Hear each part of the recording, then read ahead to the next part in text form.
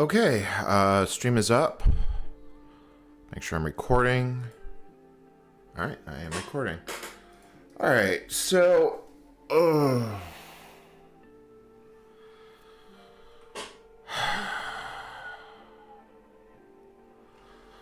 let me figure out where I'm getting started here. So, last time we built Perl successfully, and it seems to work. Tillman taught, good morning or good evening, whatever your local time zone is. It is 12:40 a.m. here in Eastern European time. So we got this built. So OpenSSL is the next dependency. Let me pull up the guide for building OpenSSL because I don't want to have to think about this. Honestly, I think I know what I'm going to do while we're building. If I sound a little out of it, I apologize. It's been a rough few days here. Hey, Soulcatcher. I hope you're doing. Yeah. All right. Good morning, all. All right. So yeah, we basically left off trying to get OpenSSL built. So we got Perl built last time, which was as far as we got. So hopefully this just works. So prefix user local open SSL dir.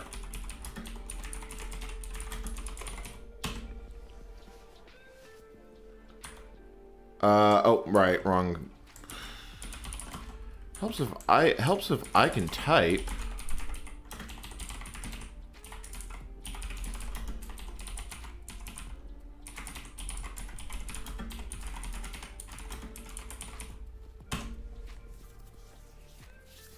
So last time we tried to build OpenSSL, it blew up due to Perl being literally old enough to drink. So let's see. Hopefully this just. I just realized it determined the target as Unixware 7. That's not right. I'll see if it builds, but I have this horrible feeling that I'm going to have to go through a whole bunch of pain. And for those in the chat, hello to CatTac, Amarai Emberhini, VM Unix, AX Oris MT, Paul Dunecat, and Nikasabi, and Valvehammer. Alright, it's just kind of sitting there. Like I said, I'm really hoping this is going to work. I'm going to be kind of pissed if it doesn't. This is as far as I know, this is the last dependency we actually need to build the kernel.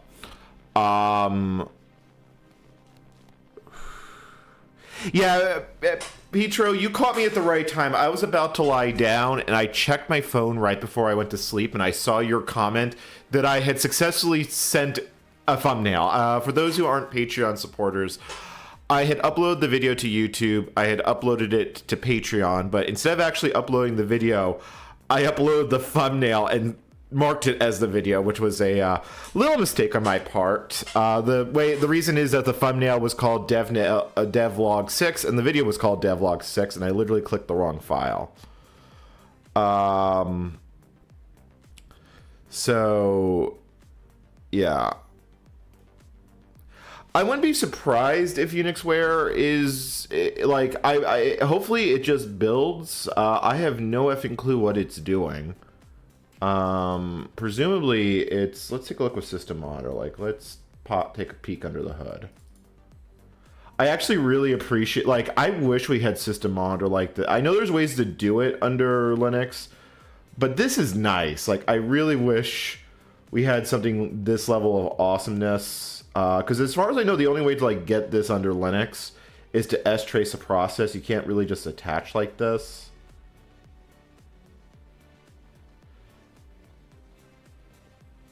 Yeah, so it is doing shit. I'm assuming it's running Perl, which may or may not be slow. The problem is that Perl's test suite hung when I ran it. It ran about probably halfway through and then it went down in flames. So can we see what it's actually... Yeah, it is actually running Perl. I can't see what it's doing beyond that, but just the fact that it's running Perl is optimistic. So I guess we just sit here and wait. So I think part of what I am going to do, assuming I can load it up on this account, is... let me pull this over to the other window. Next week I am not in town. I'm going to be down in Athens for several days, so I'm not going to be able to stream. This weekend, though, is open, so I kind of want to just get ahead of my classwork for once. Like, I'm caught up, but if I can actually get ahead of it, it would be good. Hey, there we go. Create it. Okay, it's doing things. So create makefile IM. I'm assuming it's going to run an actual configure script, because the way I remember OpenSSL is it's a weird amalgamation of Perl and AutoTools.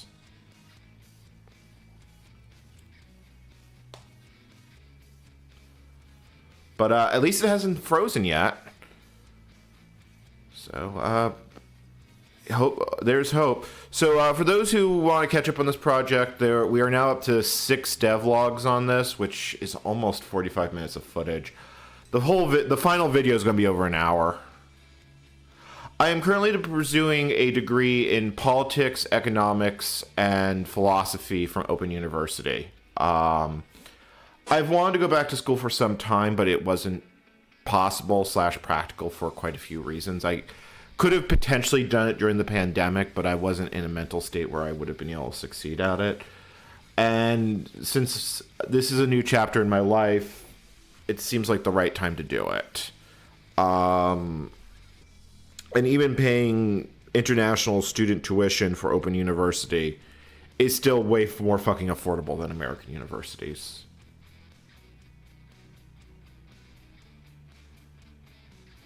Yeah. It's been interesting.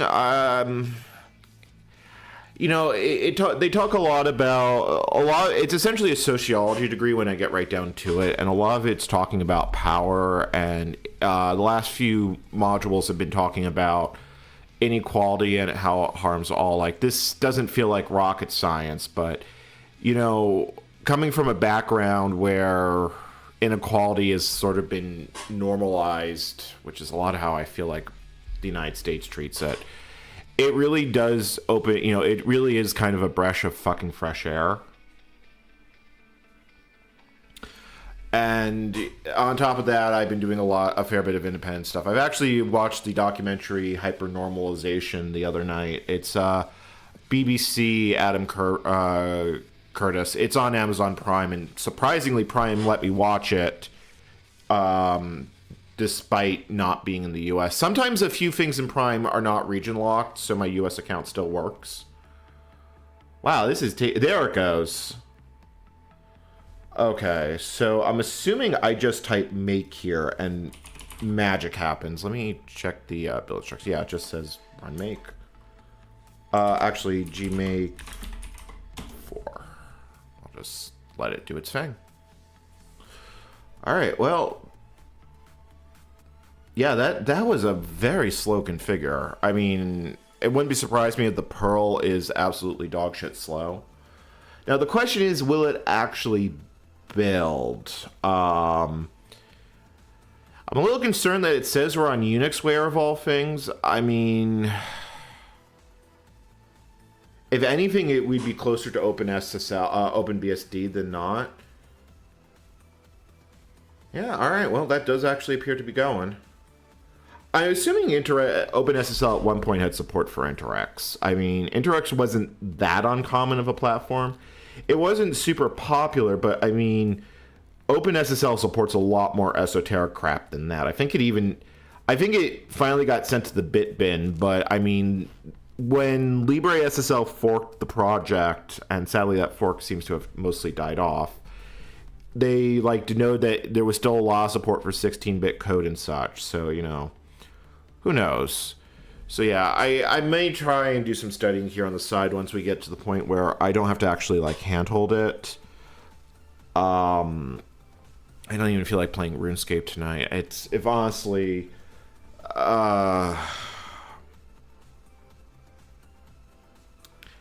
just some things in my life that I have no control over that I'm a little unsettled about. So I just kind of cope with it. I didn't want to stream until I got caught up with my the devlogs though, because they're not terrible to edit, but they do take a fair bit of time and energy. The last one was a little rough because it was 11 and a half hours, and DaVinci Resolve wasn't. Oh fucking hell! Okay. All right, at least I know what that failure mode is. Hopefully this isn't going to be obnoxious to fix. It's trying to use CC, which is a wrapper for Visual C++, which I don't even have installed.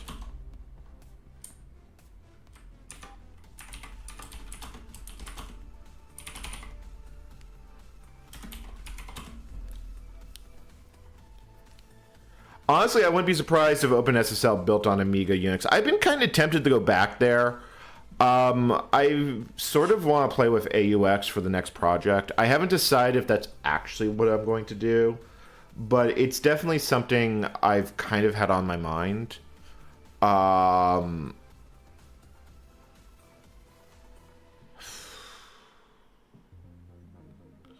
right, so the fact that it used CC is slightly concerning. On Unixware, I'm pretty sure they shipped a C compiler out of the box for free. And there was no C++ compiler. You had to pay for the C++ compiler. Because I remember reading a fair bit about Unixware during the SCO thing. I actually would probably love to do a video on Unixware, but... And, you know, I had a license for it. I actually had the paper license. And it was in a box of books I gave away when I offloaded stuff from Jersey City. And I'm kicking myself on that one. Yeah, I did.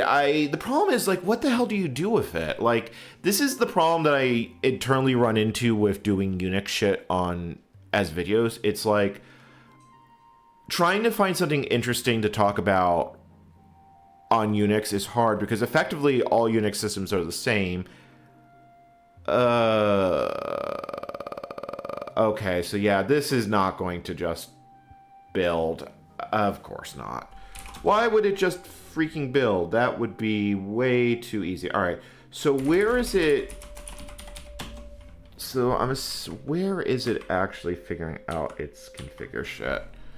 So yeah, that was a nice thought. All right, so let me do find grep. Like, if it's like Perl, there'll be hints files. But I don't think I'm going to be that lucky. I do find it interesting there's config.com. That's for VMS. All right, let me see what it says on Notes Unix. Maybe there's something useful here. For Unix POSIX runtime systems... Okay, all right. So it tells me to look at the Notes Windows file.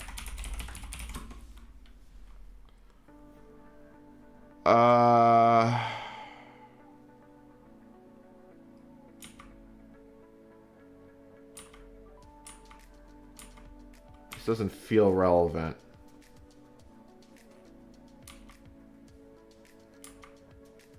I might have to build with an older OpenSSL, but I'm only going to do that if I actually have to. Yeah, okay, so I don't think this is relevant. Let me look at Notes Unix MD. Yeah, this is completely... That's fucking useful. Let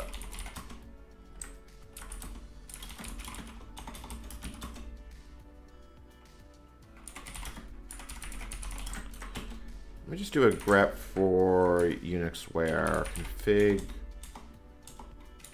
So how does it determine the platform?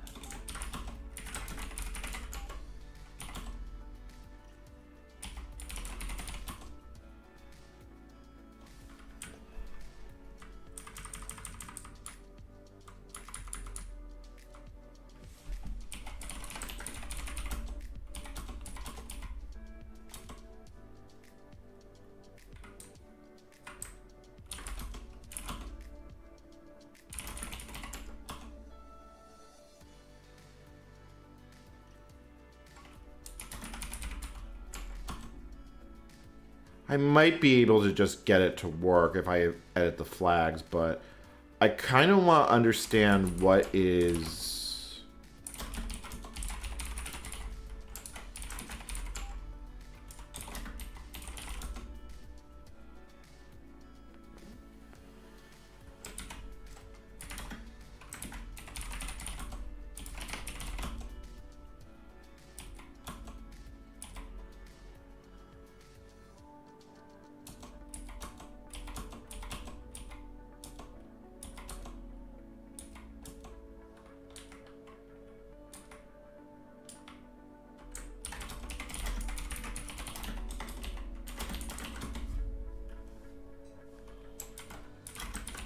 Here we go, configurations.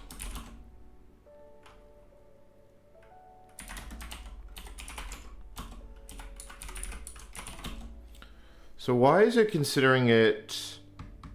let me see if there's an InterX target, because some... No, there isn't. Of course not. Yeah, that's not gonna fucking fly. That's definitely not gonna fly. Alright, can I tell it...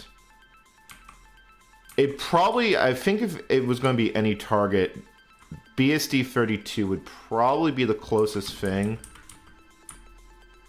Yeah, BSD32 would probably be the closest thing. Oh,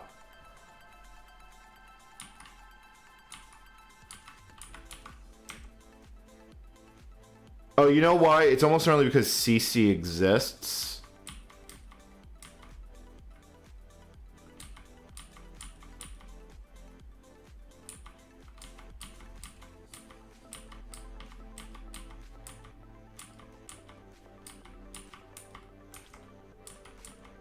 I really don't want to have to fucking fiddle with this. Alright. Config help.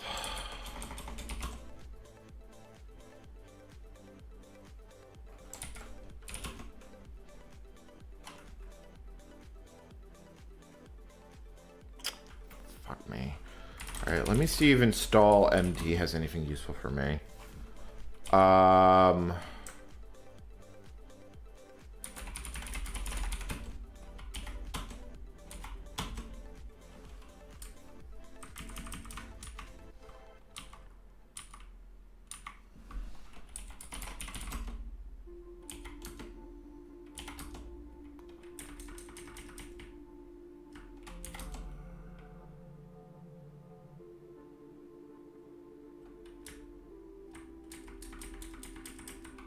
Okay, selecting the correct target. If automatic target selection fails, you might be able to find a suitable target.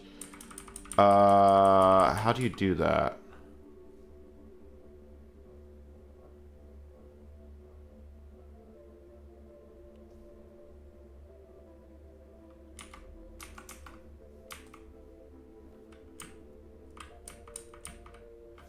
Do I just add it to the command line? That may be what I have to do. It tells me...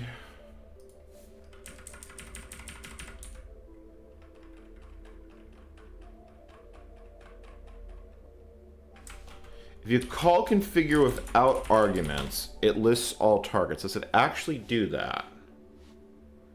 No, of course not. Why? You know, that would be too fucking easy if it actually did that.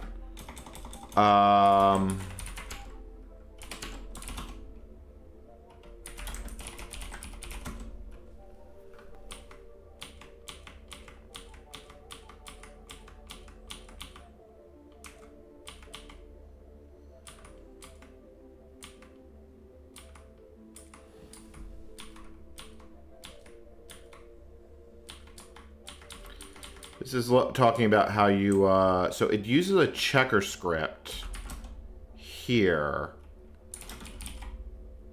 which of course doesn't fucking understand the platform we're on. Target.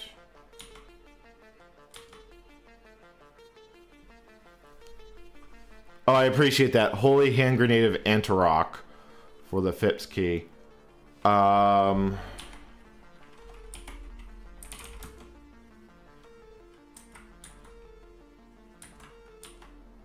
See if chat has anything useful to say. Yeah, kernel needs it. Kernel needs it to generate certain internal certificates. So it requires it as a build time dependency.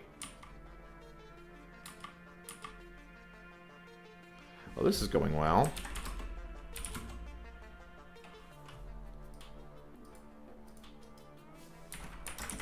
So what it does is it goes to configurations and it runs Unix checker.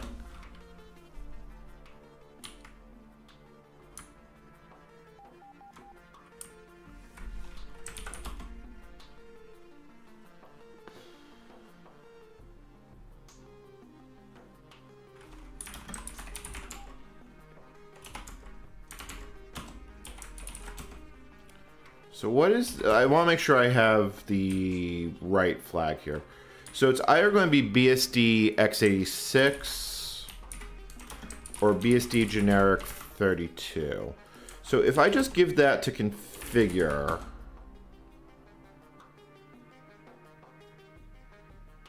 that doesn't help.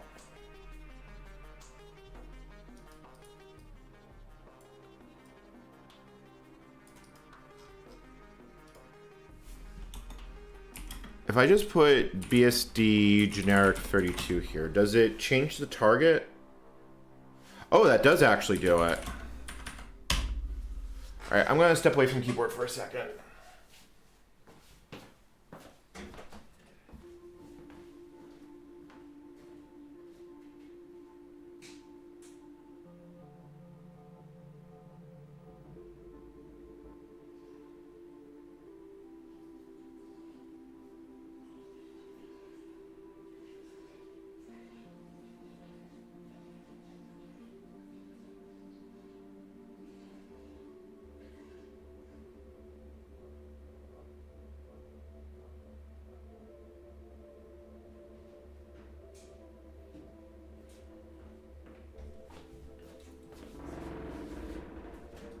Okay, and I'm back. All right, so hopefully that just makes it all kind of work.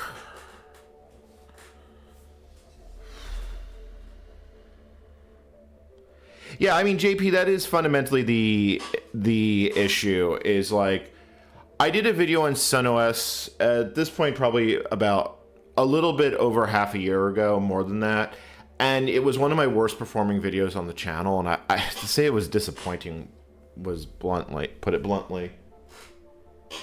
Okay. Okay, cool. Hold on, I got a message on my phone I gotta respond to.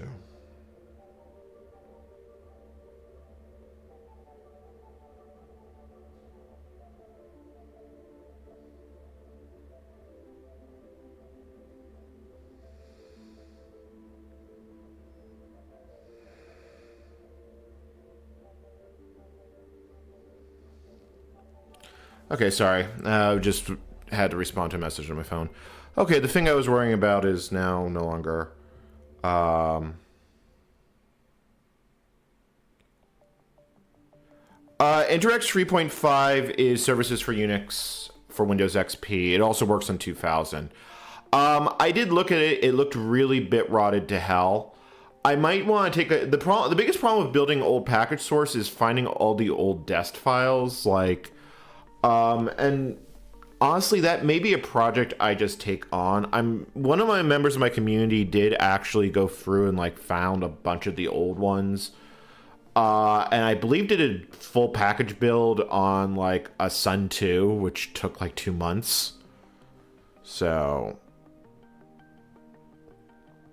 yeah, it doesn't surprise me. NetBSD, or package source, basically builds an entire NetBSD userland, so it doesn't really surprise me that chat broke. Also, I just noticed there's a typo in my command line. Frig. Considering how long this takes to run. Okay, well, we're not going anywhere fast. Spring's been nice. I've been dealing with the chickens in the morning. One of the hens is brooding, and that's proving to be very painful to get the eggs out. Not literally, the hen hasn't pecked at me, but she refuses to leave the nest box. So the only time I can grab eggs is when I dump the food out, and then I have to wait for her to go out, and then I can grab the eggs in the morning. No, this is just Service Pack 3, no additional patches installed, AT. And I believe it does need the libraries because it's trying to build host utilities. The kernel is trying to build code that can process X509 certificates from what I saw.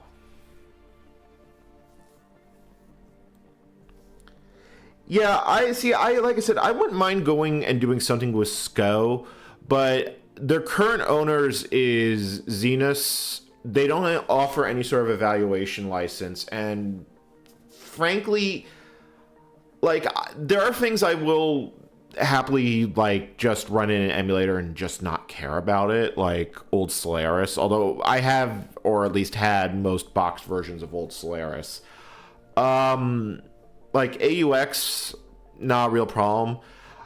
Unix, I'm a little bit more questionable about doing it, especially if a company that has had a long legislative history. I mean, the worst they could realistically do is maybe take a video down. Yeah, so SCO, so with SCO, they did eventually go bankrupt. The remains were bought by a company called Zenus, and they still support it.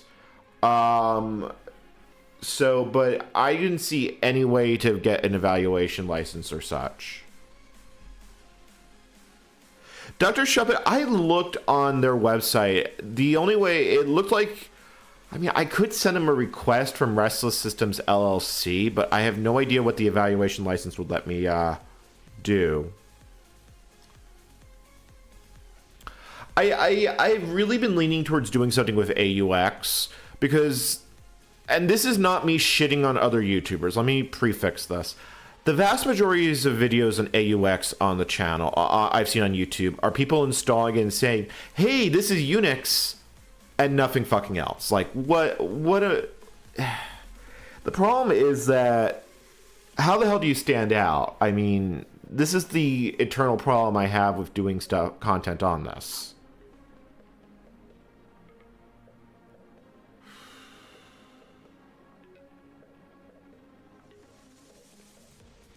Yeah, running VMS in SimH isn't a big deal. The problem is if you want to do any sort of networking with it, you have to have license packs installed, which are literally unobtainium. So then I'd have to crack it, and I do mean crack. Like, I have to basically subvert that. And that gets into a section of the DMCA I don't want to deal with.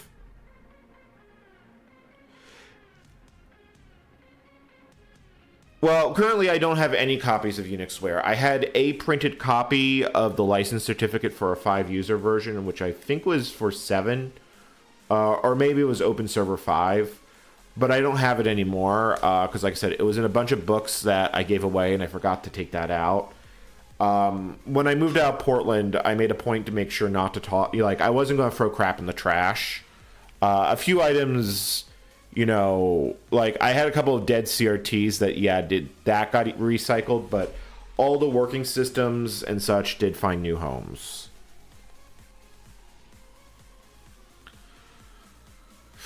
Hopefully the BSD32, the BSD generic, I should actually open my document and write some notes down, because writing notes while I do the live stream makes writing the script for the devlog that much more fucking easier.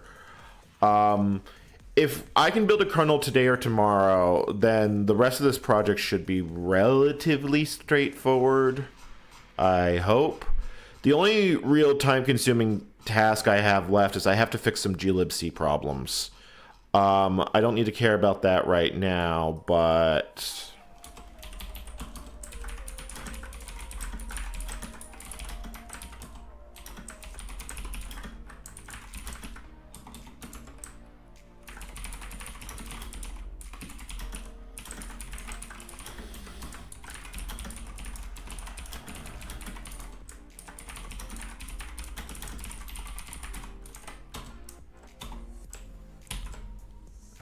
Notes are in. Hey, Blank Seg.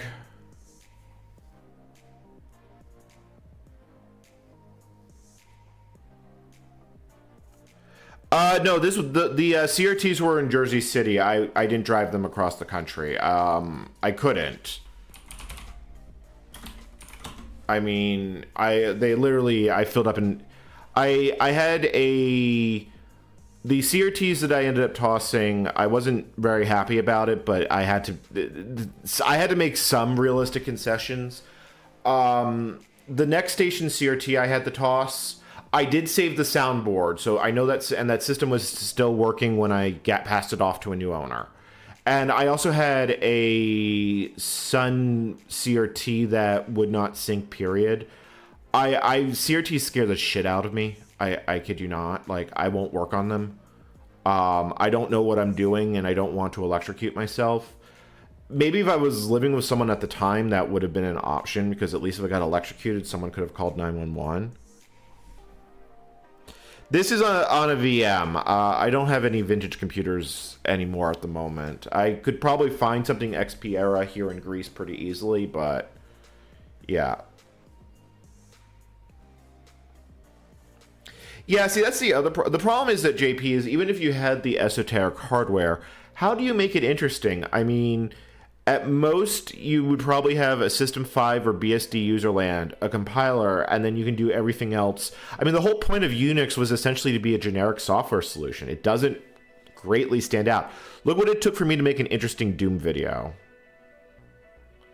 Yeah, like, and I've watched Adrian work on CRTs, and I get incredibly heebie-jeebie about it.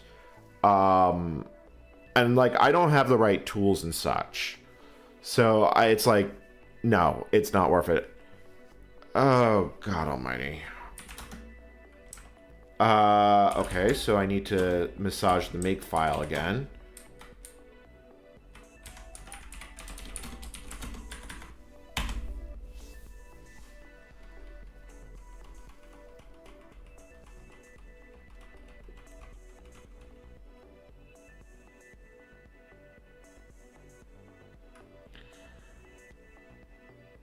You know, Costas, people say I won't die for it, but, you know, you hear the people that survived working on them. Yeah, I mean, I will if push comes to shove, I will work on a power supply. The problem is that a CRT can have such a big WOP attached to it, especially a color one that's large, that can kill you.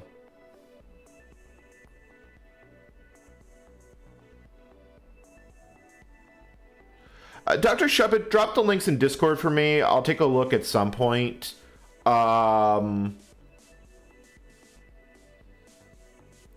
haven't decided if I'm going to go down that, and I have to see what the evaluation license specifically allows. Like, I really am going to have to think of what the hell could I do with Unixware to make it interesting. Like, I've already done the port Doom thing. And,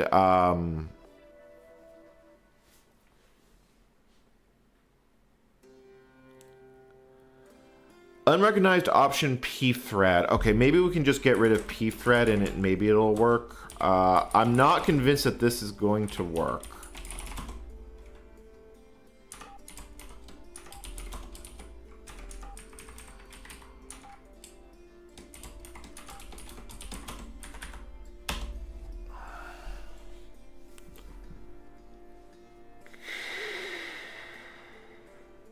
See, part of the problem is I don't know the correct command line options to build a library.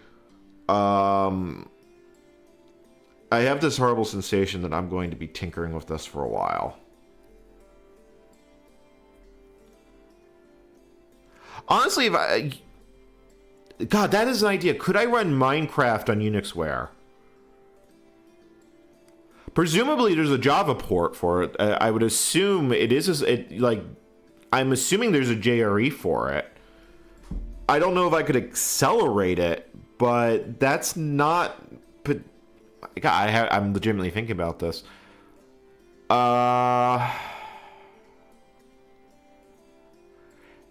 If they had guest editions of some sort for a virtualization solution, I presume they would have a way to do GL acceleration.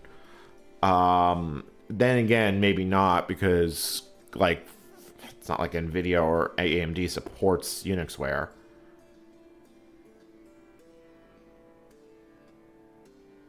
I've done IRIX in the past. I've never done it on channel.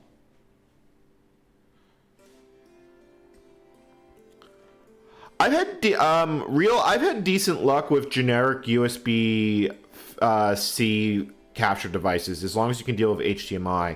I have a DaVinci Resolve mini recorder in my desktop that I've also had really good luck with.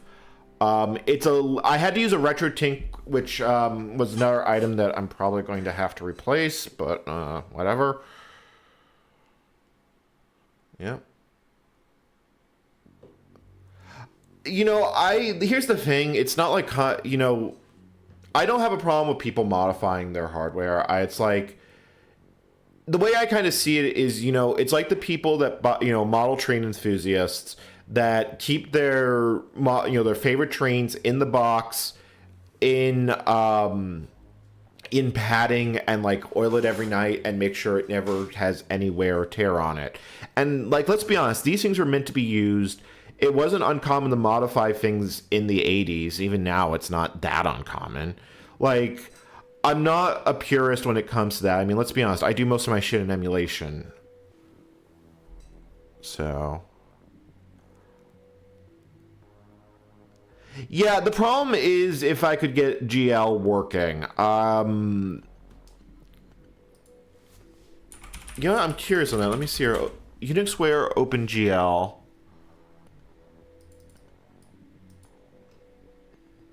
Well, I get no useful results from Google on that one. Oh, fucking hell. Socklin.t. That one I should have somewhere.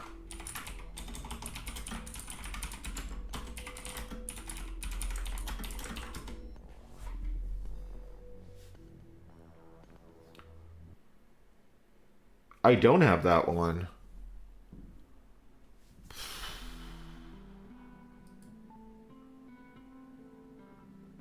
Also, I see a slight concern there with EOS.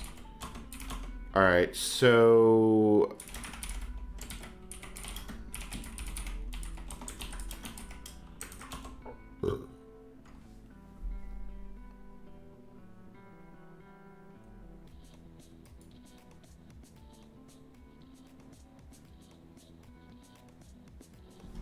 I saw a type defined in there.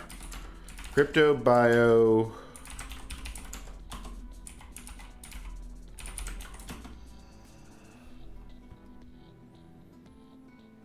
Well, that...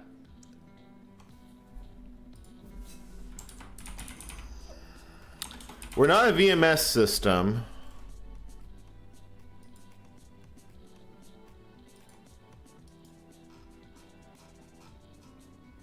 That might be what I actually need to,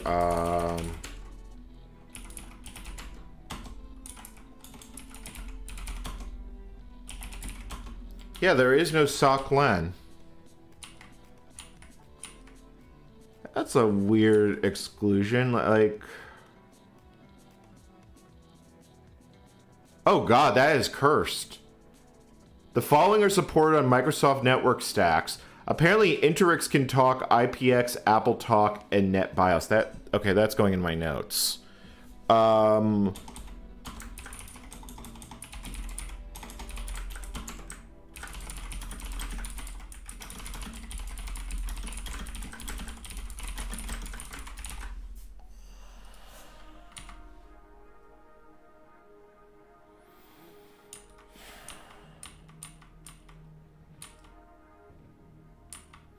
Yeah, that is bizarre that it's not there. Alright, so if that is in fact the case, then I think...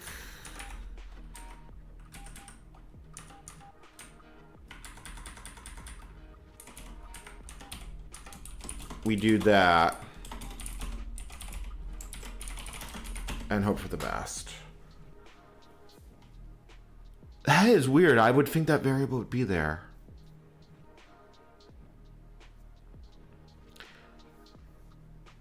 I don't think LibreSSL would work because OpenSSL runs on a lot of very esoteric platforms, and this is very much an esoteric platform.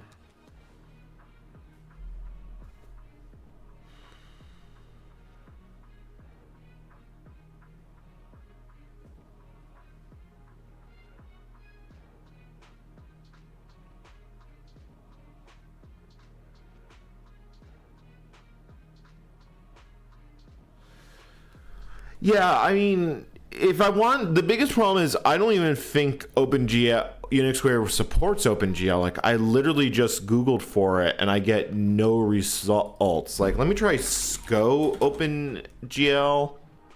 Yeah, I get nothing. Like, I don't think they support it, period. Yeah, it's not listed as a feature on Wikipedia.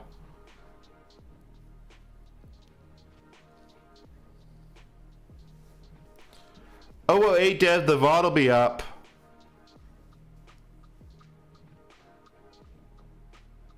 No, the problem is I literally need OpenSSL, or at least OpenSSL equivalent. Like, it's not an SSL library. This is what I actually need. Okay, so the fact that it's giving me warnings about USleep is a little concerning. God damn it. Alright, so why doesn't it like that? IO crypto, bio adder 754.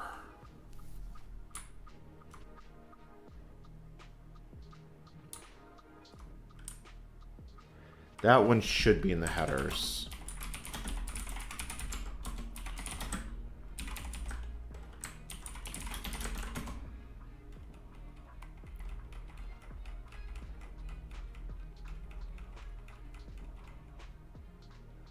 Okay, it is in the headers.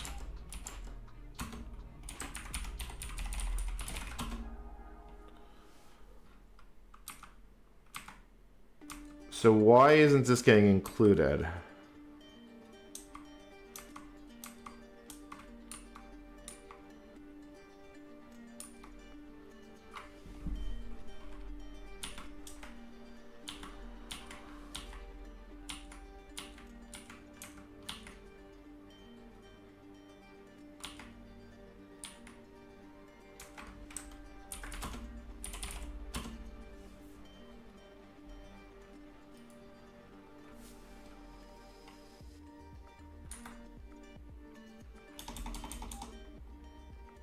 It's also in RPC types.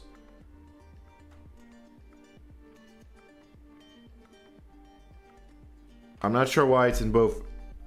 It's also in RPC types. Let me look at the file again and see what it is actually doing.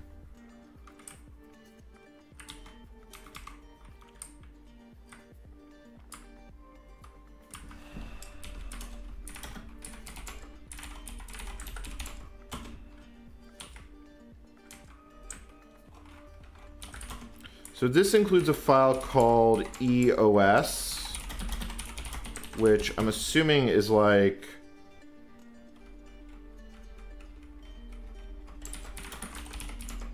Yeah, I'm assuming it's everything you care about your operating system, but...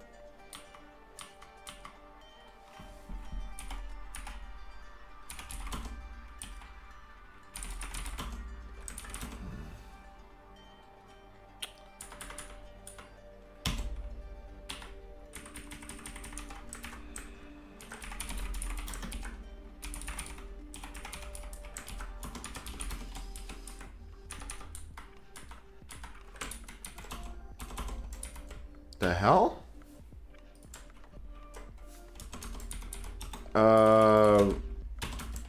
My terminal just screwed up. Oh, that's weird. And then it comes back?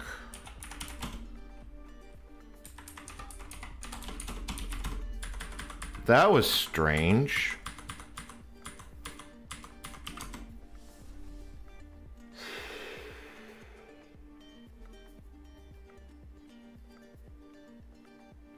I'm assuming the sockets are.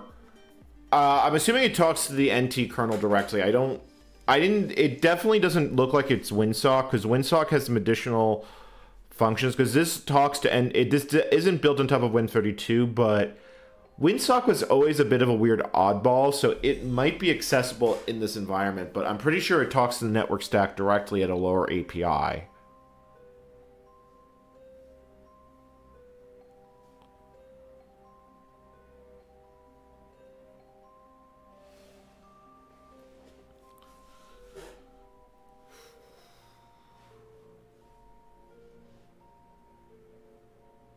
At least this is not as bad as waiting for GCC to start building.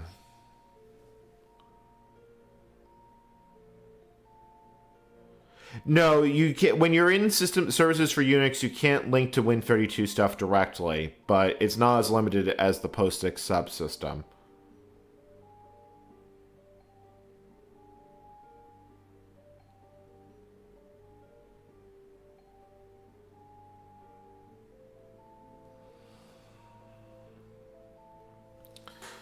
Patiently waiting for things. See, I'm pretty sure this is going to die of a link error because of uSleep, and I'm not sure where uSleep is coming from.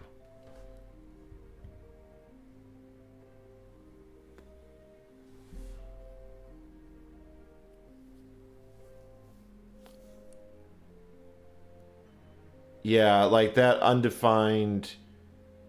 Okay, so at least we're making headway. Nope, no, actually we're not making headway.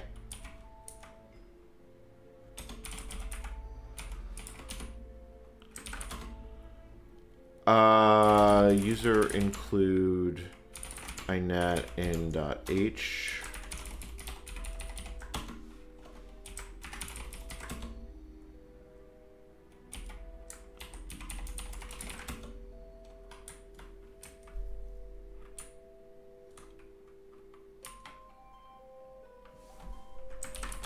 Oh, did I actually add the wrong file?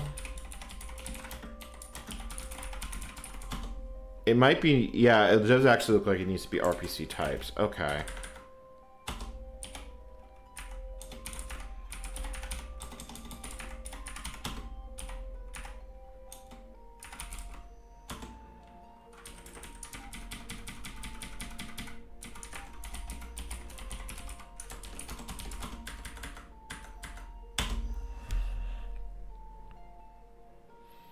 Yeah, the problem is I was on the wrong symbol. I had the wrong header file in there. It's a different type that was defining. Like I said, I could probably comment out that line and like it would be fine. It's not like we're trying to use network sockets.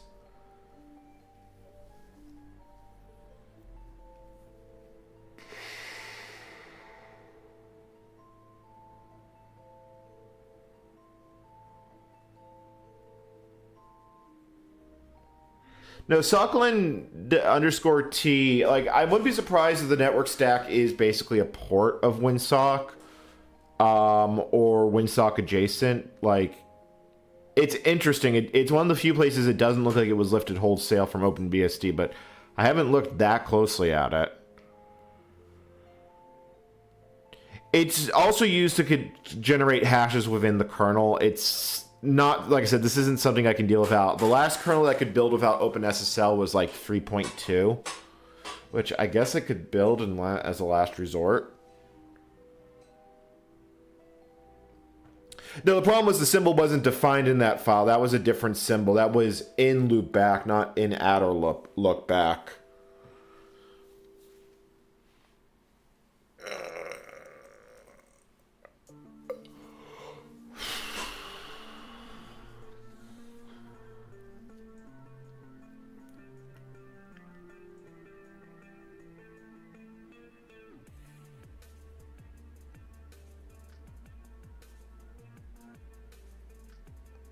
Yeah, that looked like that built that time. Yeah, because it's going further into the build process.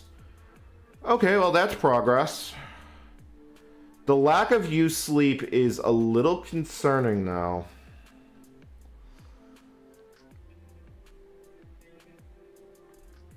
Because I don't know if we have the uSleep function. Well, if we get a link failure, I'll know then.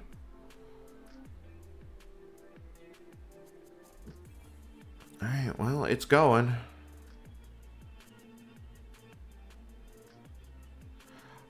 Even if I could, I wouldn't, because I'm already dealing with so much hackiness. The problem is it wants to parse X509 certificates, and part of that is actually needed for booting under secure boot. The amount of code I'd have to tinker with, no, it would break way too much crap if I tried to deal without. It's easier to do it, just give it what it wants than try to hack out the dependency.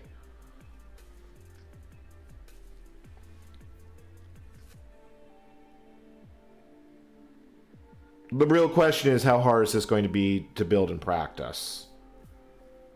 It might be easy, it might be hard, we'll see.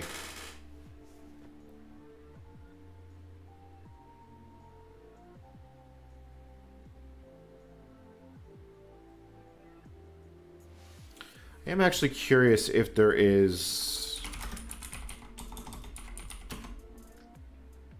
Okay, so I do have the system call, so it should link fine. It looks like it's just not including the header file for it. So, yeah, maybe this will just actually work. Although the fact that it's building O3 with this compiler is a little bit irkadirk. I do think I want to actually run the running the test suite, which should definitely be interesting.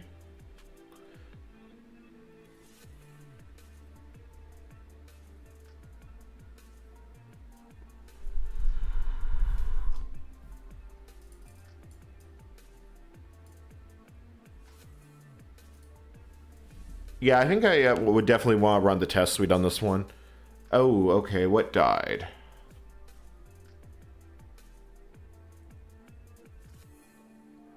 Unknown type info name DL info.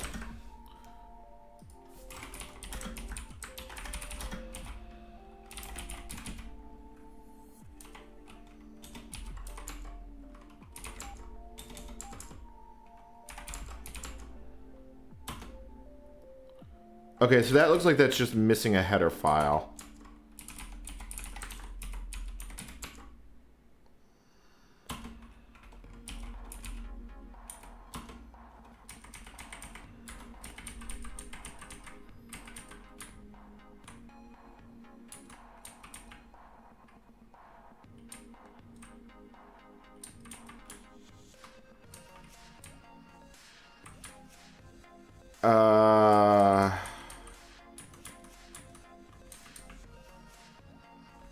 So not detecting that we have that header file.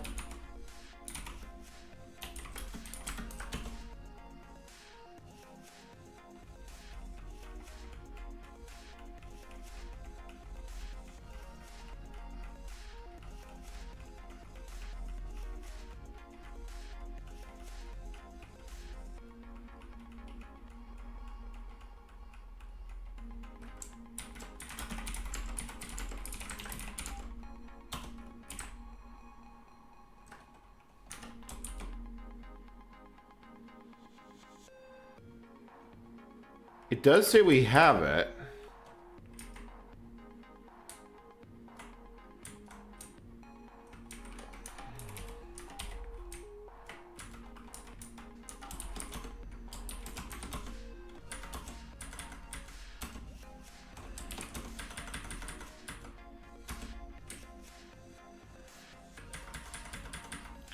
All right, just to rule it out, just to make sure it's actually being, you know, included.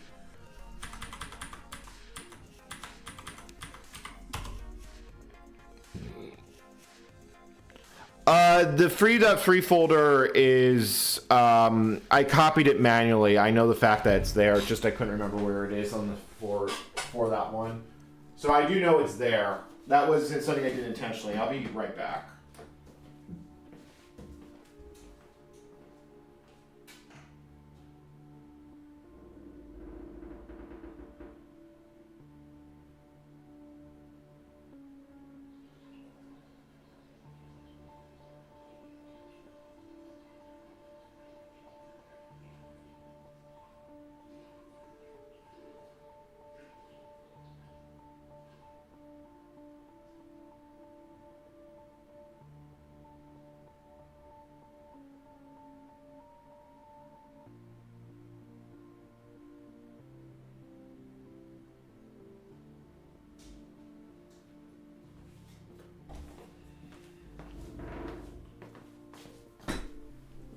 All right, I'm back.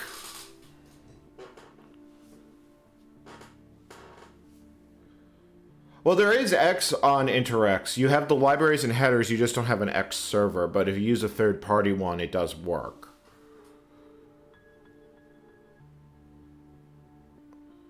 All right, so it's I'm assuming it uses usleep to get constant time, because there is a known security attack that you can basically determine what data is encrypted and decrypted by looking at the timing each block takes to make. I mean, crypto attacks are incredibly advanced.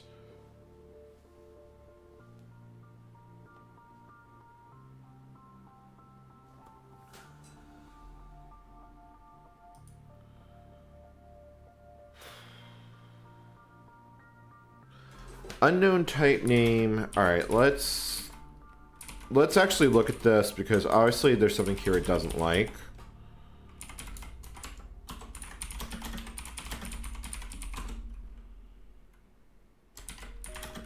This is a header that Microsoft included. I just had to copy it in here.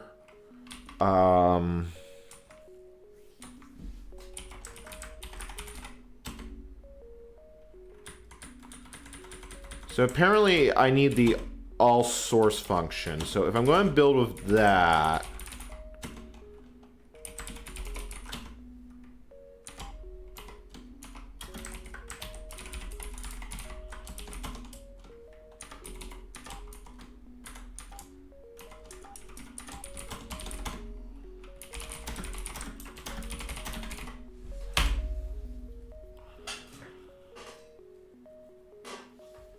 hey, Jackie the deer.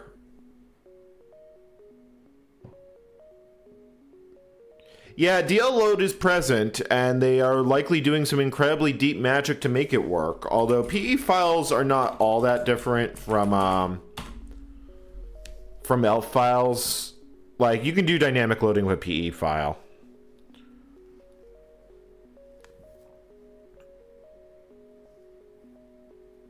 Let's see here. I'm just looking at my Discord messages.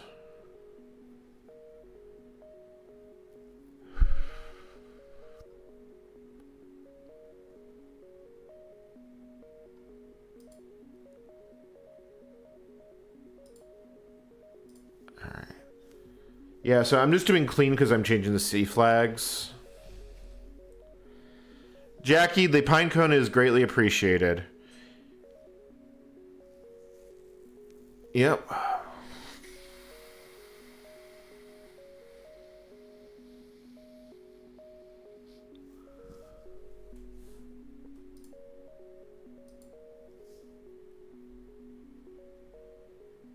No, I made the mistake of looking at the news.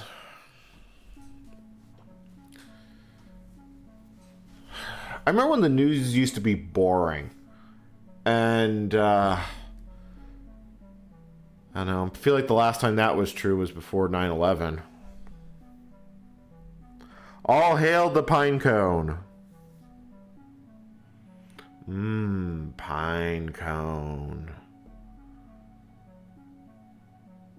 Problem is, I meant to go food shopping today, and it didn't happen because I couldn't get up in time. I could have gone in the morning, and I just didn't, so it's like...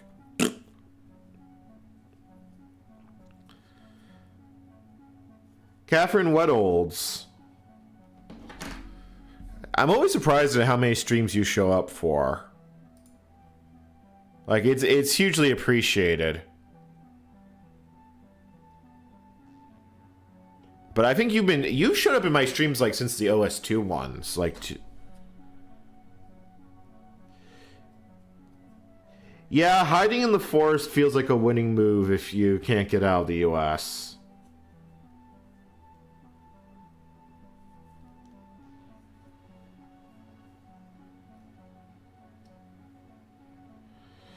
Well, hopefully, Jackie's in the forest. You have a nice commune of vintage computers running OpenSSL completely off grid, powered by amateur radio. Yeah, Catherine, I know that feels. I'm actually not one for watching live streams all that much. Like every once in a while, I'll watch one, but it really has to be something I like care about. Like, I was watching a RuneScape streamer, RuneScape content creator do a chunk roll, and that's like the last live stream I've watched, and I can't even think of the last one I did before that.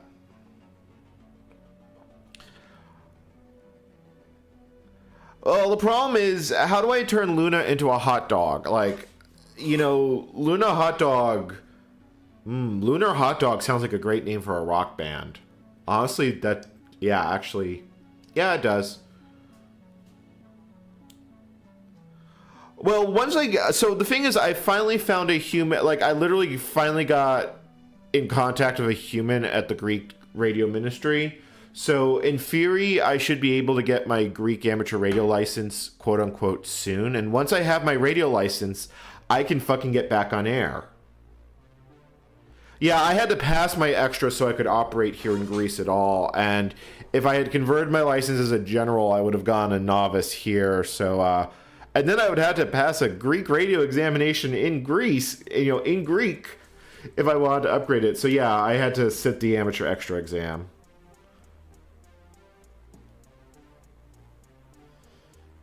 Yeah, I never got into hacking UX theme. Like the closest I ever got to that was like dealing with Apprentice Manager on classic Mac OS.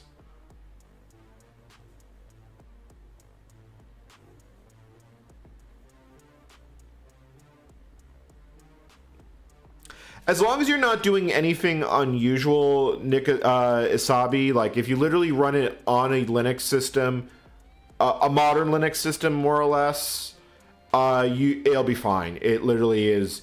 There is a series of live streams in my archive that I actually just built a bog standard Linux from scratch system. I was going to edit into a video and it just kind of never happened.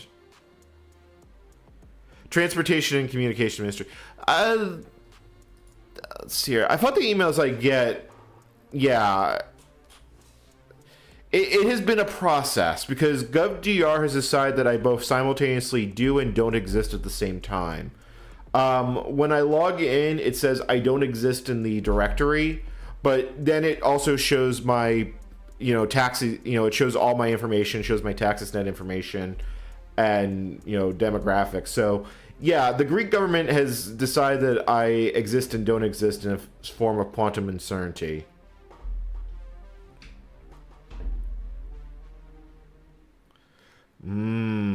Kebabs.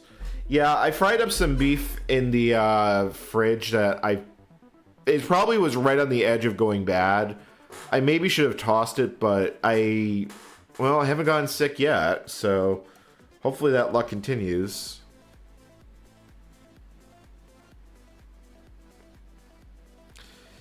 Yeah, it's hard to go wrong for food in Greece because it's basically just meat and potatoes. Well, this is what hacking the Matrix actually looks like. And like I said, I'm hoping this just all kind of builds because yeah. I mean, one of the biggest things I'm struggling to do is I'm trying to get my weight down. I gained a lot of weight during the pandemic, and I'm having a lot of trouble getting rid of it. So I have a lot of paranoia when it comes to eggs. It's like, I hate cracking eggs. I think I had... My father worked with infectious diseases, so to say I'm not so much a hypochondriac, but a lot of his work was dealing with disease transmission through birds. So, it left me a little bit paranoid. Like, I've always loved birds, but, when you grow up hearing that pigeons are responsible for the spread of infectious diseases in major cities, it does leave a mark on you. I do have some tortillas and some Swiss. I could make a quesadilla. Thank you for the subscription, Hell King Zero.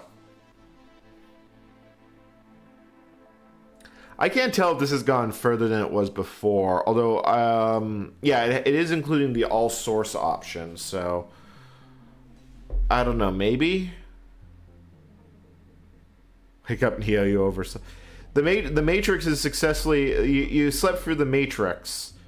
But I mean, as we are talking right now, we're currently rebuilding the source.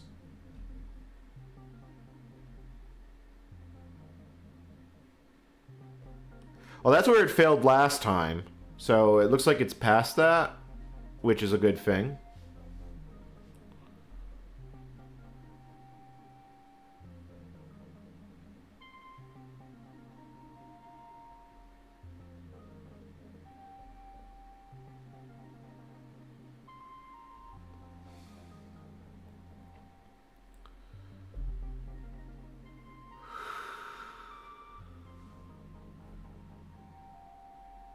Yeah, I think it did get past where it last failed the build. No, we're using subsystem for Unix, which was the Microsoft supplied way to run Unix applications on Windows. And trust me when I say this has been an adventure. I'm trying to build Linux from scratch on top of Windows XP. And maybe it would have been easier if I used Cygwin. Assuming I could even find a copy that still ran on XP. Because Cygwin's distribution method was setup.exe. Yeah, I think the use sleep messages probably went away because I defined all source, which I realistically should be setting for everything I build, but whatever.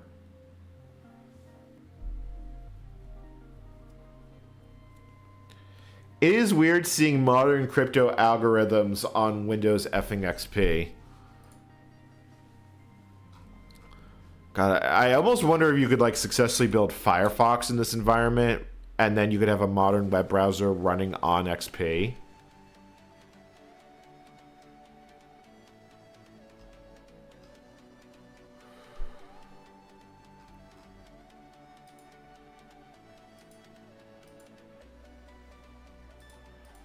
I really do need to lose weight. Like, I bought a bicycle here, but I haven't even gone out all that often. It's just been hard.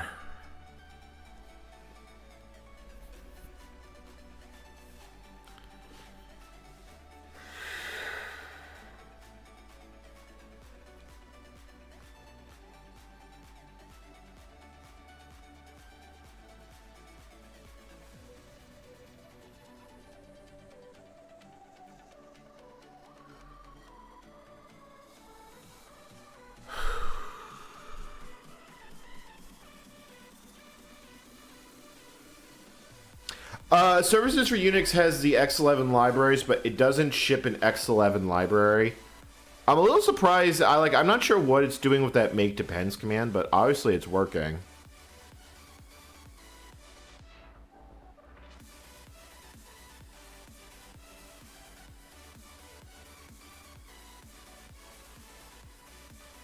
I could change the text color, but that would make the rest of the video inconsistent, so I think I'm going to leave it as is. Next video, though, I'll look at changing the terminal colors.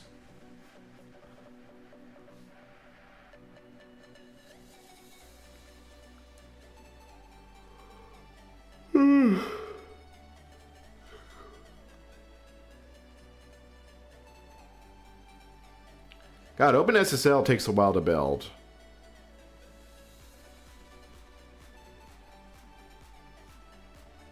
Actually, you know, I just realized I have some bacon in the fridge.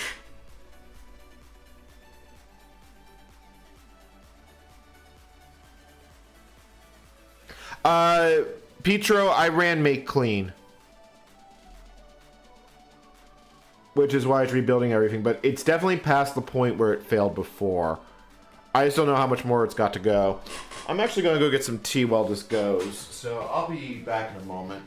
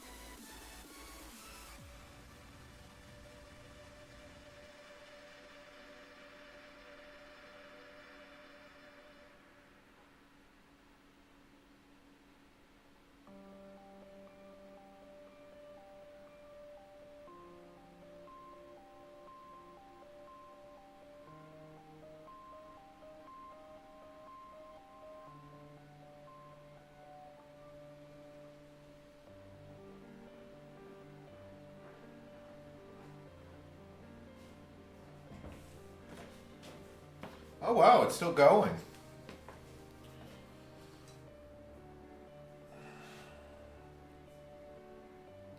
Hell King, I think this is the third week I've been at this, but obviously I haven't been doing it every day. I'm going to have a nice hour-long video no matter how this project turns out. Because either we successfully build the Linux kernel, or I've got a long enough odyssey of failure to show that, you know... I haven't decided what I'm going to do if we can't actually build the kernel.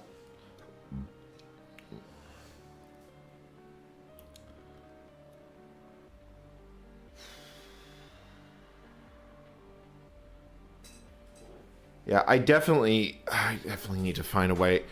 Like, if it wasn't for the fact that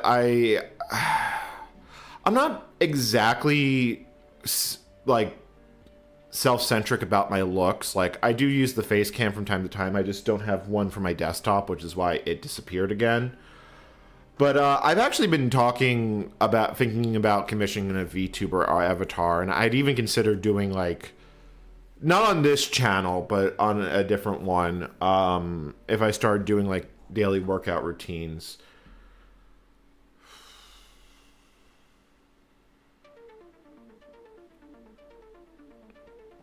Yeah. I've never tried, I've heard of the NetBSD rump kernel, but I've never like looked into the details of it.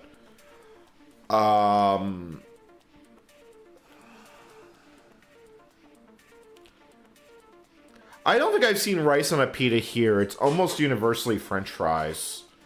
That being said, I forget what they're called in Greece, but I can get them in tins at both Little and Alpha Beta. It's like rice soaked in olive oil in an olive leaf, and it is like the greatest snack food ever. You open a tin, you eat one, and you're just not hungry. And it's like wonderful.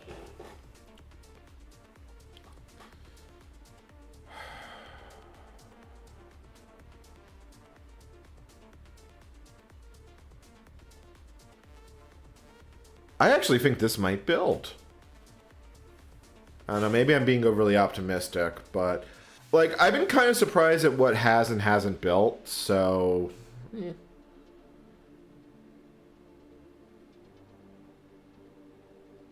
I don't know what it's called. It tastes like olive oil to me.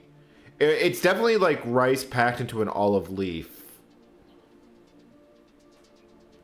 It is very, very tasty, though. Let me see if I can find it on the Google.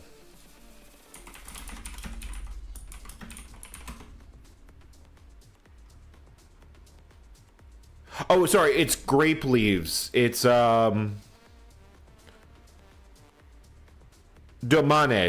is what I believe what they're called. Greek stuffed, vine leaves. They are really tasty.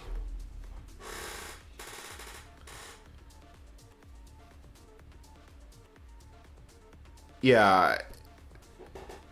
I completely forgot. Here, I'll just drop a link to what... Yeah, it's basically these. I don't know what they're called. I can't remember what they're called in Greek. We're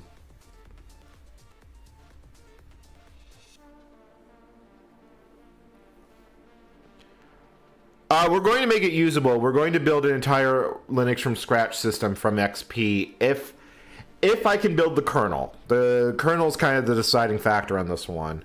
Yeah, this will be a usable system.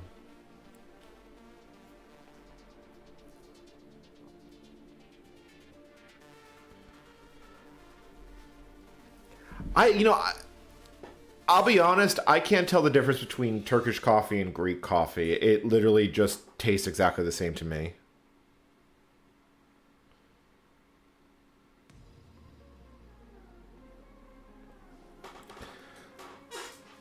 But, like, something that was pointed out to me was, like, Camel cigarettes all over the world have Turkish tobacco, except here, where they have Greek tobacco.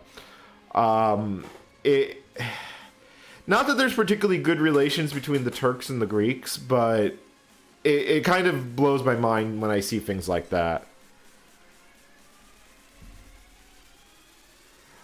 Okay, what's wrong with the canned ones, Costis? I'm not much of a cook. Like, I can cook when push comes to shove, but it's a good snack to have in the pantry, especially when I haven't been able to go food shopping in a few days.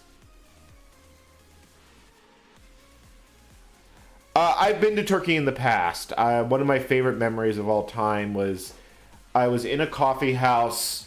It was a beautiful spring day, and I was watching what I believe was like a light destroyer from the Turkish Navy passing through the strait. And I just remember sitting there with a cup of coffee, my Kindle.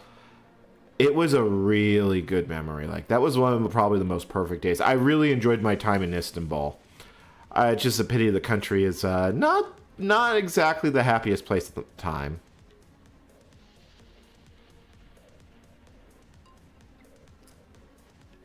I mean, what's the point of Linux though, given that Microsoft itself basically ships? I mean, Linux was from an era before we really had like virtualization as a usable solution on consumer hardware.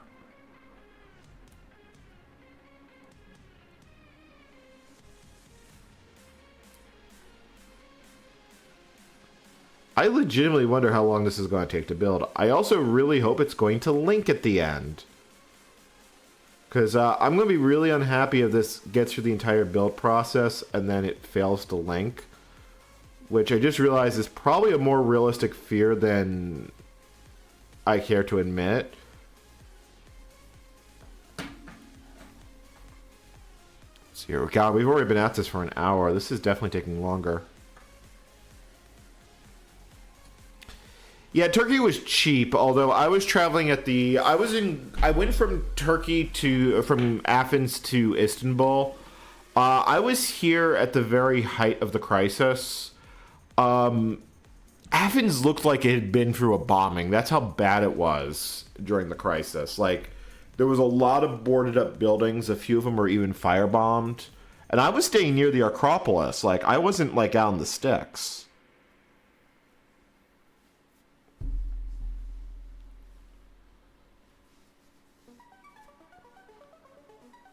So, yeah, it's nice to see that Athens looks a lot better than what it did 10 years ago.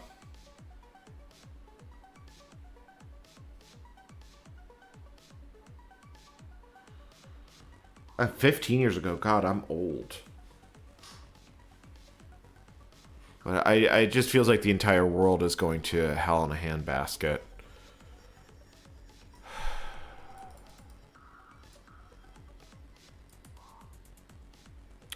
Oh, well, at least something on my bingo card might actually come true.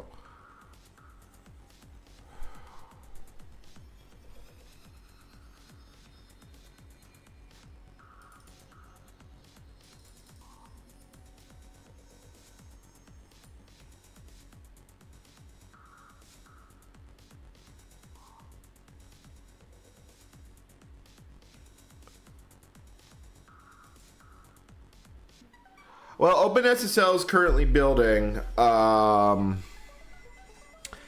been to Crete. Can't currently go. Oh, no, I can go to Crete. It's Cyprus I can't currently go to because I can't leave the national boundaries of Greece at the moment. Immigration sucks. Like, it's... Let's just say if you've ever had to deal with the process firsthand, it sucks. And, like, I was already sympathetic to immigrants because my own father was one, but although he was more of an exile. But it's just an incredibly dehumanizing process.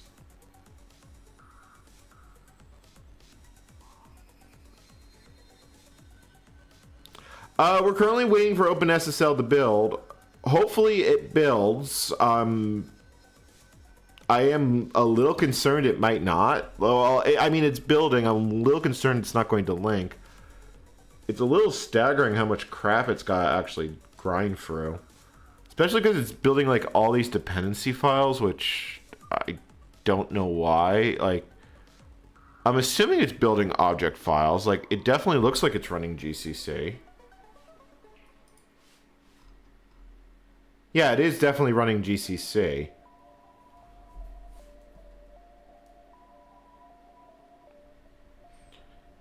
I don't think it's building it twice because it's still building OpenSSL pick. I mean, if it builds it twice, fine. Like, I'm not going to care that much. Let me see if I can find an OpenSSL free build log, just so I can get an idea of how far into the build process we actually are.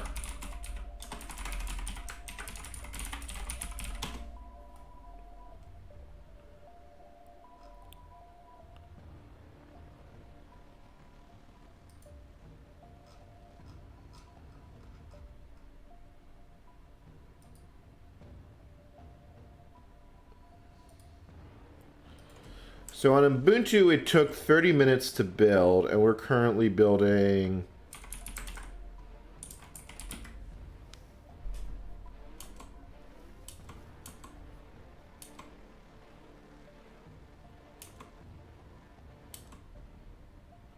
Oh god, yeah, that built several times. This might take quite a bit longer than I'm... Okay, no, actually, it's not that bad.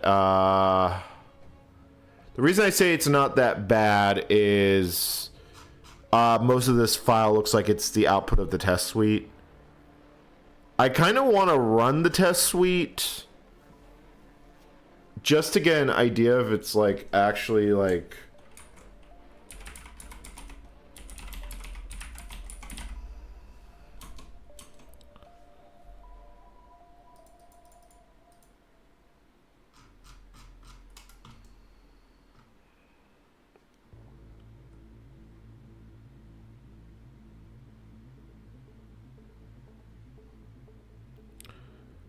Yeah, right now I'm literally just looking at the build log, the Ubuntu build log for this package, just to get an idea of like where it is.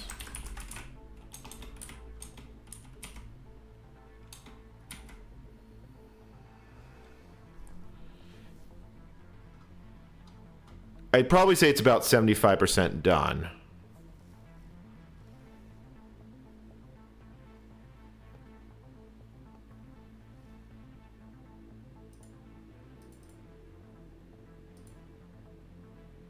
Probably could have run it with the 6 flag and it would have been fine, but whatever.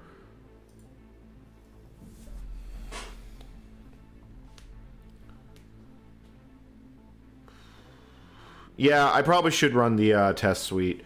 Perl's test suite mostly passed, but it hung about an hour into it. So...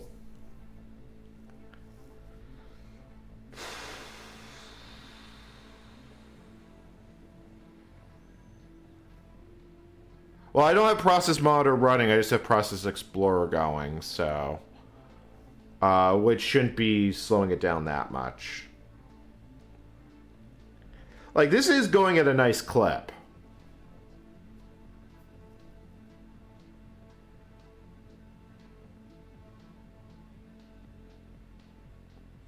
Arthritis, yeah, I mean, that's exactly what it'll probably do. It'll almost certainly crash out, because that just is kind of the mood for this entire project.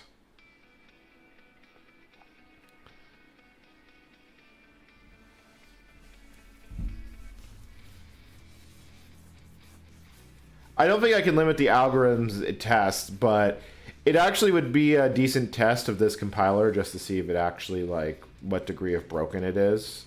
Because there's a pretty good chance it's all completely shit.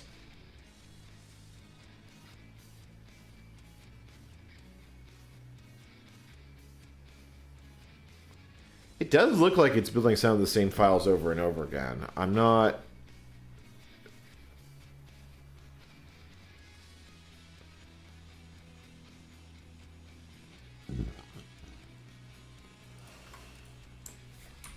Make is pretty good at making sure it doesn't end up in an infinite loop, so...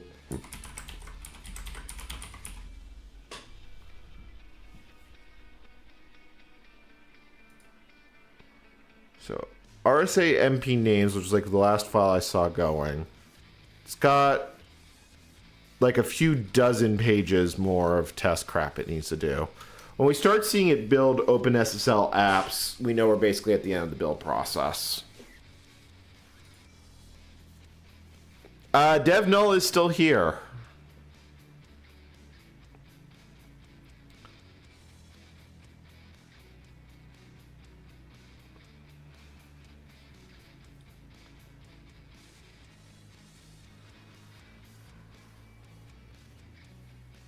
Yep, dev null has not been sent to dev null again. And if you enjoyed this content, please like and subscribe. And if you really enjoy it, consider becoming a member and getting access to the development logs, which are edited videos from each of the previous live streams that, when done, will be released as a full video.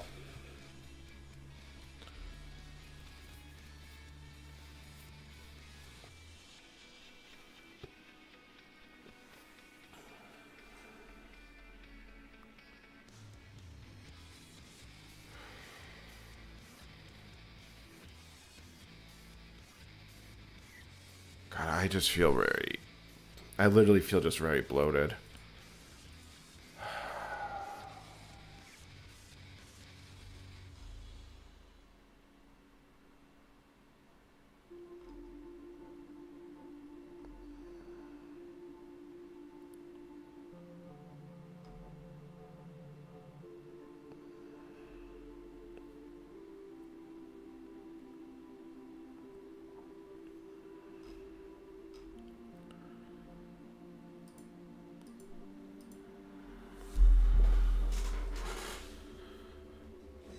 All I ate today was a little bit of ground beef and a tortilla. It's just in general. I gained like 20 kilos during the pandemic and I can't get rid of it. I've been trying.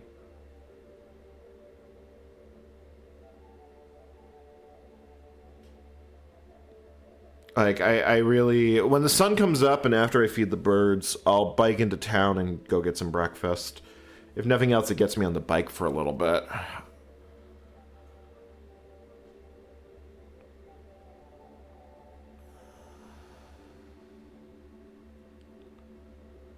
Yeah, I'm going to go stand and stretch because this is going to take a while, so I'll be back in a few minutes.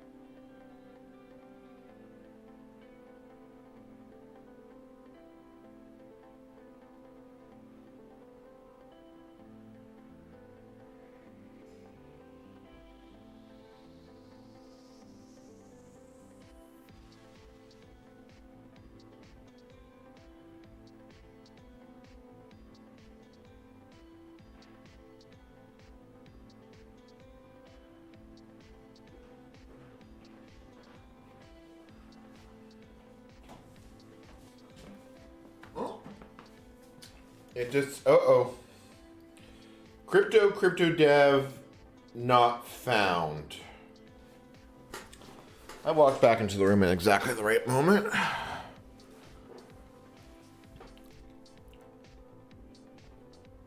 Oh, fuck. I think I know what that problem is. Yeah, I suddenly think I know what that problem is.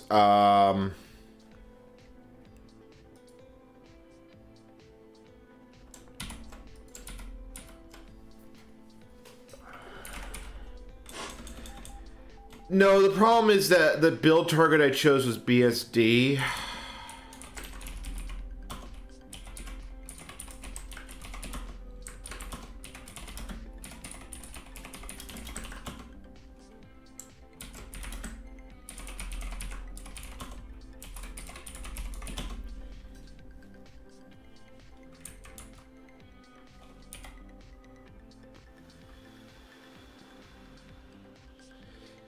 Yeah, this is done by default on the BSD implementations as cryptodev.h.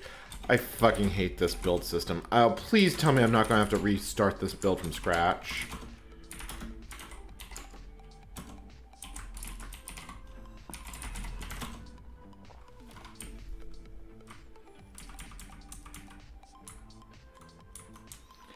Yeah, there's the problem right there. Add crypto engine.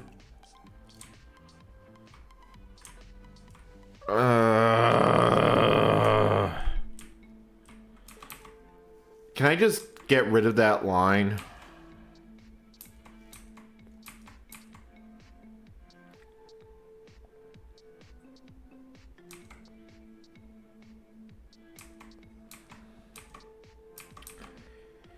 Yeah, it's assuming it has the...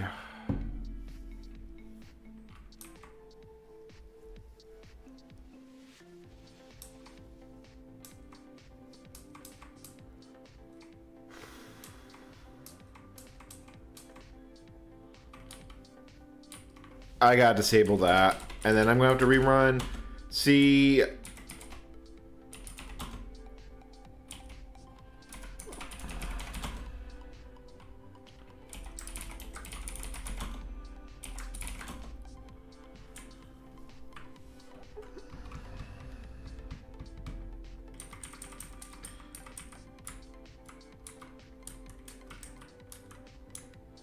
I am a little... What is this BSD GCC share? Because, you know, now that we're looking at this a little bit more...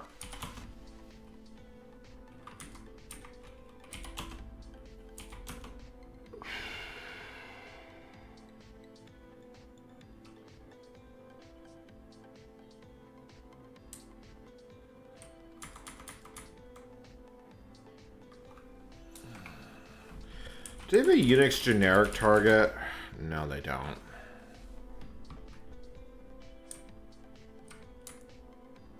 I almost should just add an Interix target, but I'm going to have to reconfigure. Alright, so first we disable this.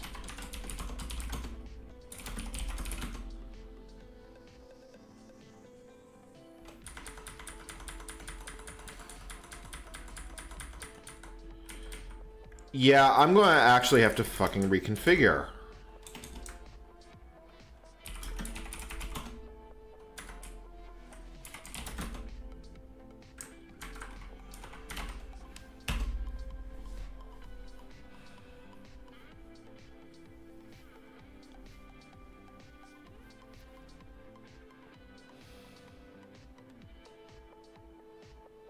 That pisses me off. Like, it could be a lot worse. Alright, let me add notes to this.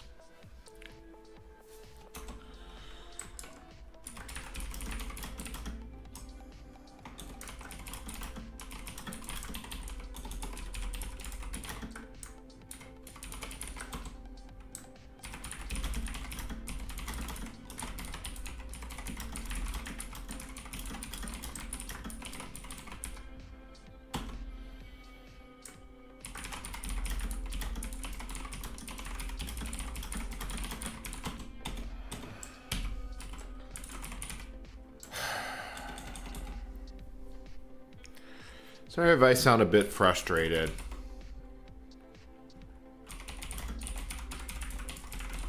Yeah, you know what? Let me...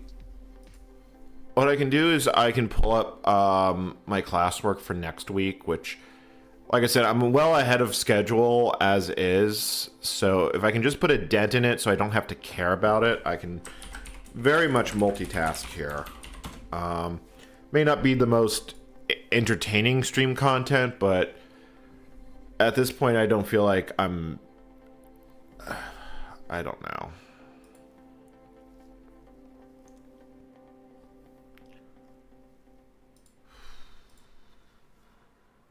The playlist is basically a stuff from... It's literally stuff that I've used in my videos before. It's mostly the old free YouTube library, which they've now hidden and basically gotten rid of. Okay.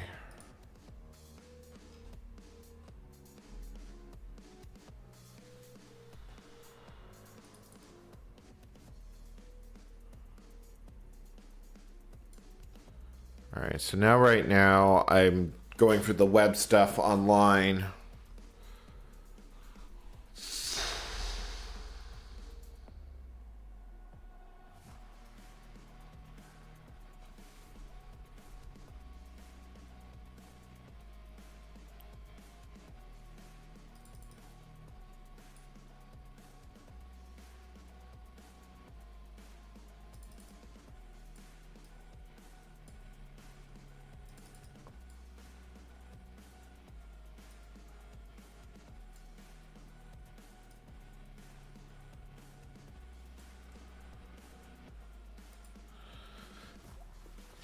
Yeah, I know. Like some of this, I can understand why a lot of people just cannot even like deal with the idea of inequality because some people can't deal with the idea that people have it worse off than them. All right. I'm just going to skip right to the reading because the rest of this is video stuff. So chapter 9, strand 2. And hopefully I can load up. I can get the files out of Dropbox easily enough. Okay, so now it's doing makefile OA. Alright, cool. So now I just need to open this to the right chapter. Global Justice. And I should put it in a way so I can both see chat and read at the same time.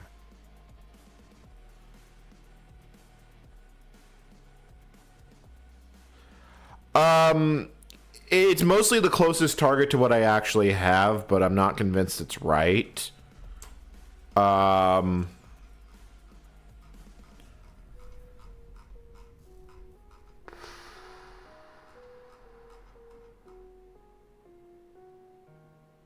this is a long section. All right.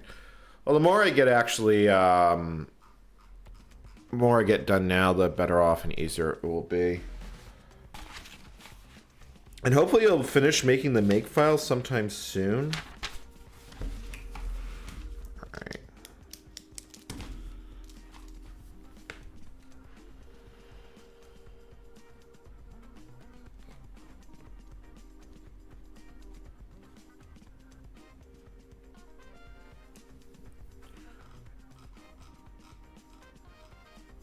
Alright.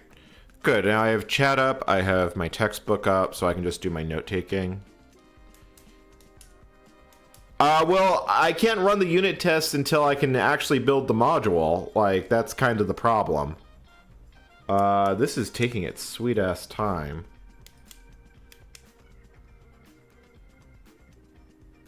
I mean, it's taken a while before to do this, but this feels longer than it has. Maybe it's... I need to do more things. Ooh, sorry, I'm... Like, there are days where I'm definitely on top of my game, and then there's days where I'm definitely not, and this feels like a definitely not sort of day.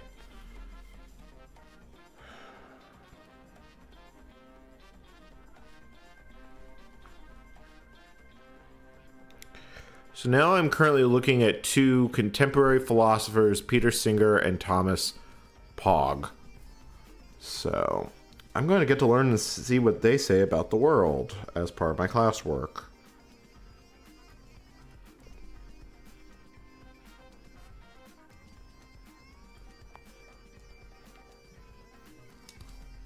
Oh, I have selected a part of the screen. Yeah, you're right. That's a good call. Thanks. You know what? I'm going to do 6 cores because that's what I actually have. Alright, and we actually have a decent number of people in chat. Oh, no, wait. Control C, Control C, Control C, Control C.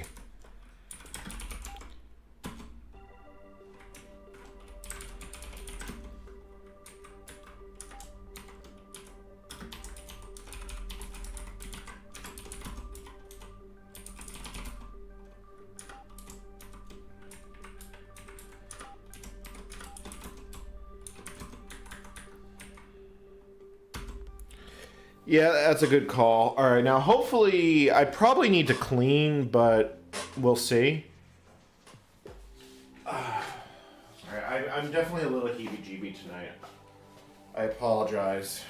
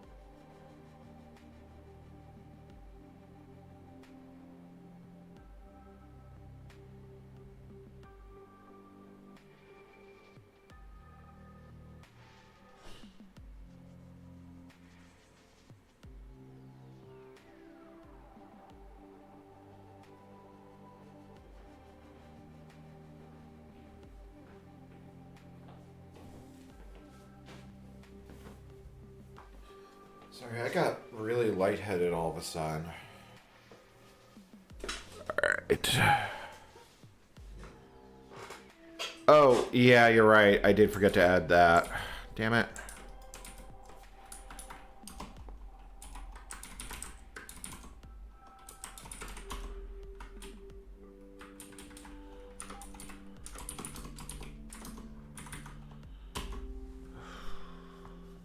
Wow, I feel really lightheaded. I'm alright. I'm sitting in my chair.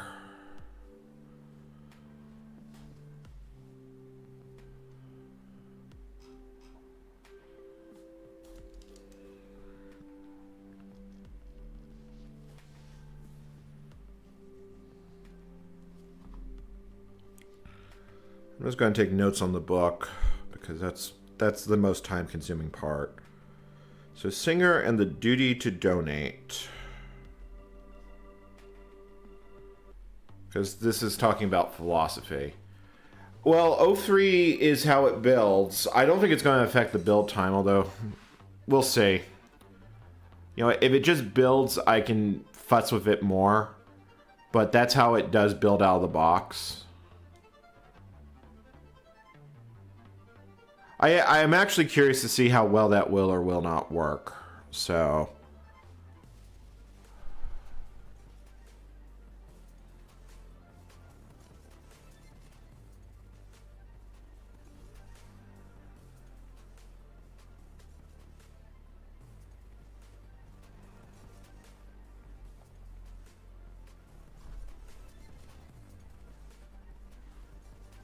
Alright, Pietro, I'll see you later. No March native. I'm just going to let it build with its default flags. I mean, if it does build and it runs, great. If it doesn't, like... I don't need this to be perfect. I just need it to be good enough.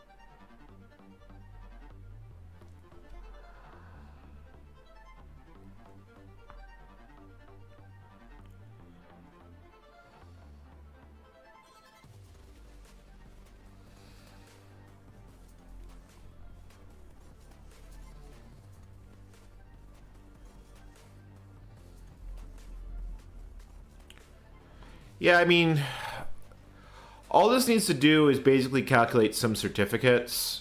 I don't need the vast majority of it, but there's no easy way to turn off the vast majority of it. So, I don't know. I'm kind of running on good feelings.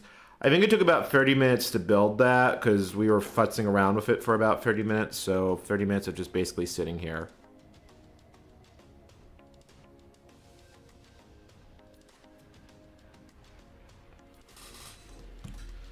Actually, maybe doing some squats would actually be a good idea. So I think I am going to try. I'll try and do a handful now.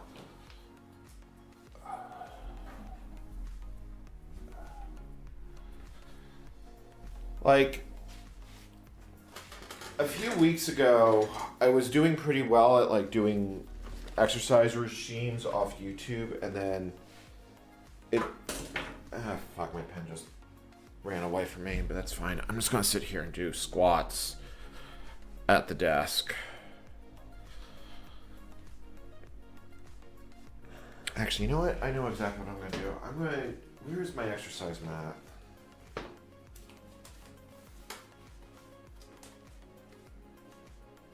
I don't know.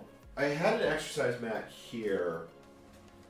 Is it under the bed? I don't know where it went.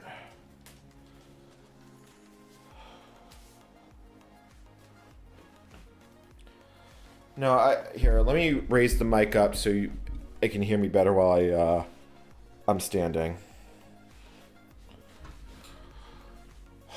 But one of the things this is talking about is like moral duty right now, and sometimes some of the reading has actually been really difficult because you have to deal with reading viewpoints that you don't necessarily agree with or sometimes find repugnant. Like there are people that make the argument that inequality is a good thing, and there was a paragraph on it where I was taking notes on it, and I was like, it was just justifications for keeping the status quo as is instead of trying to improve the world. It was a very self-focused, self-centered viewpoint.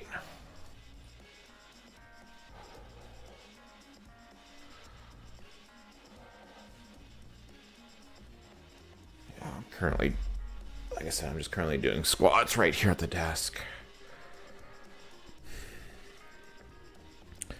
I also have some dumbbells that I can use.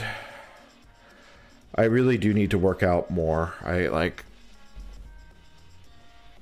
don't have the healthiest habits in my life, and trying to put a lot of that in the past has been easier said than done. What's our view count at? View count's good. God, that depend step takes a long time. Well, I mean, yeah, it's one of the biggest criticisms I have of academia, and I say this with my father being in academia, is everything gets reduced to numbers. In a way, it's like the human element stops appearing and the institution only cares about... It feels like all it does is wants to hold up the status quo.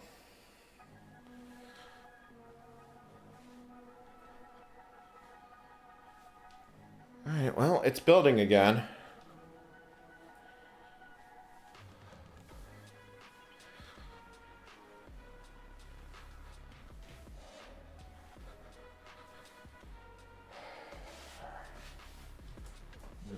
I'm currently stretching out here on the wall next to me.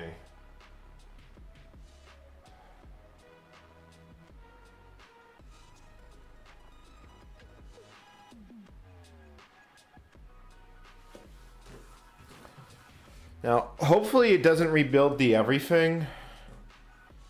There's a pretty good chance it will.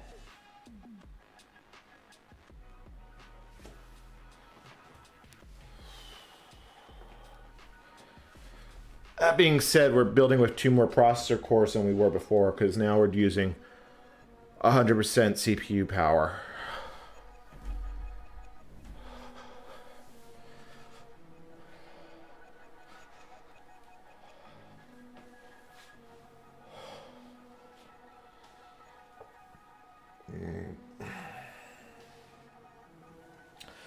I'm planning to build Linux Kernel 419.325.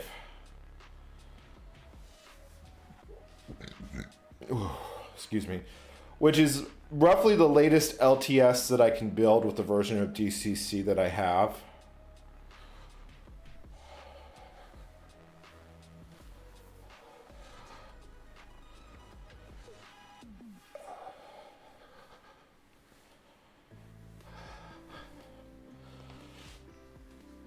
You know, what makes things a lot harder for me is I have a sleep disorder.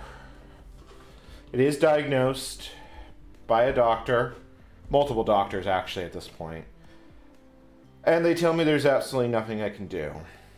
So, you know, every time I try and build a good routine, it gets disrupted as soon as I have a bad sleep night. And it just makes the whole thing worse. It's like this... Like, when I'm in a very good mental state, I can work through it. Like, I did get down from my all-time high weight to about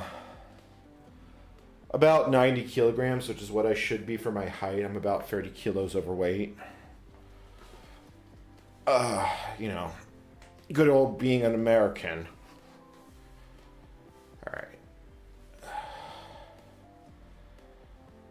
And, you know, just sitting here in a room and doing stuff.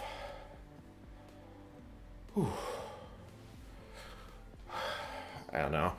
You're just going to hear the streamer be out of breath. My eating habits are not the greatest. It's something I'm working on. Yeah, Geo Francis, that doesn't work for me.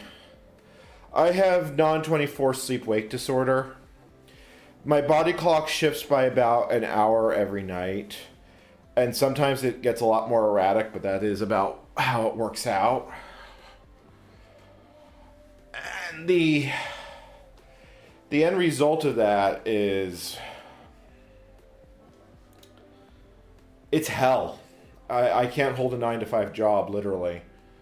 When I was working full-time, I had to work remote, and I usually was working at 2 a.m. more frequently than I was working at 2 p.m.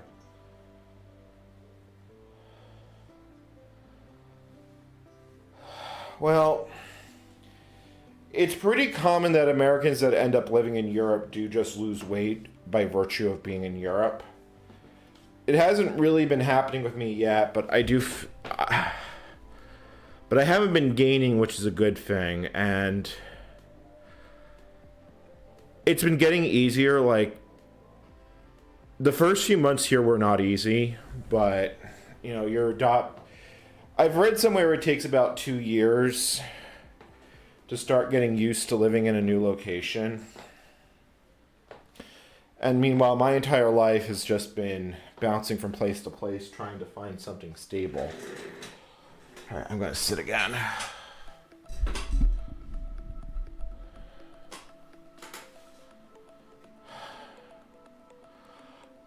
Yeah, our div, you can cite all the studies you want. It doesn't help the fact that I physically am unable to get up. I mean, this is like with people trying to shake me up.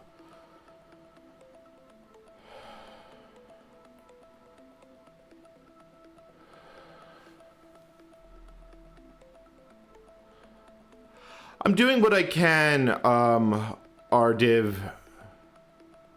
You know,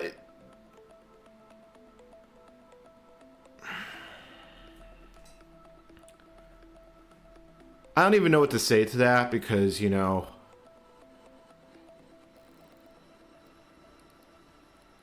yeah, Pearl built successfully last stream.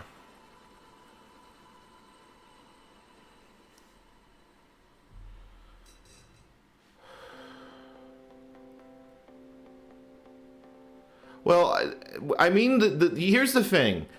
I come from a culture where health is what you can pay for. I mean, that is literally what it's like in the United States. And trying to get away from that is incredibly difficult. Now, I have done it living in the United States, but it was an uphill battle all the way. And,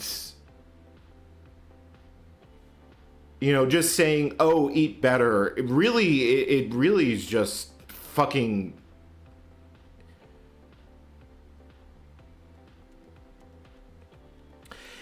There is a medication, I know what you're talking about, Catherine. It's prescribed for the blind variant of non-24, but in the United States, it was something like $2,000 for a 30-day supply. I couldn't afford that. No, I haven't heard of the snake diet.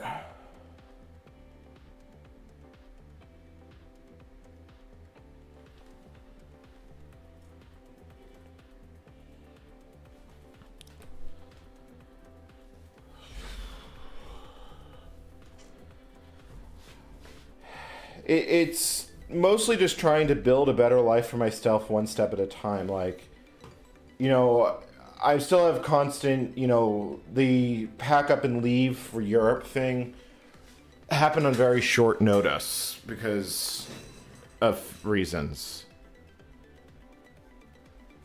It's not metaphorically speaking, it's quite literal.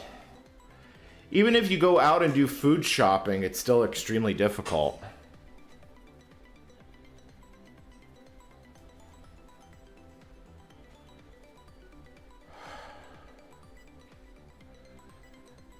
I think in a year I'll be in a lot better place. Like, half of it was my mental health from the absolute shithole that I was living in. I hated that place in Jersey City. Plays a large part of it.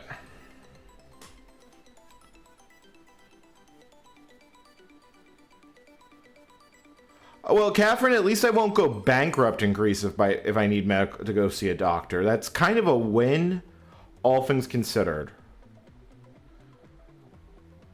Greece was the option I had available. That's the easiest way I can put it.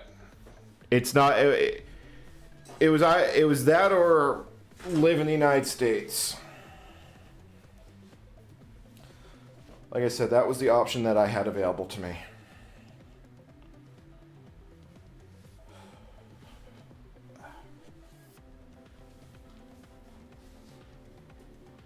Yeah, when the sun comes up, I'll take the bike out for a while.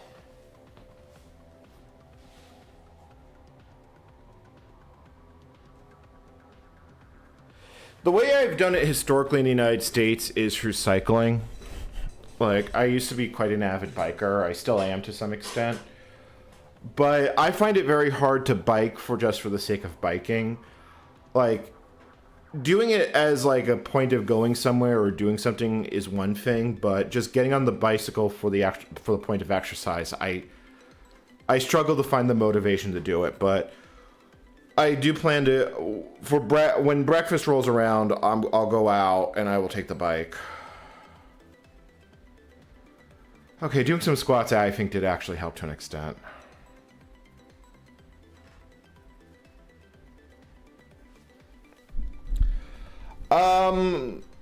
No, I'm not in Athens. Yeah. I find it dangerous to ride with headphones on a bicycle because you lose situational awareness. That would be a great way to get killed in Jersey City. And I get the impression here that there aren't that many cyclists, so I haven't had any major close run-ins with a car yet, but I always have to be very careful.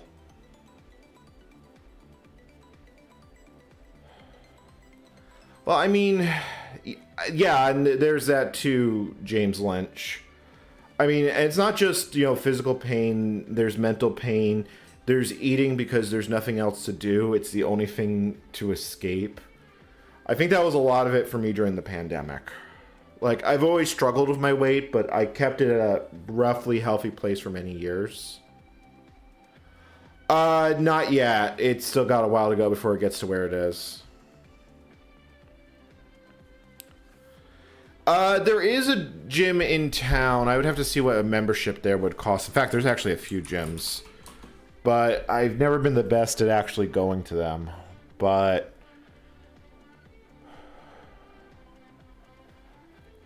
it's something I legitimately need to do, and I haven't decided. Maybe I'll do that on my Ends Life in Greece channel. No, there's not. I mean, there's not even shoulders on most Greek roads, which really has been kind of disappointing. Like, there's no shoulder, there's no to right away, so forth.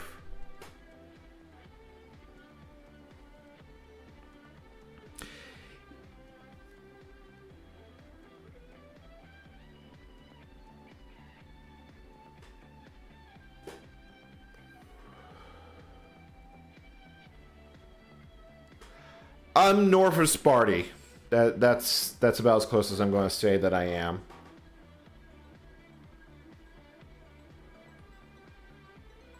See, when I was living in Jersey City, I used to go out walking at night, but it's so dark here that I don't think it's safe to do so.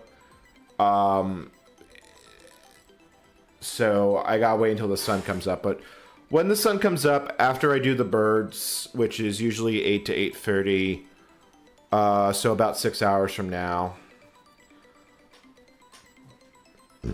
I will get on the bike. Because I bought the bike last week, or 2 weeks ago. And I've gone out for maybe 3 rides. But when I bought a bike up in Alaska, it took me a few weeks before I started riding it more regularly.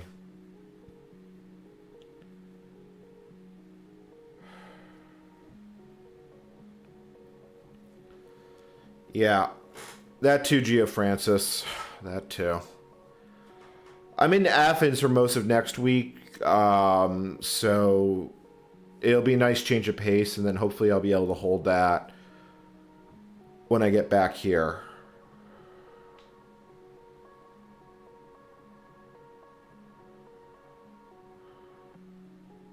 Like, I was going out for walks fairly regularly, but then I kind of just reach a stumbling block and I can't get past it.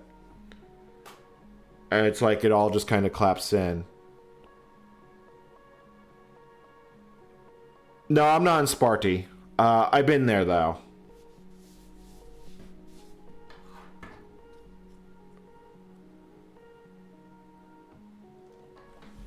Actually gonna grab one of the dumbbells. Might as well do some arm exercises while this builds.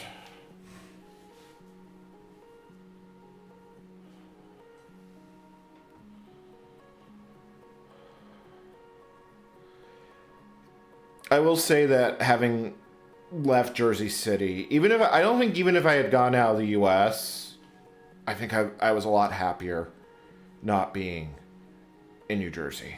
The biggest mistake I made in my life was going back to the East Coast.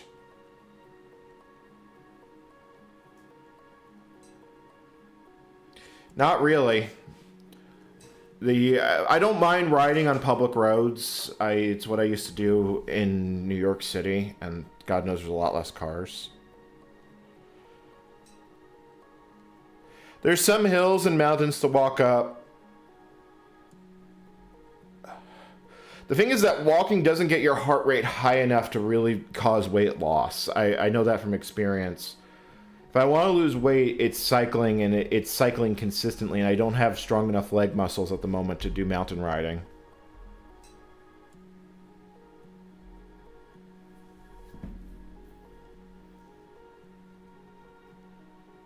Yeah, it's something like at a standard pace, it's like you have to do something like 6 hours of walking.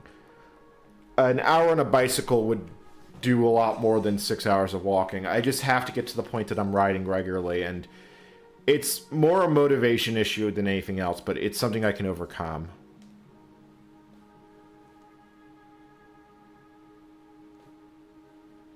Yeah, the problem is I gotta build up to that, Geo Francis. I'm starting from a very low point because yay fucking American, lifestyle. It really astounds me how little I miss from the United States.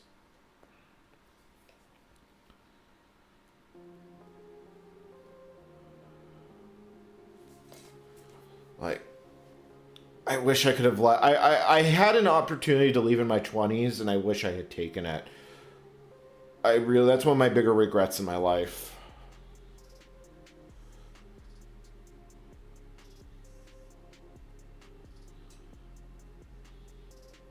I find that music doesn't help. I really don't.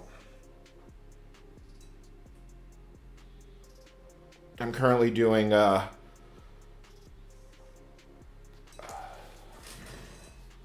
don't know what they're called. Curls with the dumb bar.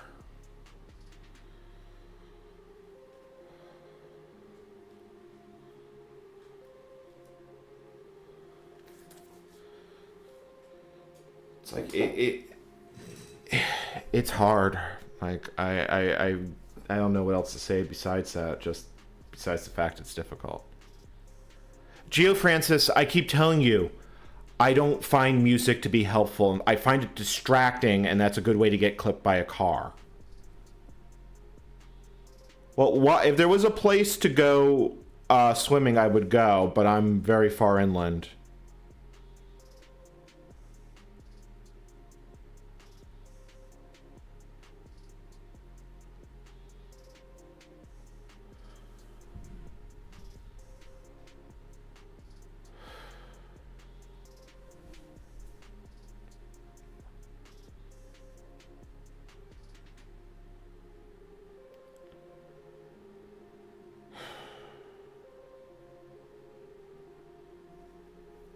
Yeah, if I was walking, music would be a different thing. But when on a bike, no, I'm just asking for death doing that. But I do, like I said, when the sun goes up, I will be on my bike today. I'm making that promise to myself. I gotta be much more engaged with being on the bike. I do have an Apple Watch, but I hate wearing the damn thing. I hate wearing watches.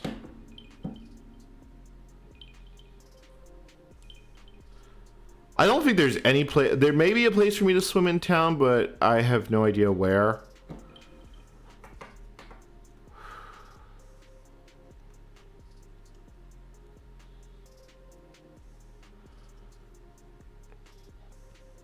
Chad, I'm going to step away from keyboard for a bit. I don't know. The conversations just kind of bothered me for a bit, so I'm going to go stand on the porch for a little bit while this builds.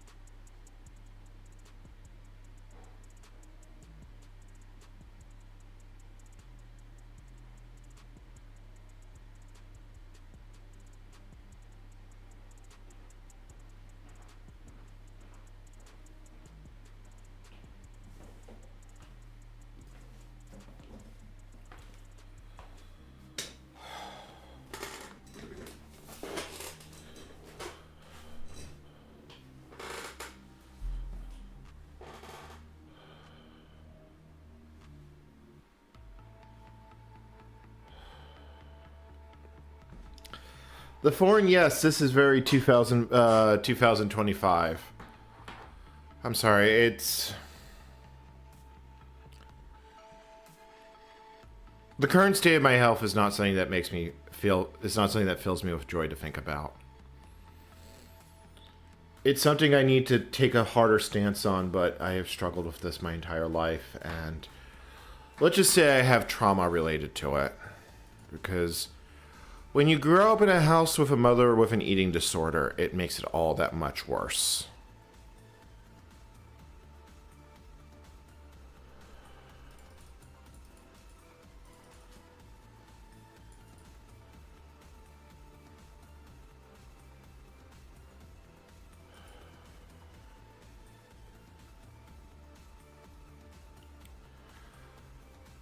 I am legitimately just very thankful I was able to leave the US.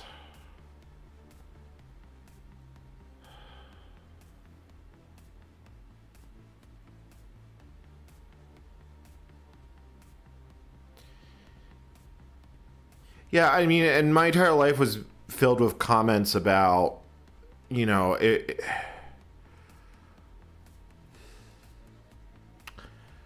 like I've mentioned before that I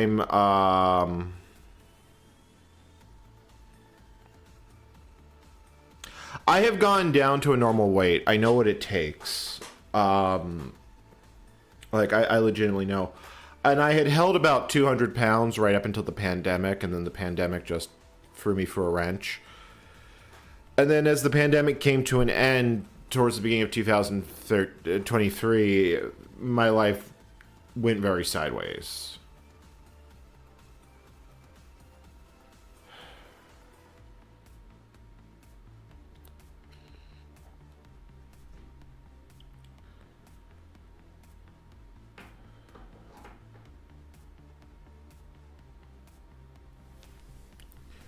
Like, fuck it, maybe I just need to talk about this just so I get it off my mind. It's like,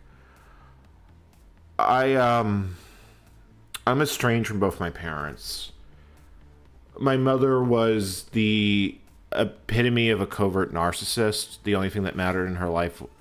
The best way I could describe it is she cared about me the way someone cares about a dog. Lots of comments, lots of stuff. She basically wanted me to succeed so she could live vicariously through it, and the word no and stop became meaningless with her in my life. It was an ongoing nightmare, and my father cut and ran. My mother left him, and then my father cut himself out of my life shortly thereafter. And so I just... It fucks with you on a way that very few people that don't come from a broken home can relate to. And it's only in the last few years I've really been coming to grips with just how fucked up my life was. You could say that I had a come to Jesus moment. I don't like the religious connotations of that, but it's about the biggest descriptor I can give. It was on July 4th, 2022. No, 23. 23, and it was like a singular moment, like I had been struck by a lightning bolt. I remember writing in my journal that it was probably the experience that I had was akin to divine inspiration. It was a singular moment where everything was just perfectly clear, and after that I could start dealing with a lot of the lies that had been built up to my life to that point, and then find the inner strength to get away from that hellish situation.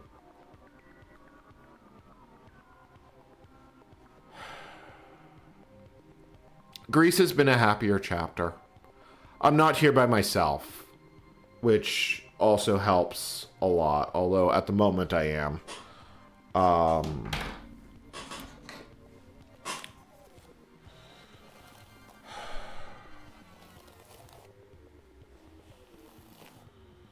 I think we're near the end of the build process because it looks like it was building the test cases.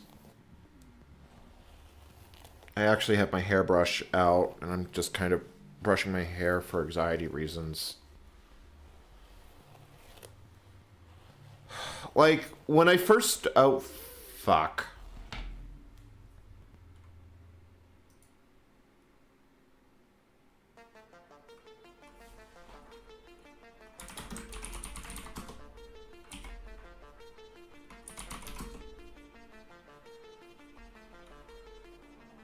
Shit, I don't know what the correct flags are for this.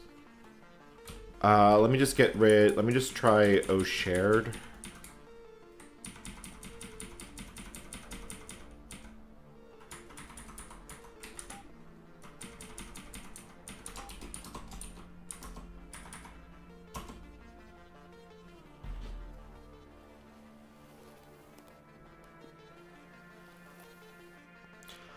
Yeah, I mean, that's a lot of what's been happening. I was very lucky that shortly after arriving here, I met a man in a store who would become my Greek teacher. And it's helped a lot with the local isolation because, unfortunately, I'm in a region of Greece where I'm not going to find English speakers.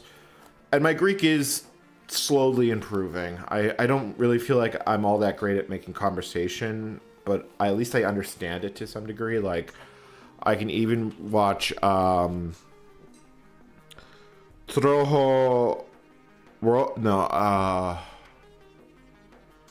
the Greek Wheel of Fortune, and at least understand some of the words. Like when I was at the bank getting an account open, I actually even understood one or two of the questions being asked of me, which was really nice. So it's getting there. We only have the GCC free linker. Yeah, I never built a newer one because I don't know if if I can even build a newer one. Microsoft did quite a bit of patching to bin utilities. So it is still the GCC free linker. Trojos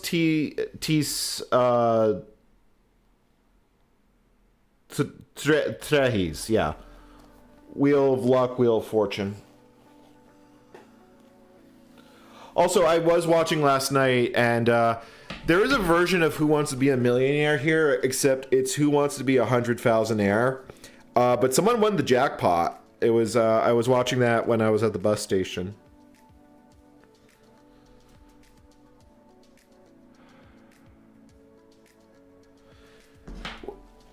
A lot of it is being able to both speak it and understand it and interact with other people.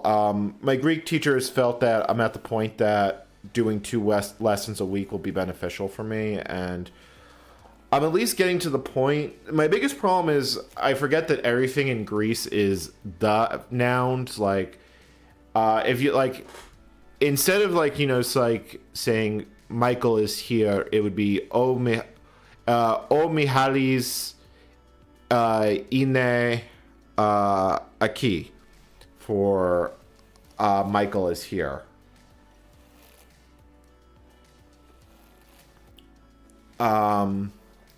But every once in a while I understand, you know, Ime Catalavena Elinas I want to say Masaminos, which is Spanish for less or more. It would be Echiquechi.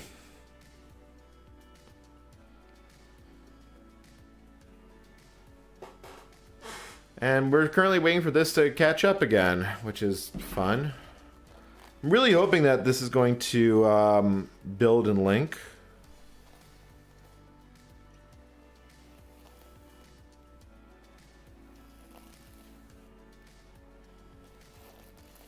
I should listen to Greek podcasts when I go out. I don't like listening to podcasts in general. I have language transfer on my phone, and I just find it incredibly boring. Like, I'd rather just go out and take a walk and listen to nothing than listen to a podcast. It's... yeah.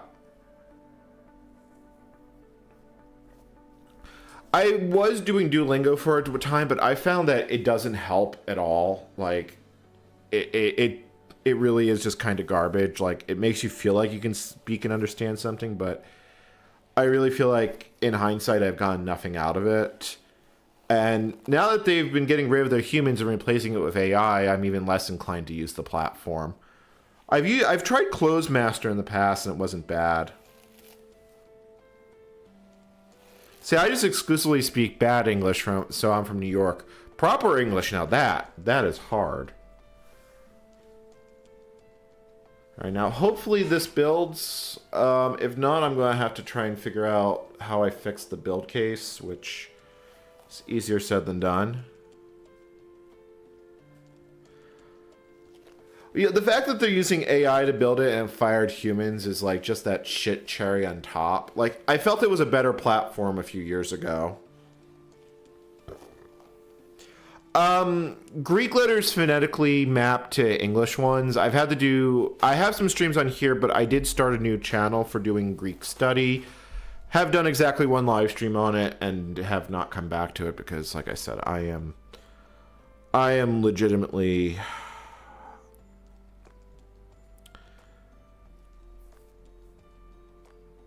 You know, what I probably got to do is I have to live stream on that channel more frequently. There are some headaches with switching streaming configurations, but it's just something I need to do. Because when I live stream something, it's easier because I'm not alone doing it. Yeah, Elliot, that was kind of my feeling, is it did help me some extent with the Greek alphabet, but the sentences, you learn the sentences a one-off. I don't mind the lack of grammar, to be honest, but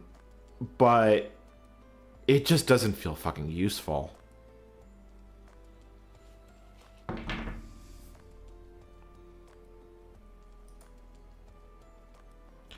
I would say I'm probably about halfway to A1 understanding. I've got about 300 words in my dictionary that I more or less know. Basic Greek, it would be 500, so I think probably in a few more months' time, I will probably be A1, A2 Greek. What I've been told with language learning is that once you get to the A1 level, it does get better until you get to the B1 level, and then B1 to B2 is the hardest part. But, as they say, day by day.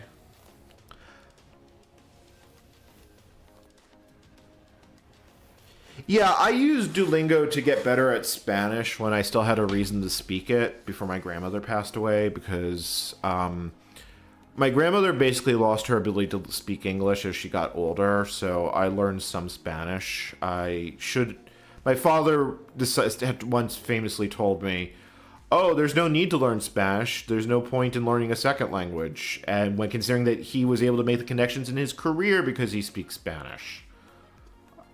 I legitimately have never... I don't want to say I've never forgive him over that one, but it angers me quite a bit of how that man was as a father.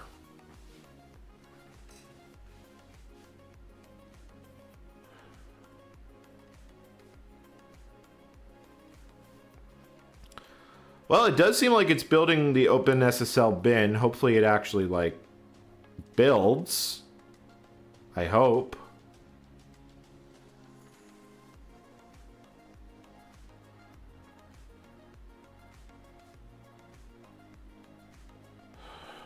God, my anxiety is not actually all that good tonight. I fired up the stream because, like I said, I got caught up with where I need to be in the dev logs. Like, I feel like I'm getting a lot done in that regard. Like, I actually feel like my channel's not fucking dying of of lack of uploads anymore.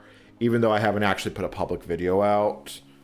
But I also was able to do some shit that made the internet connection a lot better. I believe this is the first stream I haven't seen the yellow flag of doom on it. I moved the range extender closer to the bedroom. And then made sure the desktop was stuck on the range extender only. So that actually seemed to have made a huge difference.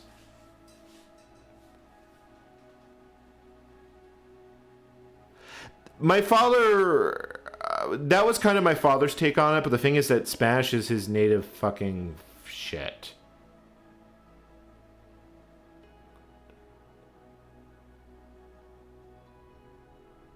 What is it not? Hold on, wait. What is it not? It's not seeing DL close. This might be an easy fix. Yeah, I think it just needs a. I think it just needs a library file.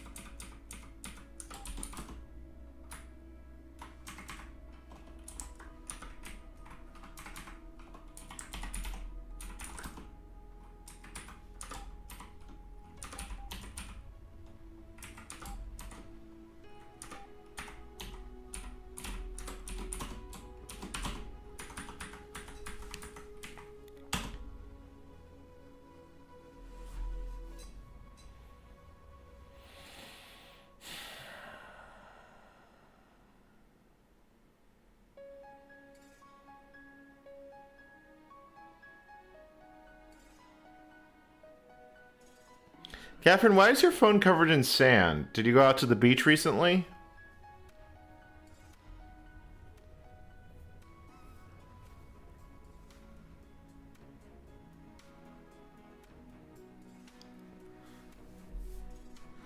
Yeah, this looks like this is just missing. This is just failing because of missing DL open. I'm hoping that's all I have to do to actually, or missing slash DL, because this all looks like. Yeah, that's looking like that's the only actual failure. So hopefully,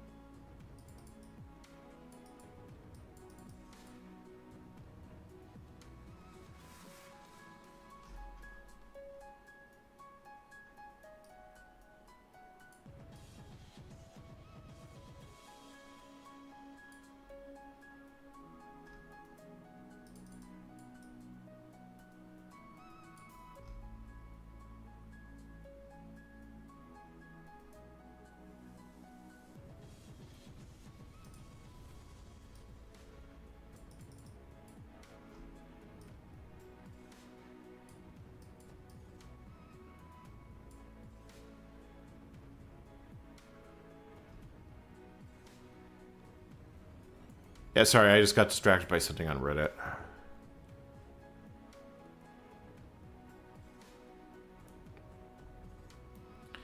See, I actually like desert climate pretty much. I'm not sure how much I love mountains, which is where I'm currently at, although I have bad memories of a kid living on a mountain.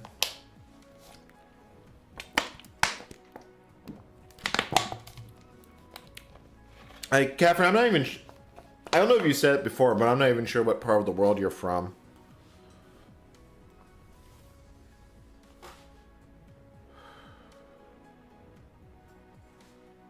Yeah, I mean, most phones are pretty dust impervious. Like, at most, some compressed air, and if really need be, some IPA would probably do the trick in getting it going again.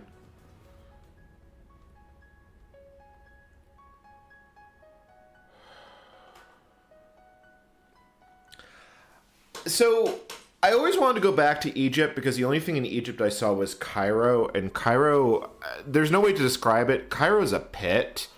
And they were also having a bit of a revolution during the Arab Spring when I was there.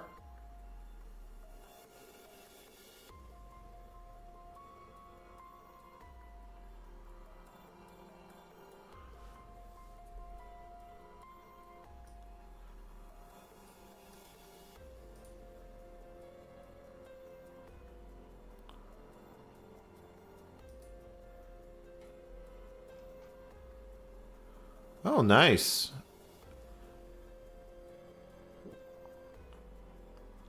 Yeah, well, the thing is that we literally just need OpenSSL. As far as I can tell, it's the last thing we need for the kernel.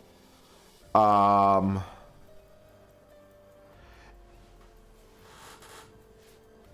yeah, I mean,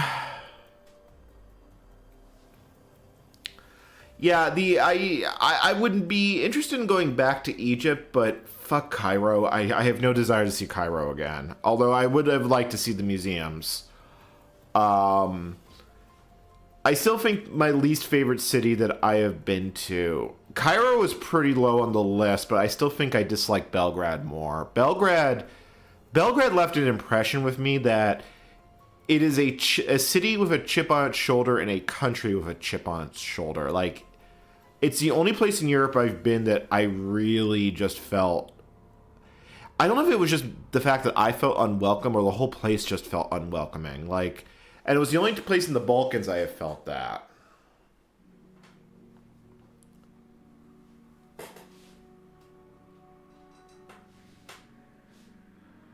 Yeah, driving in Cairo probably is hell. Like I got stuck in the legendary Cairo traffic jams and taxis to and from the airport. It was bad.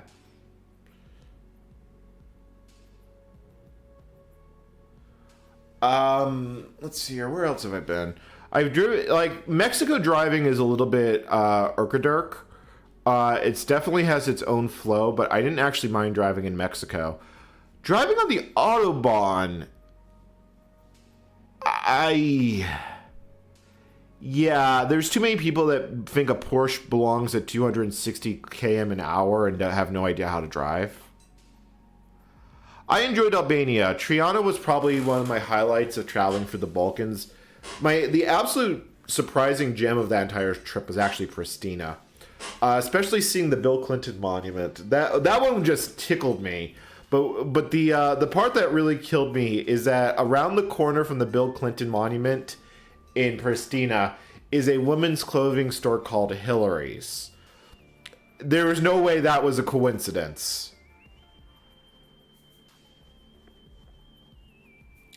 But like, yeah, it was very interesting seeing Kosovo because it was one of the few places I've been that is, shall we say, very pro-American. Like, and for obvious reasons, it was U.S. intervention in the Kosovo War that is the reason that Kosovo exists. So yeah, there is a reason why they like Americans so much, to the point that they will put American license plates and everything. Oh yeah, the terminal is selected. You know what? I think I should turn that option off.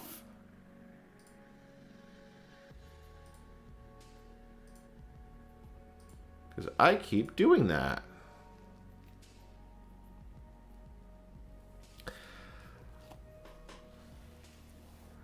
Oh god. Now I'm just imagining two women clothing stores in Pristina, Hillary's and Monica's, competing for customers at the Bill Clinton Square, and that is like the funniest slash worst mental image I think you could have given me, Catherine.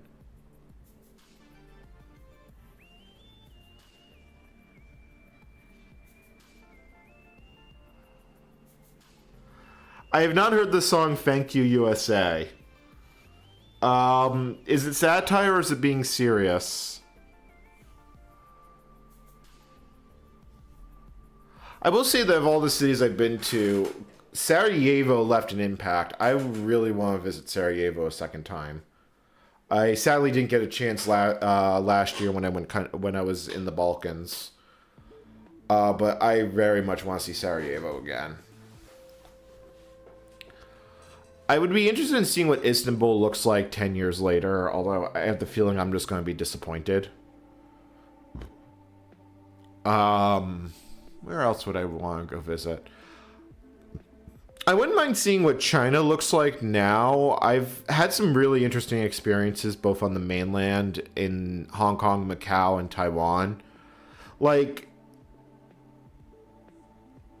China is its own thing. Getting out is a lot easier said than done, but I don't regret it for a moment.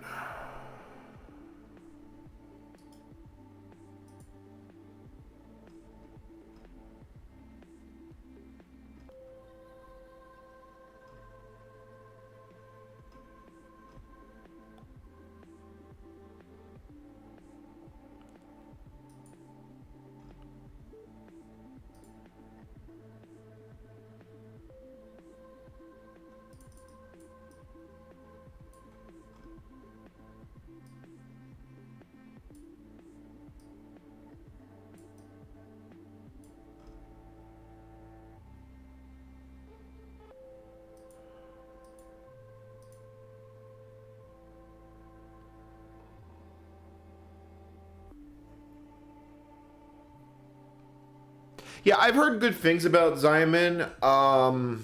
I've been to Hong Kong. I've been to Beijing twice. Shanghai, I worked there for. I was a liaison for a Chinese company. That was an experience. Like that's an experience I really appreciate because I got to see how the other half live. Um, Macau is a very shiny dump. It is Las Vegas without the soul and billionaires.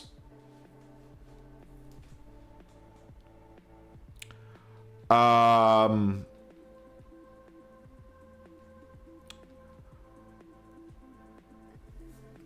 South Korea was depressing when I was there, and God knows it doesn't take. You spend 5 minutes in that country, and you kind of tell why the birth rate is that low. Like, it's literally, I I hate the term late stage capitalism. Like, I've always hated that term because it really feels like it waters down serious problems with society into a simple catchphrase that really doesn't describe it all that well.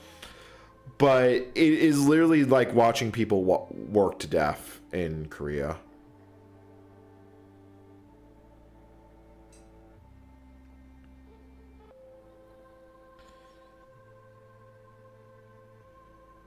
Yeah, I had a bunch of business trips to Macau, and every time I went to Macau, I hated it.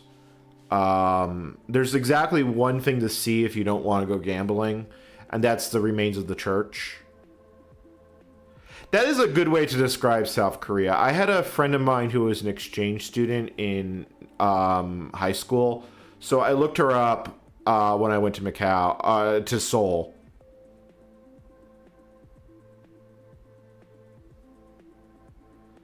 God, I hate how long it takes for it to just start building again. This is easily the most annoying part of this entire project. Because you don't know if it's hung or, yeah.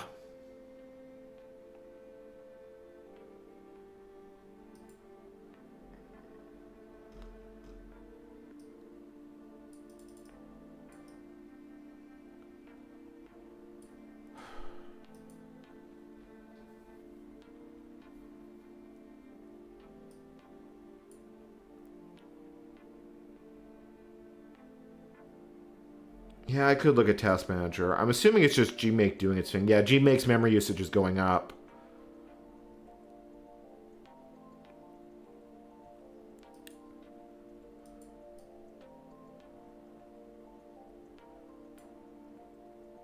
There we go. Now the question is, will it link?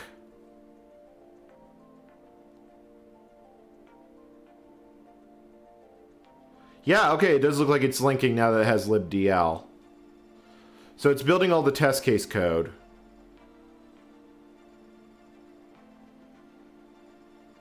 Oh, those are some concerning assertion failures.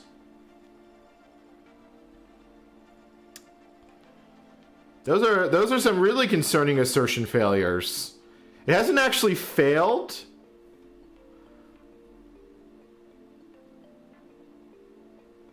I think I legitimately don't know why it's that slow, but yeah, wow, that is a lot of fucking assertion failures.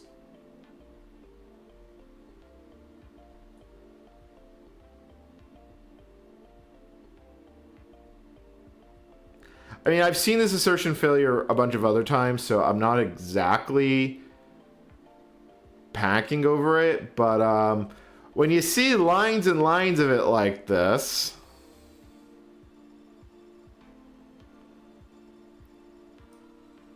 What is it doing that is causing all these assertions?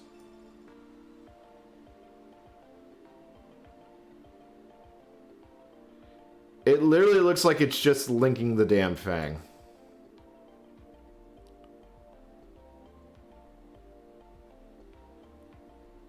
I have GCC 4.6. The linker is the system linker that they shipped with GCC 3.3.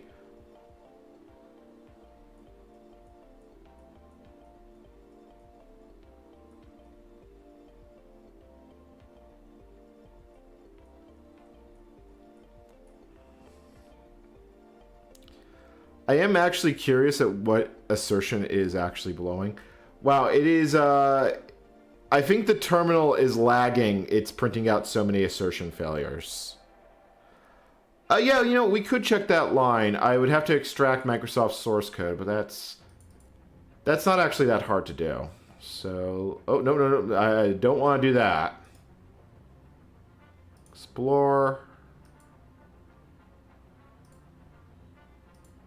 Yeah, so they did actually ship the source code to their linker here. Interix, GNU. I'd assume it's in the GCC folder. So,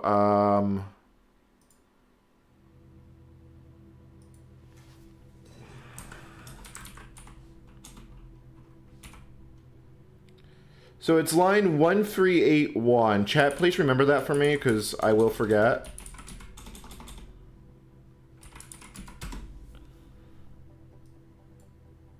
Maybe I should have tried upgrading the linker.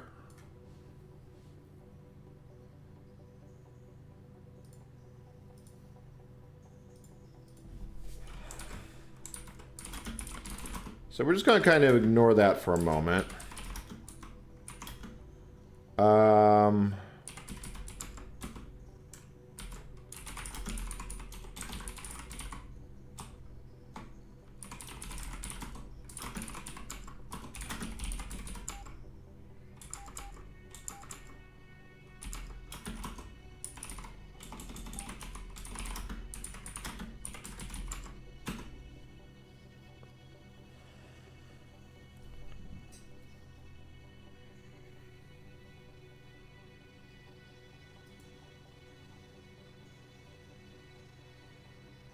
I don't know if it's crashed or if it's stuck in an infinite loop.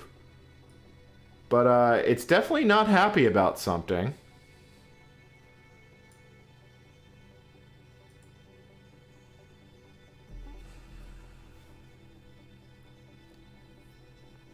Oh, interesting. It does look like they built GCC as a single pass. Yeah, like, finding the patches they made to the GCC source code would be really fucking hard with it in this form.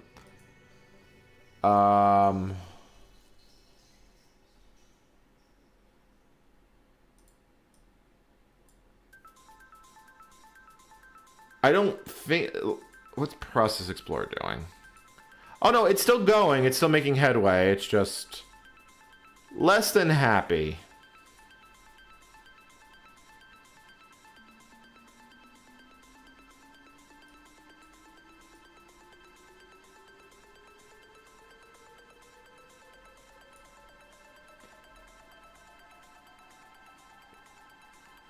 Yeah, chat, I believe the words I'm going to use here is less than happy.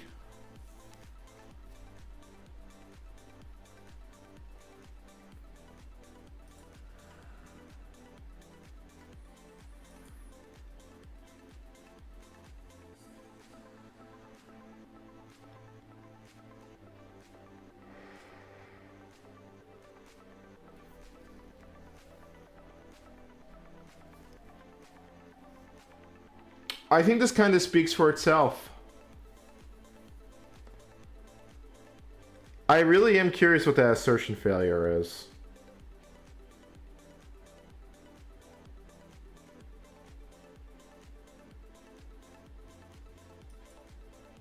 I wonder, I think that directory actually is already extracted, so we can go open a new terminal.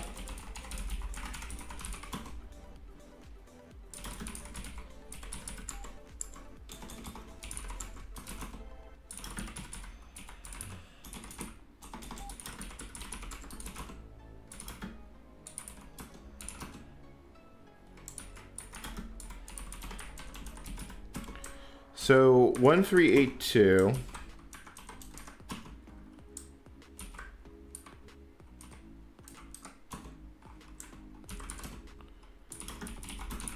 Okay, so it's not in that file.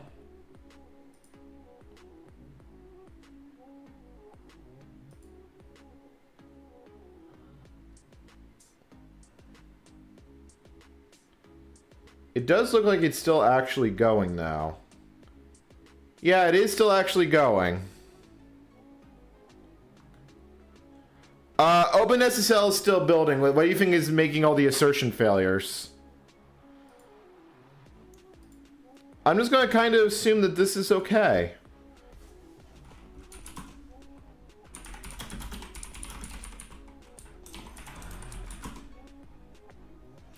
Like, there's a COFI 3D6 there, but it doesn't have that long of a line number.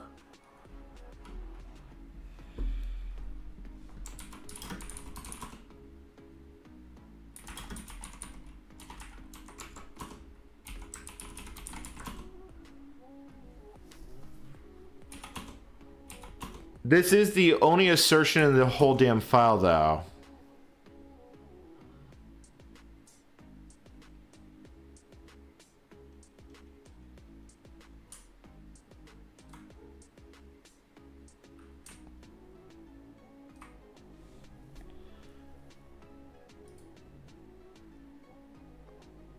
I mean, it's a kind of an impressive, glorious, beautiful train wreck. Yeah, it is still actually going. Let me hit Control Z.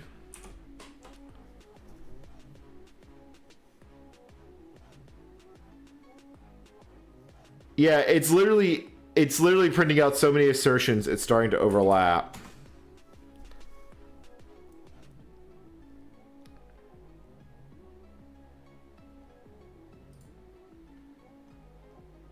It is still running new GCC processes, though, so, who the fuck knows? Yeah, like, look at all the GCCs that are running.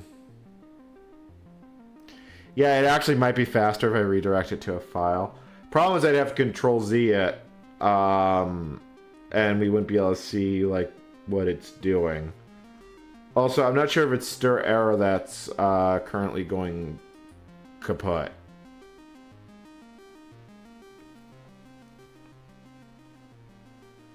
Yeah, I think that's actually a good idea, though.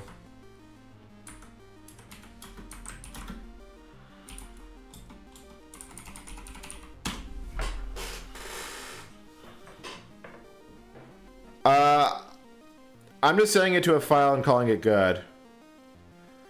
Conhost is still kind of bad. Like, it hasn't exactly improved much.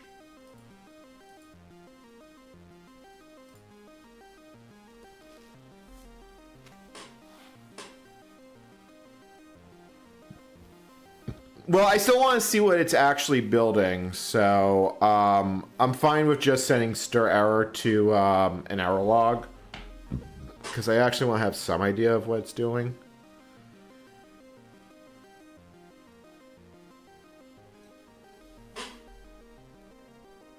It probably would be faster if I telnet it in. Like, that's almost certainly would be the case.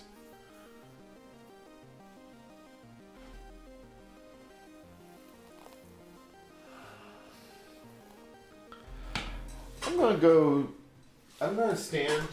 Oh wow, my legs hurt a little bit.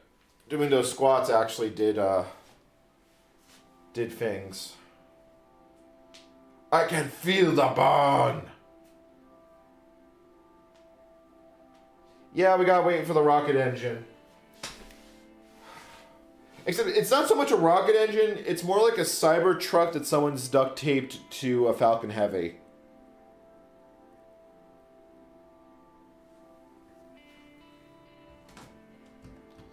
God, that is actually the most perfect analogy. It is a this feels exactly like a Cybertruck. It's all bespoke parts that when it breaks, you have no hope, no help, and likely no hope.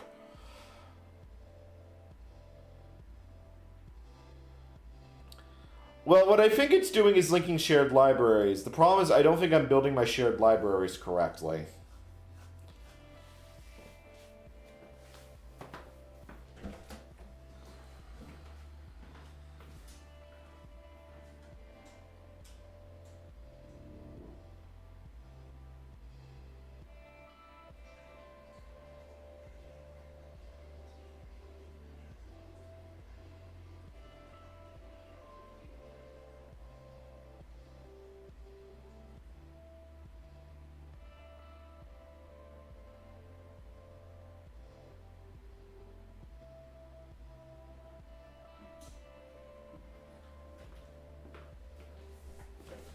See, I think I think the concern here though is that I'm not building a shared library correctly. Like that is actually a legitimate concern right now. So you know, I know what I'm going to do about that. I gotta think about this, but I think I'm going to build a shared library of AutoTools because at least AutoTools knows what fucking Interx is. Um,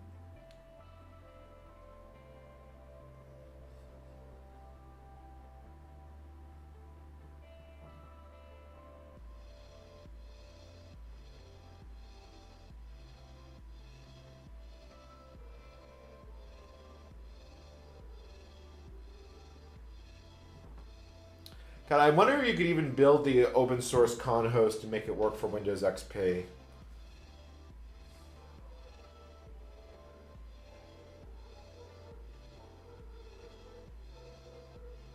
And also, the dogs are barking up a storm.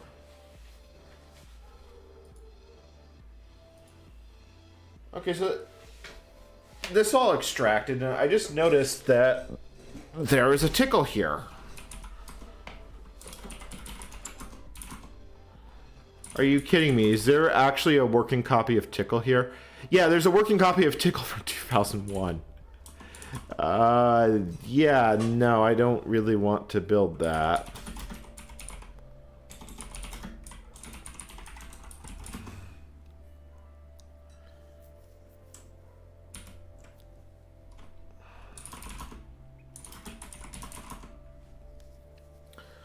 So I do want to actually just look at something now. So if I want to see, so cross utilities, bin utilities, build, make file.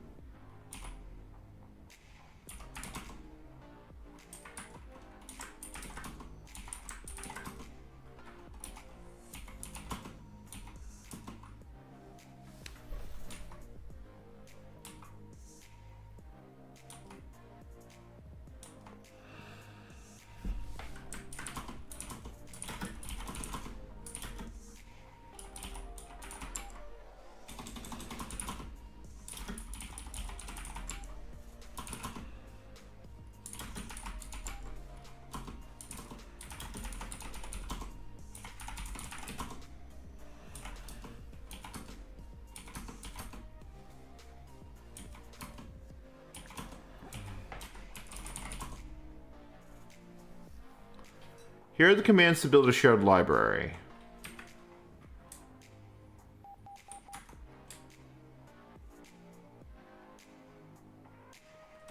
So it does set an image base flag, but I don't think it's actually required to do that.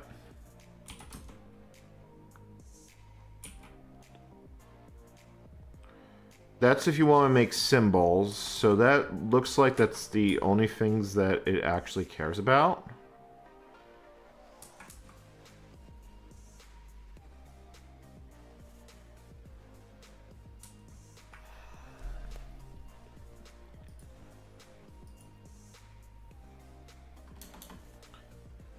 I'm curious how many errors are currently in that error log. So, okay, so it does look like we are actually building the shared library correctly.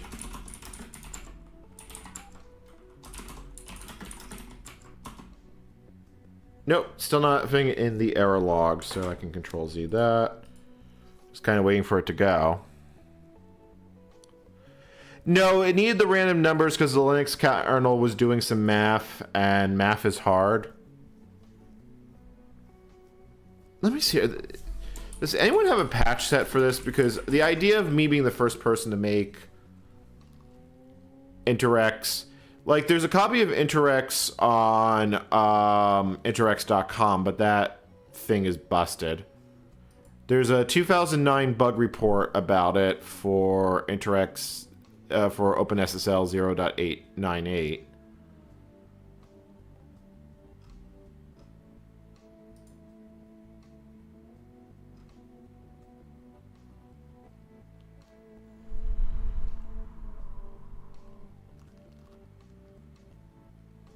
it might need image base. Like, I'm actually concerned that that is a thing we do need. It shouldn't matter. Image base is just used by the dynamic linker to say where it goes into memory, but if it does conflict, the dynamic linker should move it elsewhere in memory. God, that is taking its sweet-ass time. Yeah, you know what? I remember this getting up to 8 megabytes before, so... Oh, look, it's GCC all over again.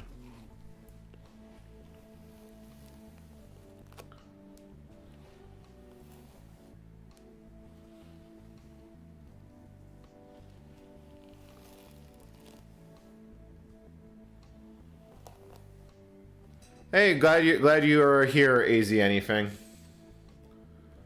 Alright, so now we're just waiting very, very patiently to see if we can fucking make headway on this.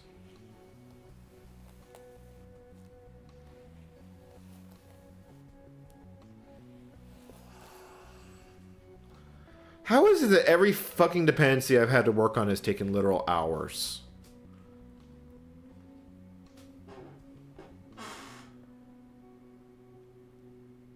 Alright, well, there's that going.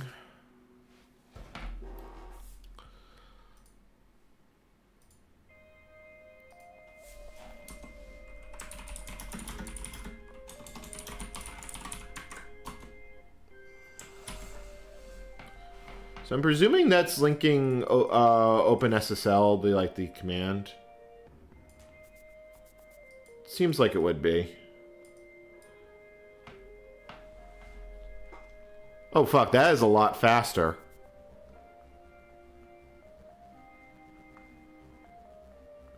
So I am just how shits and giggles factor.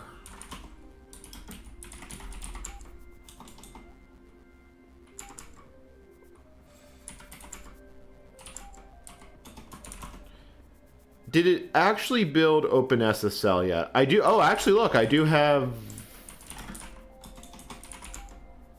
Oh, are you kidding me? I have name equals OpenSSL.so.3. That's not quite right.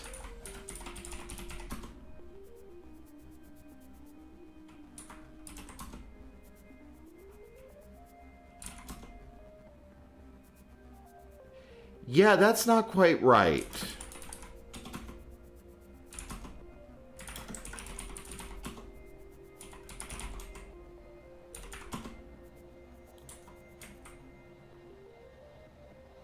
Oh, for the love of fuck.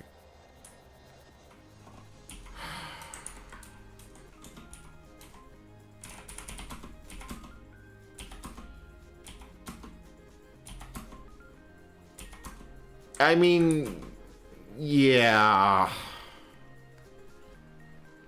I think I can just move those files into the correct position, but man, that's a failure mode.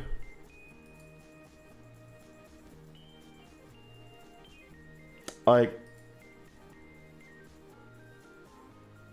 I sent the assertion files to an error file. I felt it's not fixed. I just turned it off.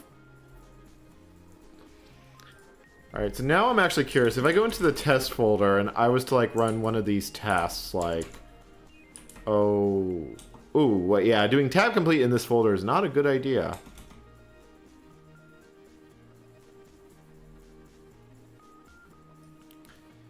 Yeah, my shell locked up.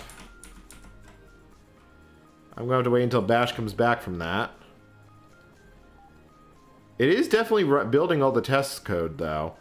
It's probably going to be hilariously broken. Can, like, we run any of these tests?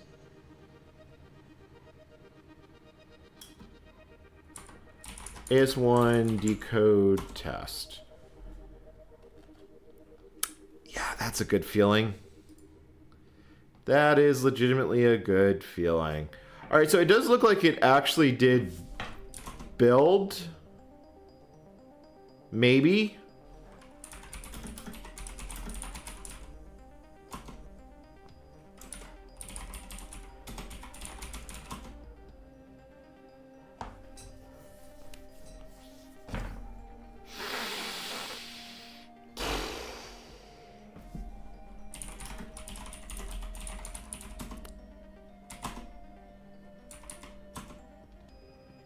My god, that is actually a fucking useful debug trace.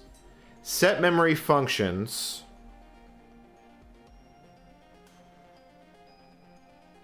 It doesn't tell me anything else besides that, but it does tell me that that's where we are.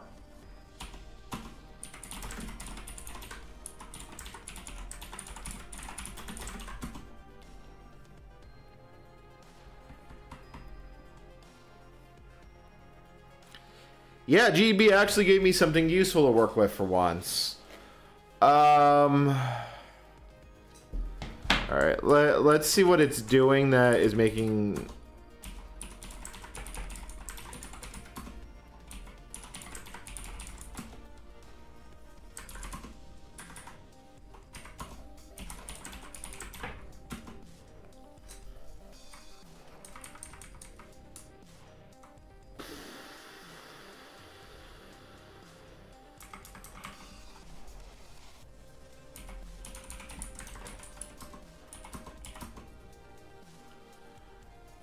Oh god, it's reallocate. That's right. OpenSSL has its own malloc.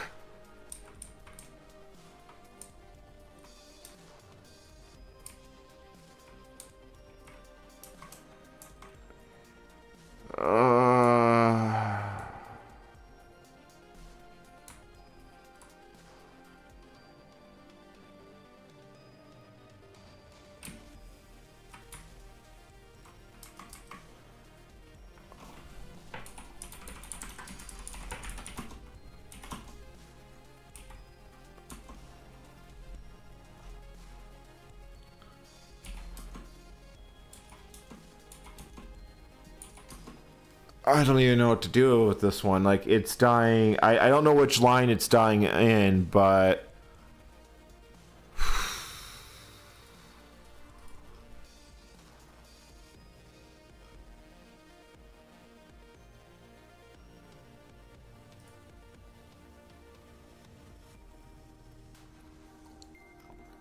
I don't want to fail because of OpenSSL. That is going to be, like, the absolute fucking worst.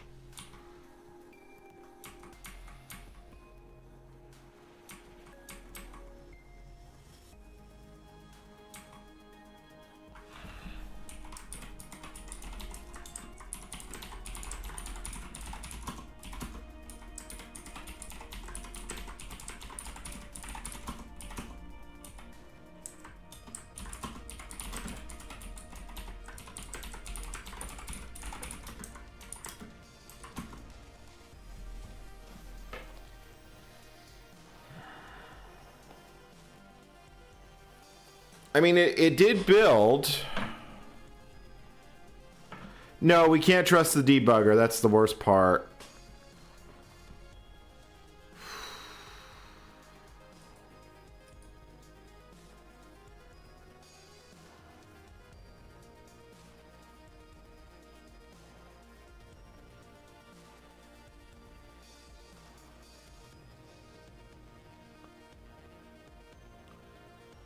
So all the test code has it.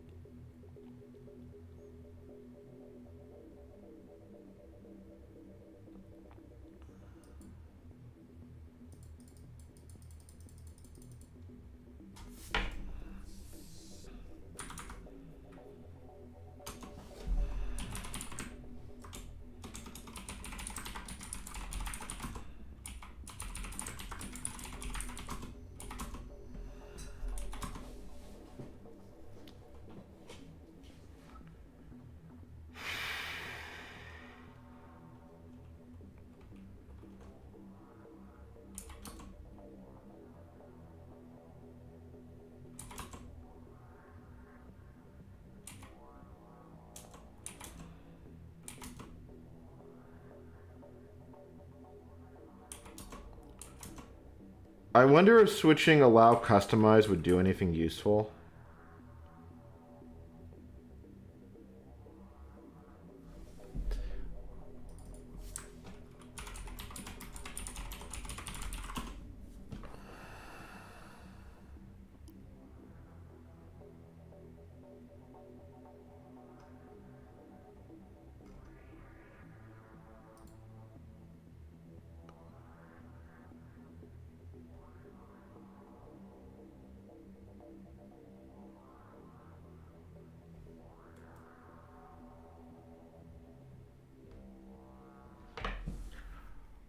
I'm legitimately thinking about what to do right now.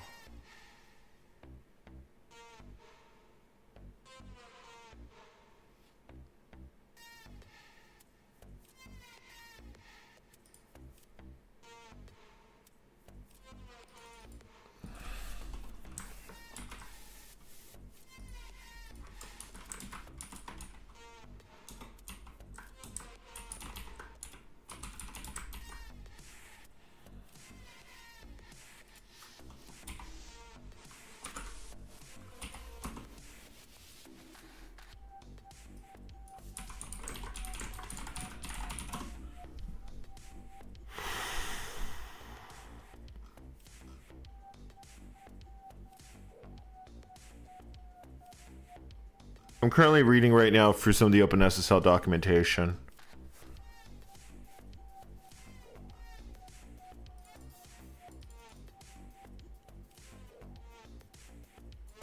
Yeah, so it's basically, this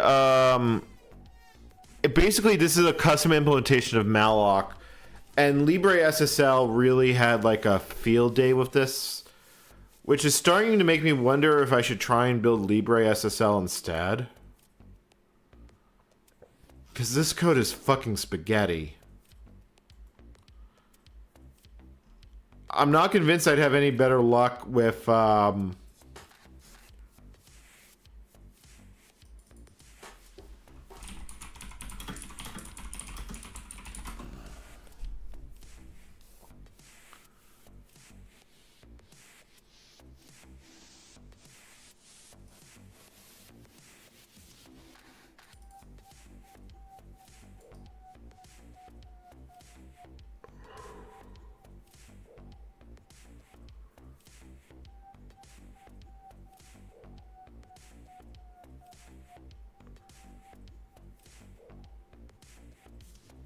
And it's apparently not even a fucking malloc implementation. Apparently disables the caching behavior of the malloc.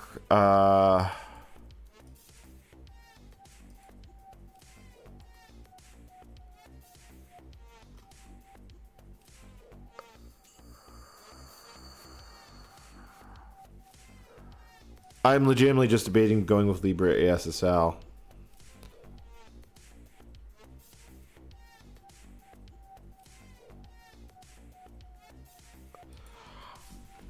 It might be worth trying. Let me, you know what? Let me just set allow customize to 0 and then see if it actually, if something actually fucking works.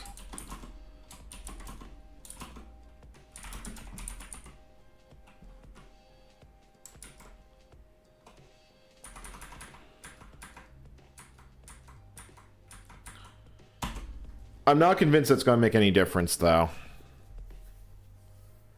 I need libcrypto. Like, I actually need libcrypto.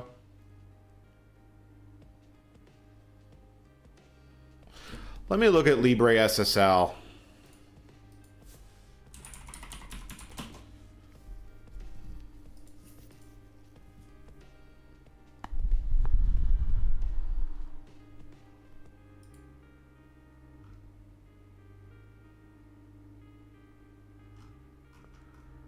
Like, if it even just uses auto tools, that would be a fucking massive improvement.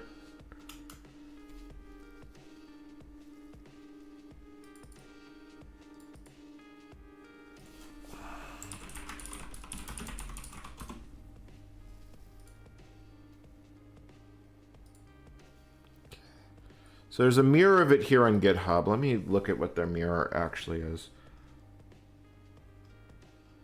Okay, I see a configure script, which already makes me feel kind of better about it.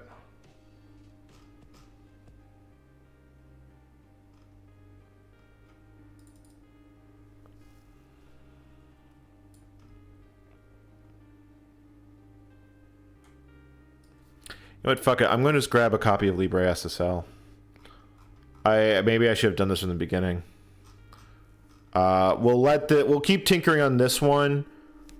Let me grab releases, portable LibreSSL.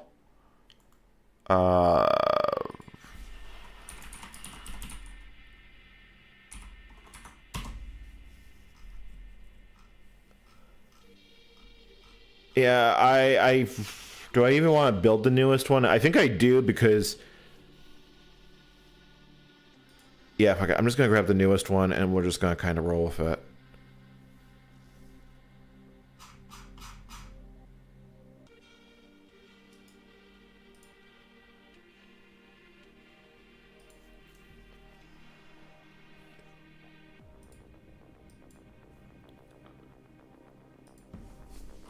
I can't believe that of all the things that is currently causing pain, it's this. I could still build a 3.0 kernel.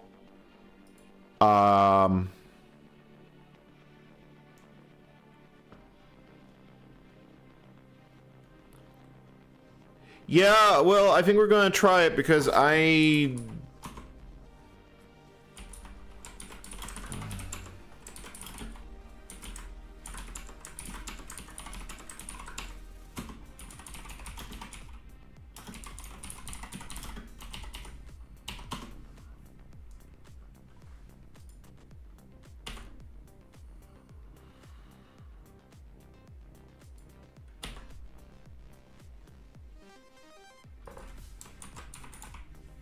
did that not... Oh, it's still fucking downloading. It says it's going to take 11 minutes to download 8 megabits of files. So, alright, fine. That's still going.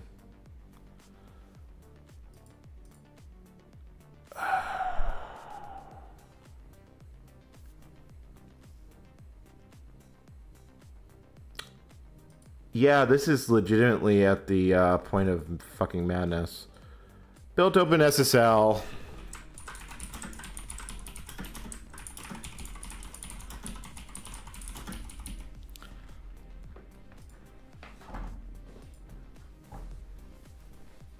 I'm really hoping LibreSSL is an option. Why the hell is it downloading this slowly? It literally says 4 minutes to download 8 megabytes of source.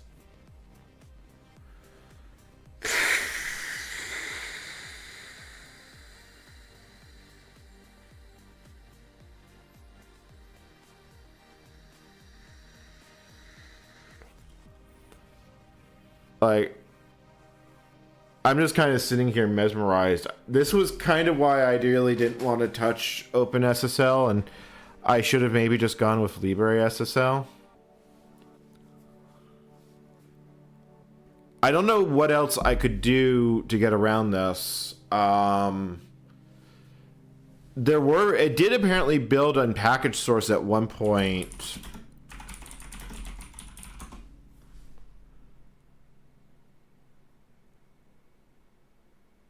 But the fact that LibreSSL uses auto tools does give me a little bit more optimism on the whole damn thing.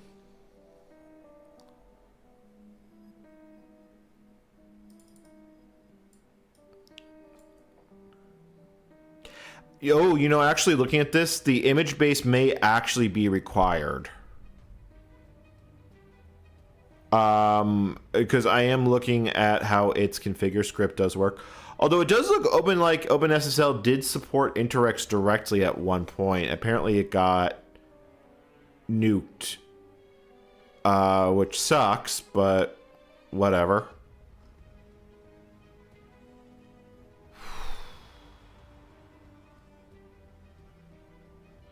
I mean, this has been a difficult task right along. Yeah, it might actually require image base, which I guess there are ways I could make that work. It's just, it's not trivial. We're going to try LibreSSL next if changing that flag doesn't work.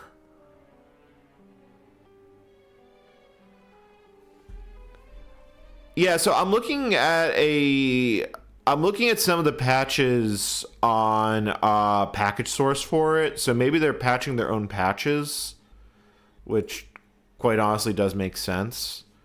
2 minutes left on downloading LibreSSL. This has got to be the slowest fucking mirror ever. Oh, you know, it's probably downloading it from Canada.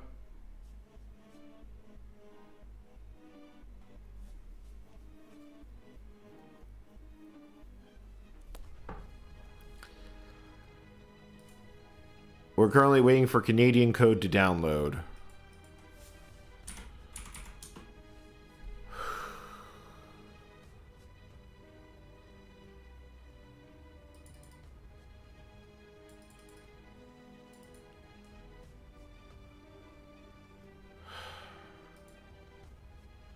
$40 seconds for the download to finish.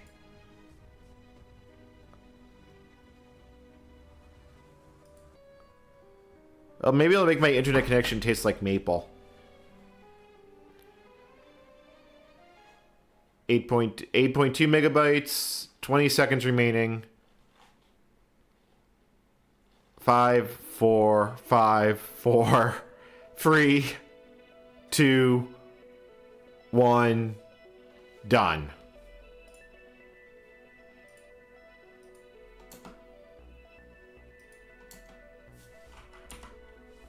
There it is, LibreSSL.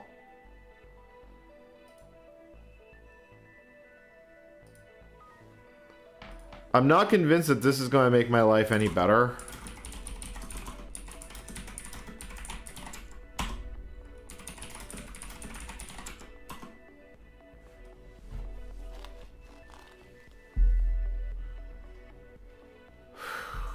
That's going to take some time to extract. Hopefully it won't be terrible. Like, I'm breathing deep copium right now. Because I'm also trying to think what I do if I can't actually manage without the lack of a LibreSSL. I don't need a particularly, or an OpenSSL in general. I would probably have to look at package source and figure out, what I could potentially do with it. Definitely a lot smaller, though. But I also know they cut a lot of fat out of it. Alright. So, configure, prefix, user local. At least I don't have to deal with fucking CMake.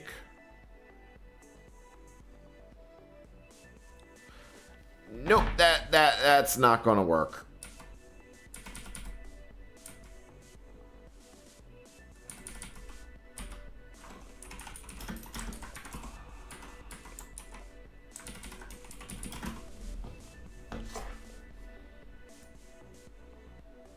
So that's currently relinking stuff.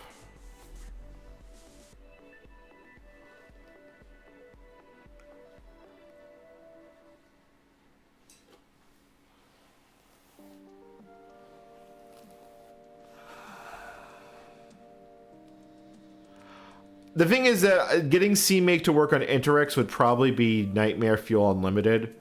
I might be able to get it to work, but I really don't want to have to try with dealing with CMake. I like AutoTools because it fucking runs on everything.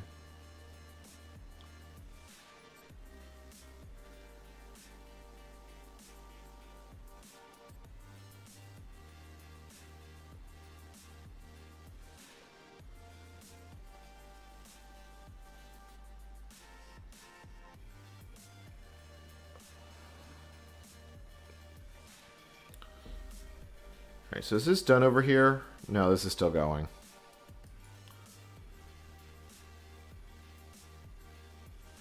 Also, we just learned that time T is 32-bit, so we're not going to be able to handle dates past 2038.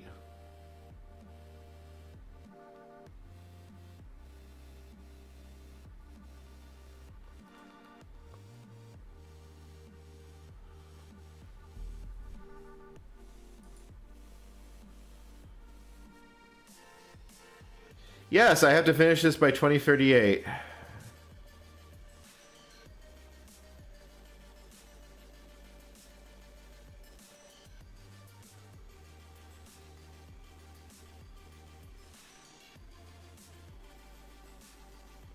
It's not a small number of files. You need the ASN1 processing. Like, it's not going to be trivial.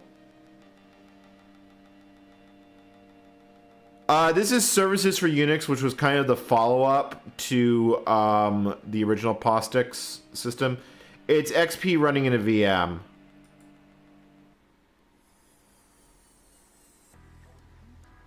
Alright, so it's doing a bunch of configure shit. Now, here's the thing is, while Theo is known to be an acidic person, he knows what he's doing, and the portable projects that come out of OpenBSD are fucking portable. So there is a decent chance that LibreSSL just kind of works. See, I don't think it's an issue of newlib. It could easily be a toolchain issue. There's like 6 different things it could be, and I have no clear idea of what they can be because, again, no debugger.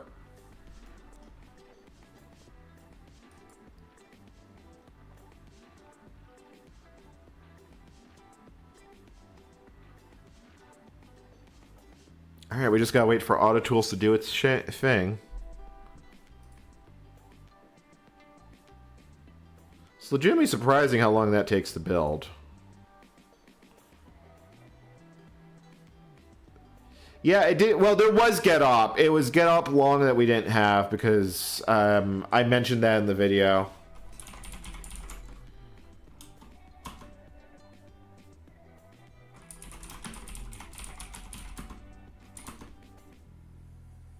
Yeah, I'm pretty sure that's completely bogus on where we're crashing, so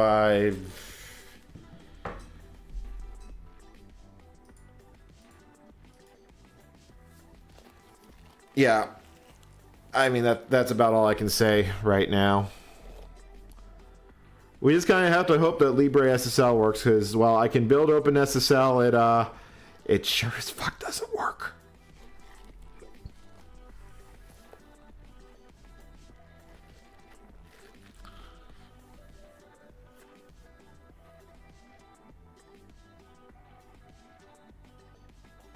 I have, let me just, the thing is that AutoTools is great when you're on esoteric platforms. When you have to modify AutoTools crap, that's when it becomes hell on earth. And it's still going to be a lot easier than trying to get CMake to work.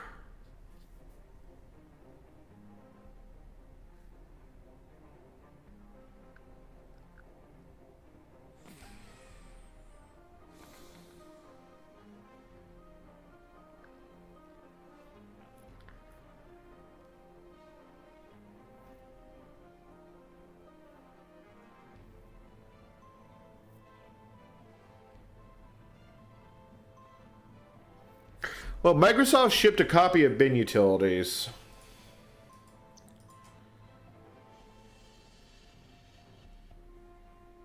Oh, now I have to wonder if I were to feed this into Visual C++. Oh god, that is an incredibly cursed font. Hold on. Processing. I could feed this into Visual C++ and then I'd have a working debugger because I could debug it with WinDebug. I don't think I'm desperate enough to try that yet. But it's an idea. And because it's all C code, I don't have any ABI issues between GCC and Visual C++. So, oh god, there's a glint of hope if this doesn't work. God, my brain is... Yeah, it's not... The hole is quickly approaching infinity. We gotta wait for it to generate all the dep files, which is taking its sweet time. Also, Make is using just a little bit amount of memory there.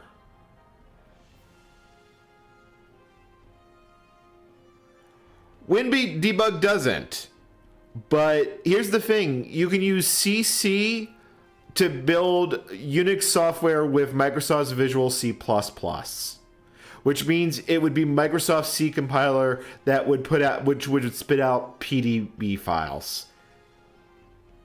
So I could debug it if I built it with Microsoft's compiler. And when I say Microsoft's compiler, I mean Visual C++ in Interx.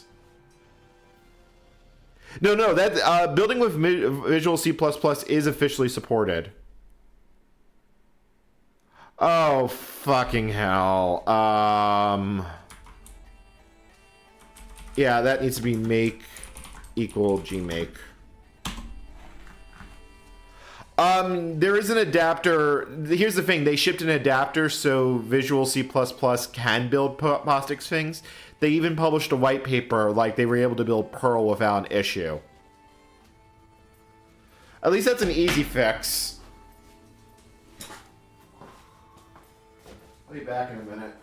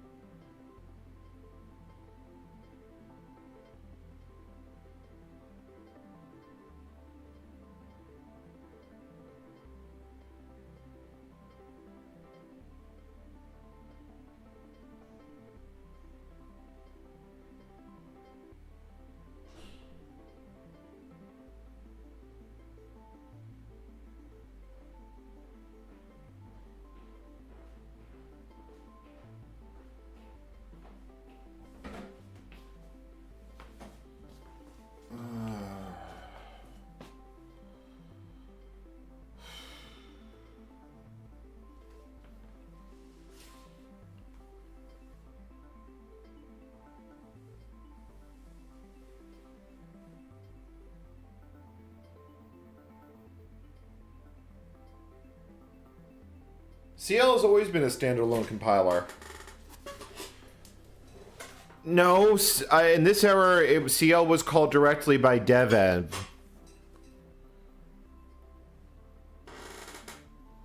It does use their compiler Reese's stuff. I know that for a fact.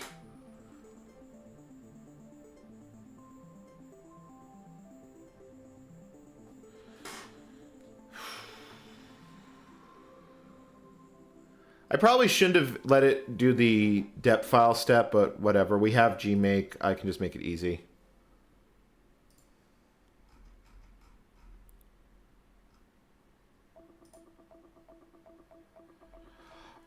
We did build OpenSSL, and it immediately segfaulted, which is, you know, how this goes. Reese's stuff, if you're going to make that claim, you're going to have to back it. Because I know for a fact that you can set the CL binary directly that it uses. I've used modern versions of Visual C++ with old versions of CL to build legacy code bases. It calls CL.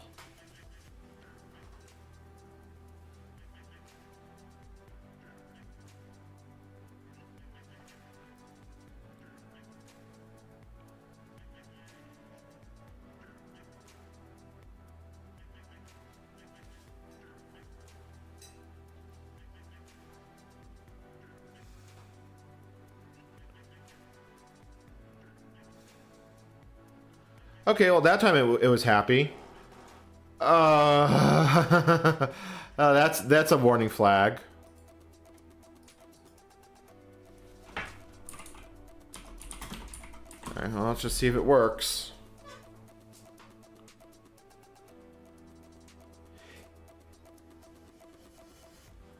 I'll look at it.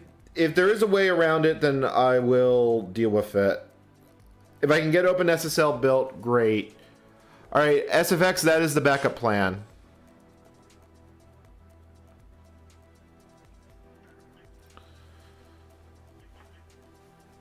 But we're going to see if plan L, which stands for LibreSSL.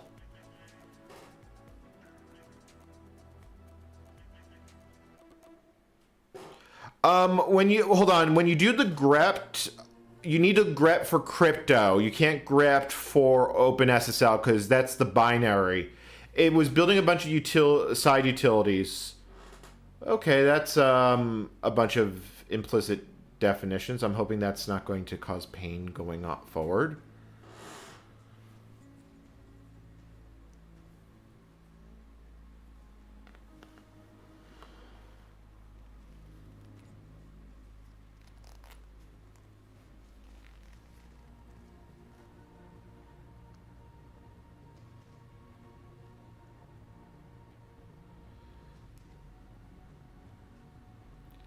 Those are some interesting warnings coming out of this compiler.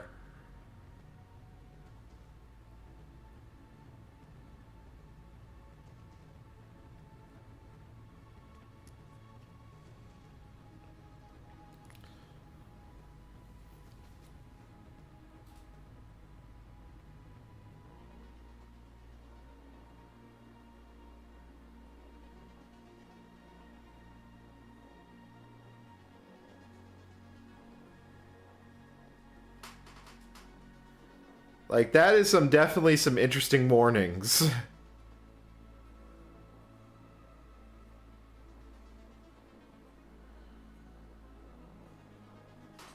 It is definitely running on all cores.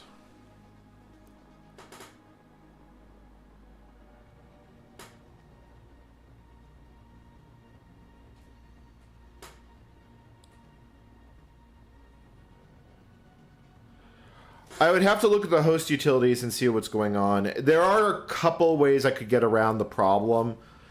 I really don't want to go down that rabbit hole if I can avoid it. Yeah, it probably is missing all source. Unless it actually fails, I'm not going to care. It's an AMD Ryzen 3600.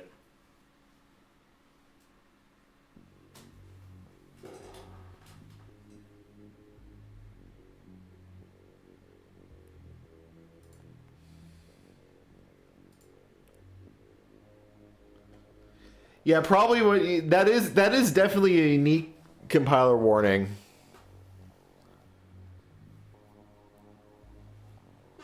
Yes, it's a legit copy of Windows XP.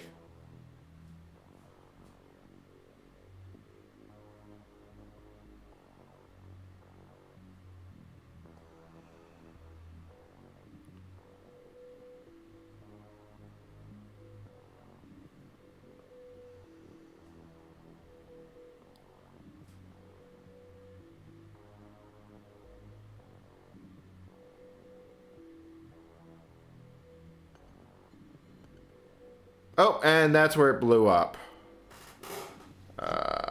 Crap.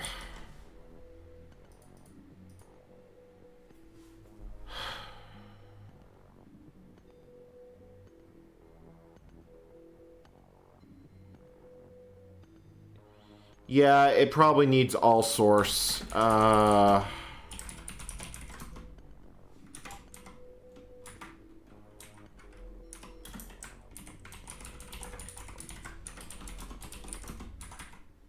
It's not the right way to do that, but fuck it, I just don't care.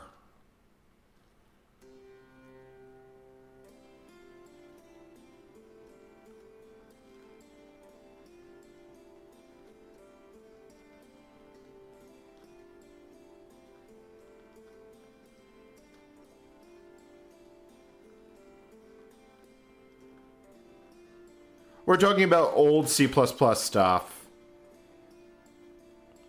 Or old Visual C++ stuff, not modern ones.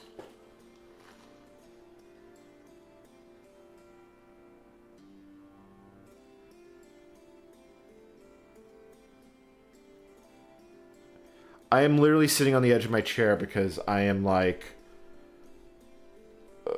like, I am legitimately on pins and needles knowing if I'm going to get anywhere with this.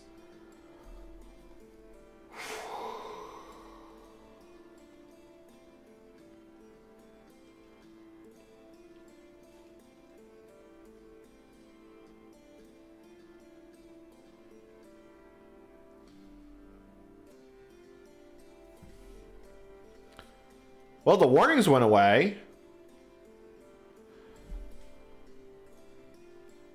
No, well, the warnings didn't go away, but no, it still failed.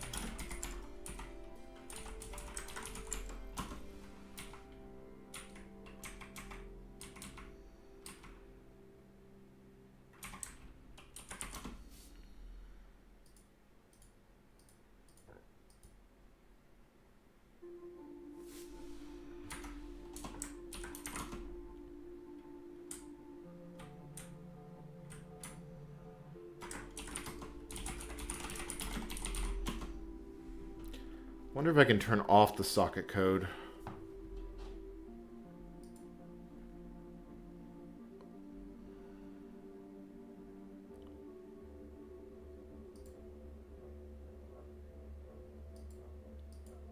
No, it doesn't look like it can. You can do that with the actual OpenSSL.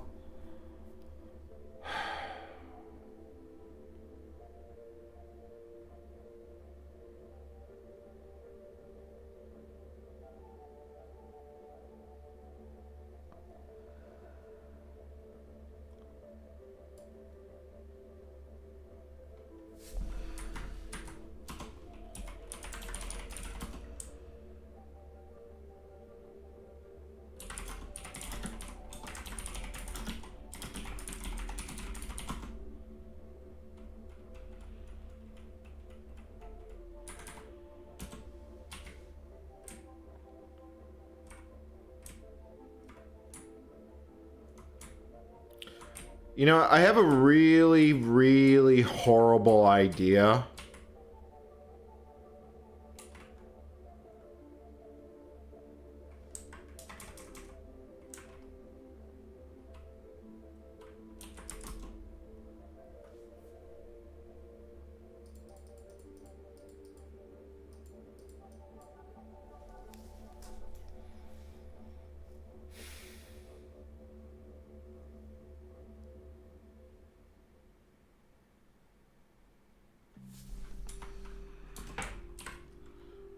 I'm debating if I really want to act on that really horrible idea. I'm surprised the adder info is not present here. But we don't actually need the socket code, which means I could theoretically comment this out.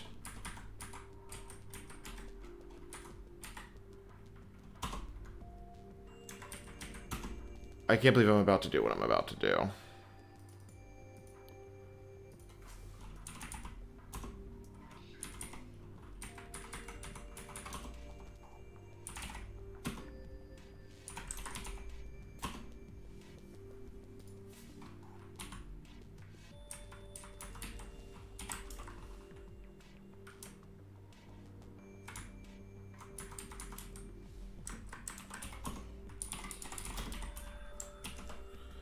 We are just going to make the socket code go away because we don't need it.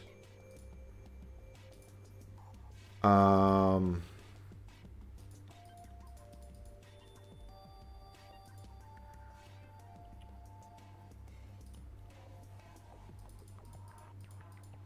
What else actually failed in here? Yeah, a whole bunch of functions actually failed. So, yeah, this is just all going to go away.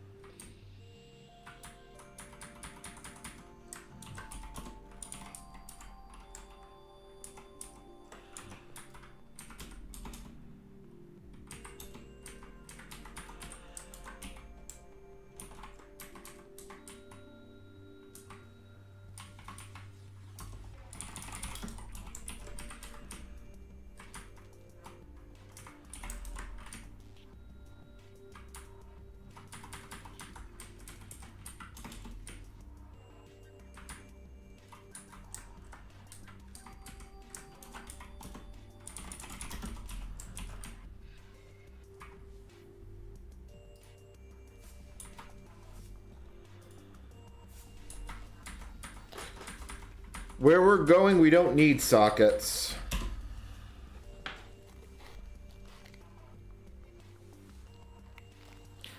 Yes, well, I'm a former Debian developer, and this is triggering me.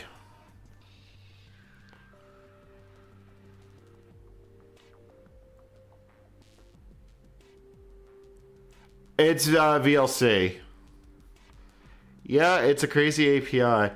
The thing is that we don't need the socket code. We literally just need the cryptography functions. So theoretically, this might work. Like, they have to be there in the API for things to build and link the way they're supposed to, but there is a chance.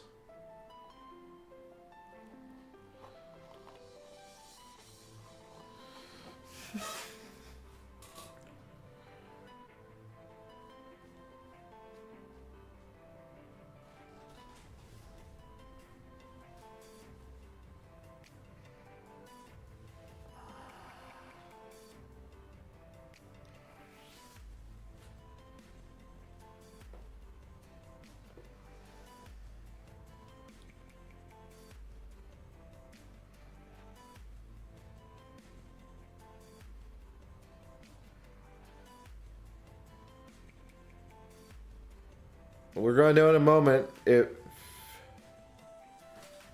Okay. That's fine. That's just another file I gotta comment stuff out. Yeah, that actually does look like it built. So I got comment stuff out in more files.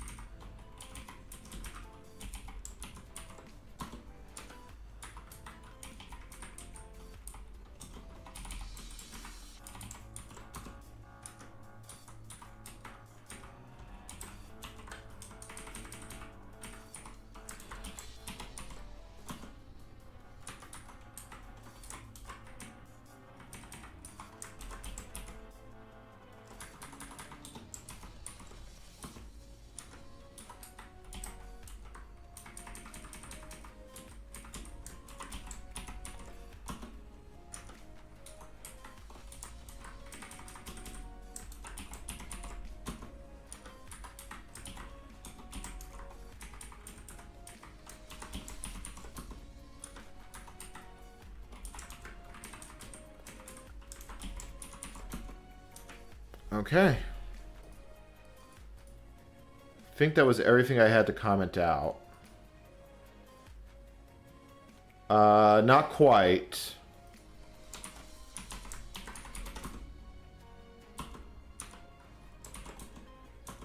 Actually, that may be everything I need to comment out.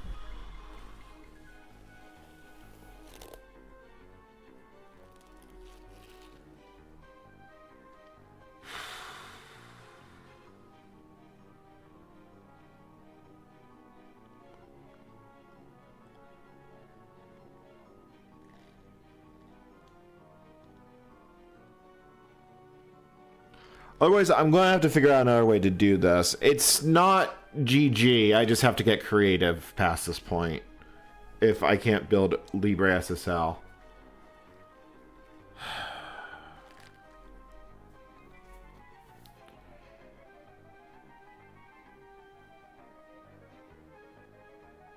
This is appropriate music.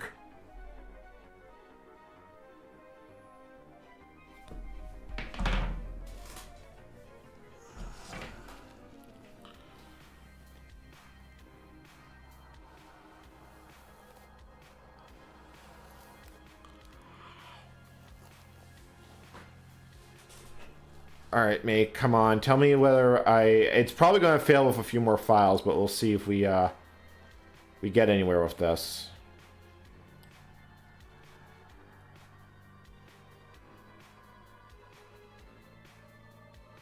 Okay, so I didn't quite fix the everything I need to fix. So SA6 in.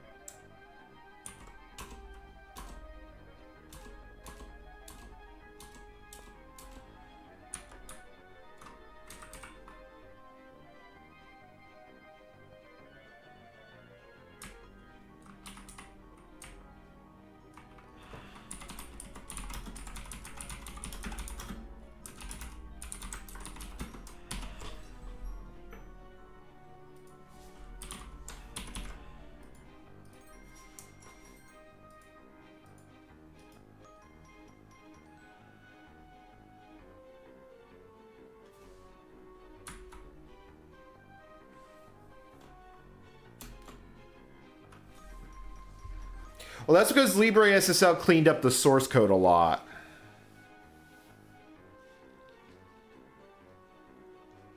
Well, Orange Juice, that is kind of the point.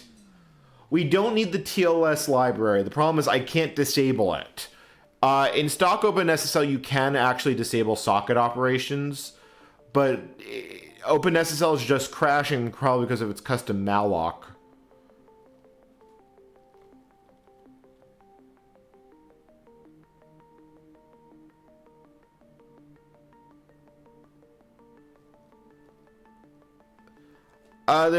The problem is that it may still reference those functions. I just need the parts of the function. I just need parts of the function. I don't need the whole damn thing.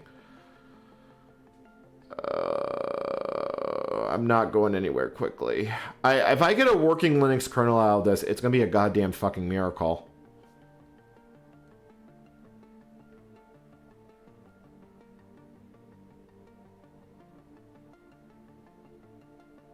Yeah, I'd say that's true about the OpenBSD guys. They are some of the best. They really cleaned up the train wreck that was the original code base. Let's see if this builds.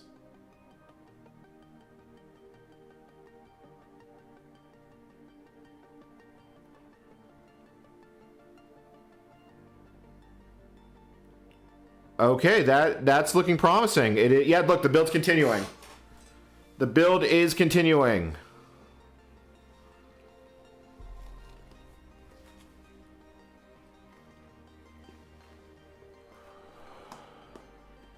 The problem is that the kernel specifically wants OpenSSL, which probably means it's using functions from it that we...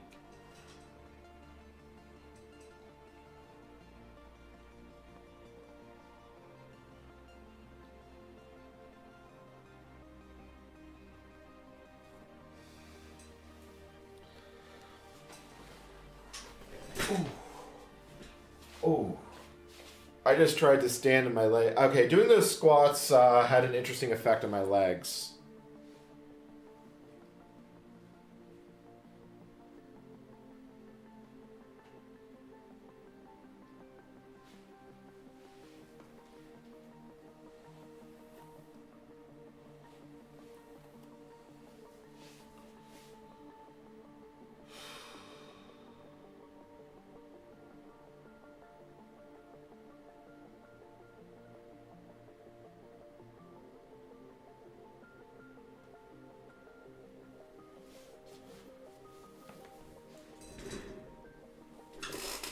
I mean, the real $1 million question is, will it build? And will it work well enough?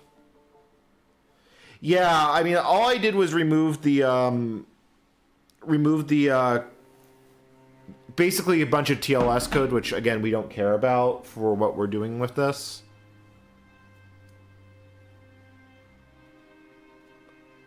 Will it bleed would probably be a more accurate description of what we're doing. The other way I could think of doing this is successfully building that one utility for Linux under Windows and then trying to kind of merge the bits.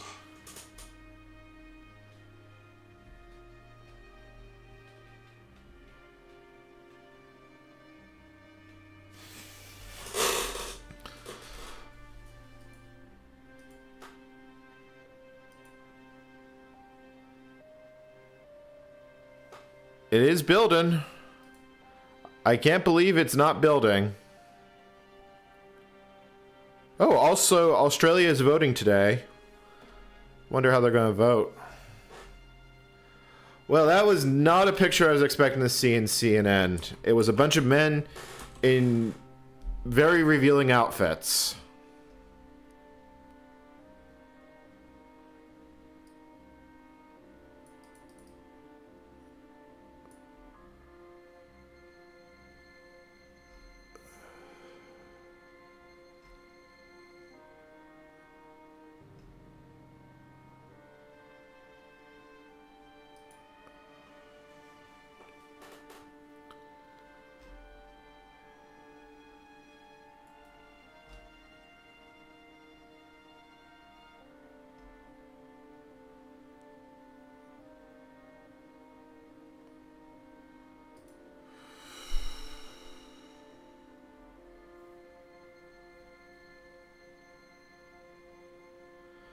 So what is the struck time thing?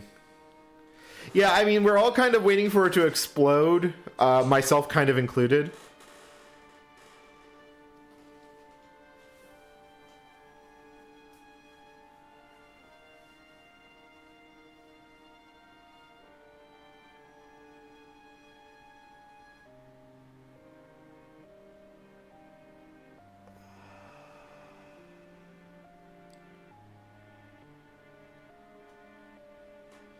It definitely seems to expect a C library a little less garbage than the one we have. Well, Petro, unless you think it's going to actually break something, unless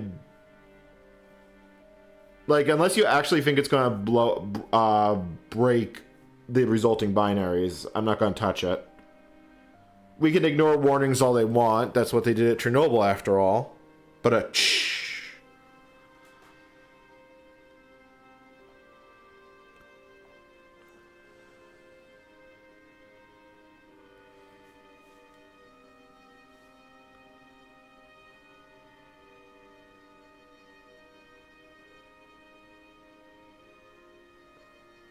yeah, it's going full throttle. Like, all CPU cores are being used.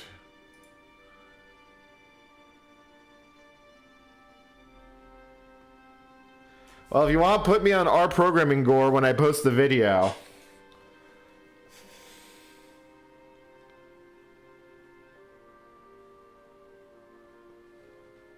It's like watching a train wreck in slow motion with vintage compilers. The fact that it is, I mean, let's be honest, I had to build an entirely new compiler just to get this far.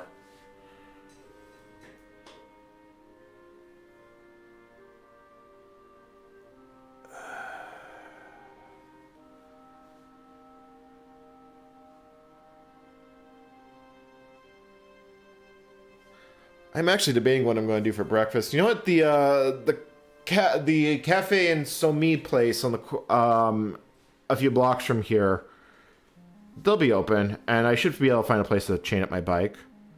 Yeah, this VM's running on an SSD. It's the subsystem plus Windows XP is a little bit irkadirk on Hyper-V. Yeah, it hasn't failed yet.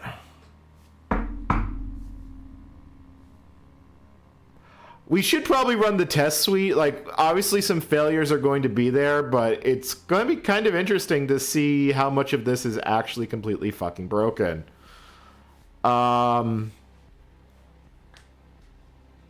I should update the status. Oh, this is gonna be troll face.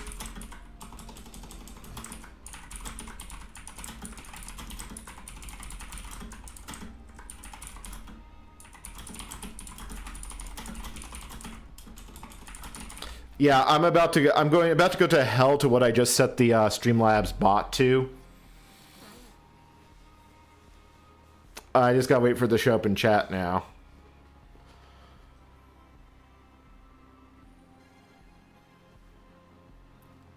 I'm gonna have to reference that in the video.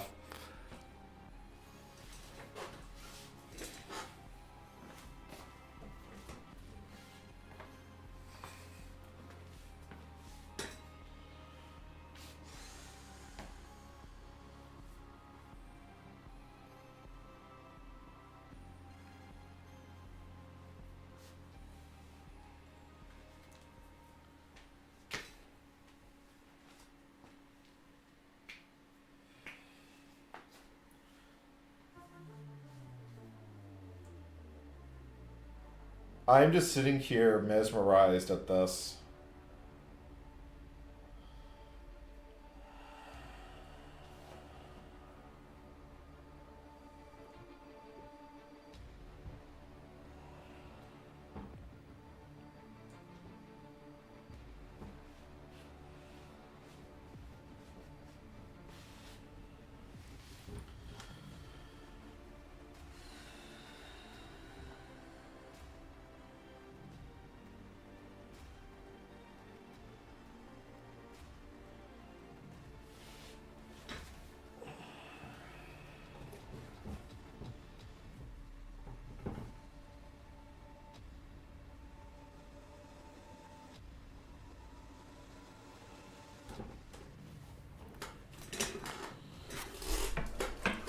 I need to sit.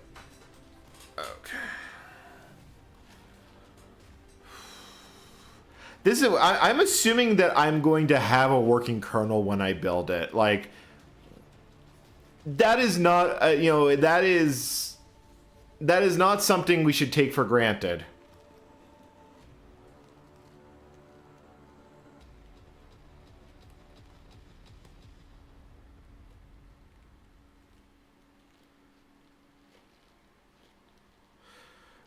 God, now I wonder if I should ask ChatGPT, how do I build the Linux kernel under XP? I wonder what sort of madness it would actually iterate back out.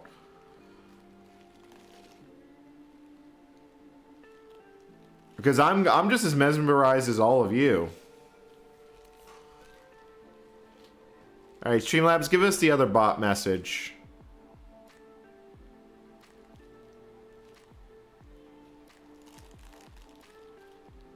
First, you must invent the universe. I see that ChatGPT reads XKCD.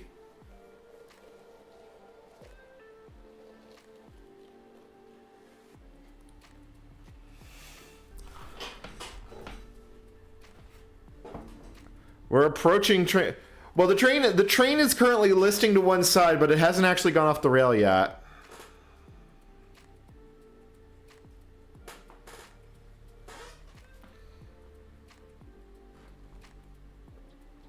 Assuming it's building in alphabetical order, that does mean it's probably near the end. Although it's just libcrypto, it might need to still build libSSL. Oh, yeah, I saw that coming. Okay. How much did it actually... Ooh, that's enough file that I really didn't want to see failures in.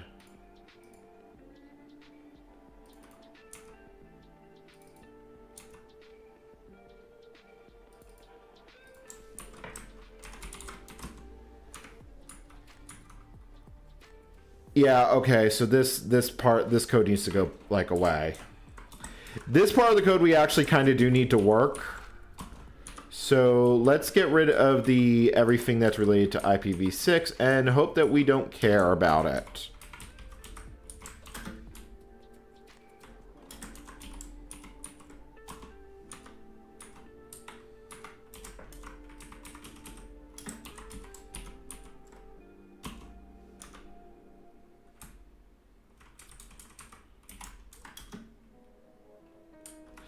You know, I just had a better idea on how to deal with this problem.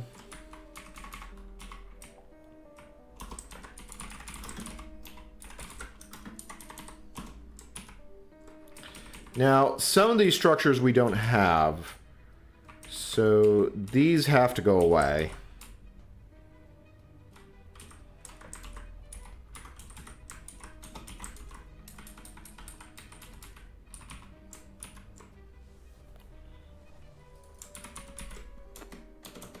Okay, so is that the only part it actually cares about?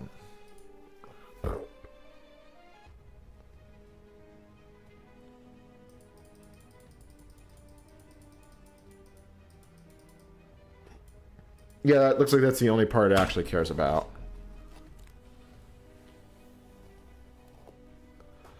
Probably building this in Sigwig is actually easier.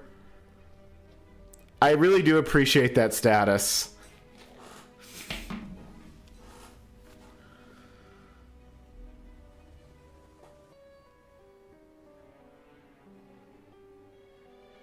It actually gave you steps on how to do it. Okay, you know what? I think I gotta look at this myself. I think I actually need to look at this myself and just see. So OpenAI. All right, fine. Let's.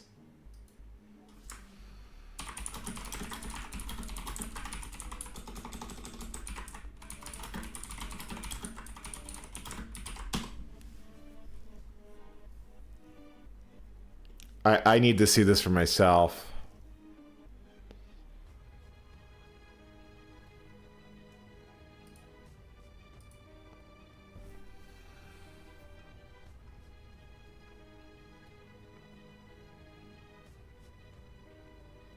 Hey, isn't that what I said? It's if you can still find a working installer.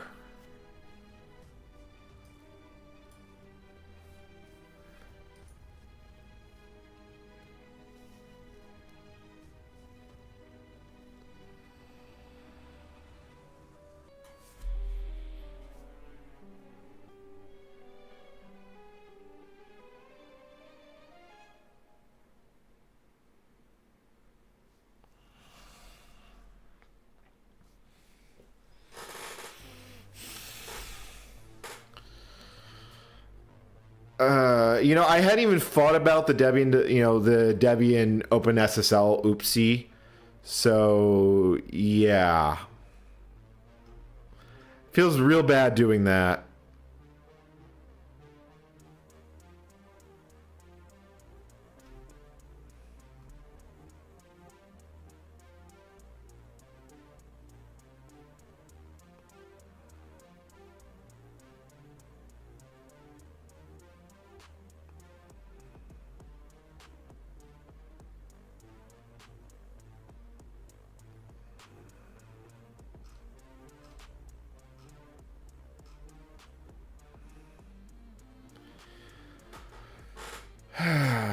And now we're currently waiting for make to do make things.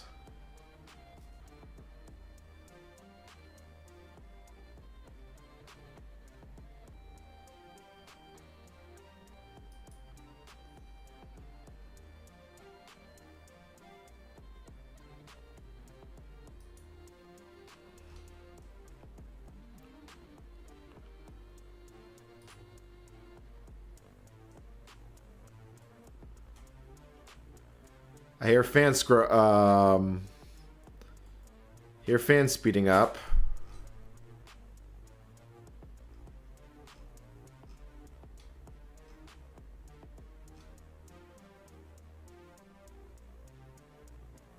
All right, now we know if I have successfully tamed the constructs.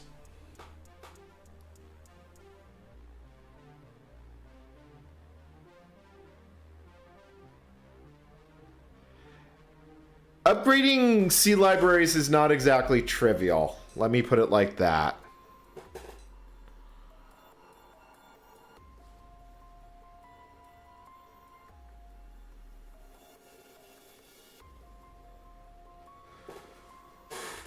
I'm still not convinced that this is going to work.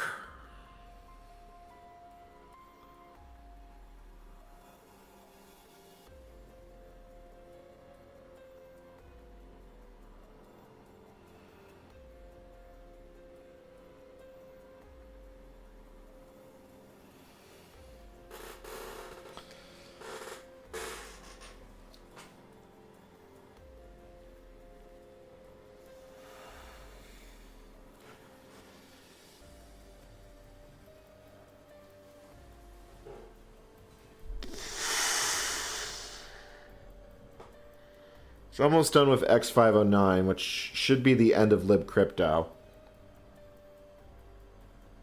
Because it is building in alphabetical order, from what I can tell.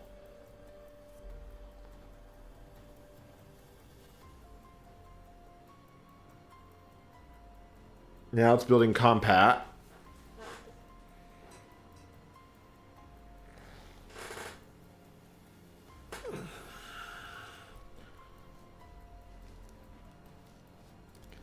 I think you have to be really sauced to try this. I don't know, like, I feel like I should have given up like 6 days ago, but I haven't, so... It's building all the compatibility functions that we don't have. Uh-oh.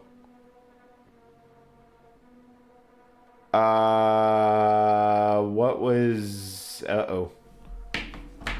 Red alert.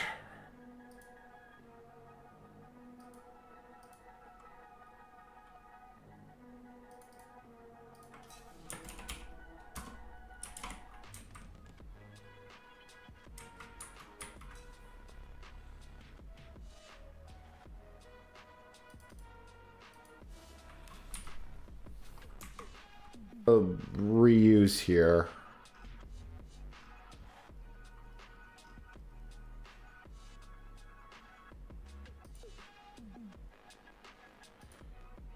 There's a bunch of platforms that just use the Linux hook.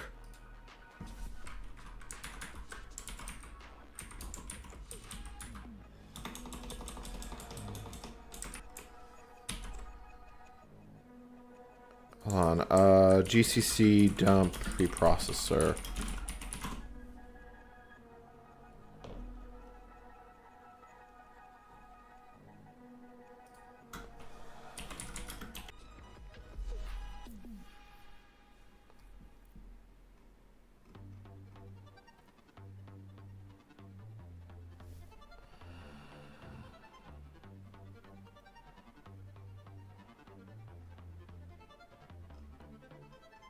I mean, I'm looking at this. It doesn't look like there's anything special here that would or wouldn't work. Let me just see what the other versions of these files have. Like, what does the Windows version have? Yeah, that's not gonna work. What does the Mac OS version have?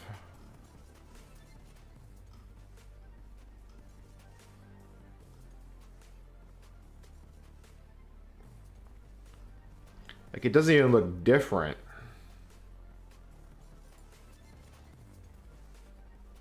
What's the NetBSD version have?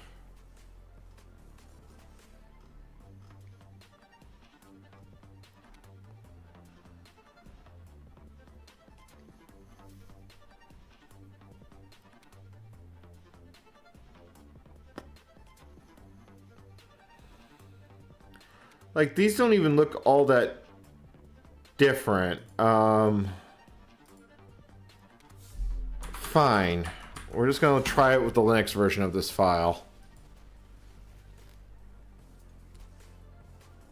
No, it seems...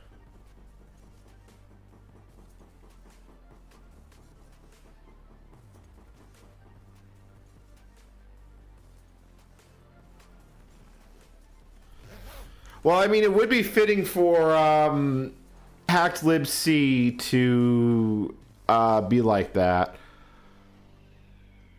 I mean, it should be fine.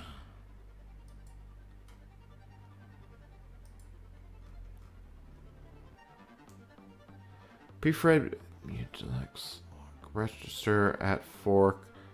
Do we have pfred at fork? I guess that would be the actual question.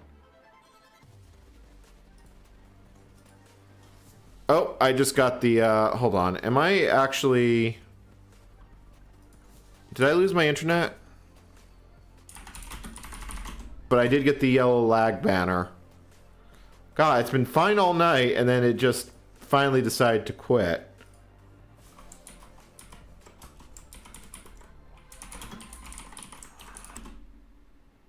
Yeah, I do actually have that function, pthread at fork.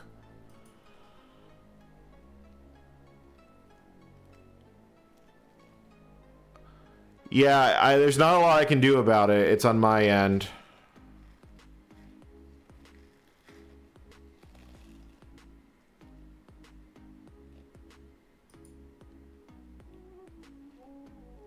Return 4. Yeah, I would love to return 4. I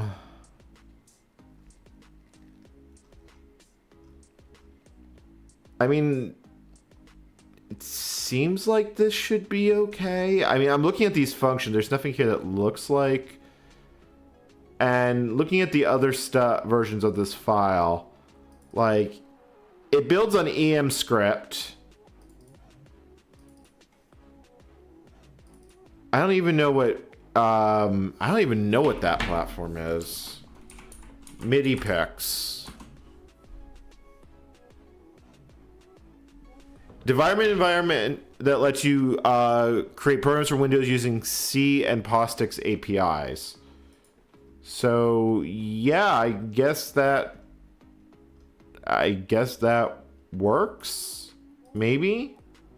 I hope. Possible. Bueller. Okay, I just got the green banner back that tells me my stream is healthy.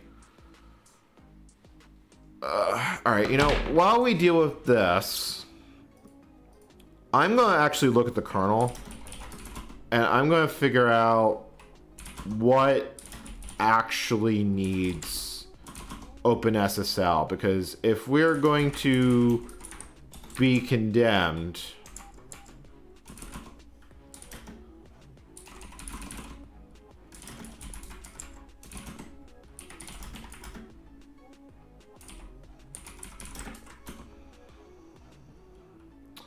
so it's sign file.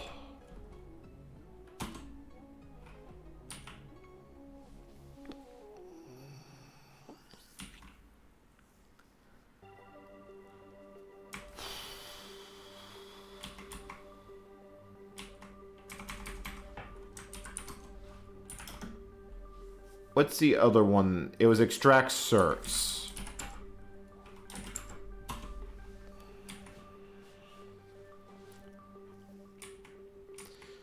So these are the two things that it actually cares about.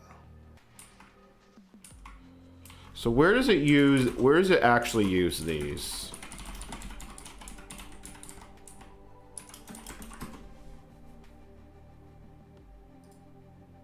Oh! It does look like it's linking. It's obviously being a little bit, unhappy, but it is linking. I think it just linked.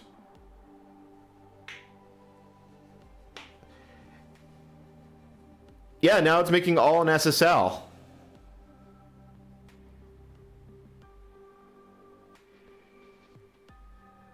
It actually built libcrypto.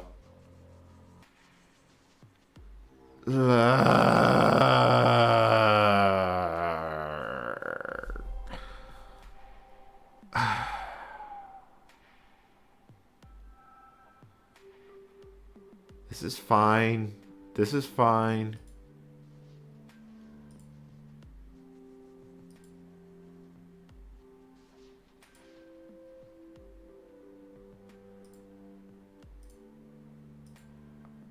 Yeah, I could probably patch the kernel not to use it. Okay,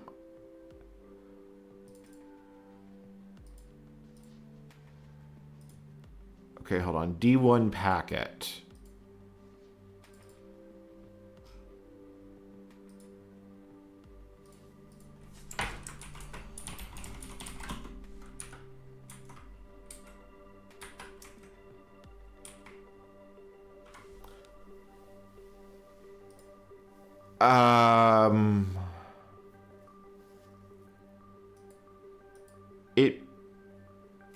Why? You should have that.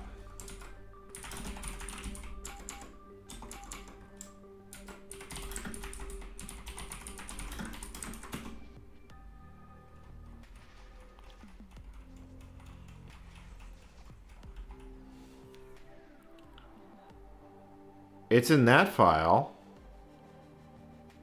So what file is this looking for that it can't find it? We do have Edian.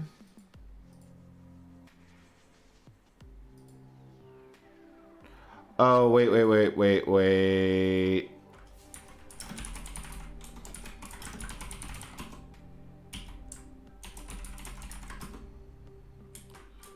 No, that's set.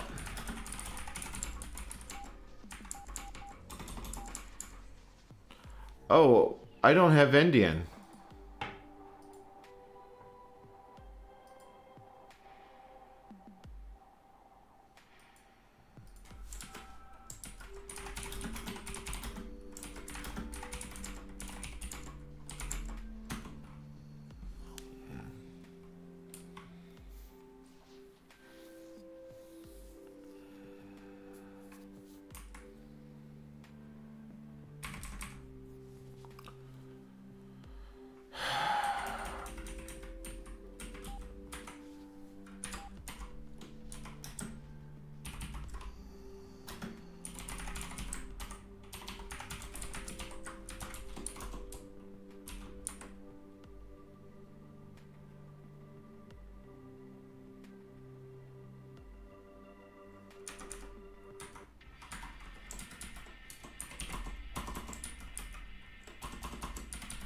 Oh, what'd I do?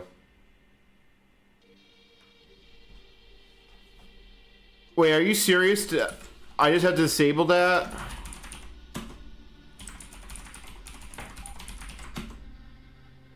I have config module sig disabled, plus bird.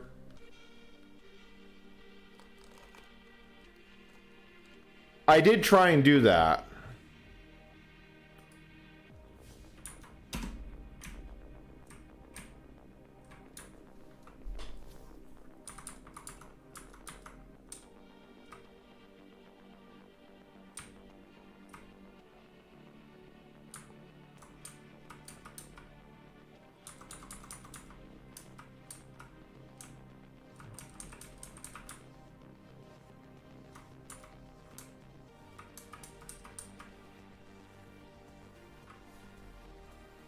Right here it says config module sig is not set. That's what happens when you set to /n. It says not set.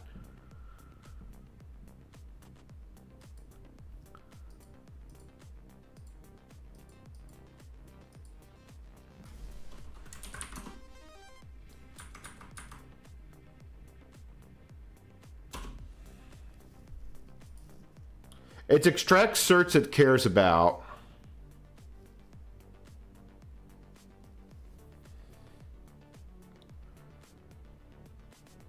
I'm currently looking at this file trying to understand how it fucking works. You know what?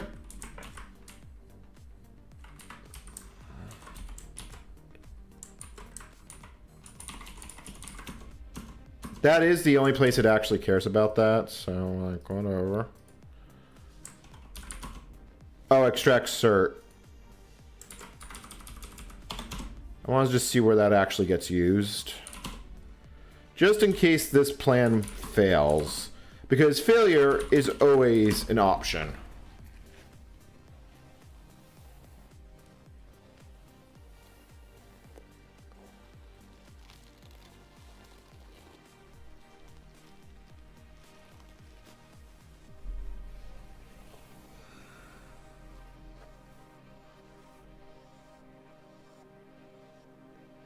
There is non-zero chance we do end up with a fucking working well. No, okay. SSL lib, more IPv6 crap.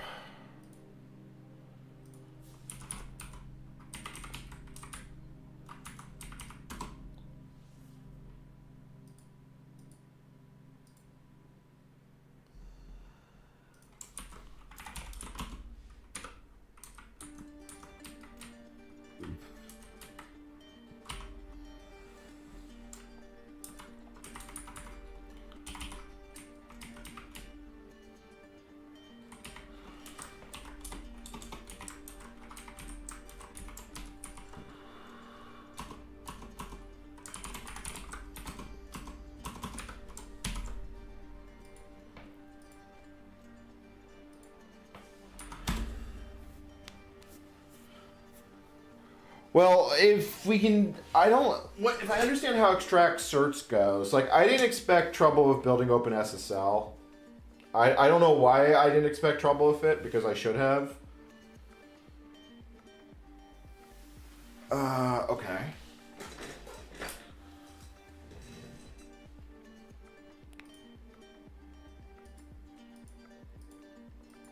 Where's it complaining about implicit definite declaration?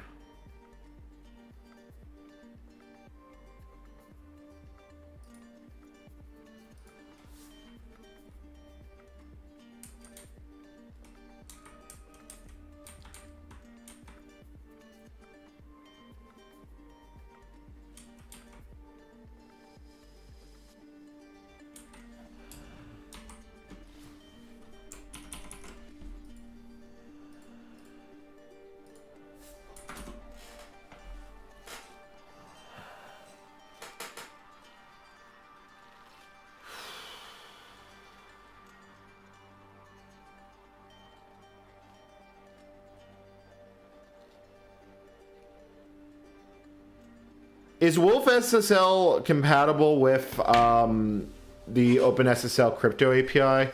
Like, I could fix this a different way.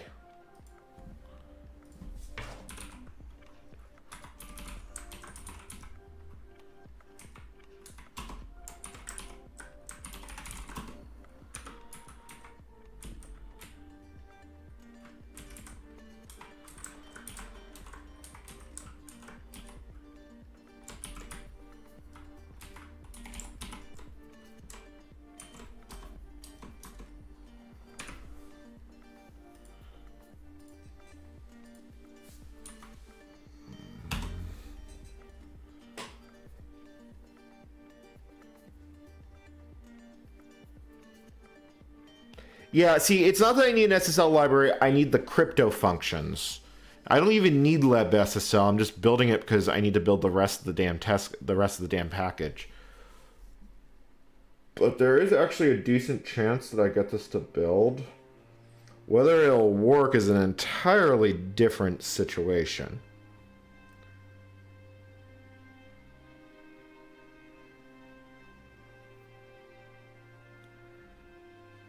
It might be an option.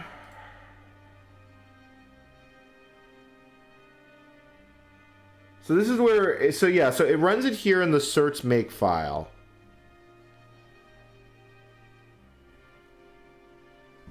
Okay, hold on.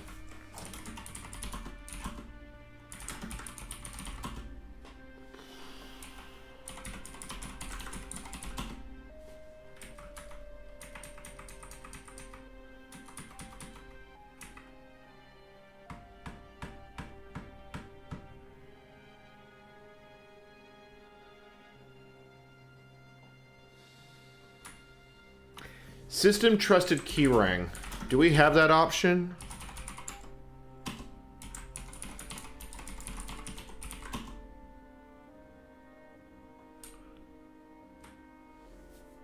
It looks like we can turn that off. Except for the fact that that just built. Hold on. All right. If this actually just built, I'm not going to fucking mess with it.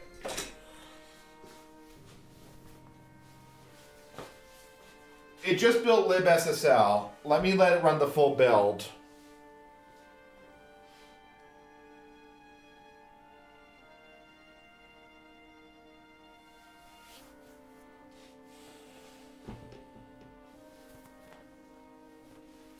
I'm gonna go get some tea.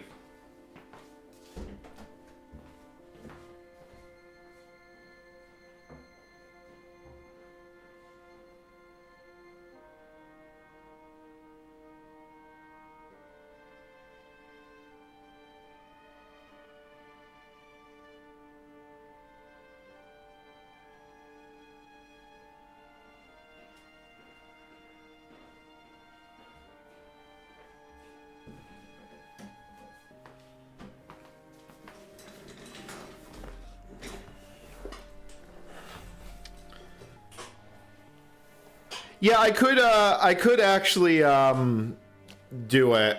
We'll try it in a moment. That linker assertion has kept showing up over and over again, so I'm not going to lose sleep on it just yet. If LibreSSL builds here and I have a working OpenSSL command, I'm just going to call it good.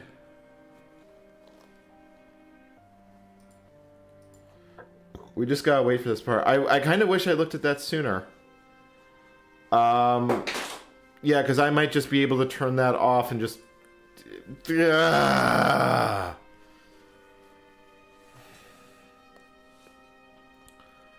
Alright, let me add that to my notes. This has been kind of miserable.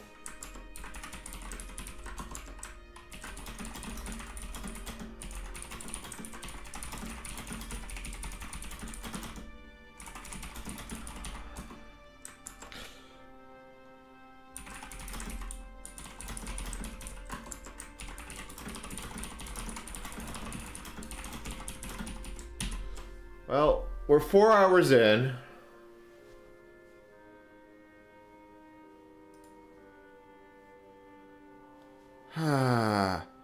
The documentation does say OpenSSL is required, so I'm wondering if it is needed elsewhere. The thing is that sometimes when you turn off these options, they get turned back on. This is a really cheap keyboard from Little. I have my better GMX keyboard here. I just haven't plugged it in yet. This takes a while.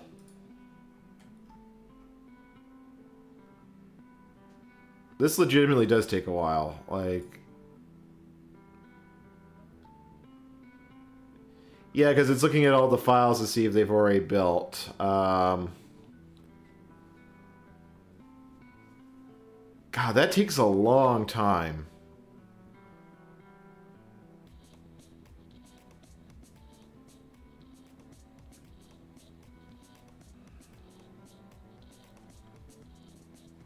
That's where this one came from. I don't even remember who makes it. It's got some Greek keycaps. It's not a terribly great keyboard.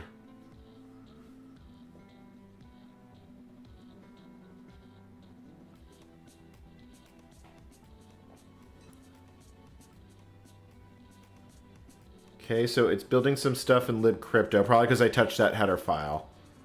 That's not a big deal. I mean, I've come this far that I kind of just want to see it build.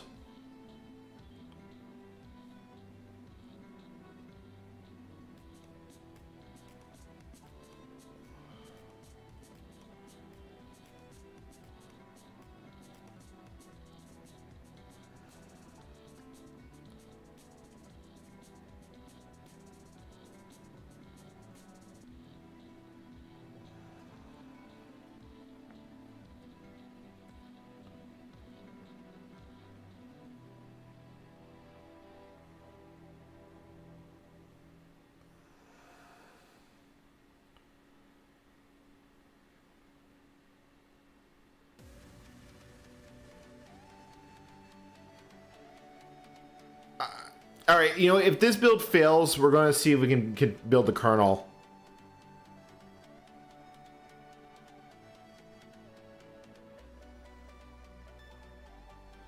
Petersburg, don't feel guilty.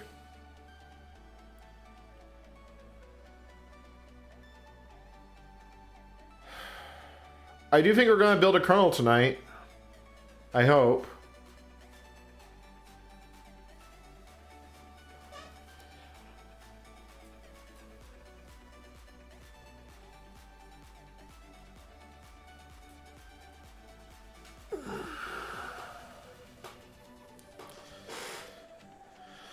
Our randomness is completely deterministic. Our seed value is 0. Okay, so that's going to link libSSL.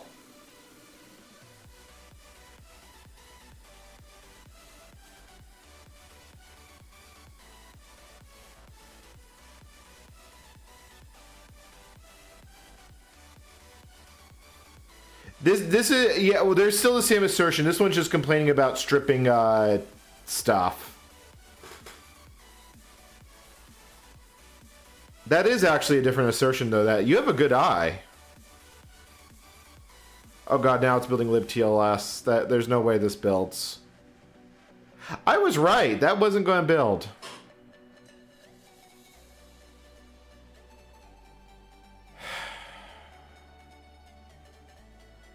I could probably get this to build. All right, you know what? Fine. Let's just go to the Linux kernel. Let's just go to the Linux kernel.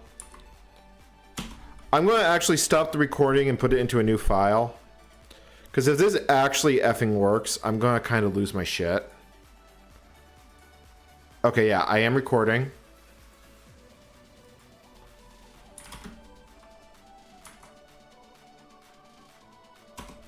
Alright, so system trust keyring. Can we disable this?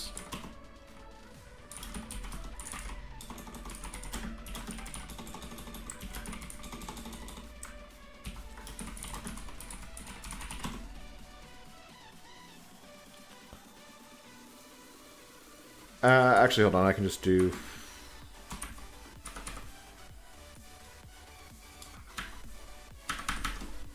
What? Why do I not have terminal input?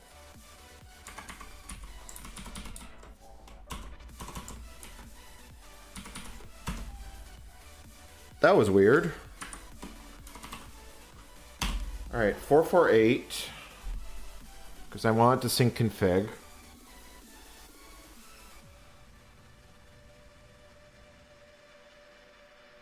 Oh, Pious Bird. Or Pios Bird. Oh, right. It doesn't see the tool chain.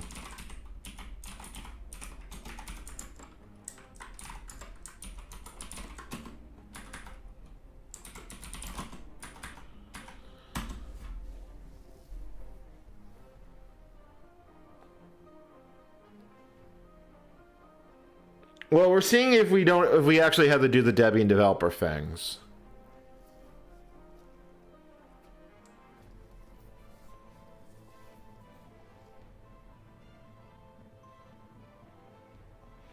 We only commented out a small bit, you know, nothing real important.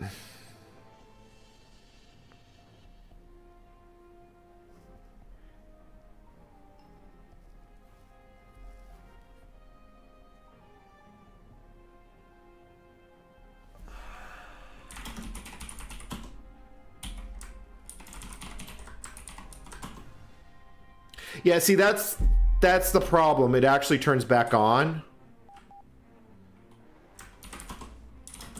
I don't think you can disable this option. There are certain ones, yeah, that you can't actually disable.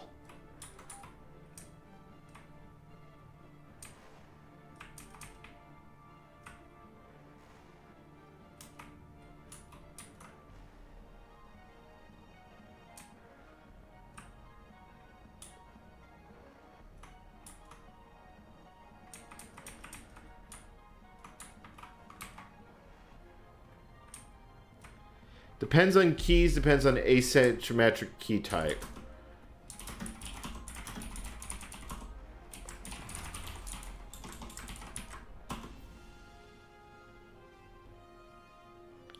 I'm pretty sure I can't turn that off.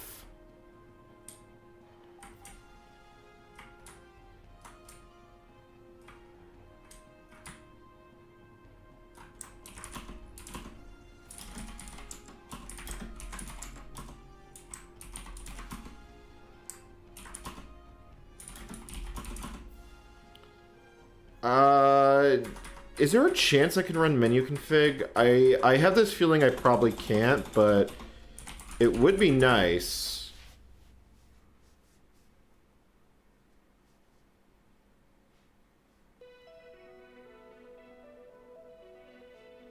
God, the idea of running menu config on Windows is weird.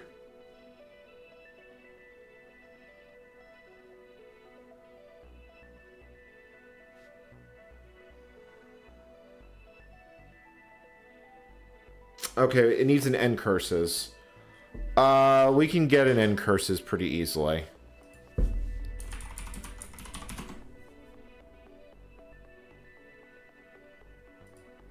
Where is ncurses distributed?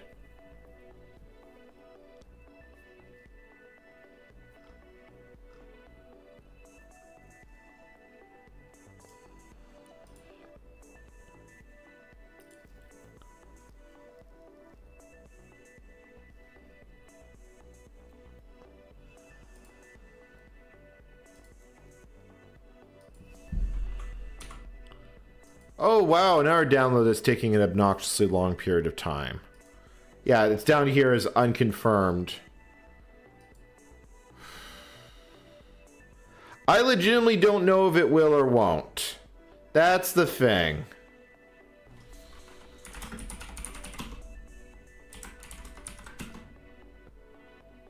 Alright, you know, while this goes, I'm going to continue working on this because we're still waiting for ncurses to download. So it's TLS client that has shit broken in it now. Like, we're almost at the end of this.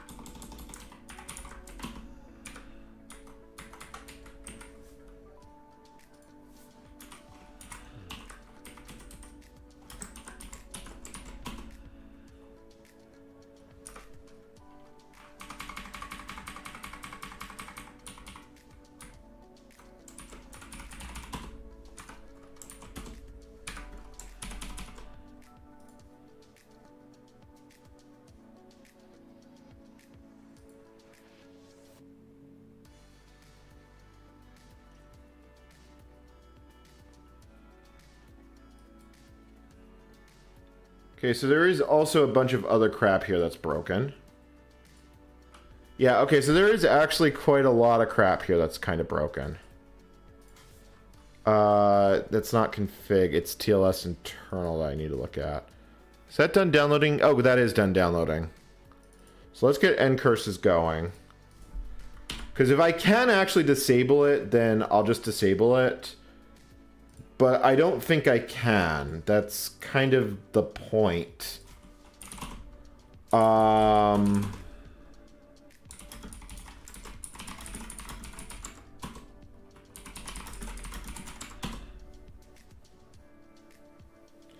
I'll get there in a moment. I'm literally multitasking this.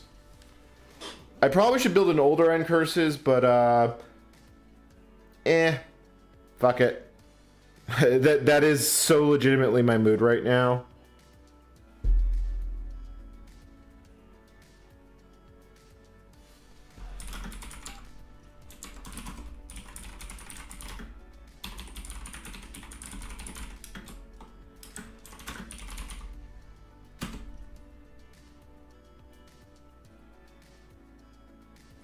Okay. All right. So while that percolates. We had some IPv6 stuff we had to take care of in here. So that goes bye-bye. Let's go into the TLS folder and run gmake.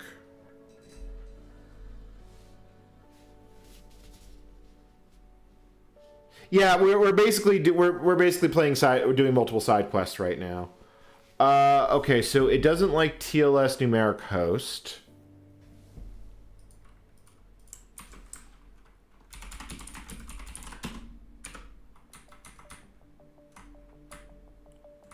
All right, you know what? This entire function can just go bye-bye.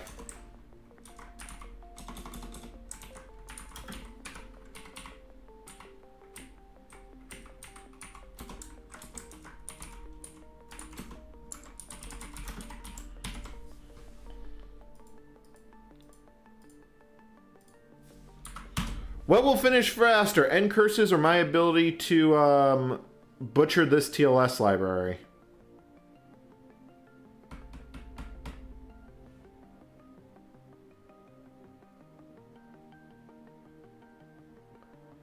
I'm just remaking it with J1 because I want to actually just see the failures as they pop up, and there's not that many files in this one.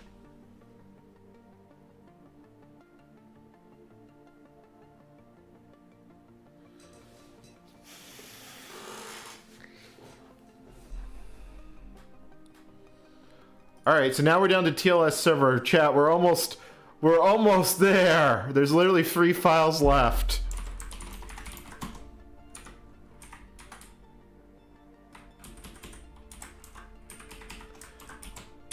You know, I just realized I don't know if this function actually exists. Yeah, no, it doesn't seem to actually exist. I'm just gonna hope that that's okay.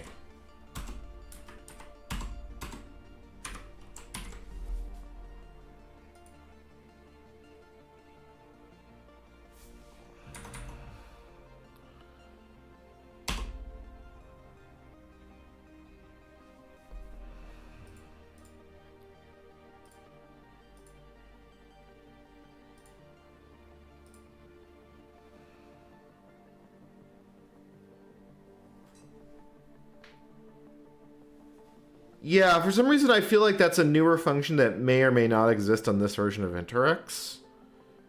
Like, it's just a thought.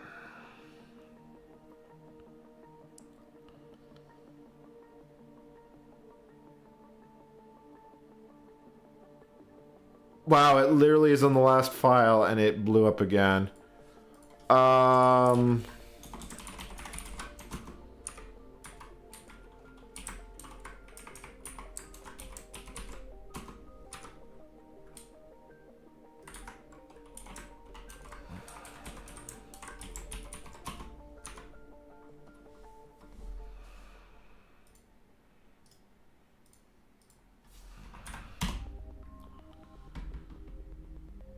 It matched a link, but the problem is that you can have undefined symbols until it tries to build an executable. So there is a decent chance it's not actually going to work.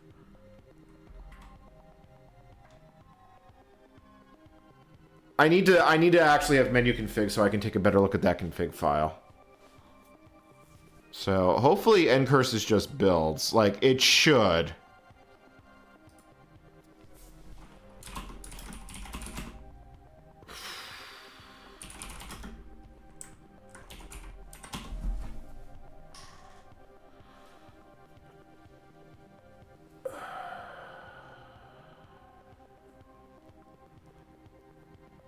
I'm admittedly not convinced that this is going to work. I mean, there are probably ways to make it work, but... Okay, so it's now doing this.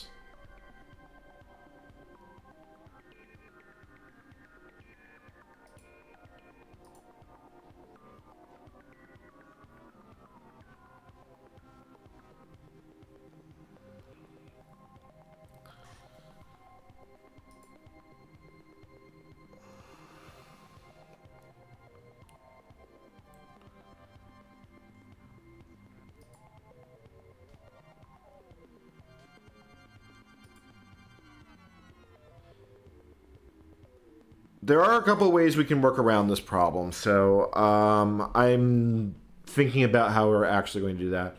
If I can disable keys, that's an option. If I can disable...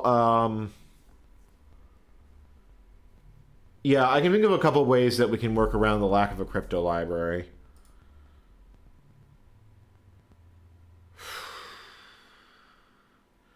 So that's basically doing its thing. This is doing its thing.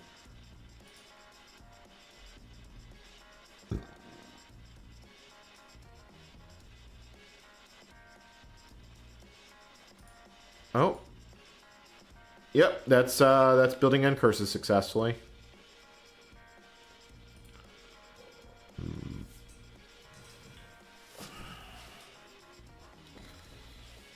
Alright, I'll be back in a moment.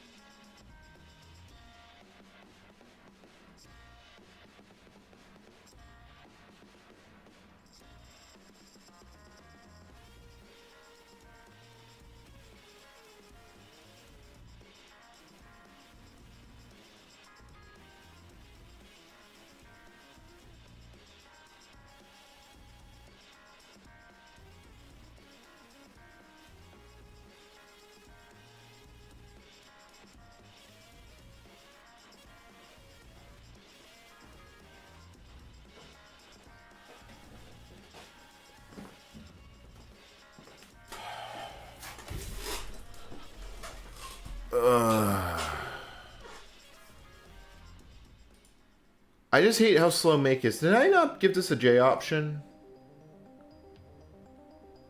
This doesn't look like I gave it a J option.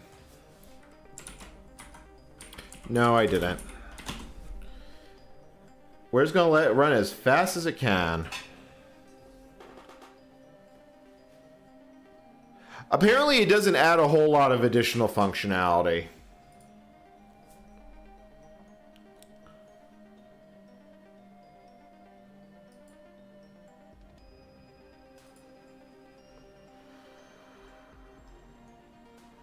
Look at all the GCCs go.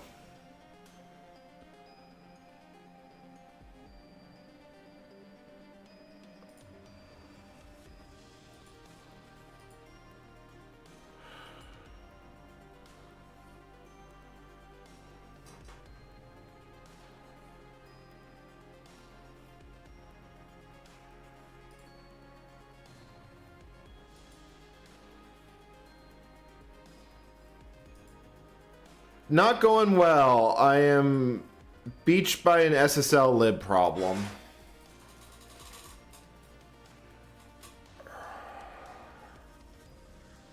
Unless I really want to try and debug that OpenSSL crash. Yeah, Process Explorer is essentially PS for Windows, except a lot more powerful.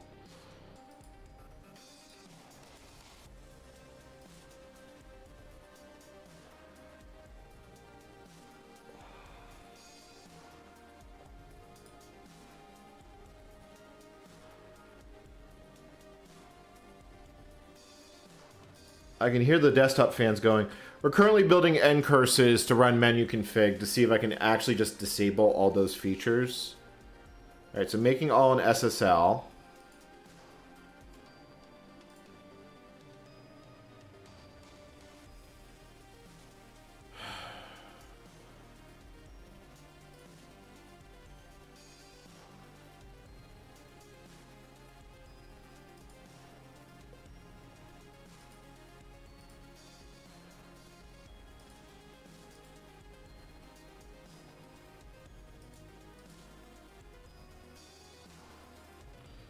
So built libSSL, now, you know, making it all on TLS. This will be quick, theoretically.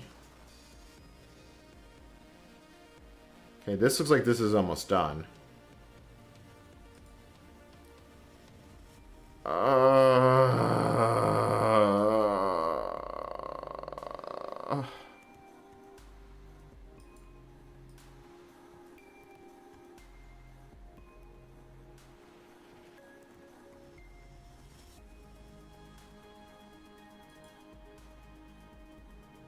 That's my soul just leaving my body. You know what?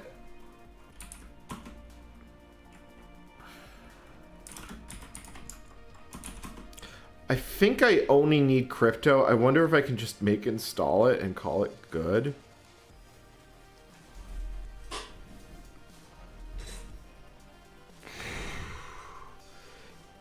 It fell over due to OCSP. I'm debating how much I hate my life right now.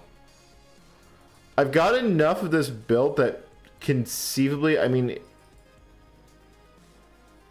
it really is only like 3 files. It really is only like 3 files. This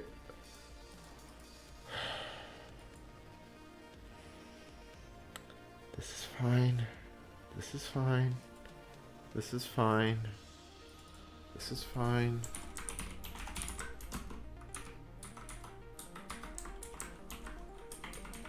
Yeah, the thing is that, you know... Okay, so that's...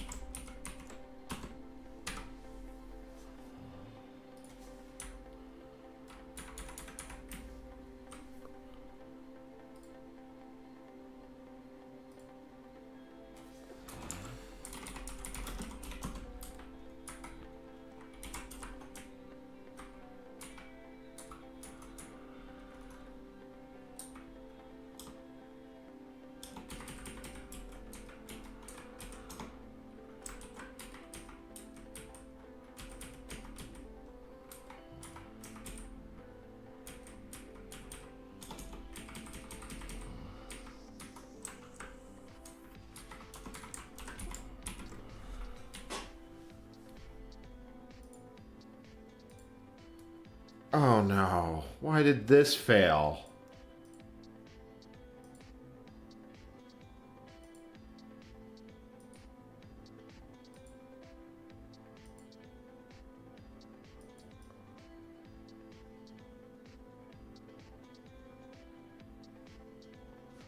What?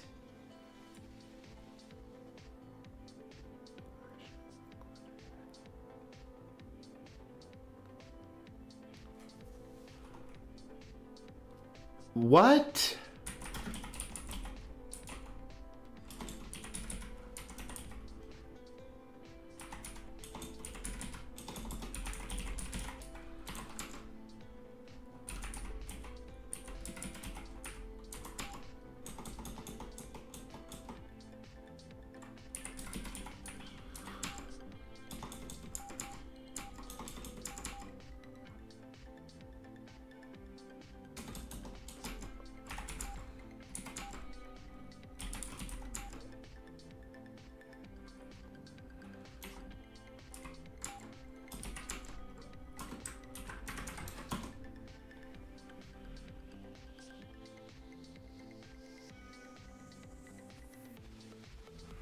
You know, like, this has been an ongoing issue that this sometimes works and this sometimes does. Oh, wait.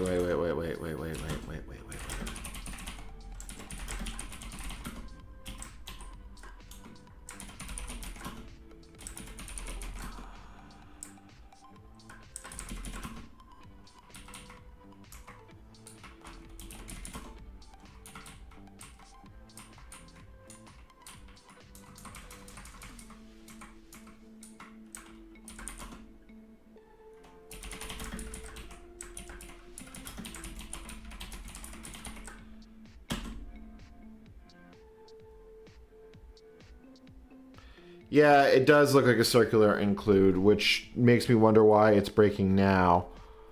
I'm...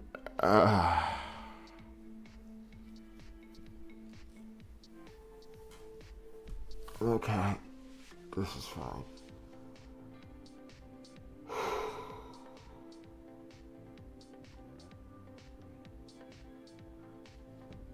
Like, I legitimately don't know why it was breaking then. I'm just doing this make one just so I can see what actually fucking broke. Alright,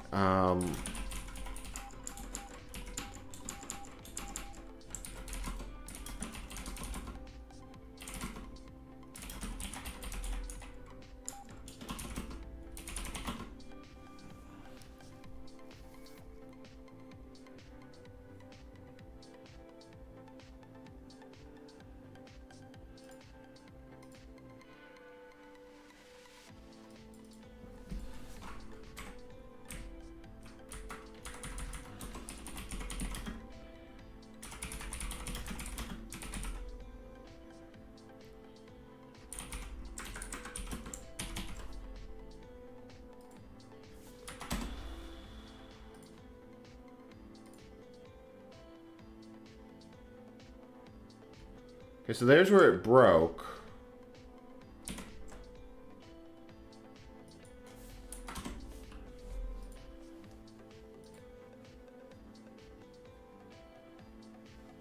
So it's a G++ thing that it broke on. So C++. If I type it in here...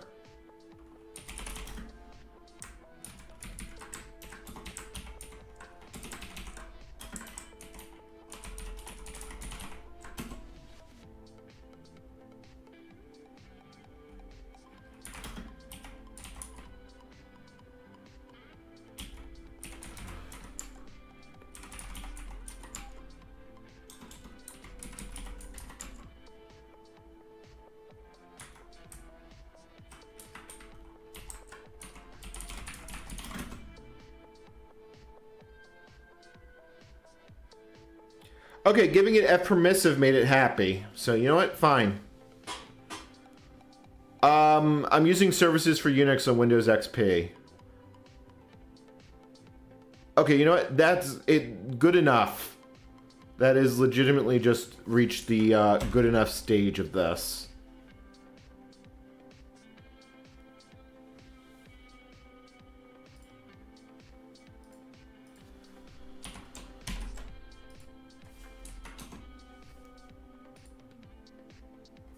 Okay, that actually built.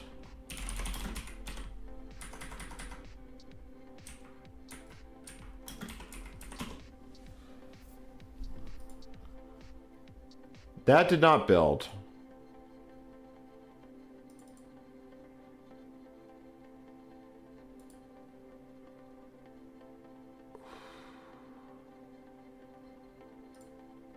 Alright, you know what?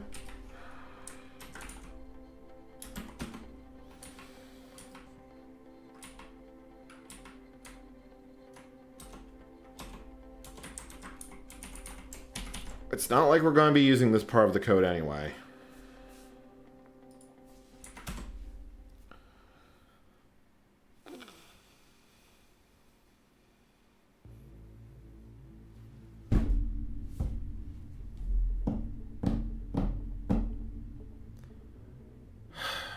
Yeah, I feel like this is a complete...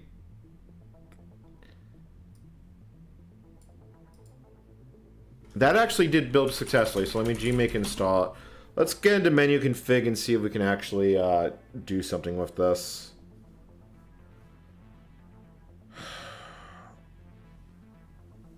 Yeah, I'm going to actually call it... I think I'm going to call it on the SSL library. I'm not going anywhere quickly with it. If I really need to do more with it, I will do more with it.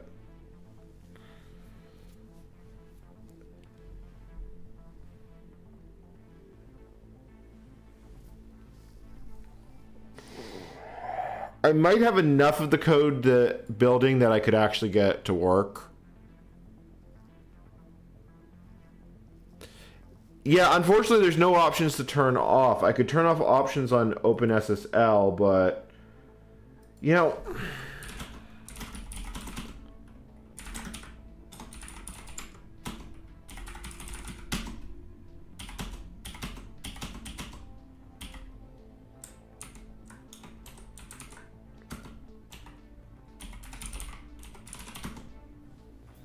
Yeah, see how it does this image-based command?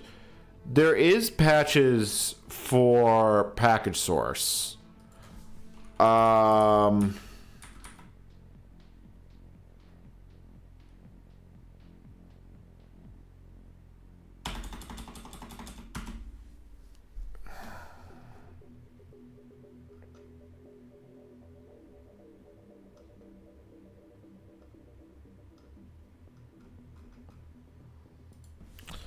I'm going to look at package source and see how it does its Interx support. So...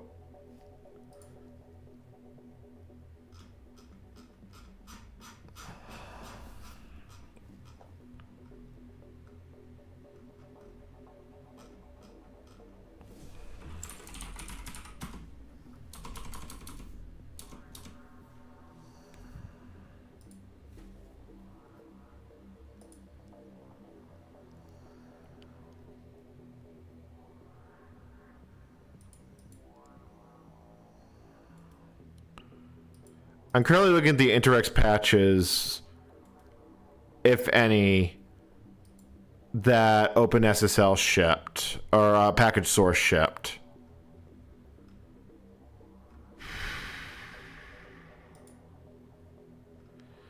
Yeah, so, okay, that is actually how they added support for Interx. Yeah, so out Interx free.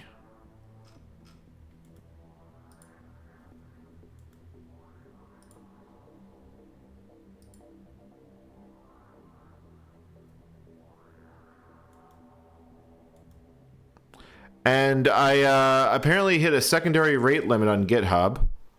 That's wonderful. Yeah, that's still going. Yeah, I can't look at that patch. Okay, hopefully it's not the patch I need. Spoiler alert, it's probably the patch I need. Yeah, so there were patches for package source.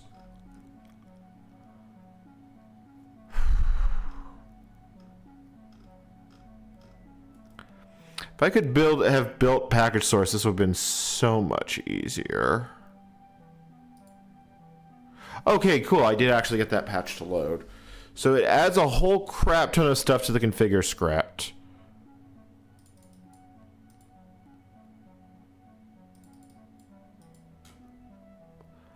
I really do wonder if that image base part is what is actually necessary. All right, let me... If I seem like a discombobulated...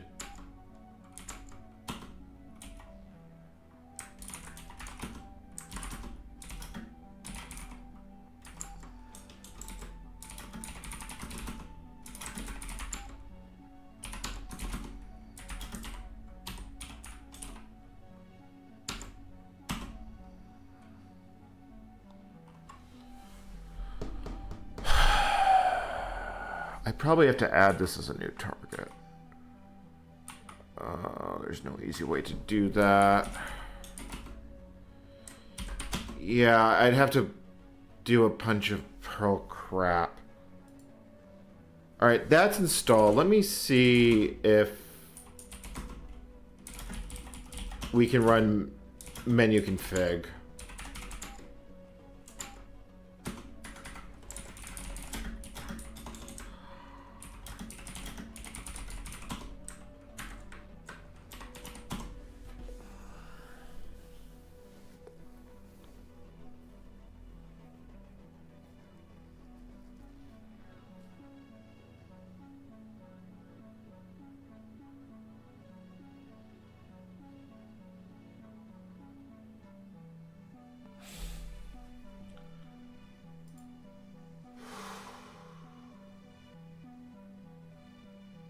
What?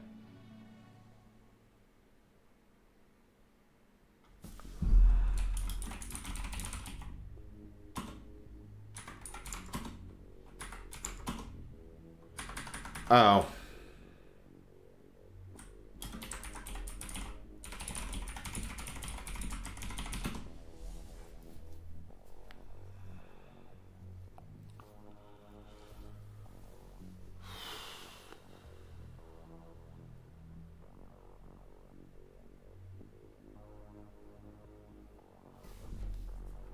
Sorry I'm not talking much. I'm definitely being,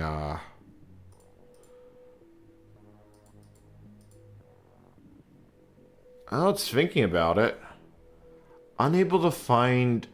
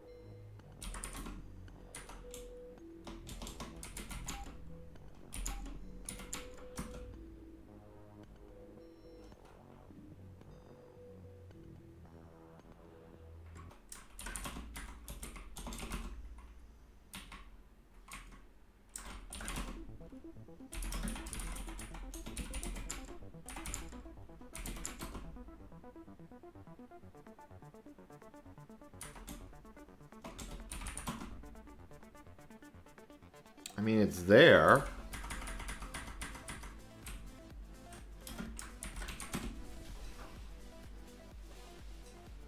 It might be trying to use package config. Although I'd be surprised, actually I'd be surprised. Let me, V1 will show me the command it's actually trying to run.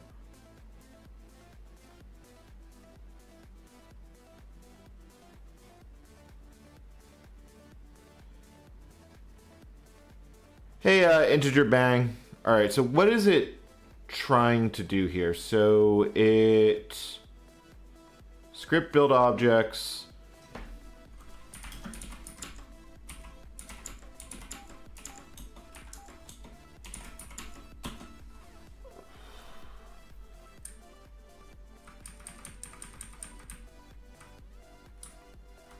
Oh god, it's actually fucking hard-coded.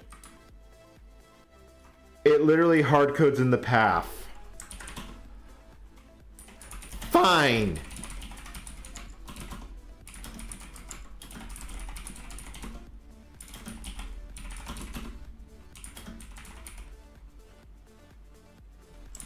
You know, it should... Yeah, you know what? Fine.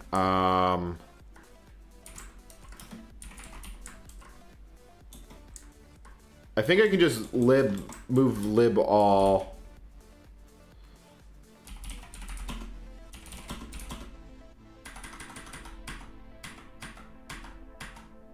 Yeah, and if it doesn't have menu config, it fucking hard codes it.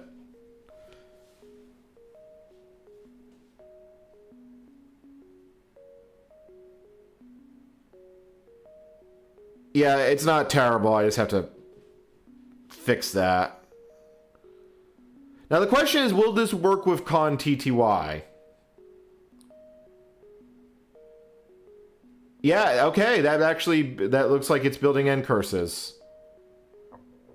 Or it's building it. It's building it.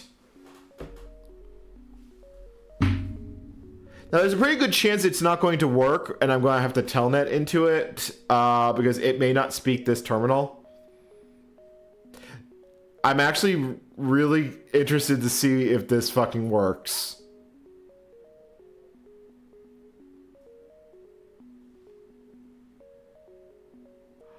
Oh, that's fucking cursed, chat. That is legitimately cursed. That's menu config running on Windows. So can I turn off these options? Config keys. Security options. Holy shit, look at that screen lag. Also, my arrow keys don't work right. I can use plus and minus to go up and down.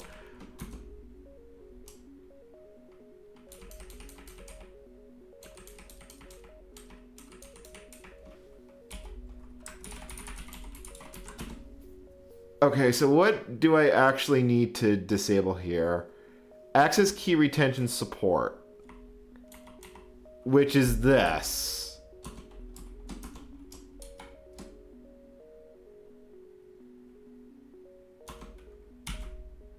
But I can't turn it off. See?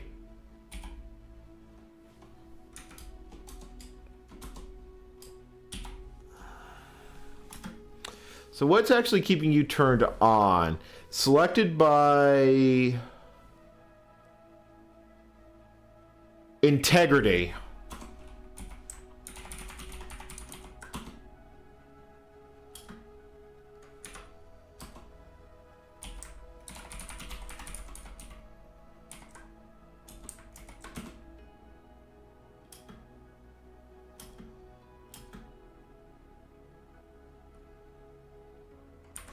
Integrity subsystem.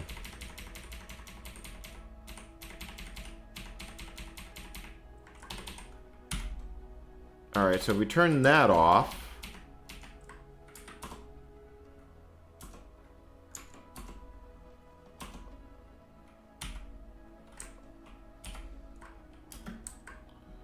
So integrity off, so selected by. It seems like I could turn this off. So it's selected by system data verification and NFS4. Okay.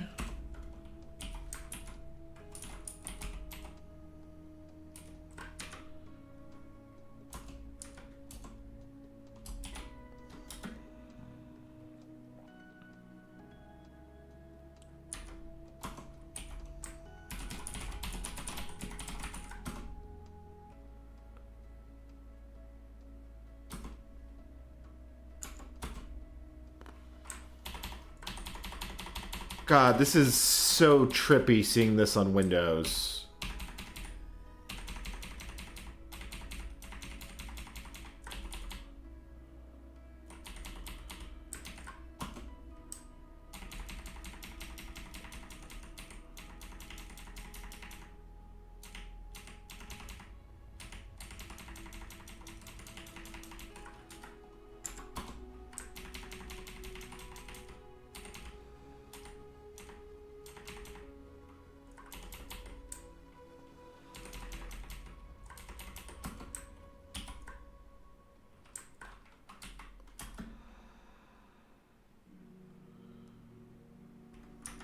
So what exactly? Oh, so it's system data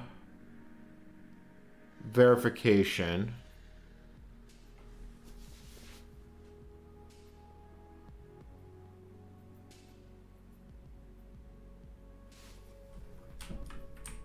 Yeah, like there's a lot of stuff that's pulling this on.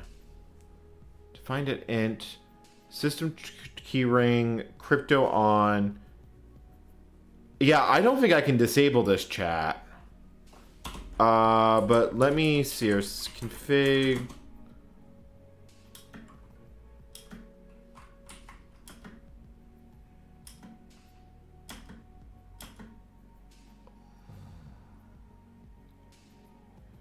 Network wireless.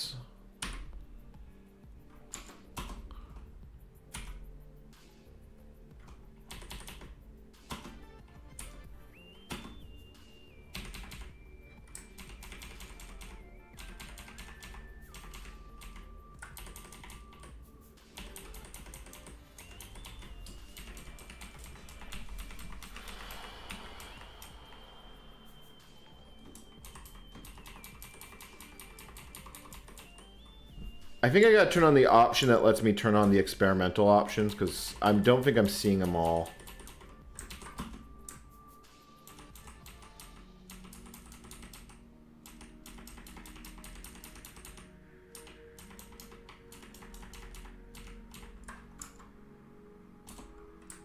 That's true. I could just kill wireless support entirely.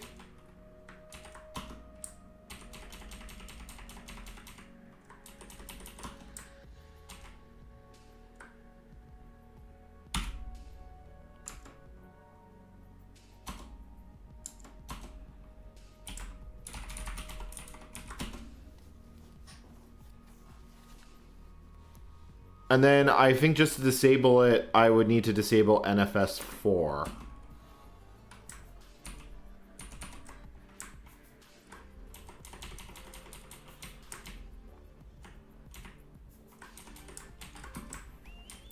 I do want NSF 3, but NSF 4 we can get rid of.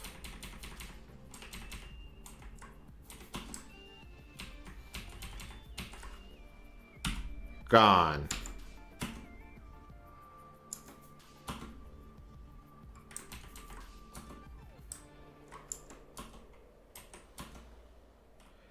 And yes, now I can get rid of that.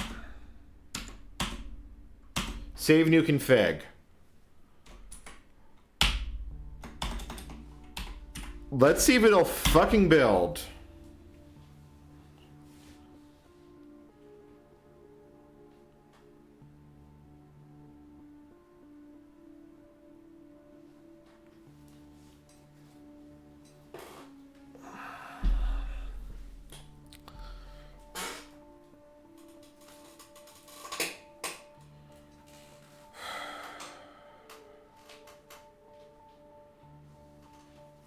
This is going to be a really minimal system.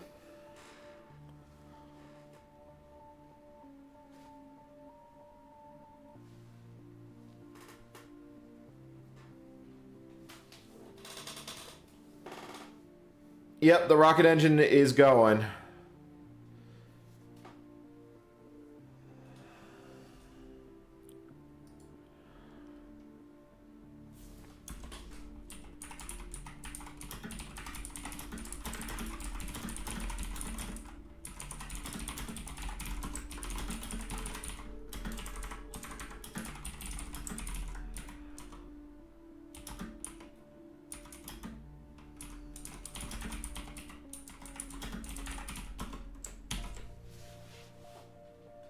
Oh, it's all right. It's running sync config.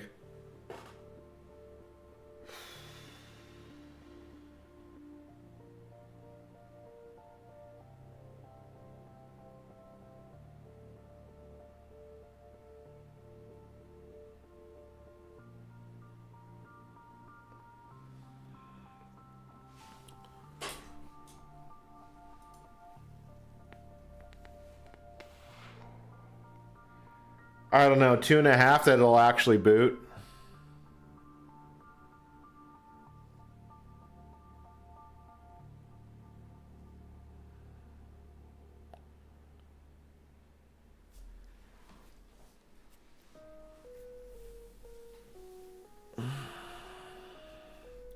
Yuri, thank you for the free year. Free pound super chat. The question is if it starts building.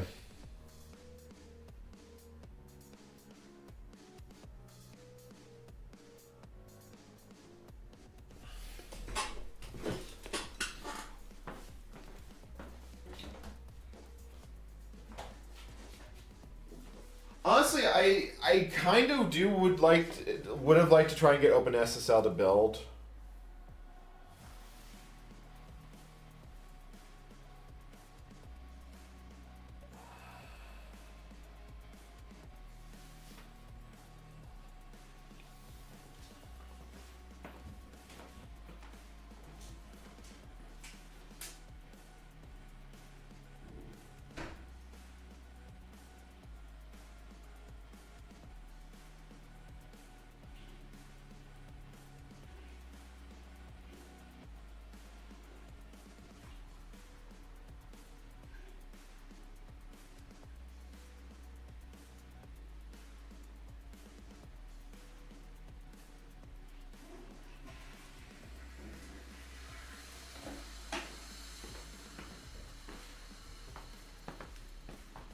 It's thinking about it.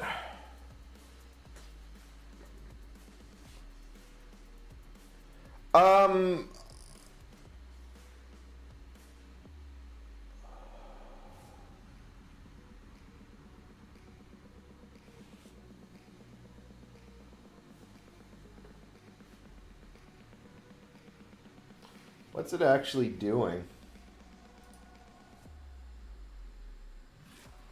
Oh, chat, it's doing some sort of calculation with BC.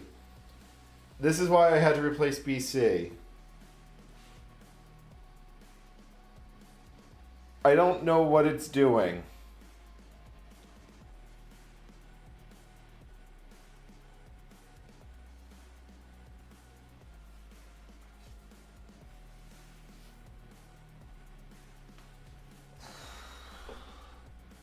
Please tell me my internet did not... Okay, no, my internet didn't cut off. Yeah, I could rebuild it. That maybe...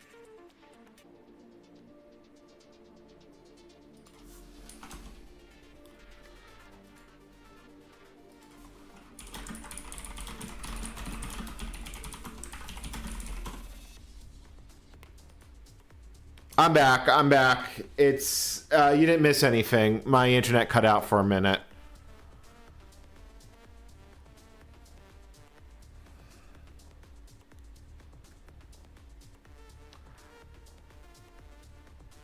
Yeah, I think BC's counting the Greek internet.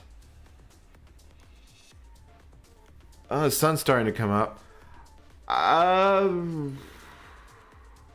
legitimately don't know what it's doing. It definitely built a lot of things. Like, it definitely feels like it's gone farther than it has before. But I have no idea what it's actually doing.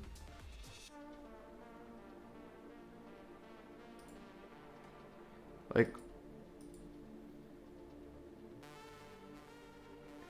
Oh, it's trying to generate time const... What?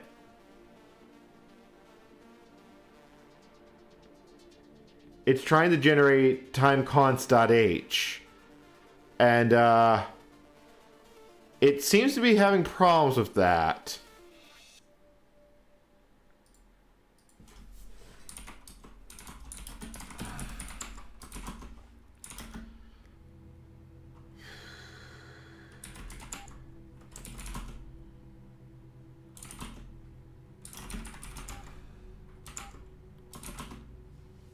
So what is it trying... Okay, so which file is it actually loading? So it's trying to load kernel time const BC.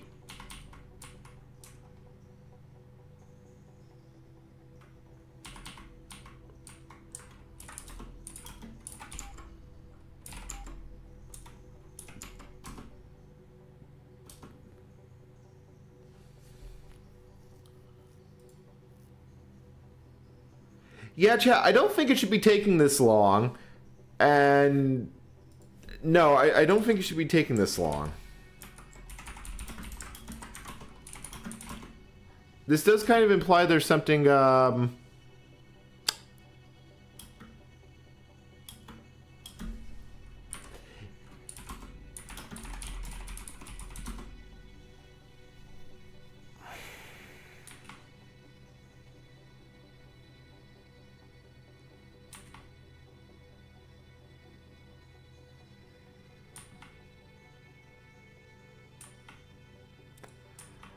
I think math is broken, chat.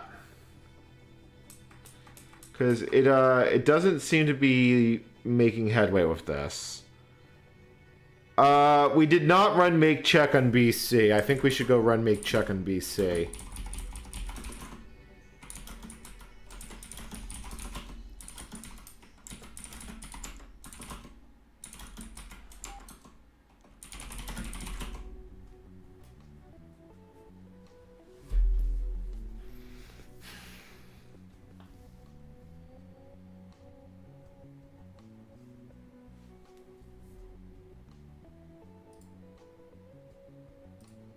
I don't think that did anything.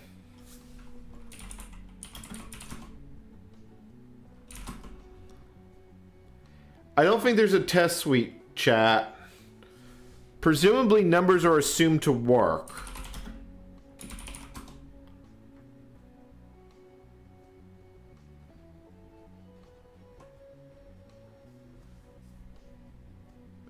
No, I don't remember making any changes here.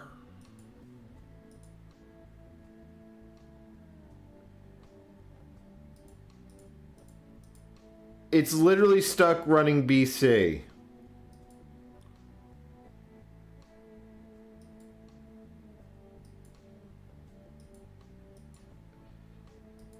Yeah, it's literally stuck running BC.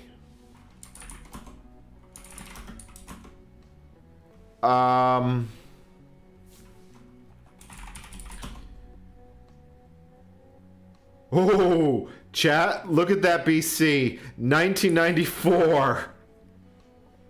The system BC is a little bit antiquated, and I don't know which one it's running that script on.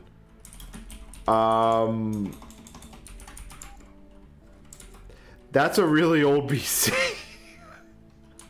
Why did they ship one from 1994? I am not going to be foiled by fucking BC of all things. This is not where I die.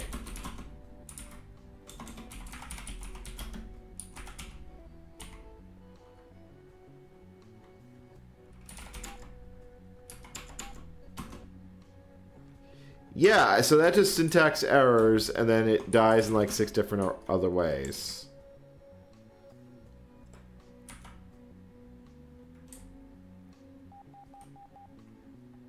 Well, the thing is, I did swap it out, but it appears the version I made gets stuck.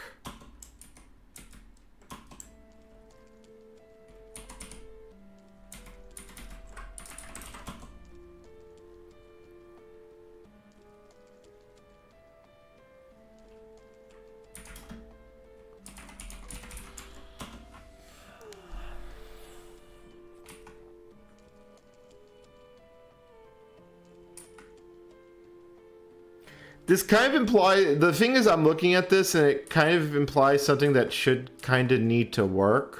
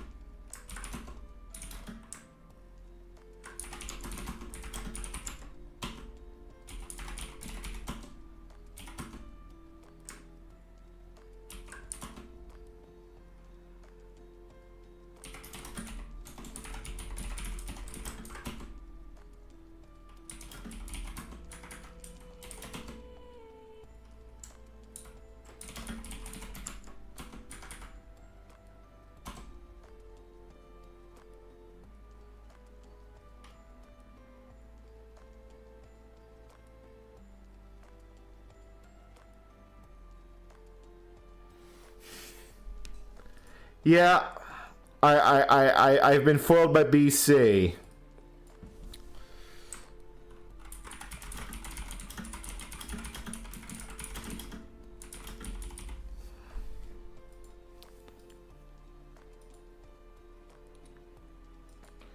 I gotta figure out what calls this. How do I, let's see here, ls.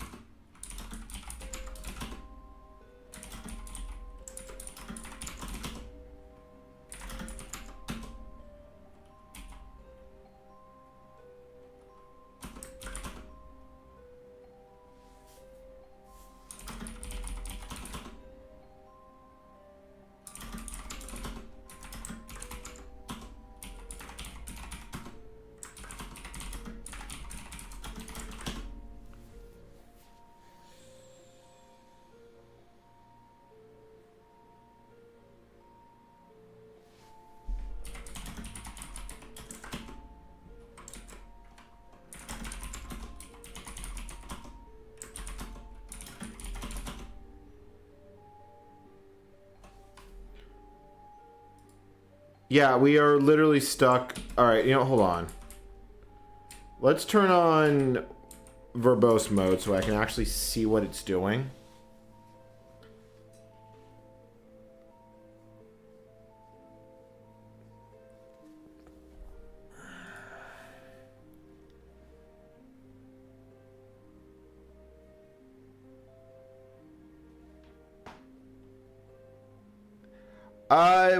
I've been at this for like a few weeks now. I'm very close to like maybe getting somewhere.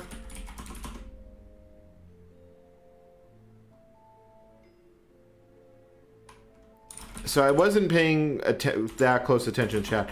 I'm assuming it's getting a nonsensical number from somewhere, but the problem is, where is it getting that nonsensical number? Oh, okay, hold on. Time const file force get gen time const. Hold on. Hold on.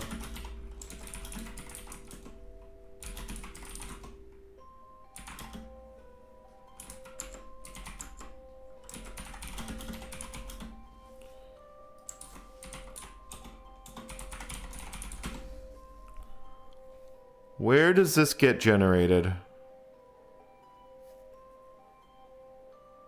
There's something called file check.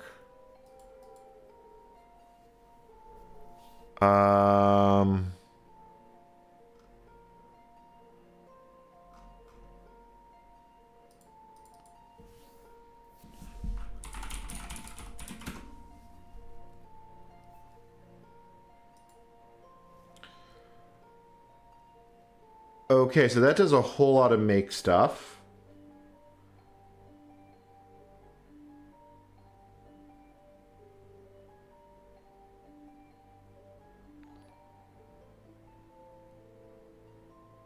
It generates the bound script, and then it runs BC quiet echo 1000.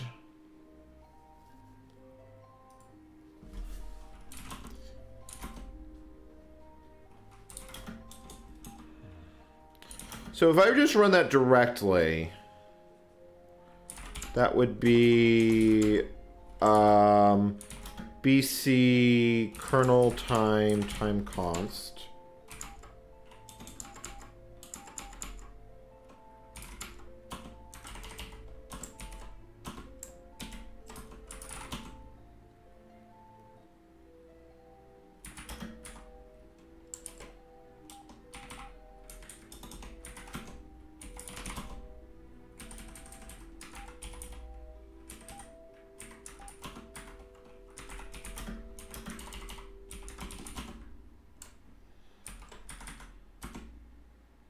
Okay, well that generates it. And that's how it's generated.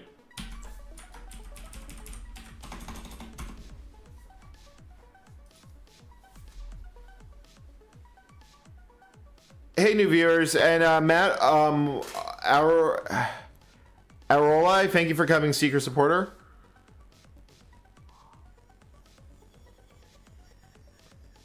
Yeah, it's quite possible the read function's broken.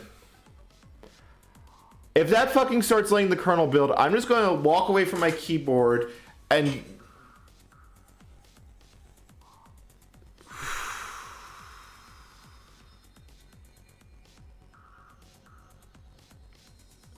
No, BC is used in the kernel compiling.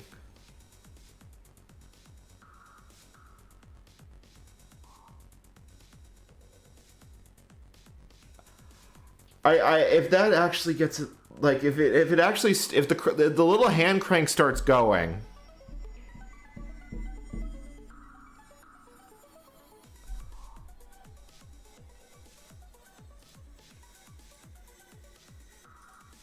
Oh. Oh. Oh. Well, hold on. It died with syntax error. It died with syntax error. Did I not do this right?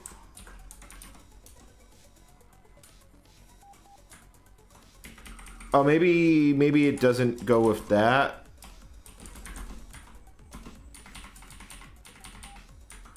Yeah, maybe that goes away. Okay, hold on. If I look up...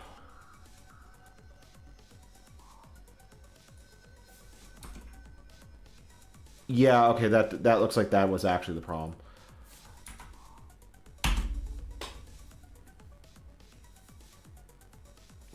That extra dash is supposed to be there.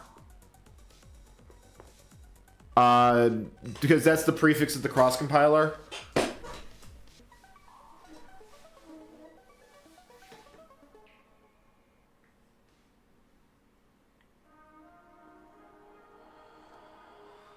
No, right here. See where it says syntax error? So that was my little mistake.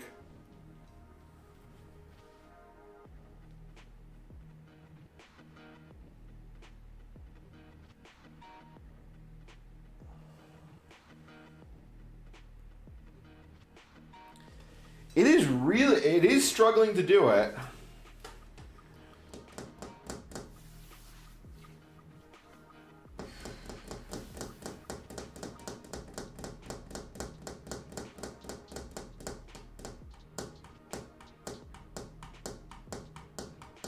Come on, you know you can do it.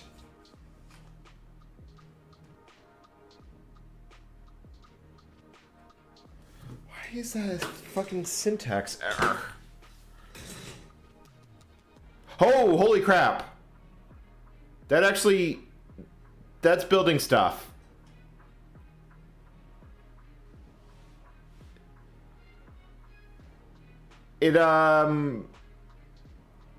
It died due to other reasons, but it actually did start building stuff.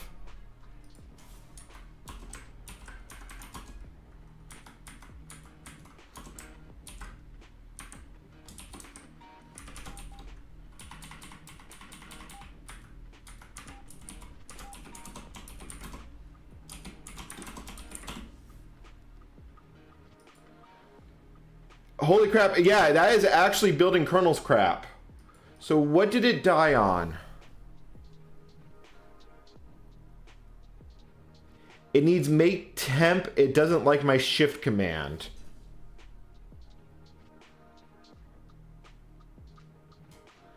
What is the print command in? I'm assuming it's core utilities.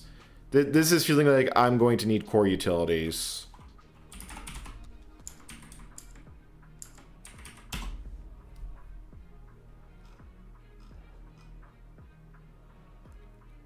Or it just doesn't like something about my shell. Let me see here. Hold on. Shift. I think it's shift it actually doesn't like. But it did actually start trying to build the kernel. Although, wait. Hold on. Wait a moment. Who am I as a script?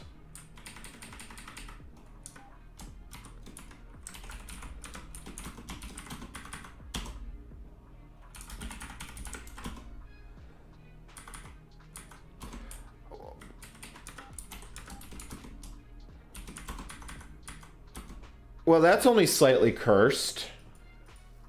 Okay, so what else actually died here? So it wants a make temp command. Where do I get a make temp command?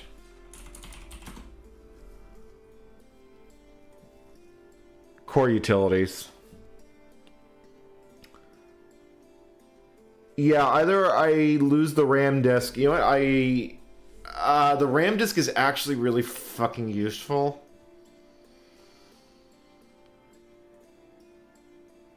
If I don't have... Yeah, if it actually needs the make temp command,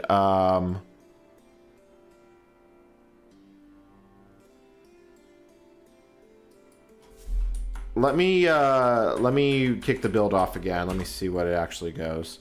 Yeah, I'm thinking chat is actually right. I think I do actually am going to need core utilities. So let's go get core utilities. At least of some of the other stuff we need. This one is reasonably easy.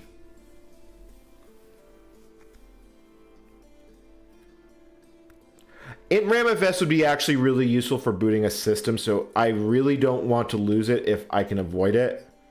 And I'm definitely thinking that just fucking grabbing core utilities is like the right call here. Let's like grab 6.11. Okay. The fact is it is trying to yeah, that's also check raise full. That's also my thinking on this one. I'm just going to give it what it wants because it is trying to build the kernel now.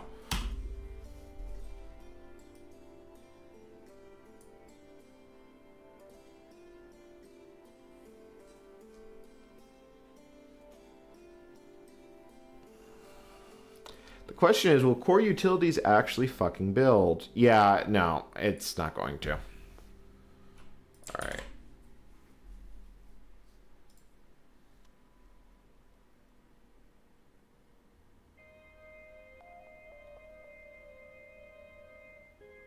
So let's, like I said, let's grab core utilities.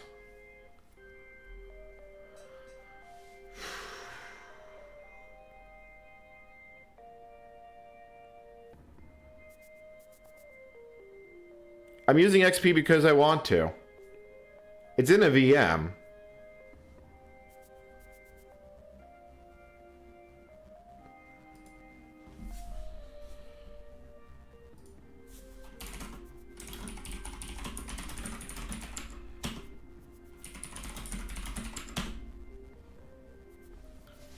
Now, hopefully it just fucking builds, which is probably me being very optimistic. Windows 9 probably is... There is a way I could see it being possible, but realistically, no.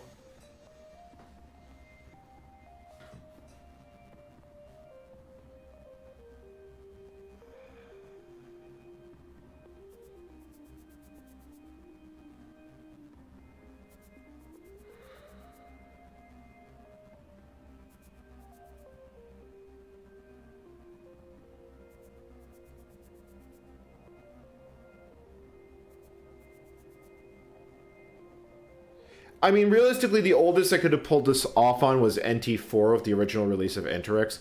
But there's so much duct spit and glue. Alright, I don't want this to be in the tools folder, so I'm going to just put this in a separate folder.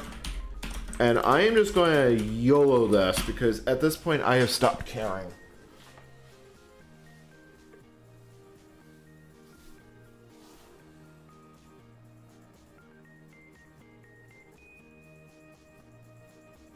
I'm going to step away AFK, so I know it's going to break the moment I open the door.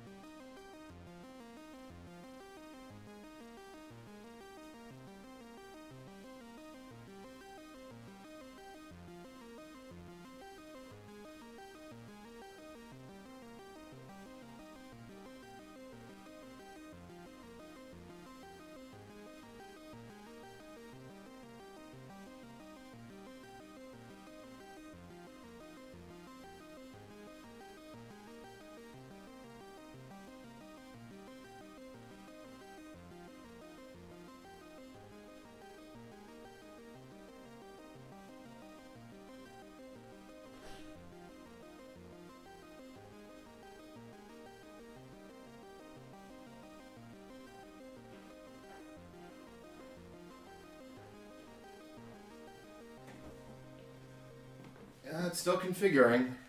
I should leave the room so it breaks. There is a part of me that kind of hopes the kernel doesn't work, so I can call this project done.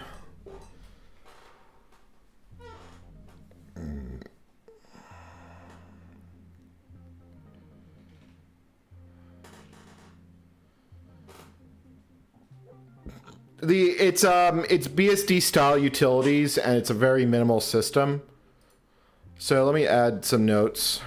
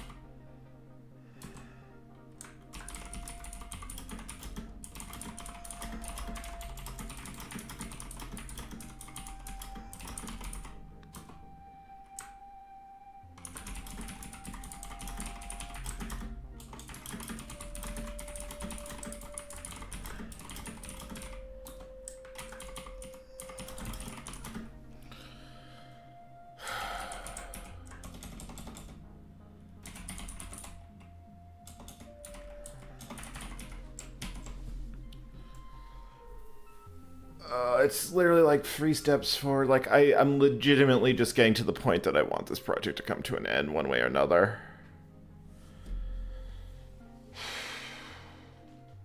Core Utilities runs on a lot of crap. I'm really kind of hoping it's just gonna work.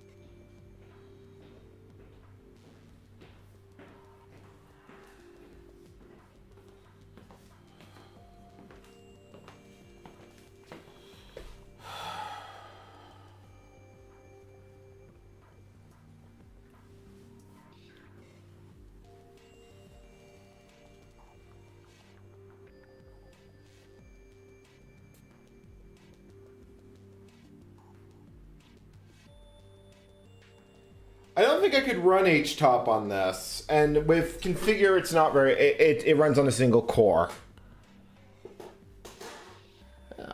I'm curious. Do I actually have top? I might. No, I don't.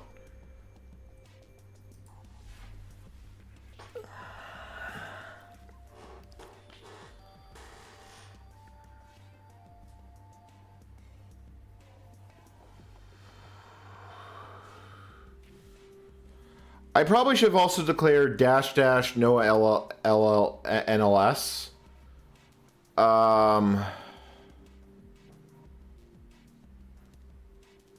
could probably get screen to build. Although I've had so many problems with PID related functions, maybe not.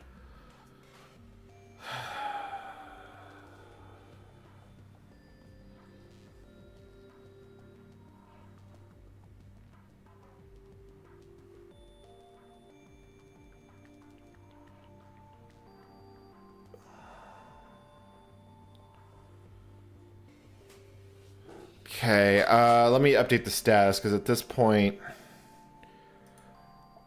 one way or another, I think we're going to get something to build today. At this point, I'm feeling like...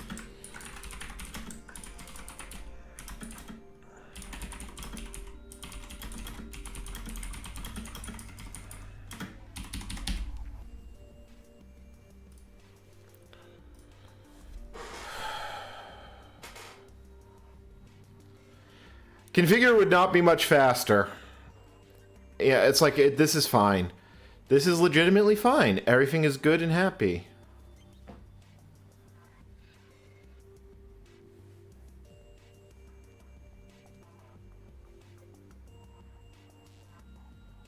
God, trying to make lib event work. That's a scary thought.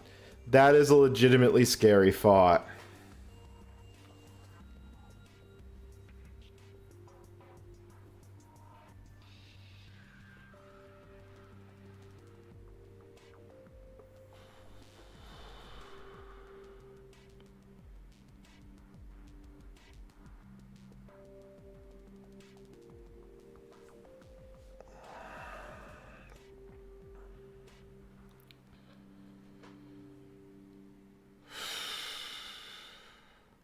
I remember building core utilities on Mac OS all the time because I couldn't get used to the BSD style commands. I eventually did, but I have a lot of memories of building. It was still called file utilities back then.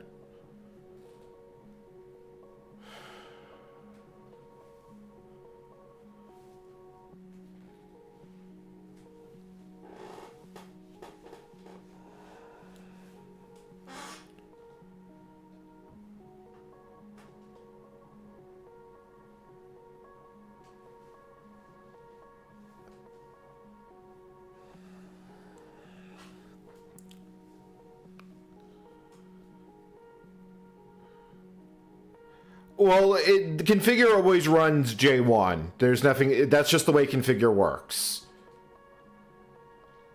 Also, did I not make a J flag?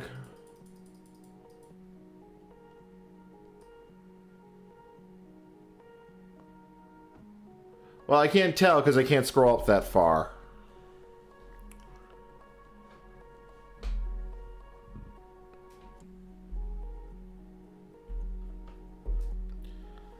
I was doing homework a bit earlier for class, just trying to get ahead of it for once. As it stands right now, I've got 45 minutes of footage fully edited, so it's almost certainly going to crack the hour mark. We already got NetHack running.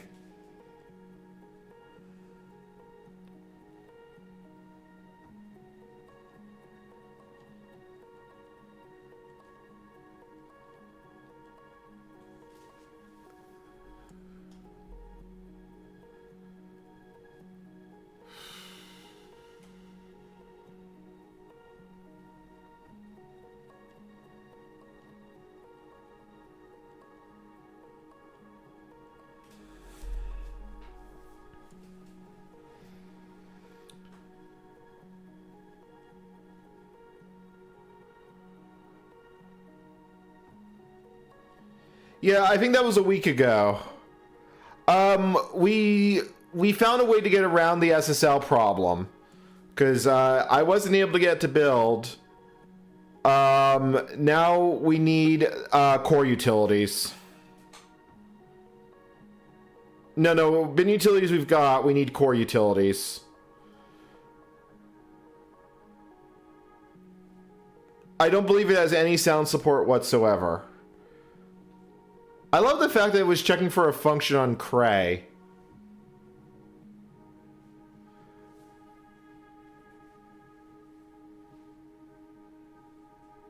Uh-oh. Oh, no. Oh.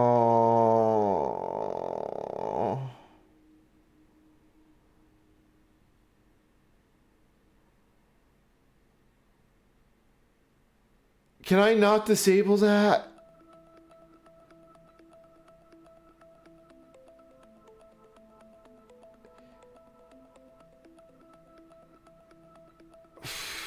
I'm sorry, I'm just legitimately,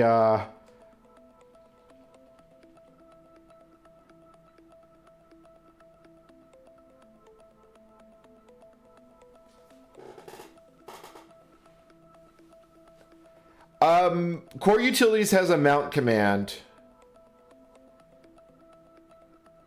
Okay, what is it checking with that configure script? Maybe I can make it happy.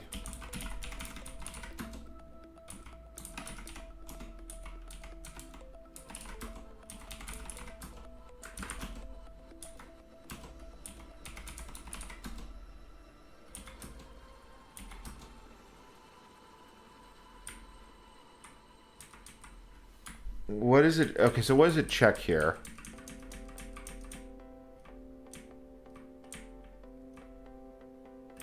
I think I gotta look at config log.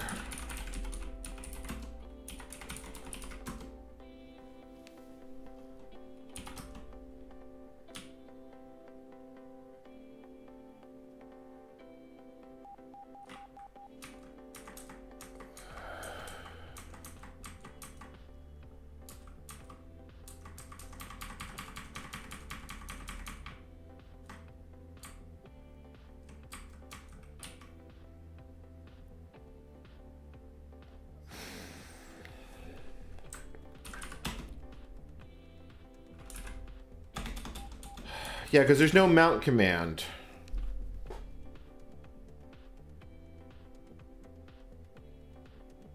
Fudge.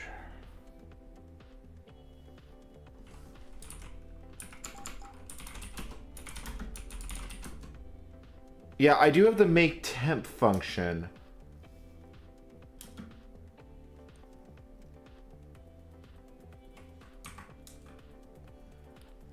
I don't have make temp dir. All right, let me turn off in tab support because that's going to kind of suck if I really want to build a working kernel. But fine.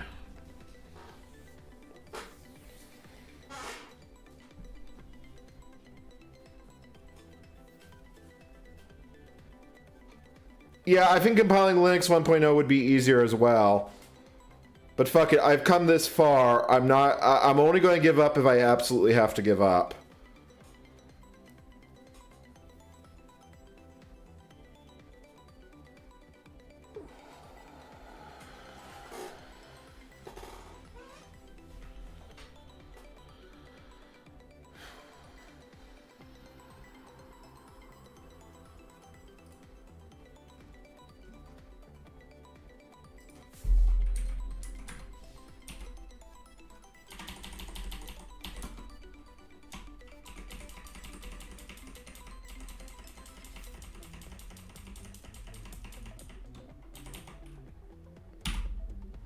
Gone.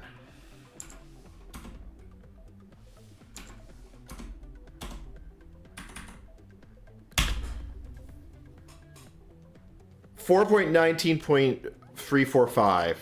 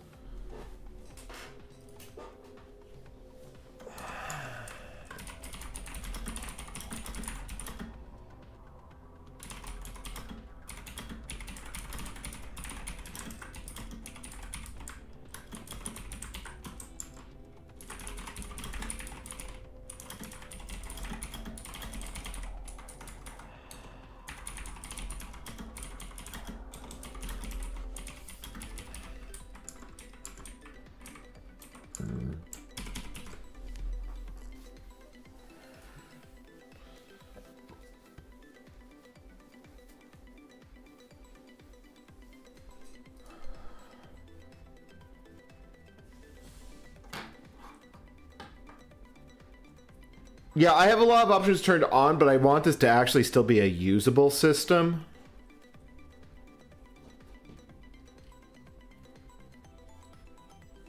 All right, sync config.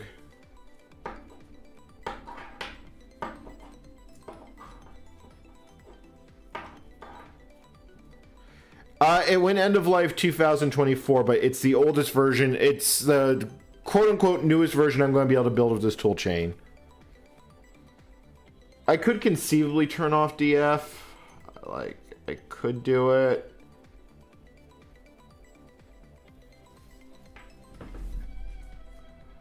But I am starting to hit my mental limit on this project. Like, I kind of want to put it away.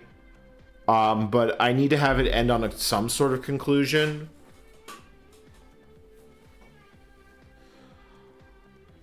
I can't build BusyBox. I can't build Toybox. I might be able to build the copy from the BSD utilities, but it's only using make temp for int RAM disk stuff. So if I turn off the RAM disk, it should theoretically be okay.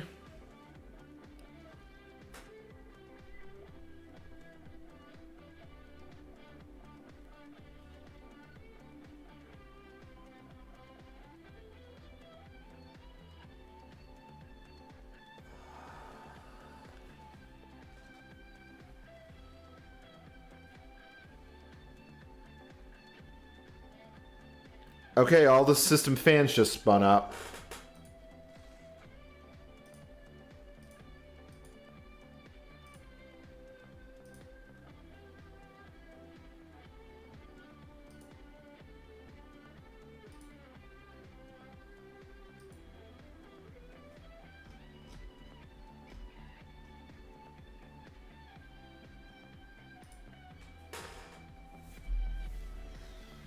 It's definitely thinking about it.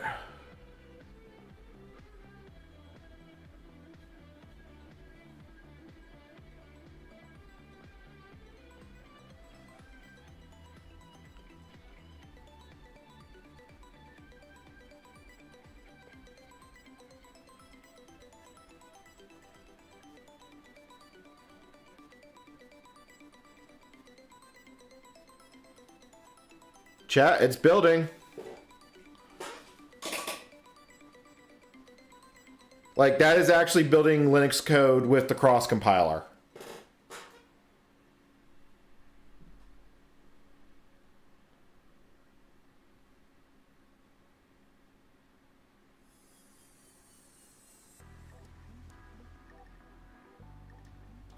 God, that is fucking surreal to see.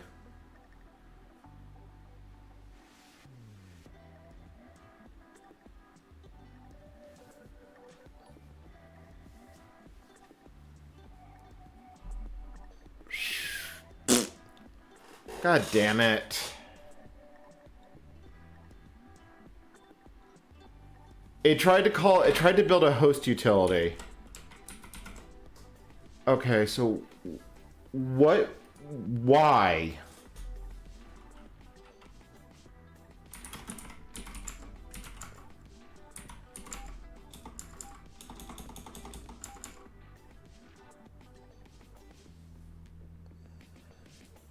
This is gonna fight me every little bit of the way. So entry, VDSO, VDSO 2C.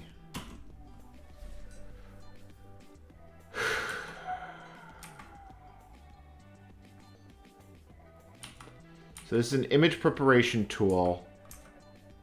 Oh, wait. This one I think I know how to fix. This one...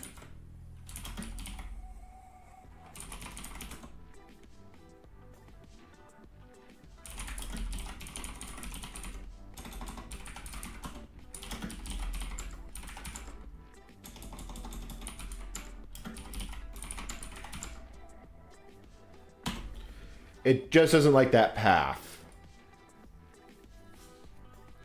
Yeah, because that was an issue we had before. And you just want include features. You should be good to go then. Alright, let's try that again. It tried to build a host utility that wanted the elf header file. Oh, God, my legs are very much... Doing those squats was a little bit hard on my legs. I am definitely not in good shape, but I'm going to get better.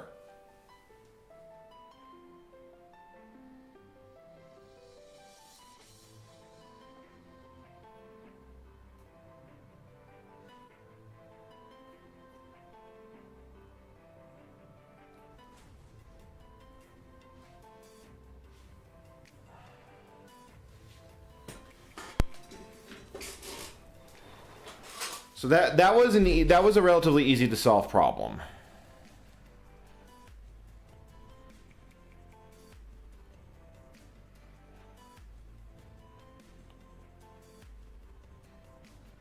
We're currently trying to see if the kernel will build. It's... I hate how long this part takes.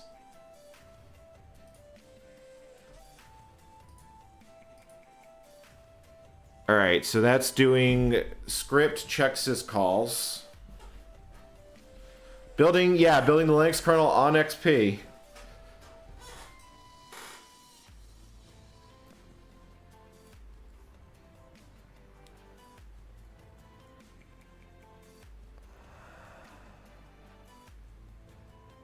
NT Commander, I actually like that.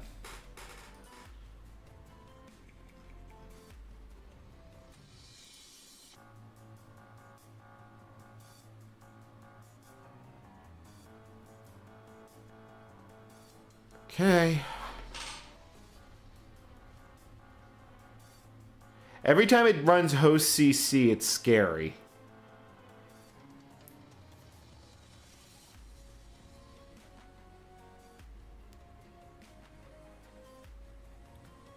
Ugh.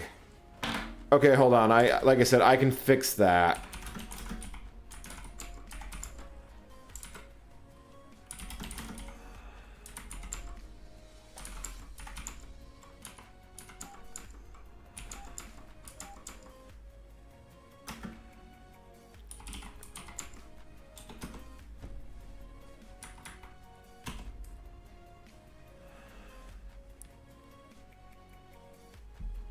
It really is trying.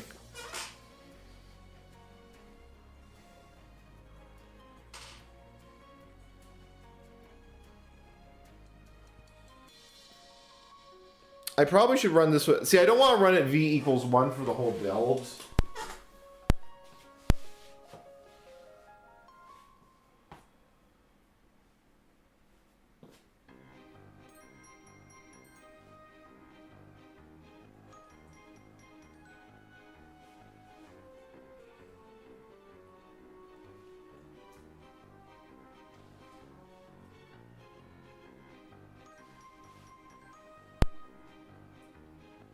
My external monitor is glitching out. Come on, do it.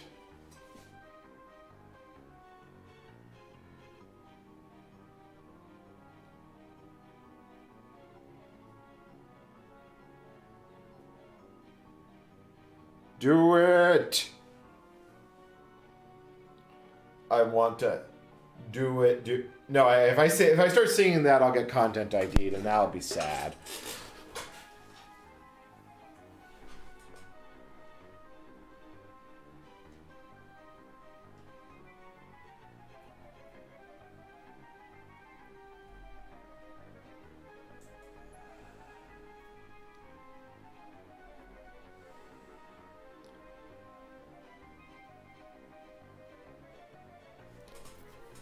Now I have a son urge for a Mountain Dew, which is strange because you don't see Mountain Dew in Europe, A, and B, I don't really like Mountain Dew. I have never understood people that could chug Code Red, even though oh. Good lord, this is really... I'm really just chipping away at that build error. This is going to die in, like, such a hilariously bad way.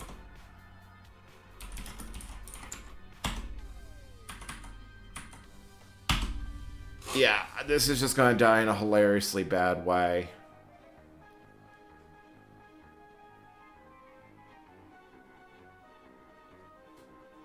Come on. I am legitimately...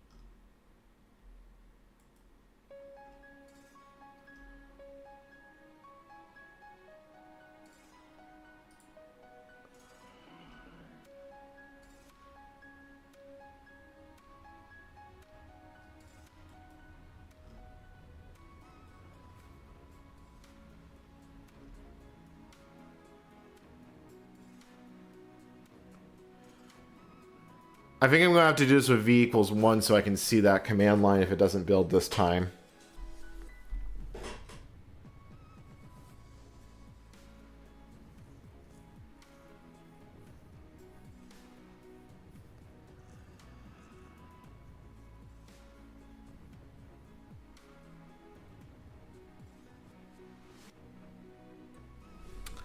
Okay, at least that one hold on. At least that one I actually understand the failure.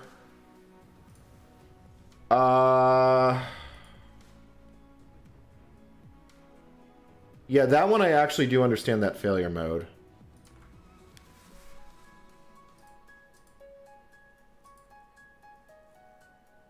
At least I think I understand that failure mode. Headers. Yeah, because that would be almost certainly an int types problem. It probably wants that.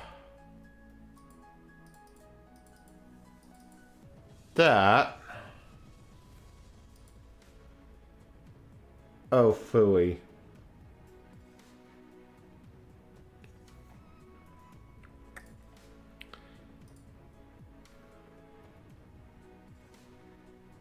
I don't have 64-bit handler functions.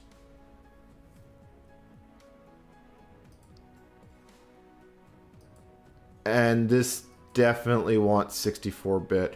Okay, let me see if I can disable this. I don't think I can, but I'll try.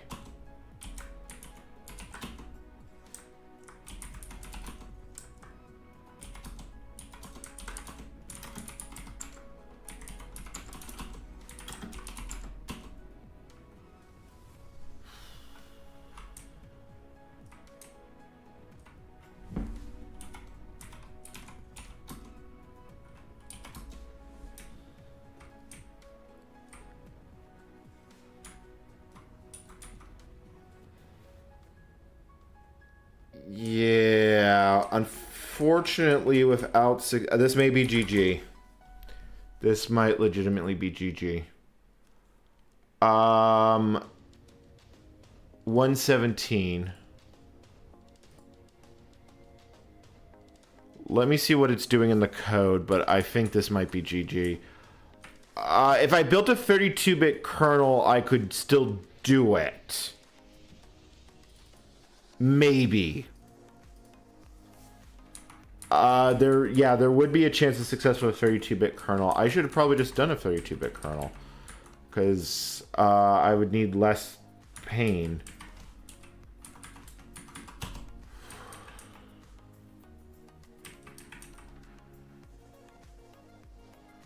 No, this utility I almost certainly need, because this deals with the VDSO functions in the kernel. Let's take a look here. Let me see exactly how this works.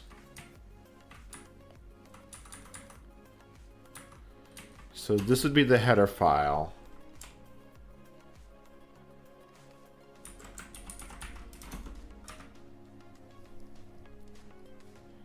Yeah, and it exports stuff. Yeah, that's...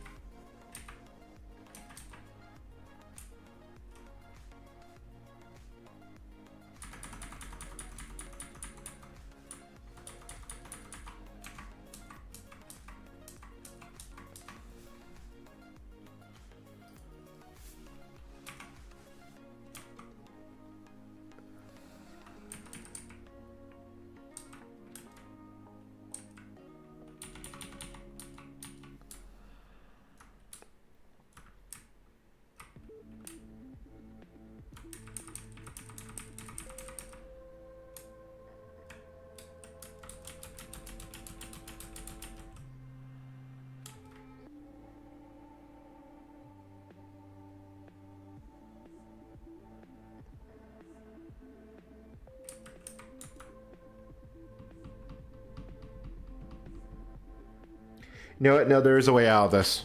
Wait.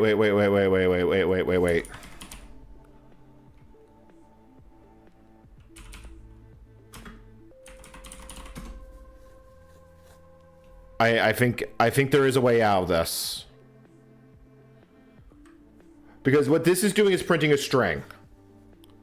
So if I just convert it to a string on my own, by giving it a 64-bit function I can use.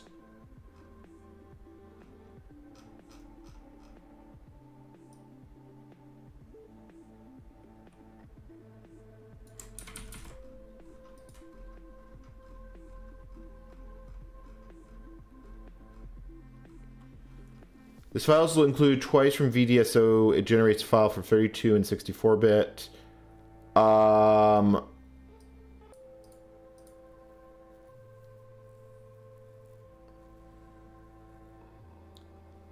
I've got to understand how this actually gets built. Because this is getting built as a host compiler tool. So I think we have to go here.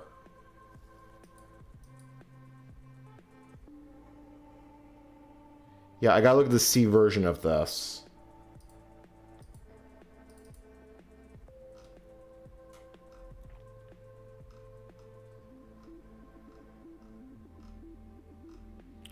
So this is what gets generated on the C version. This may not be a kill. Yeah, so it includes the file twice with elf bytes. So here's what we do. If we're not on Interex, that means we're building this for the actual kernel. We're just going to include it as is. Actually, hold on. If we are on Interex, we leave that as is. And then I'm going to include this function, which is an implementation of stir to L long. Now we go down here and we change this line. If n-define Interex, that's fine. If we are on Interex,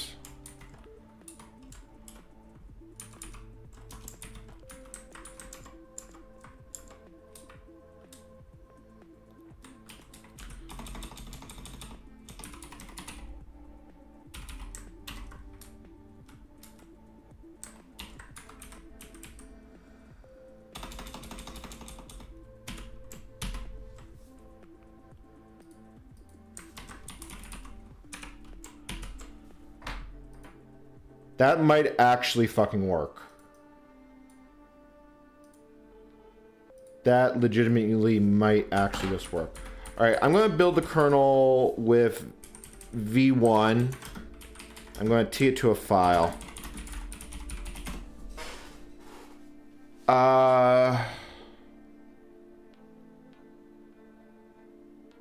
No target to make. Oh yeah, you know, it helps if I'm in the right directory. I swear to God, if that actually works. The printf does not have 64-bit support. Yeah, no, we know I know for a fact it doesn't have 64-bit support. We've looked at this before.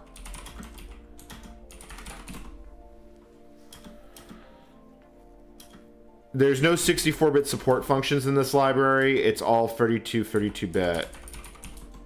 Yeah, like you have unsigned.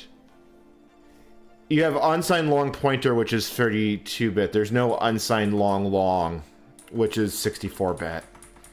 Because, like I said, I have looked at this before. Well, trying to build the kernel. The only other way I could do it is if I replaced it with a better printf function.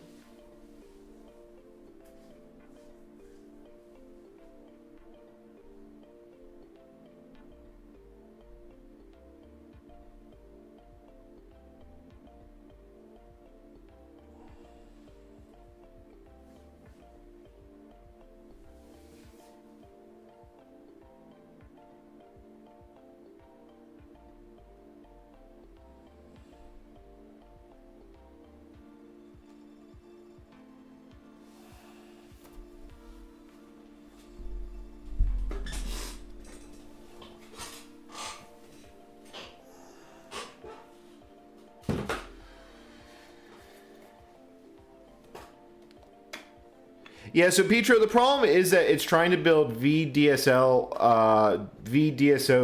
to C, and it wants a 64-bit function to do that. I don't really trust that my patch is going to work properly, but we will see. Okay, Okay, so that's building something with a cross compiler. That's the cross compiler. That's the function with C. And then it dies due to save. Okay, hold on. I did actually see that error. That might have been something I introduced. Safe C types. Yep, that was something I actually introduced.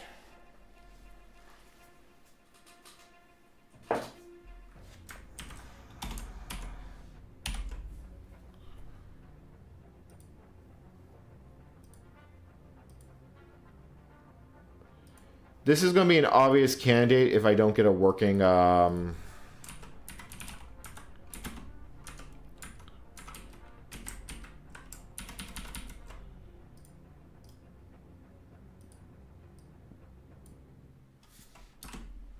Okay.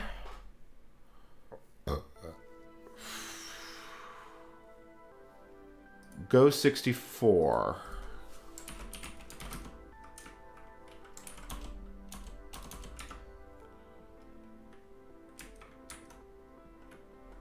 Okay, so apparently I do actually need that header file.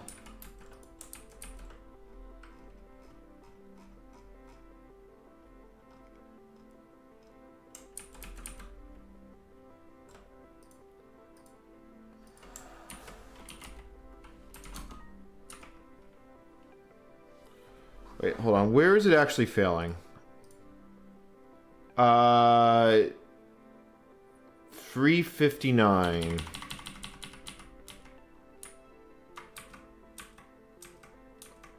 Oh wait, did I not close? Yeah, no, I did close the bracket. So 359, which is roughly here. Oh yeah, I see exactly what I did.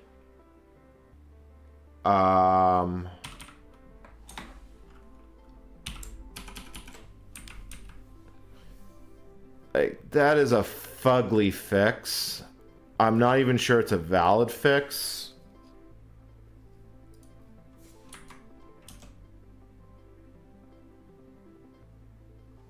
Okay, so now it's just complaining that the function doesn't exist. Which is interesting. It should exist. It's up here.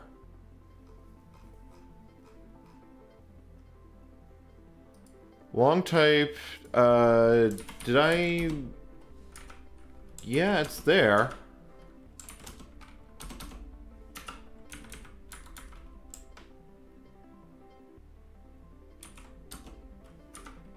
All right, that's not actually going to work like that. Oh fuck! I need the reverse of this function.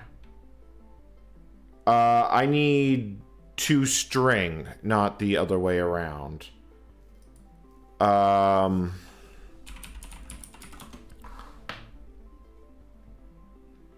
Is there any possibility that I can get this function the same way I got the last one? Yeah, so that was the wrong function.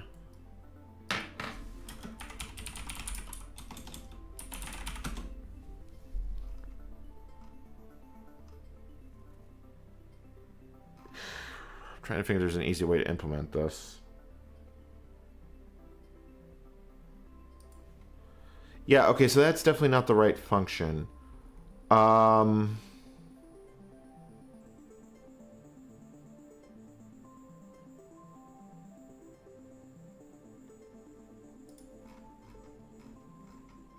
I could do it as two 32-bit functions.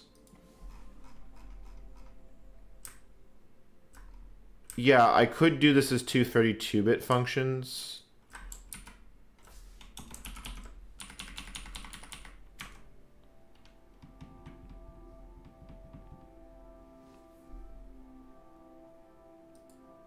Yeah, you know what? Hold on. That I think that would work. I think that actually would work. I could do it as 32, print out the top 32 bits, and then print out the bottom 32 bits, and I can just do it through casting. That is not a nice way to do it, but it should work.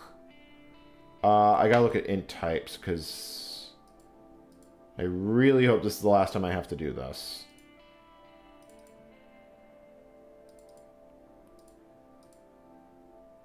Because this would be what? It would be D. Yes, it would just be D.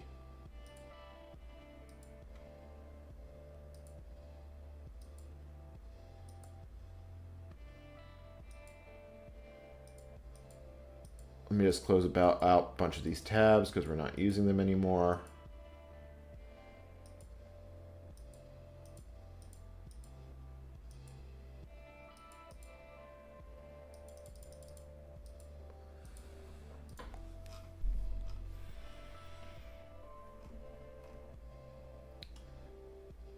I could try. There is one other thing I could try.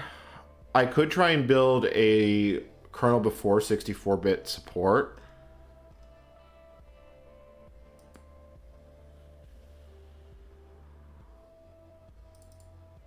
So, yeah, instead of doing it like this, we do it as that, and then we make this a 32-bit, and then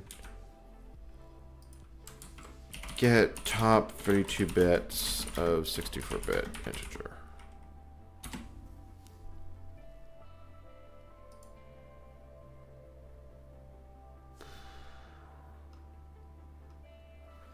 So what we'd want to do here is to get the high 32 bits, we just barrel shift this down by 32, and then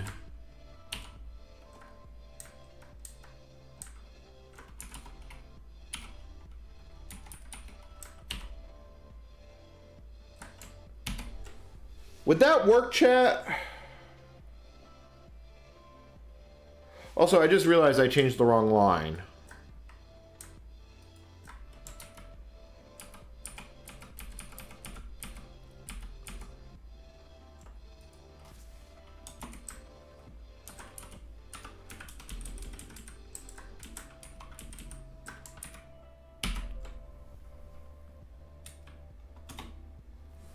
I'm trying to think of a reason why that wouldn't work.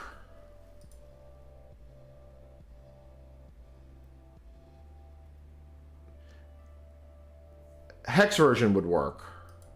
But this one wants integer version.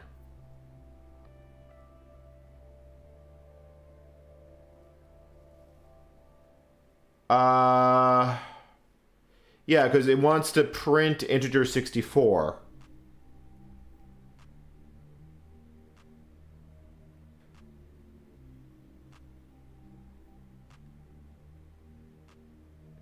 Yeah, you're right. That wouldn't handle the conversion correctly. Shit.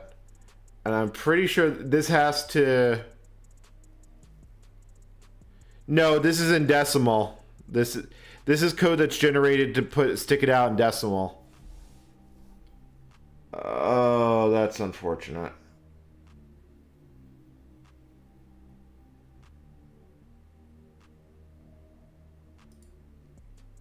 Is there a way I can get a less shitty print function? Like...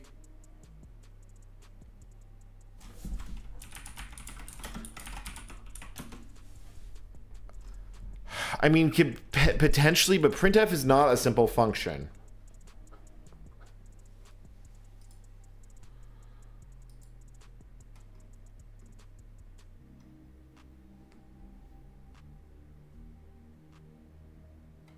Yeah, because this file is automatically generated, so this data value has to be correct.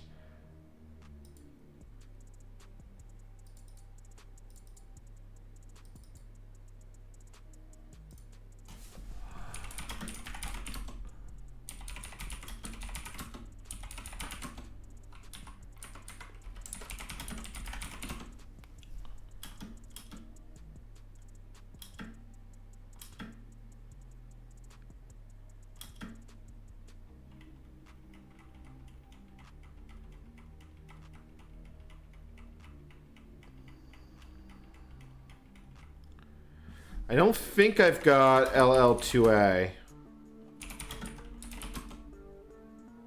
Let me see if I can find an implementation of LL2A. Because I'm assuming I'm not the first person to ever need this function. Like, Does Bionic have one I can rip off again?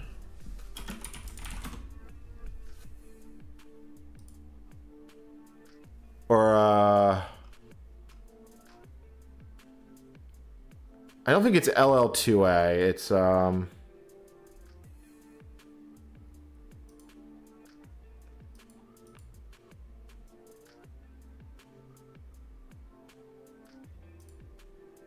did I lose a comma?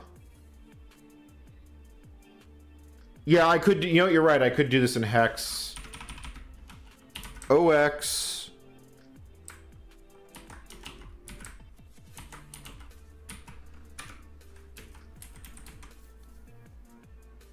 Chat, would that work?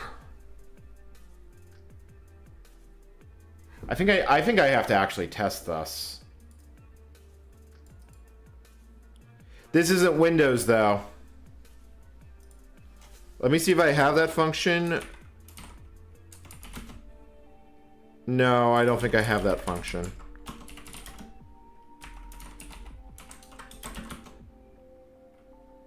No, I don't.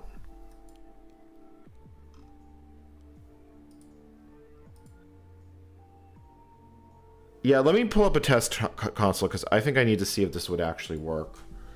This has to be correct. The kernel will not work without this being correct. All right, test.c main blah blah.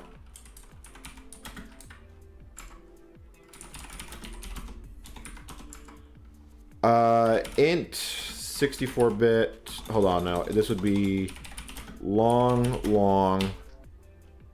Well, it would be long int because this is a 64-bit host.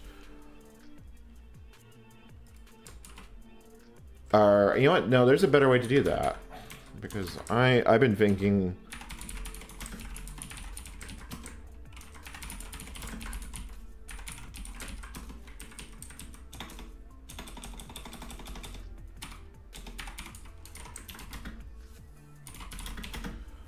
I need a random 64-bit number.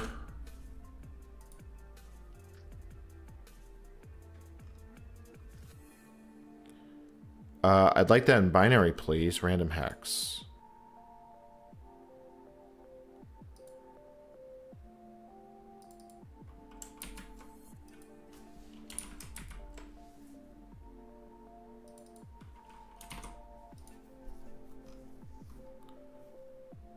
No, wait, that's... God, I am freaking failing right now. I am legitimately failing.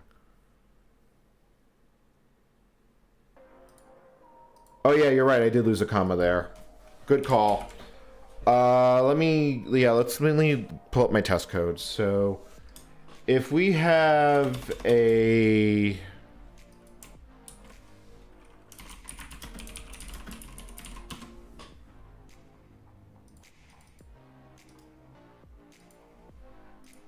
Let's just take this and then let's go like A, B, C, D, E, F. So that's a 64-bit number. So printf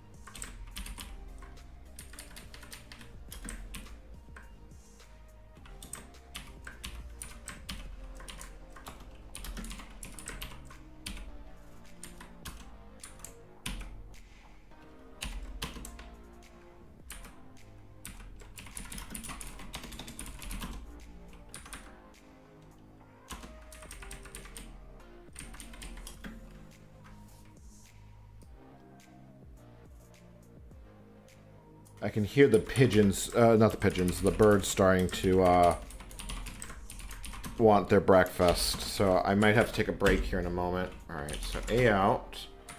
So that does give me a integer. So that becomes dec. Now I want to see what that is in hex. So that would be x.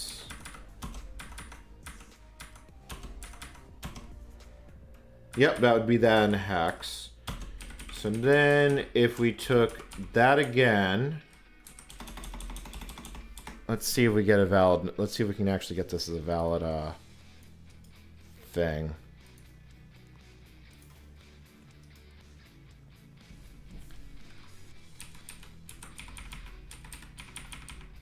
So that would be int32 type test 32 int32 type test.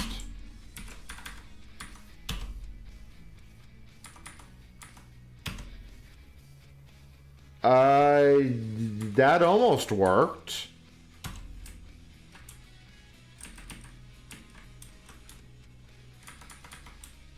Hold on, let's see what chat has to say.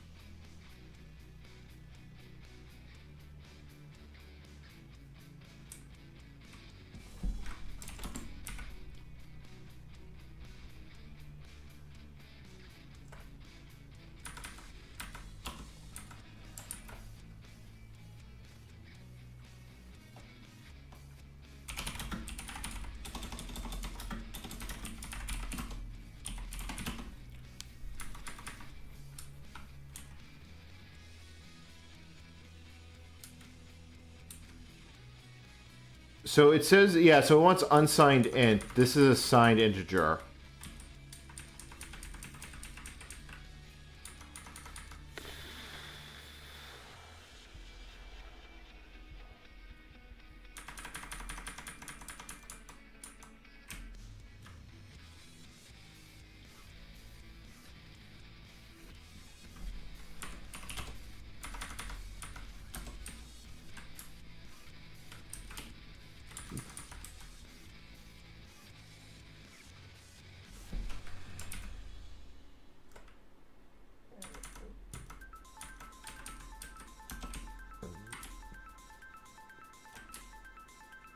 So why does this one still give the full everything? Because it's being barrel shifted down 32 places. And then...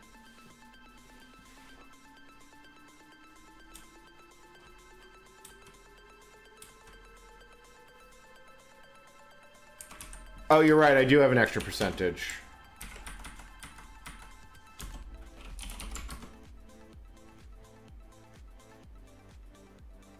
Chat, that looks like that worked. Chat, that actually looks like it worked.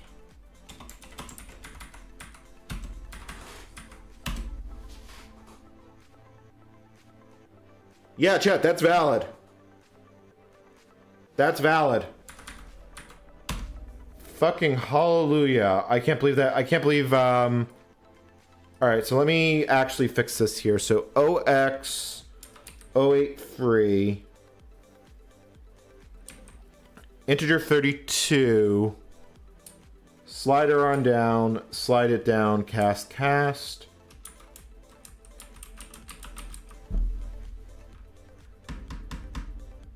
Yeah, chat, that looks valid to me. Yeah, here's the test code. That's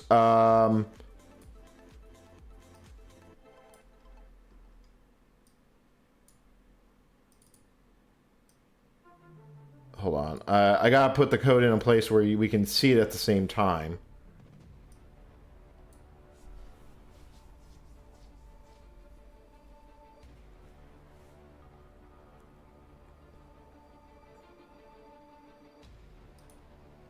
Oh, you're right. I would need to cast that shift. Yeah, it would actually have to be that. I don't think that's going to change the result, though.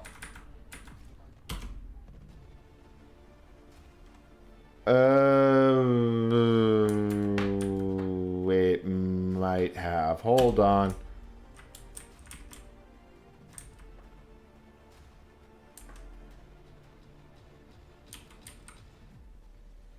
Yeah, that did actually change the result, because if I go back to that...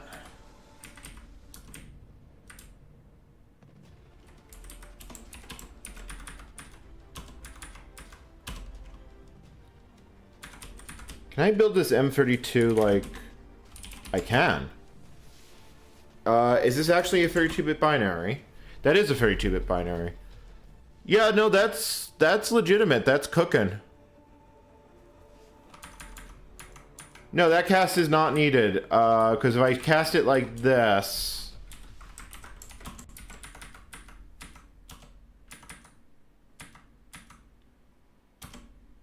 Yeah, no, that you don't get... It gets the wrong answer. It needs to be done as... Because you need to cast it down when it's still a 64-bit integer. Yeah, it has to be casted to 2... So let me make sure this code's correct. So OX08X OX32. Yeah, chat, I think we're cooking. I think we're in business.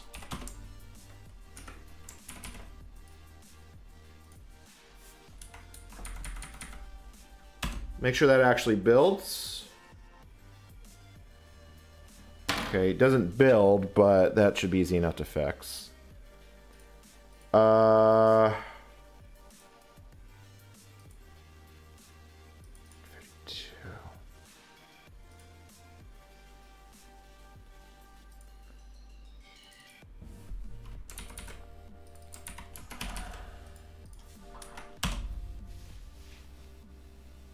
Chat, I think we're cooking.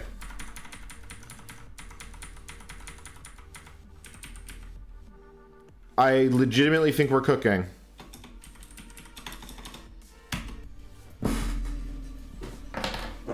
I'm gonna go grab some tea. We'll see how it blows up.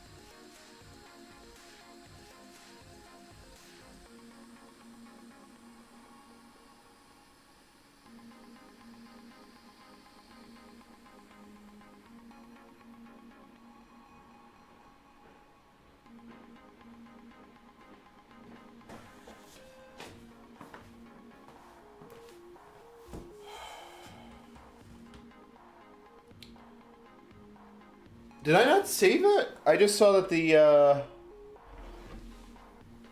no. Okay, never mind. That was my previous hours.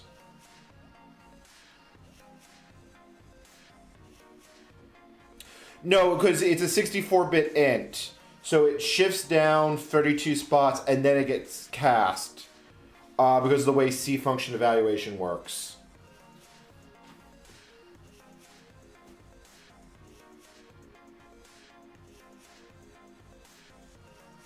I mean, the fact is we could check. I could build this kernel on, yeah, so it's VDSO image 64. I could check it by building this kernel on on the actual system, because this is a place we know it's going to be suspect.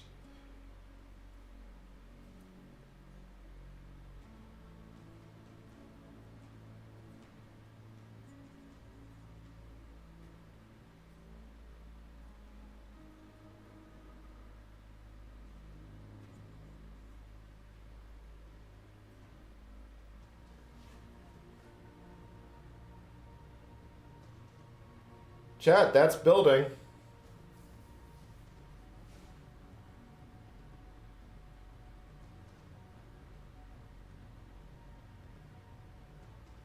No, because it would evaluate the barrel shifter within the parentheses. Then the parentheses would be cast to 32 because it's being passed as a parameter to fprintf. Remember, we're inside a function call, so it has to resolve every part of the parameter before it can call fprint.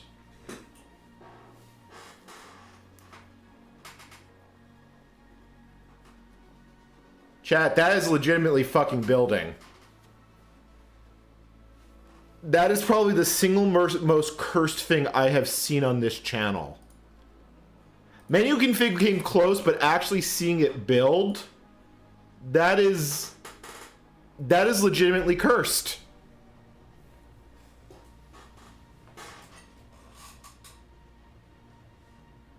I have no idea how long this is going to take to build, but that is fucking building. Yeah, that's going on fucking Mastodon.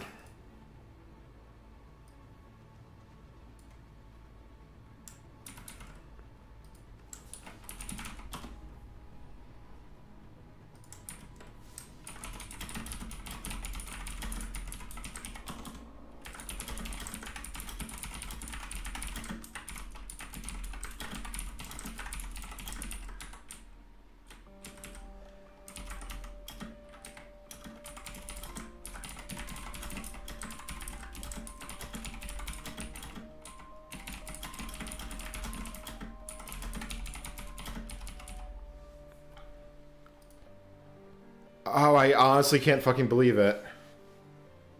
This will be the third week I've been at this. If this kernel does not boot, and I can't find an obvious cause, I will call the video there. I will ship it with the conclusion that I built the Linux kernel on XP, but I couldn't get it to work.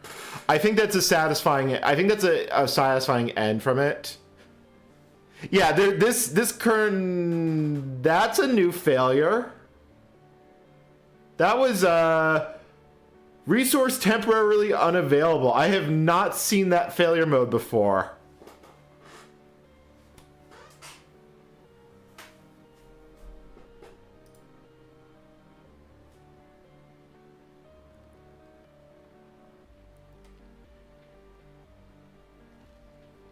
Chat, look at that CPU processor time go. Okay, in an hour, I have to take a 15-minute break because I have to feed the birds. The bunch of chickens, turkeys, and the dogs. Yeah, it might have hit max number of processes. It didn't fail, though. So I'm just going to let it keep going. This is legitimately... This is possessed, is what this is. Yeah, I mean, look, you can actually see the 64-bit cross-compiler running in Process Explorer.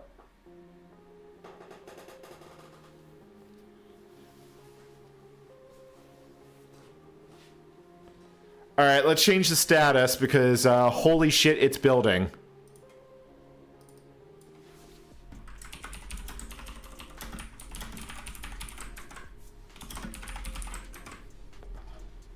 It's not fast, but it is going.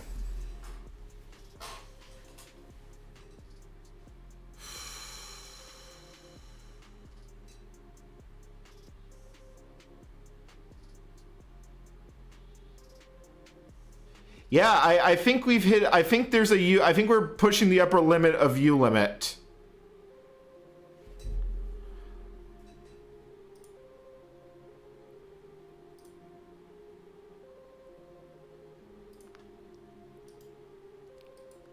Yeah, I'm dropping this in Discord.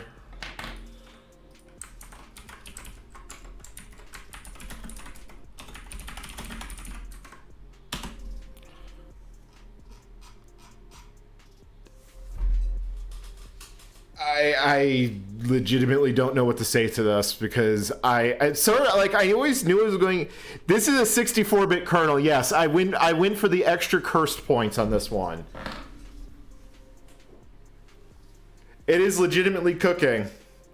I don't know how long this is going to take to build, though. This is probably going to take a while.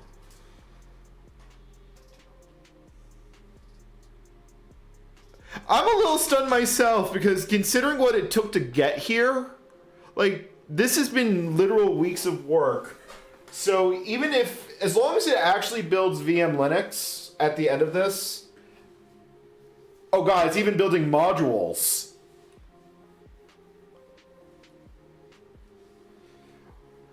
Yeah, this is probably going to take a few hours, though, for it to build at the rate it's going. Like, this is not going to be a fast build. Also, YouTube's chat just crashed on me.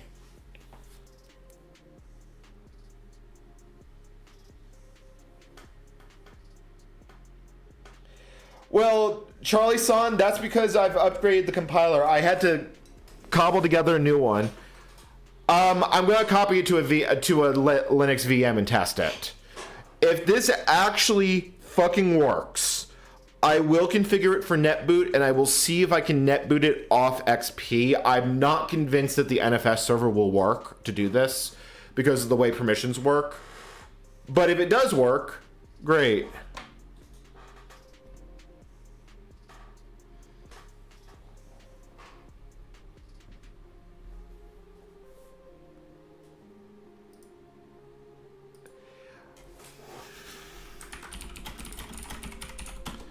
So, yeah, it's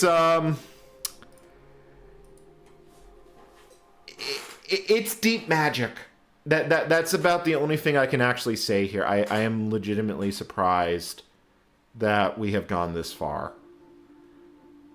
I'm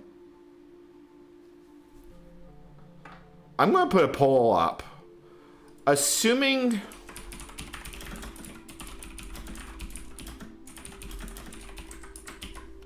I want to know what people think. Will it boot, assuming we get that far? Yeah, I did use the J option. We are using all 6 cores. If we look at Windows Task Manager and look in processes, we can see it building. Like, that is not something you normally get to see on Windows XP. 64-bit Linux compiler go brr.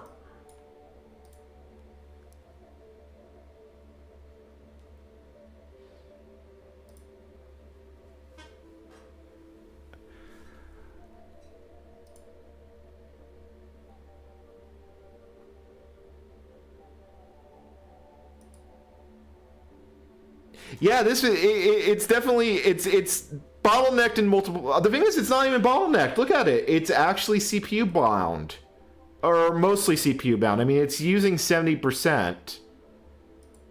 We can look at Process Explorer, and yeah, I mean, it's doing things.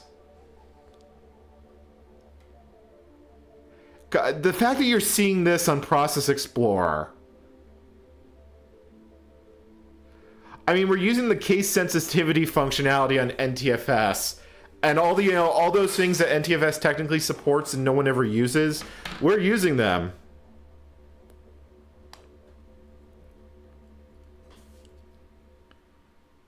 This is a virtual machine, Charlie-san.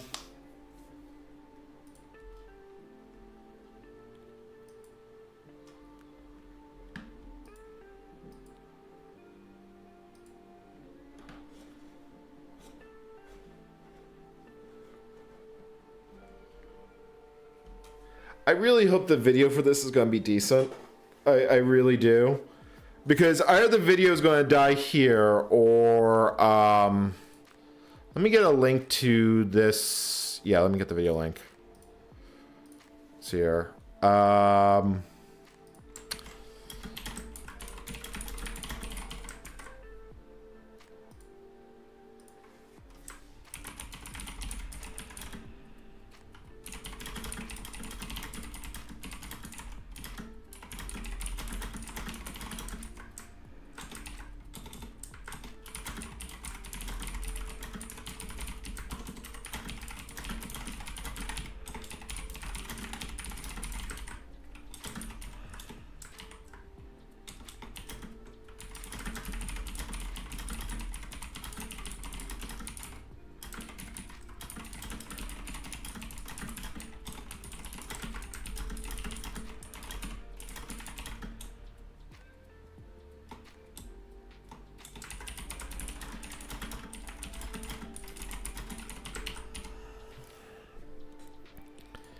Oh, that's already doing the numbers on Mastodon. If you want to tweet, if you let me give you. If I'll drop the link. If you want, if you're on Fediverse and you want to share it.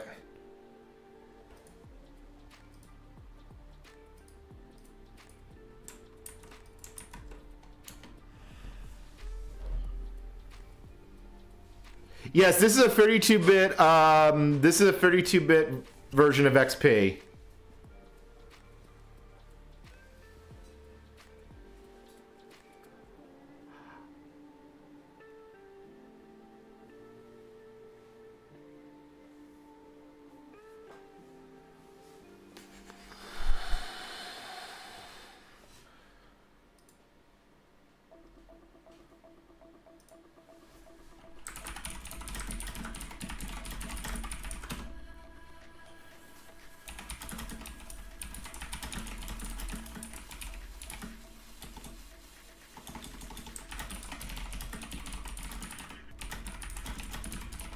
Every time I see a warning, I think it's a failure.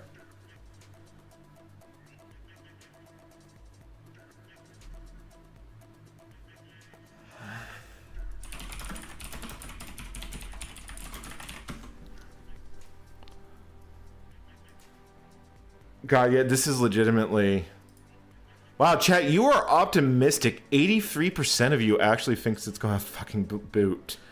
We're going to be waiting here a while to find this out.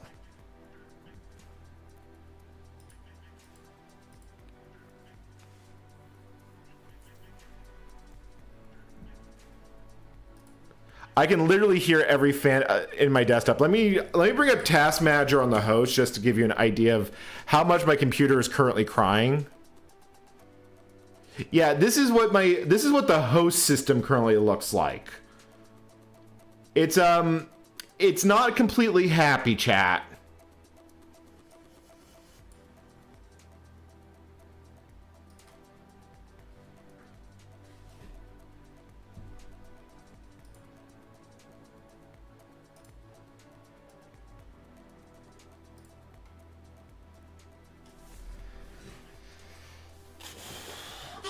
I am legitimately looking forward to see if this boots. The problem is that I can't get breakfast without leaving. Yeah, I can't get breakfast without leaving. I guess I could throw some cheese on bread and make a quesadilla. Well, if this actually boots, that means I still have to actually probably do another 30 hours worth of work building the userland tonight. So there's a part of me that kind of wants it not to work so I can just end the video.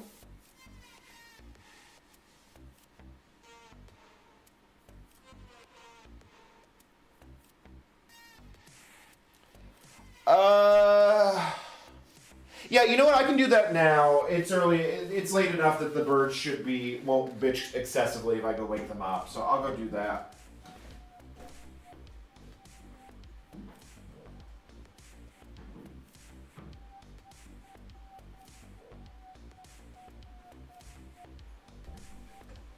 All right.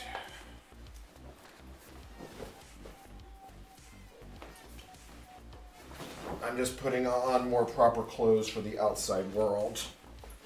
And I'm hoping I don't have to wake up. I'm hoping I'm not going to have the same thing that happened the other day and had a dead bird. Yeah, alright, so I am AFK for I don't know how long. Probably 10, 15 minutes. Because I gotta go deal with the hen house. I gotta go deal with the dogs. And, yeah.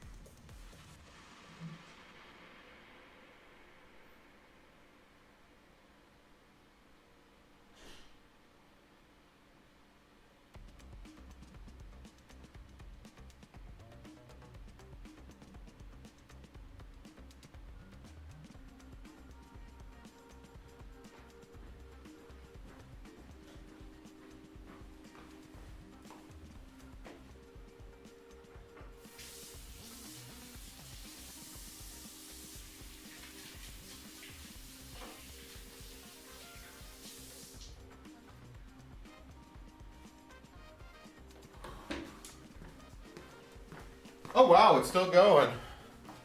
3 eggs today from the birds. I gotta go feed the dogs, but...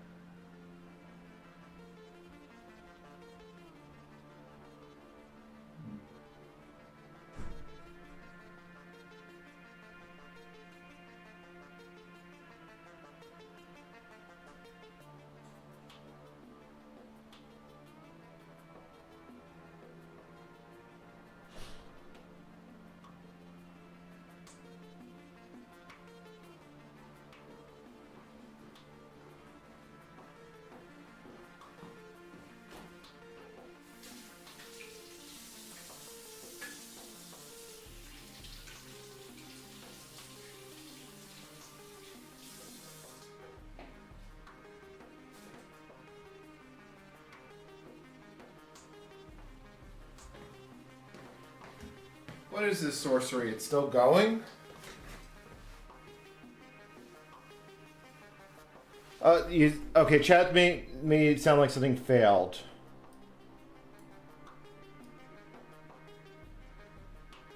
Uh-oh.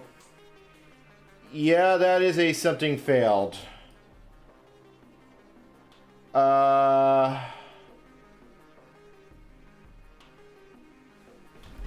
That is a something failed. Okay, we gotta look at that problem. The thing is, I played with Relox earlier, so there is a good chance I know what's wrong with it. Let's send it to a log file so I can look at it.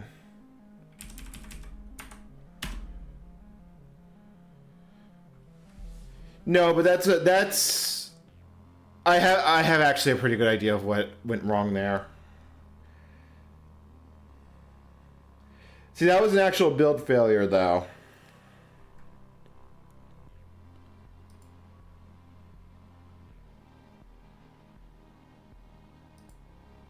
So the question is, what the hell broke? I have a theory. I know what broke. The problem is I don't think I saved an original copy of that file.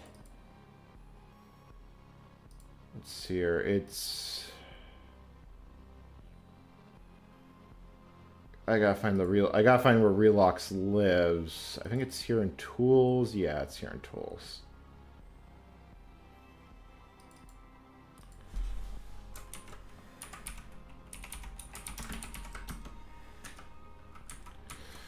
So it does a lot of magic conversion shit here.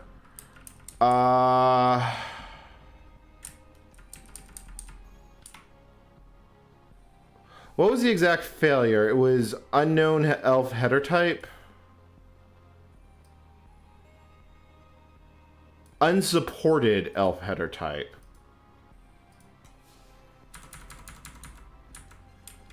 So it died here. I need to see the actual command it died on.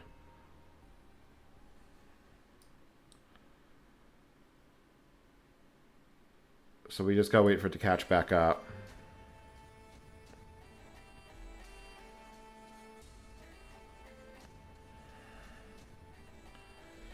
Well, we're not out of this just yet. I just need to take a look and figure out what it potentially did, because this is something I did tinker with. So there are quite a few possibilities of what could possibly be wrong here.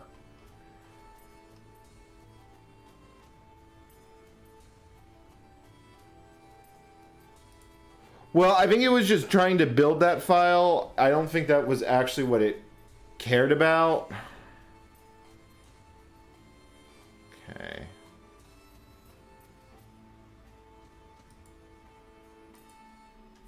Oh, the dogs are howling again. I suspect something in the E header is not happy.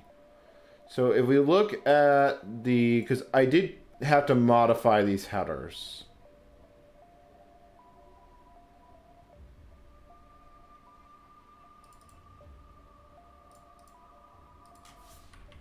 Yeah, I did have to make some modifications to these. Problem is I don't remember what I actually modified. So it gets elf magic, 64 32-bit words, and these are all type, which makes me wonder, I just had an unhappy thought. Okay, well this goes, let me go explore my unhappy thought.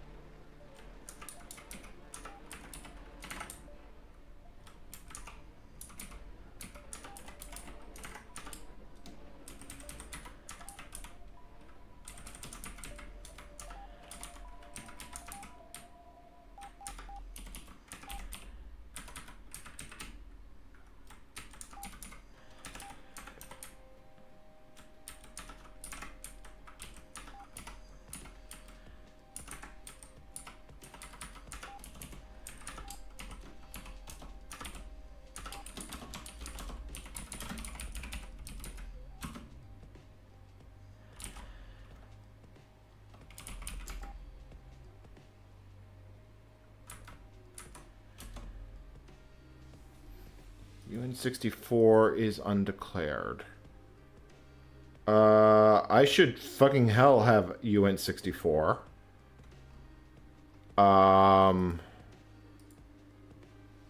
Oh yeah, hold on.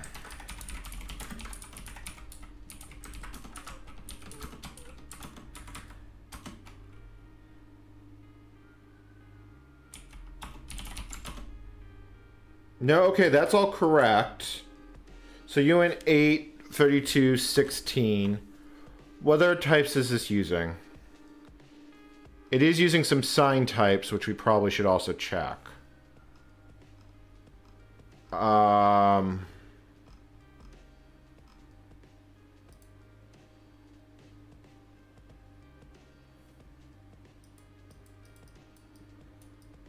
I just realized I did not want... Hold on, I just realized this does not want to be running with the J option. I hate to do that, but... build failure. Which I'm not completely sure why its build failed. So, I'm looking at that now.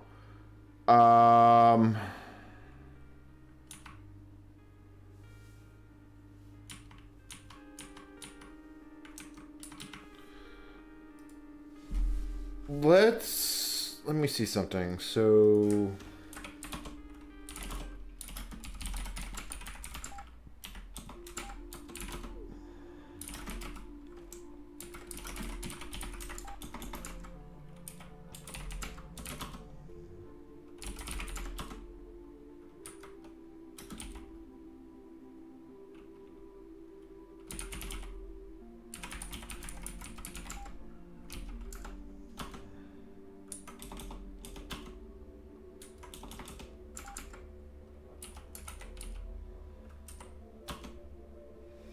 Okay, so that makes sense that that would fail with that error. But what is it? Let me see. Let me see if I can understand what the code is actually doing here.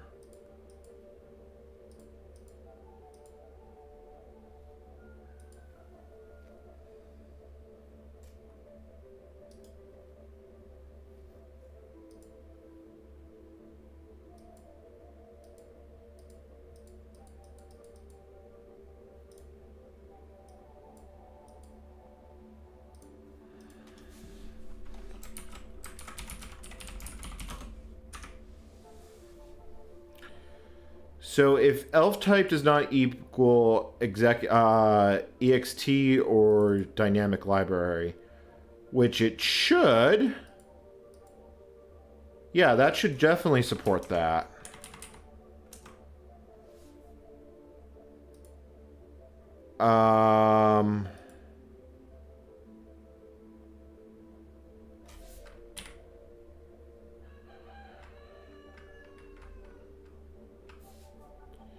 That implies there's something wrong with the strut.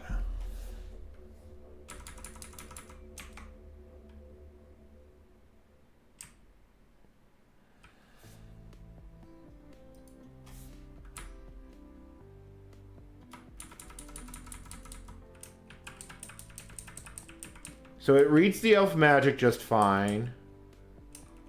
Reads the version flag.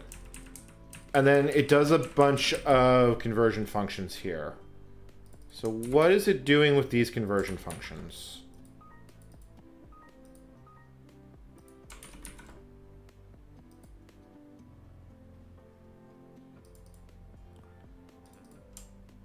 F16 to... Okay. So return... So those look like byte swap functions. Yeah, they are byte swap functions.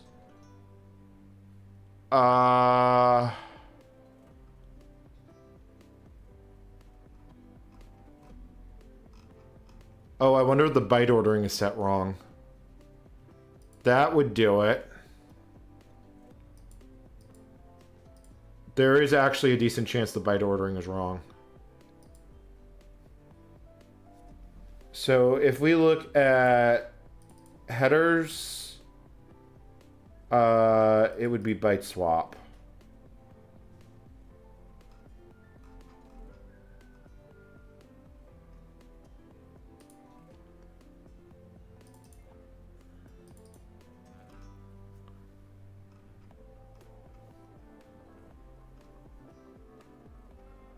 Pentium, Pentium Pro. So we should have Pentium defined.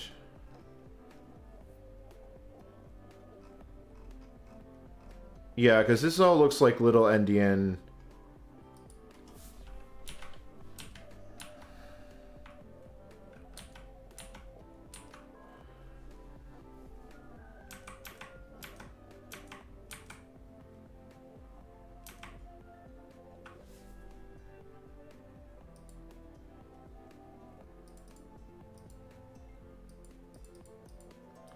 Define byte order little endian. Yeah, that's correct. So that would make...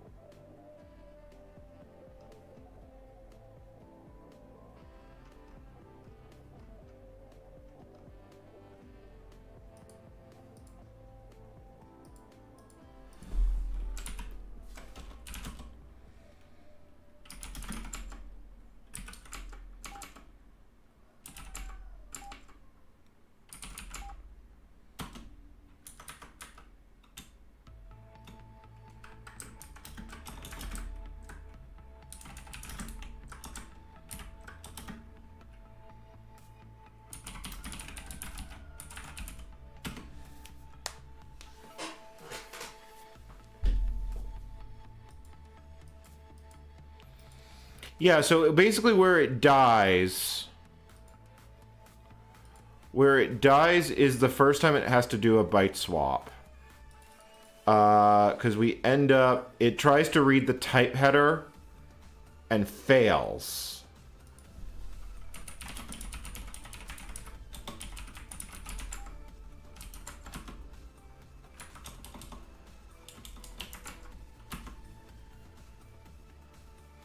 Yeah, and that's correct.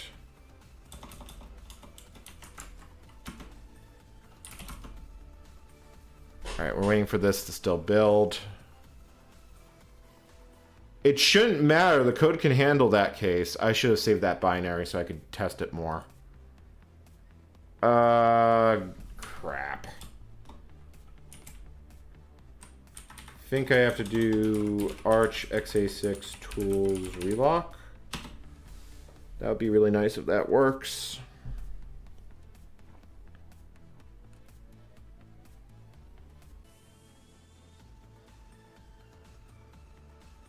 I might have to build a kernel on Linux to get a comparison of how this is actually working. And I think I should get that build going now, because I am quickly realizing that is a thing we're going to probably need to compare it to.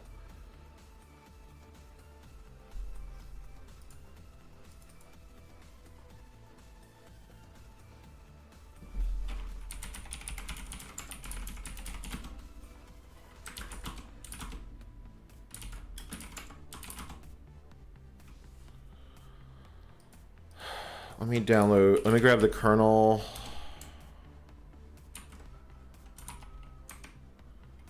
Oh, you know what? I can almost I almost certainly can't SSH into this. Damn it. Oh,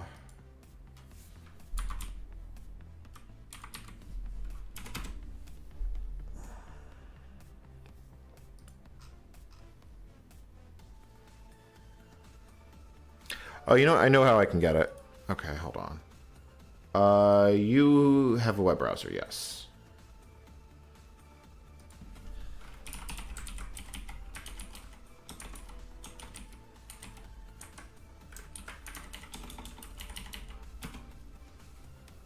Cool. All right, so then grab the same Linux version, save file. All right, so now you've got that.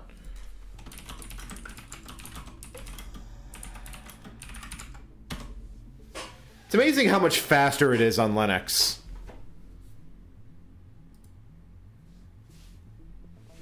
Like, that is a literal order of magnitude faster. Okay. Make Arch... actually, I don't even need to do anything. Oh, something broke.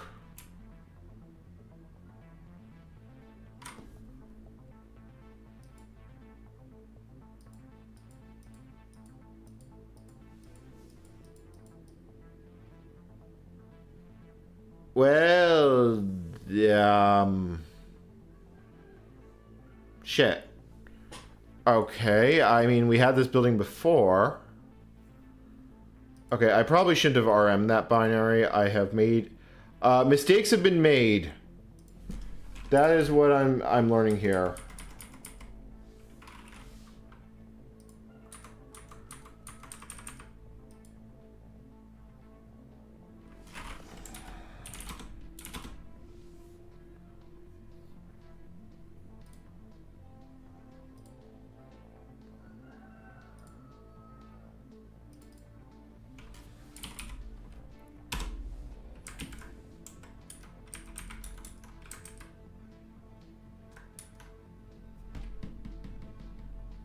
Except that should build with host CC, not with the local compiler. Which, okay, yeah, so that is actually wrong. I really don't want to hit clean. I think scripts would actually make it build it. Like, yeah. Let's try scripts. Maybe shouldn't have clobbered that file.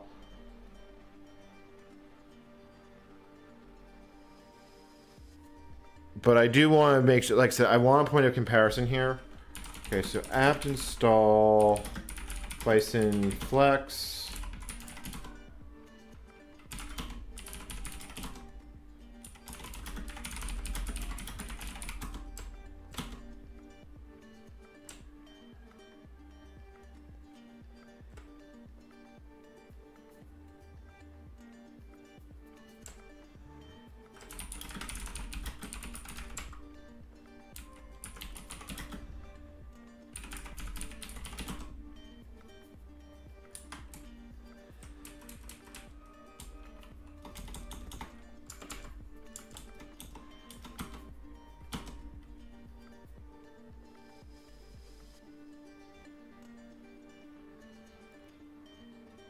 The challenge is building it on XP.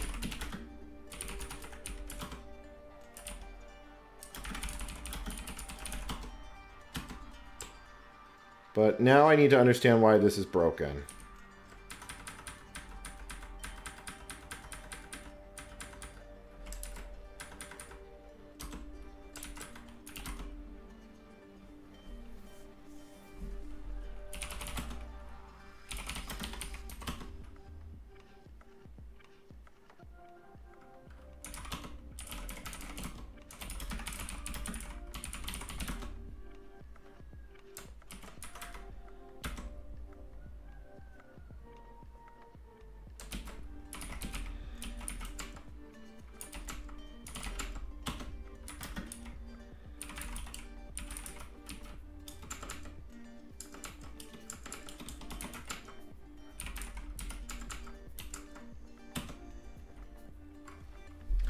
Well, that's interesting how it just segfault's trying to read that.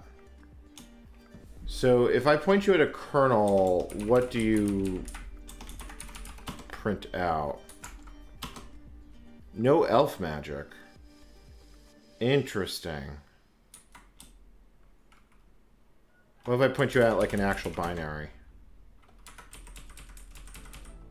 So you don't error out. Okay, yeah, so you can actually read the segment data. All right. Plot thickens.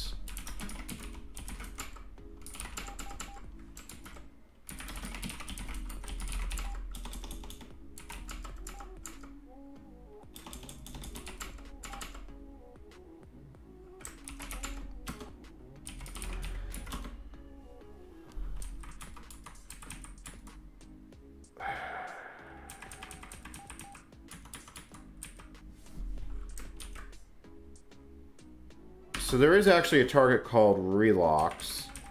Let me just get rid of all the .o files in there. I definitely should not have blown that away. Although being able to build it is kind of important. So it can read that. And once I figure out how to build this again under, you know, Linux. 419 is 2018. 419 325 is 2014.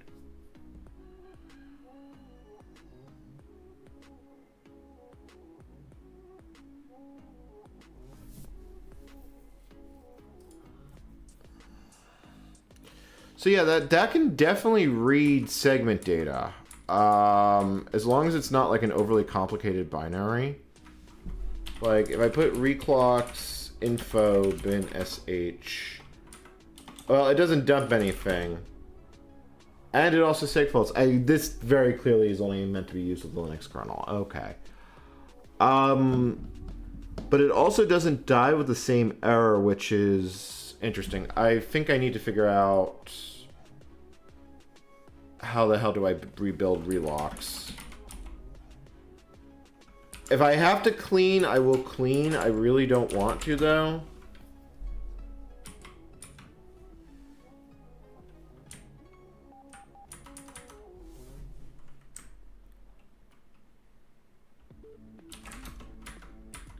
It looks like there's a host program. Hold on, is there a host programs target?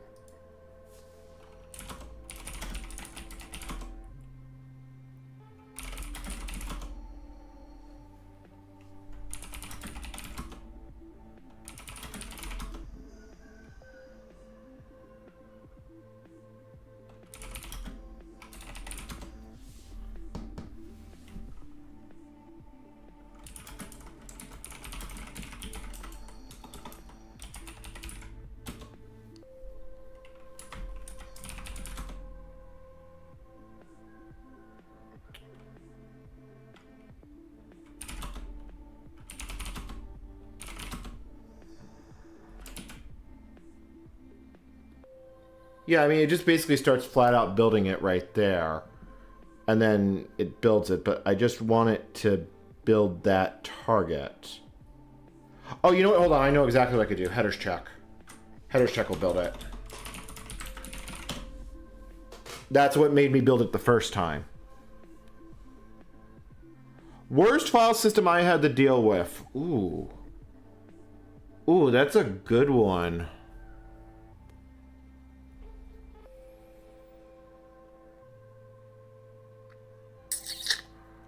I think I'm going to have to go with next step on that one because it's UFS, but yeah, next step.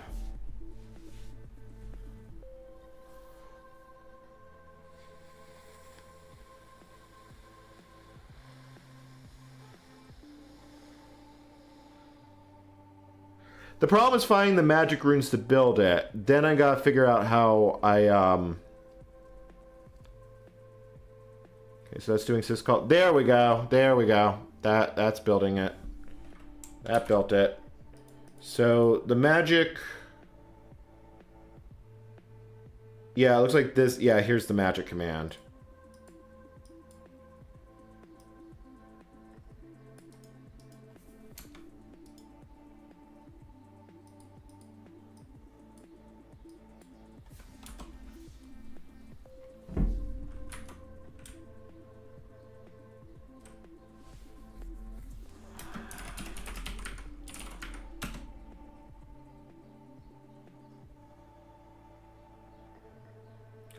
Well, that kind of worked. Okay, so it does work. I just have to do a little bit of finagling. So, okay, at least I can build it again. So, if I can build it... Yeah, okay, so I get the commands here to build it. So, yeah, that works. So, what I want to do is I wanted to print in hex...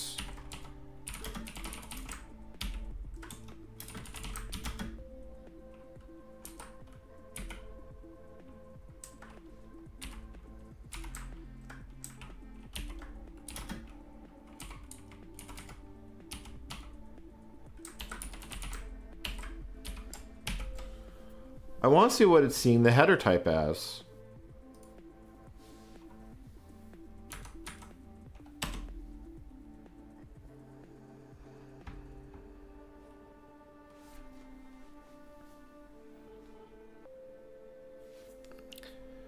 Also, I gotta change the status.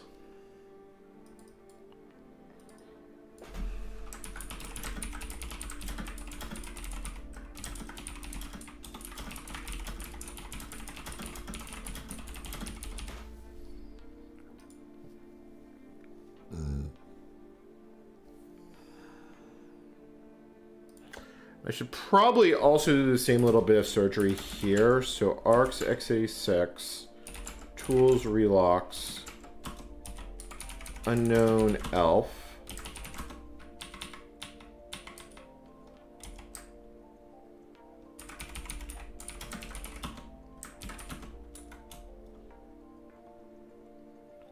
Oh, interesting.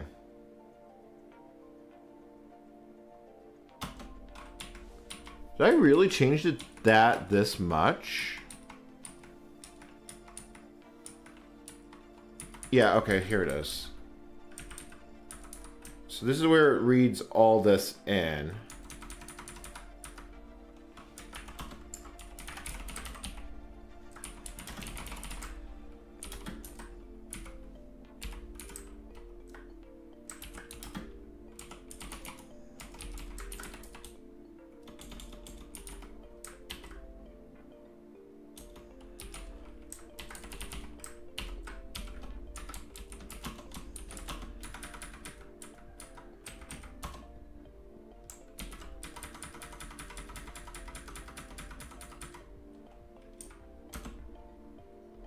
So we get 2, which I believe would be correct.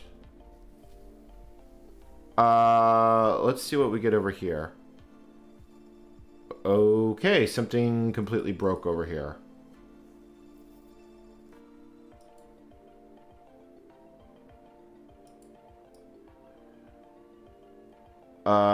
What the shit broke?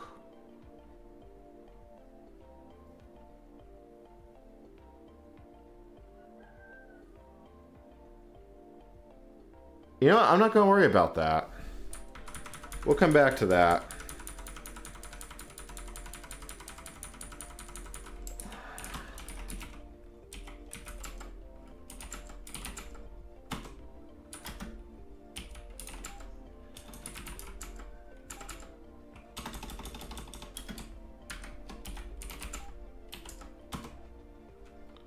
Unsupported elf header type. Didn't I just add code here for that?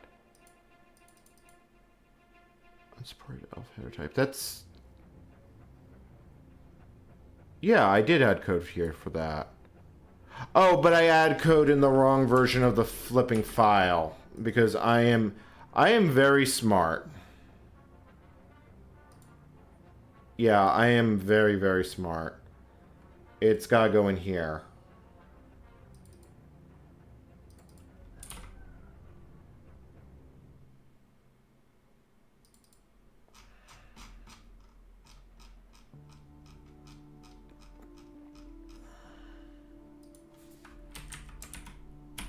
Okay. Now I should have all the commands I need to rebuild the damn thing. Yeah, this should be all the commands I need to rebuild the damn thing. So we copy.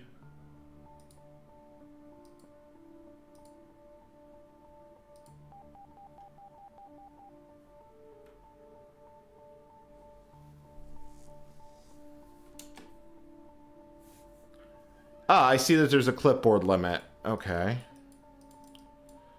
Right, so then let's copy these and make these a shell script.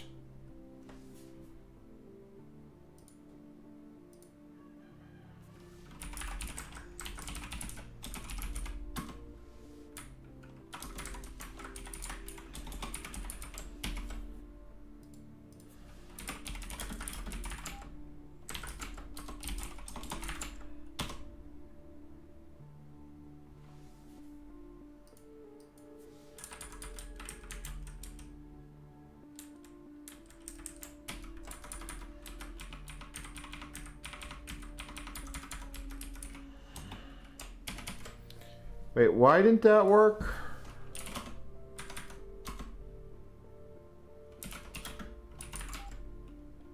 Oh, wait. Line endings. That's why that didn't work. That's how you can tell it's a real Unix system.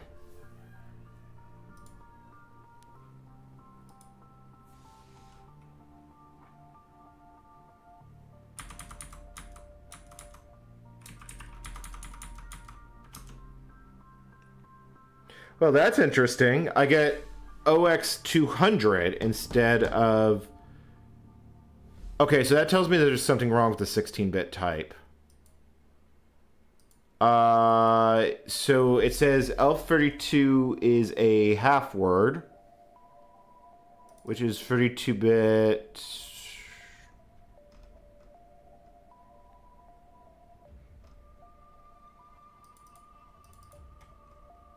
Where is this type defined? So it's type defined uint16, but uint16 is 2.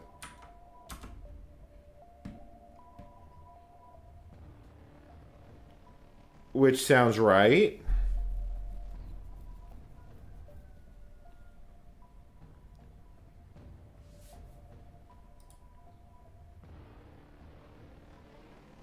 Yeah, I think that's a bad byte swap.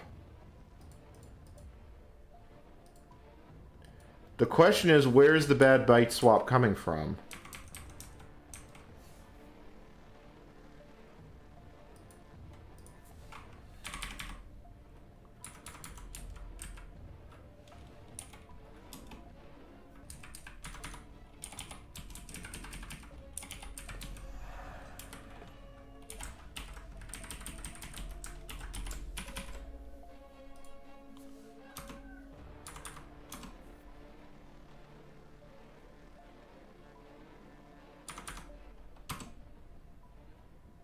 Now that just crashes.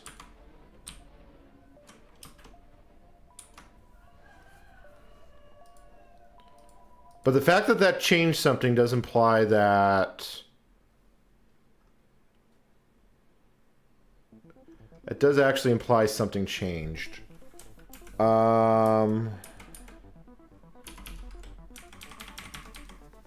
Let me put an error byte order somewhere in this file and let me see what it actually is.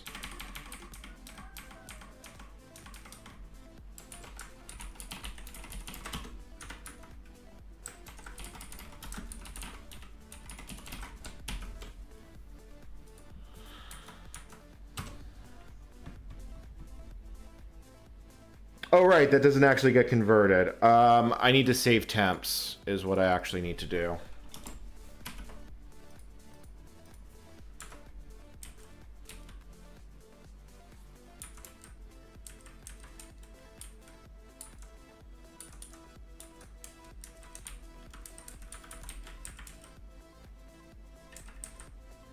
Also, it looks like a file is not... Which file? I'm editing this file. Here, let me just put save temps. I don't have a working GDB. It doesn't work properly.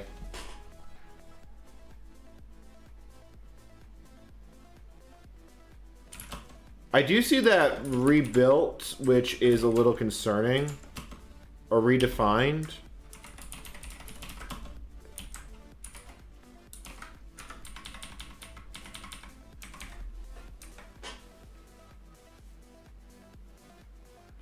Yeah, all that looks right.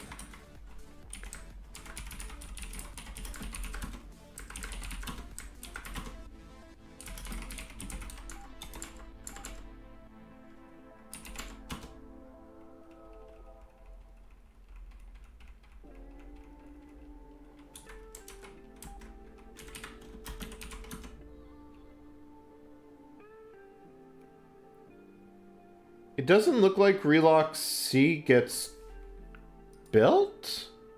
That does not make sense. Tools Relux C.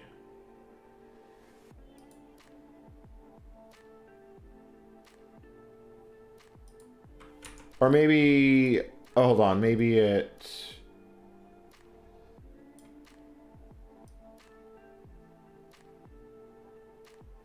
No?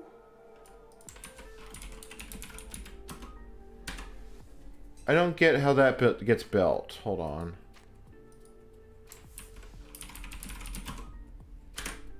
I changed that line of code and then it goes crashy crashy boom boom, but that line of code isn't actually built.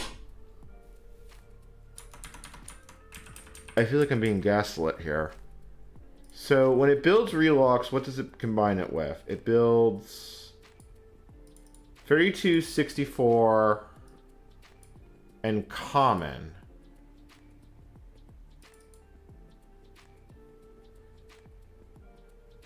Unless there's another step here that I'm not seeing.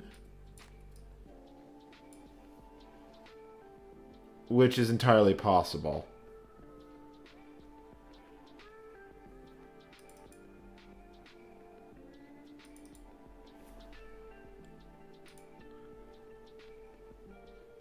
So what's in the common one? Okay, so it's just a bunch of this file. Unless you've got an include somewhere that like includes it, which would be strange and unusual. Yeah, there's a main function here. So I don't see how relock C gets pulled in, but I made a change here and shit changed. Oh, this file is included from relocks 3264. Okay, so that makes sense.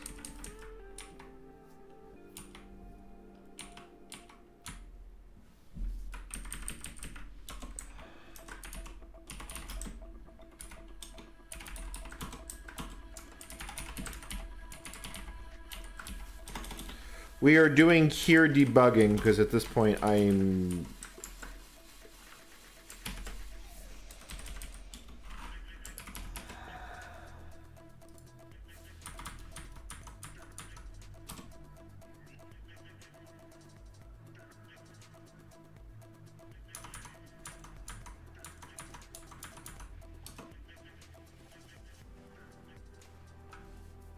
Well, that's concerning. Apparently it does believe it's a big endian architecture.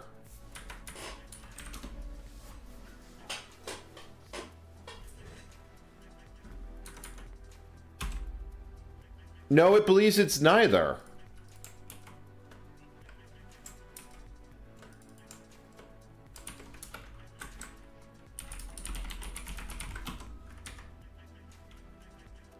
So it defines neither. Now, I did see... I gotta look at... Yeah, hold on. I need to actually look at the preprocessor output. I actually have to look at the preprocessor output because what it's generating and what I'm seeing are two not making much sense things.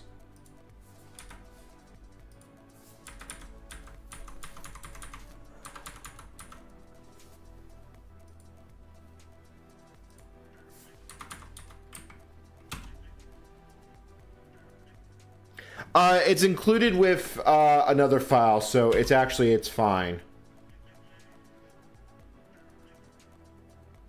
Yeah, see, I see that redefined, which is a little concerning. Because if I look up here, I can see that 3264 get redefined when it builds the 64 version of the tool.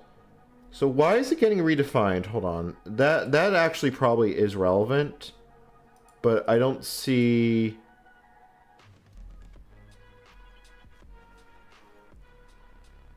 Wait, are both code paths... Oh, God. It's all evaluating to fucking 0. If 0 equals 0, if 0 equals 0.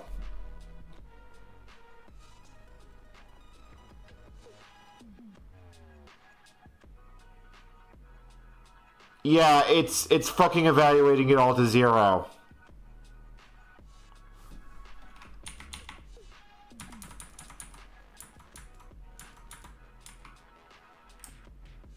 Yeah, it's in an if, Dan. It's all fucking evaluating to 0. If neither byte order or little endian is actually defined.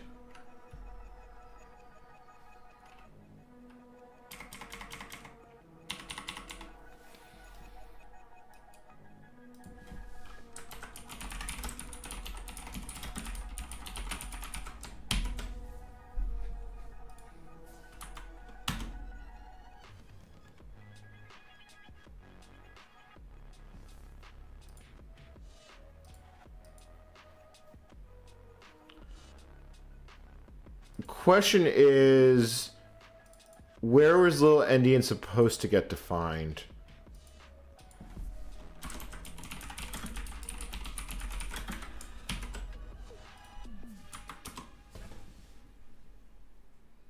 Hey, look, all my fucking warning messages went away. Okay, the fact that that's seg faults is not an immediate concern. It is a concern, but I'm not completely sure. Because I've seen it seg faults on,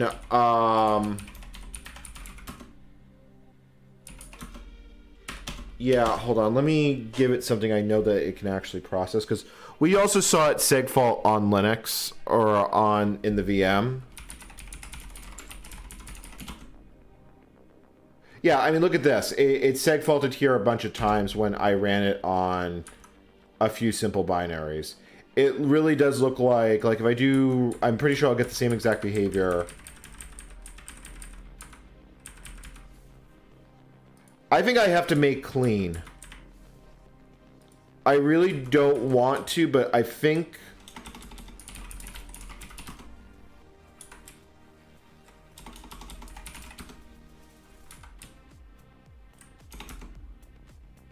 Yeah, that's the same exact crash.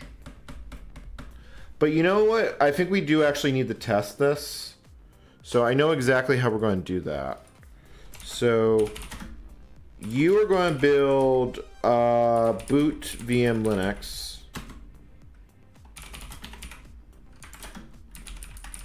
You're just going to build a kernel as quickly as you can. This shouldn't take too long. Because I think we need to see if the tool output actually is sane.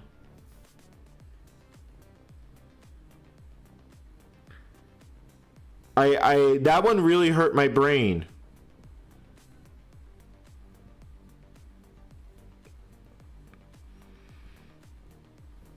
That legitimately hurt my brain, that one. I don't even know how I'm going to get that one. Turns out endian functions, when not defined, will evaluate to 0, and thus, if def branches, it shouldn't. My brain hurts. I legitimately, that's a new one for me.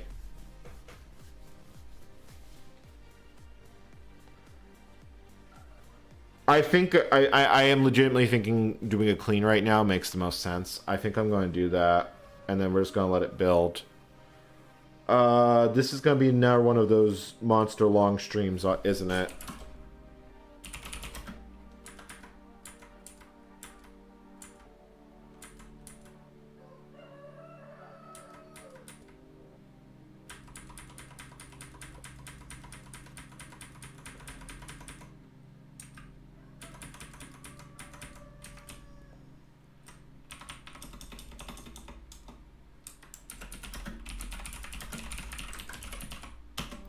Just in case I accidentally lose my config file, because I don't want to do that again. Physician, heal thyself. Problem is it's going to take like 30 minutes to get back to that point, and this will also take a while. Actually, let me also copy the Relux tool.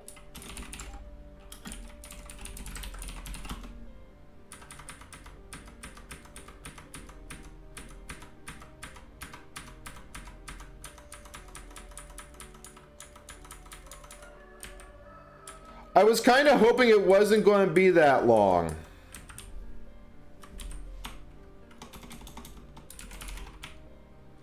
Like, am I not allowed to hope, chat?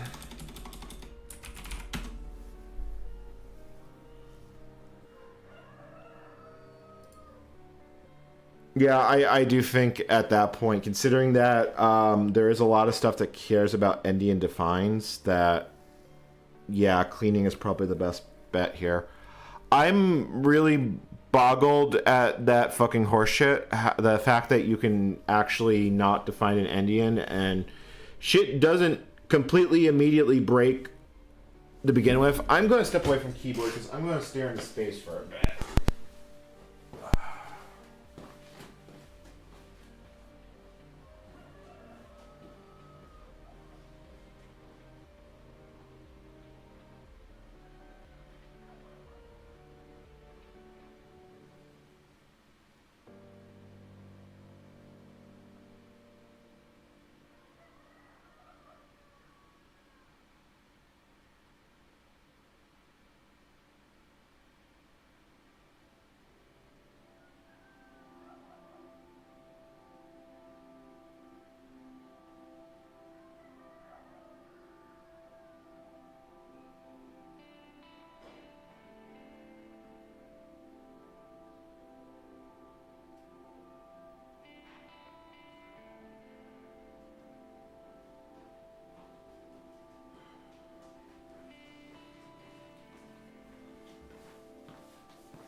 Alright, so it built the kernel.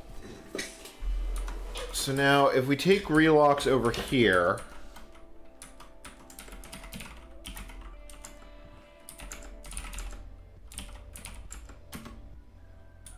and that does a bunch of stuff. Yeah, okay, so we do get a bunch of relock info out of that. So now the question becomes, if we punt this over to, I think XP is 2.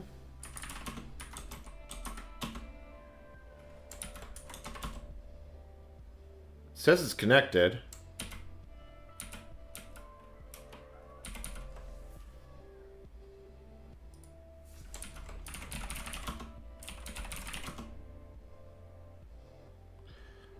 It's cursed that that works. Is FTPD running? FTP is running.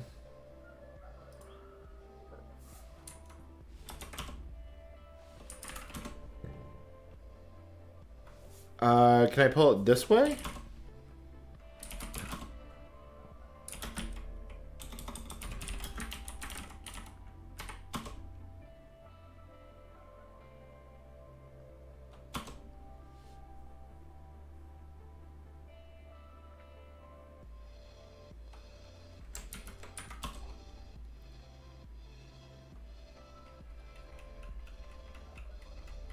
God, that takes a long time for that to get its prompt.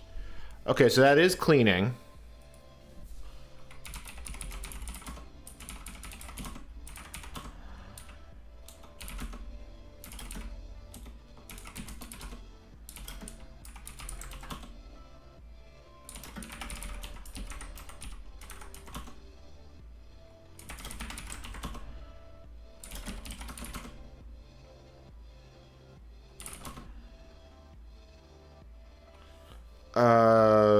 Where is the kernel on here? Oh, it's in downloads.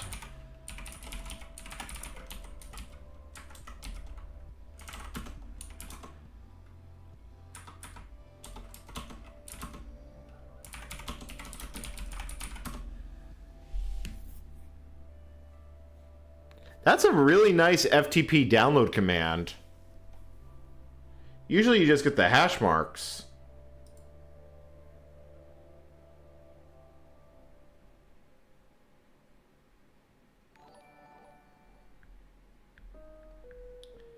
Thanks, Nick Sasabi, for the $10 super chat. It really does make a huge difference. I really do think that we're about to learn something interesting from doing this. Because if the relocks command now reads it all out, it does mean that, guess what? My shit works. I'm also probably going to have to check.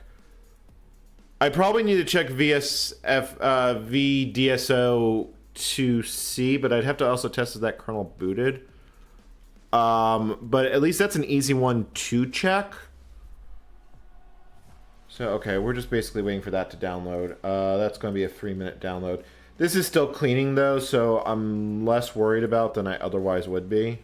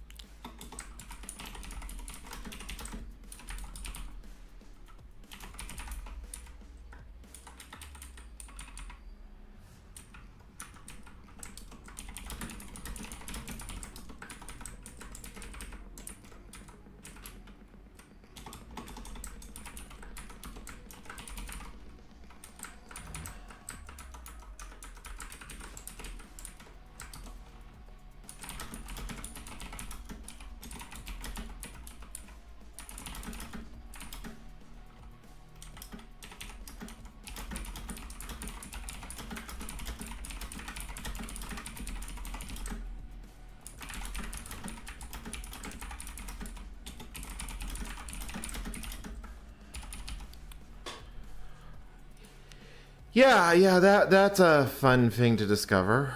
All right, so I'm gonna retweet that.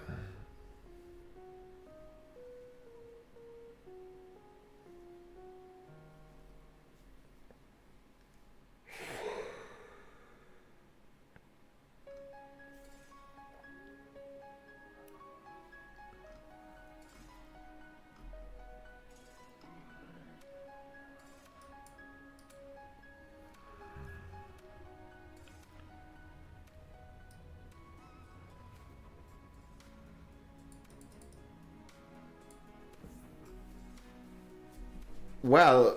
Okay, so it says it's going to be done in 15 seconds. That's not going to be done in...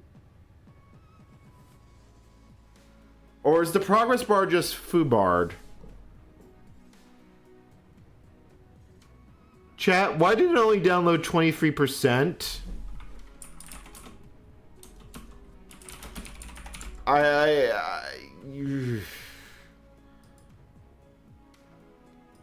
I feel like we're reaching new levels of cursedness.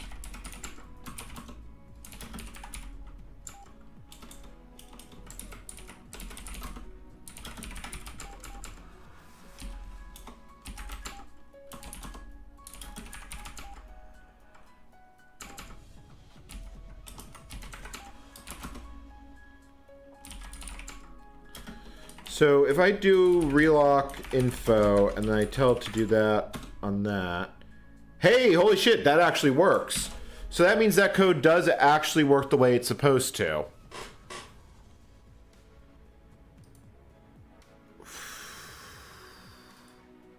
Okay, cool, that's done cleaning.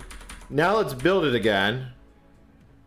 No, I'm not out of disk. I think the FTP utility is just completely fucking broken. Like, I'll check. 112 gigabytes still open.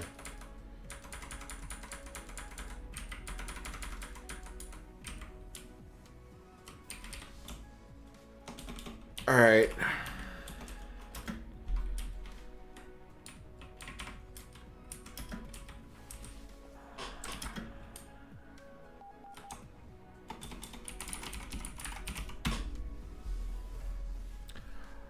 There is some deep magic. There is some legitimately deep magic going on.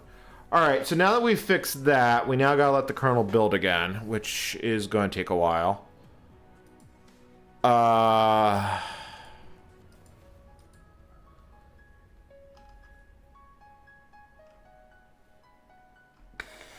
don't even know what to think about this one.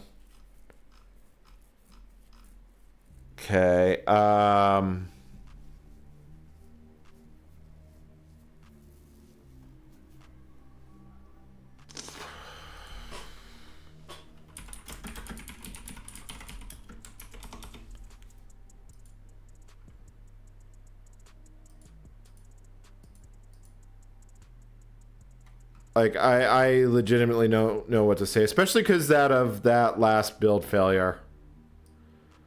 That was something special.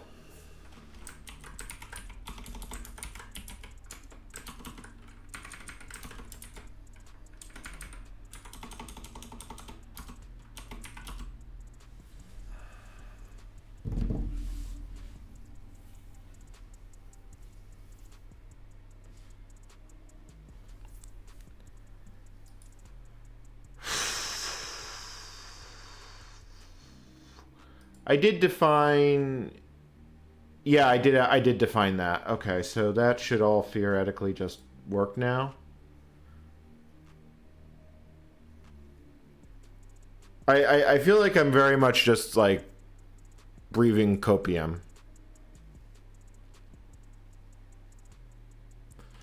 Well, we're not dead yet.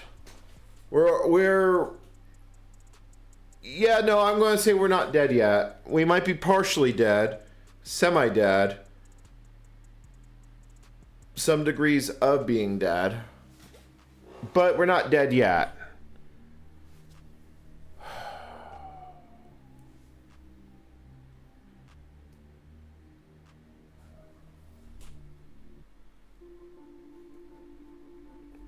And now we get to watch it very, very slowly build.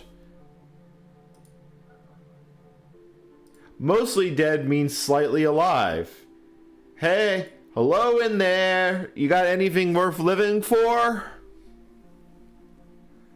God, of all that entire scene, if you know what I'm quoting, that was the only injury in this set was due to was during the Miracle Max scene.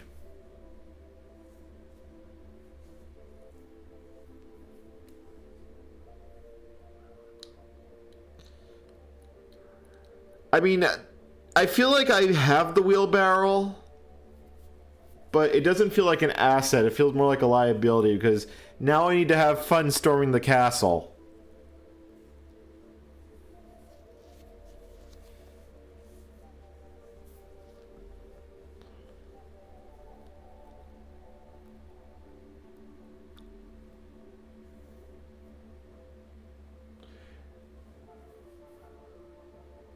You know, that right shift...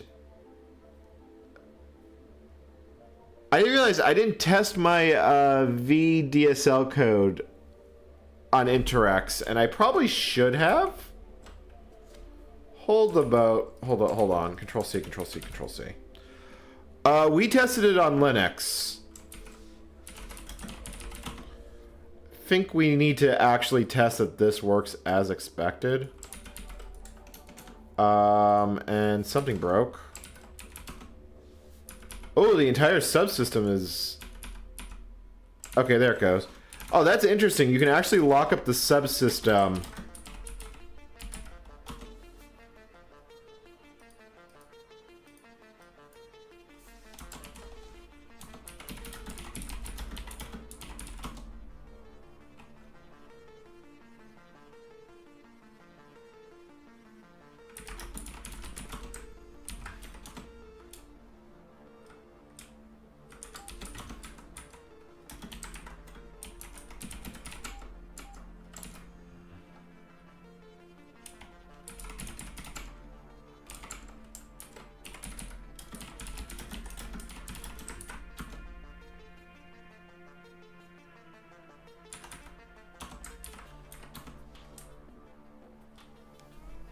Why is it complaining here?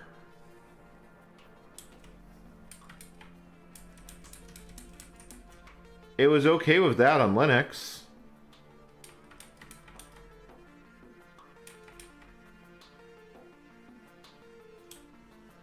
Oh, right. Because those functions don't exist.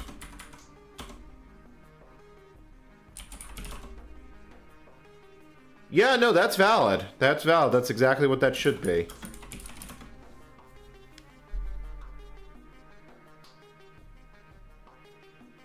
Did I get the code wrong when I did it in there?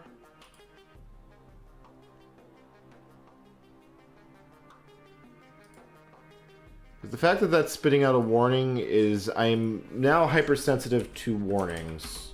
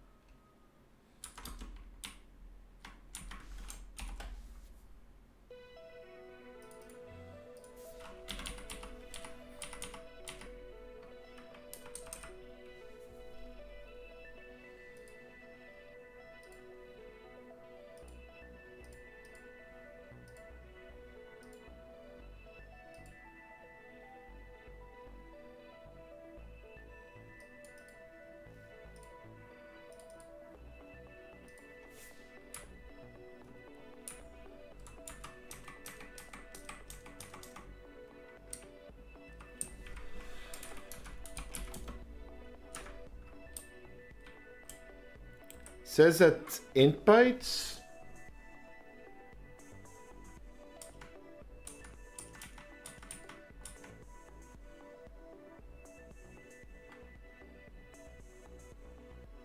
It converts it to 64-bit. Wait, is that a 32-bit type? The type says it's int bytes, which doesn't fucking help in the slightest.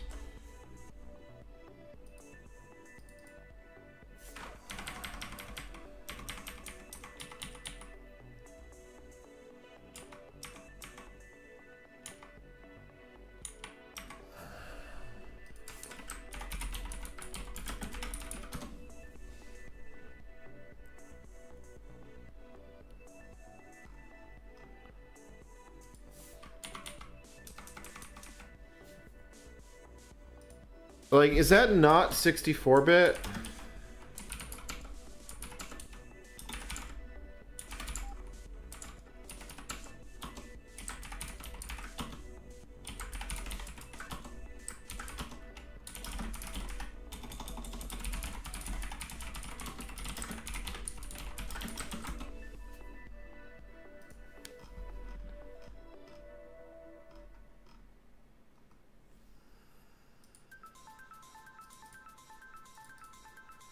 Yeah, I mean, it just says it's int bytes and it doesn't include any other file. It gets...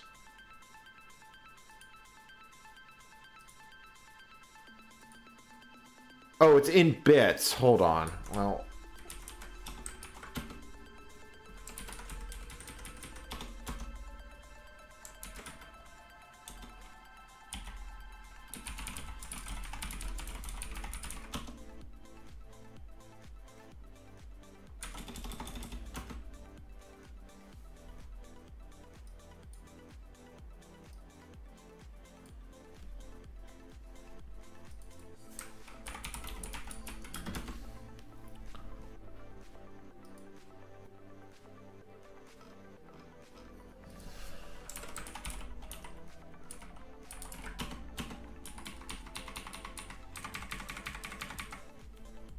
Trying to figure out where that might be declared.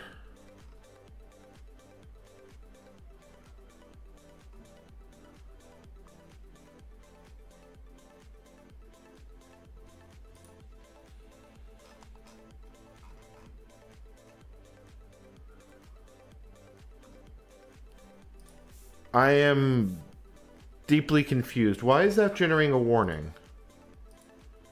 Because that did generate a warning.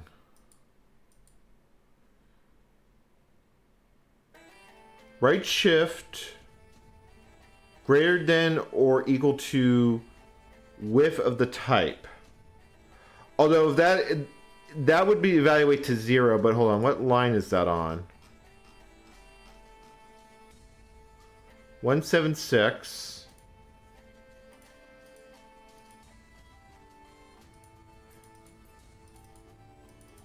Unless it's a 32-bit...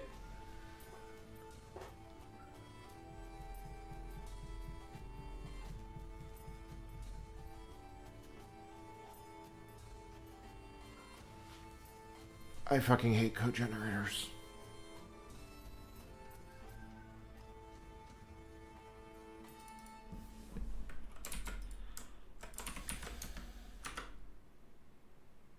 Uh, int elf bits /t.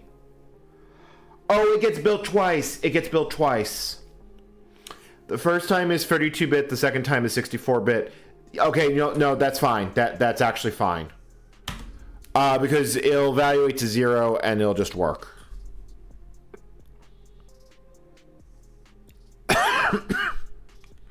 No, they're building it once as a 32-bit ints and once for 64-bit ints. ELF files. Okay, that's fine. That's legitimately fine.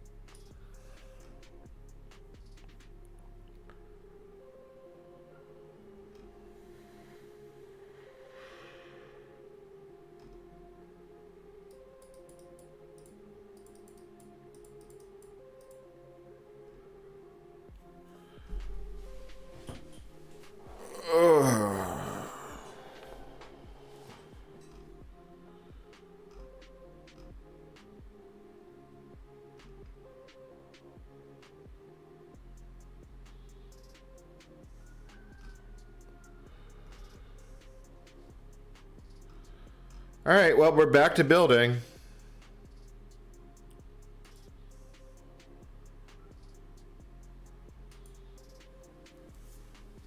Yeah, we're living. No, the thing is that I pay attention to warnings, especially when warnings were warning me about that, the issue that we just resolved with the Endian bytes not being set. I was really hoping this wasn't going to be another fucking 10-hour stream. I legitimately was hoping this wasn't going to be another 10-hour stream. I think I'm just going to keep streaming. I'll keep streaming tomorrow without putting a devlog up.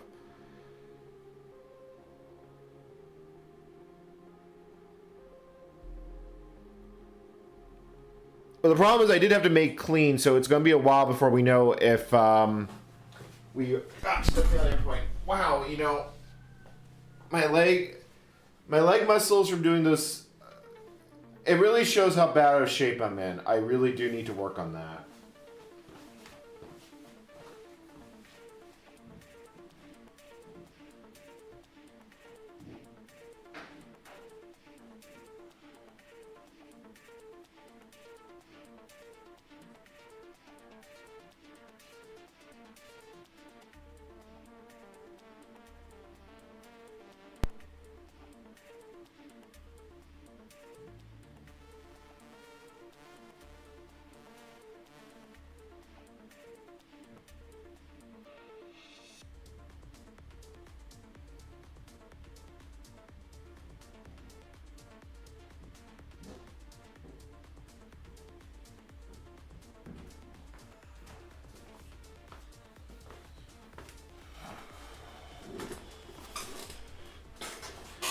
It would take a while to bike to Albania, and I'm probably not in the health to be able to do it.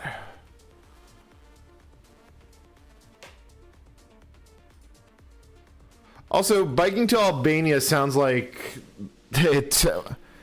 I legitimately don't know what it sounds like, but it sounds like one of those things that ends badly.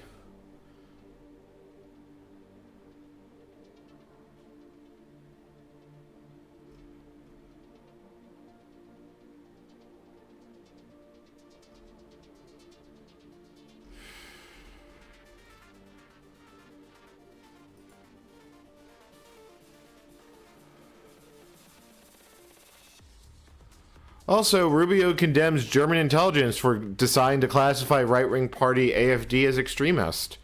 Huh. There are layers to that onion to unpack. Yeah, I hope so. A lot of it is just really fucking health shit. It's getting better, though, now that I'm no longer in that fucking dump.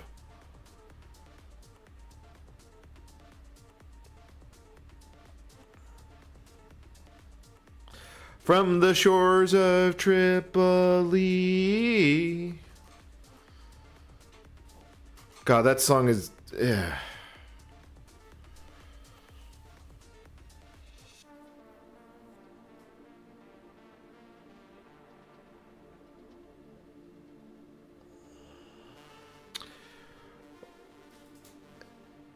Hey, Noctade. We are discovering if this is going to fucking build or not.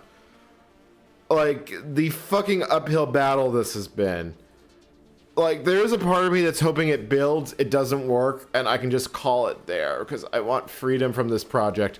Release me from my soul.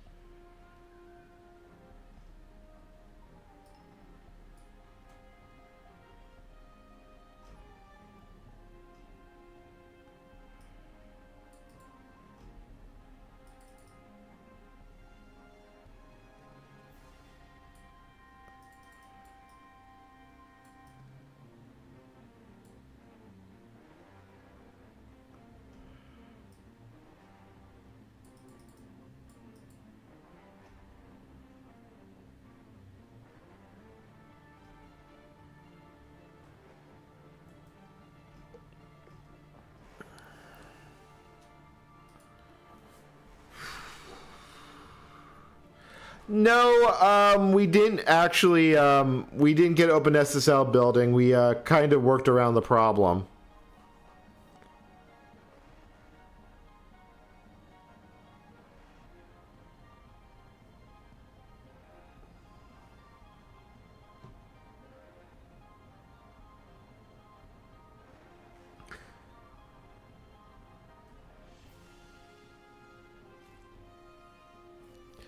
I mean, there's a lot of things.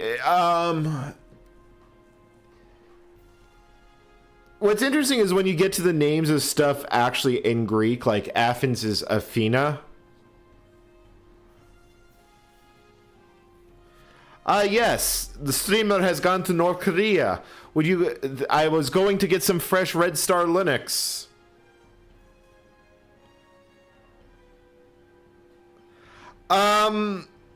I had to do some intense debugging. We are now building it again. We discovered that little endian was equal to 0 as an undefined, big endian was undefined, and byte order was undefined. As it turns out, if you compare two variables that are undefined, it equals 1. Ask me how I know this shit.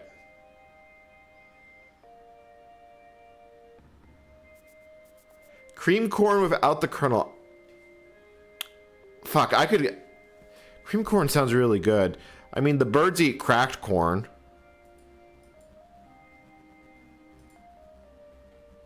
Like, I have a sudden urge to,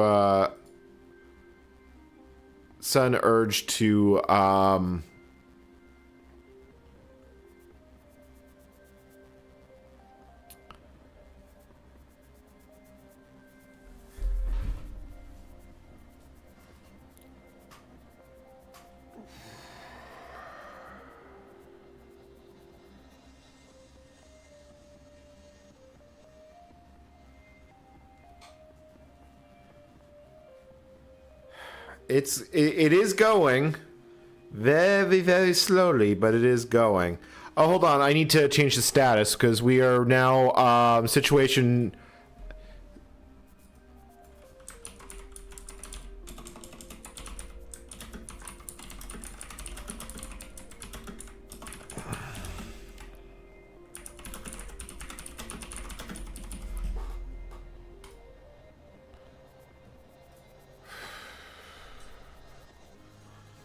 Now I want fucking cornflakes. Like, cornflakes would sound so good right this second.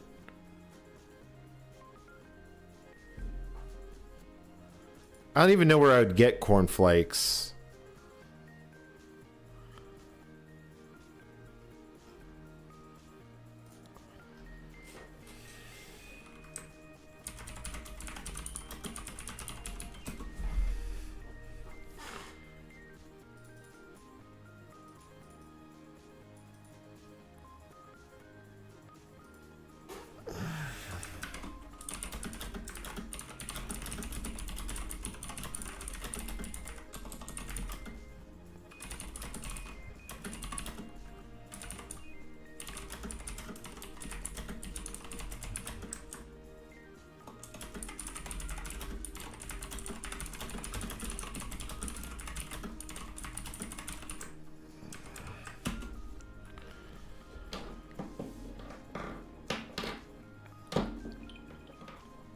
See, now I want corn. Like, I just want corn flat out. I don't even usually like corn on the cob.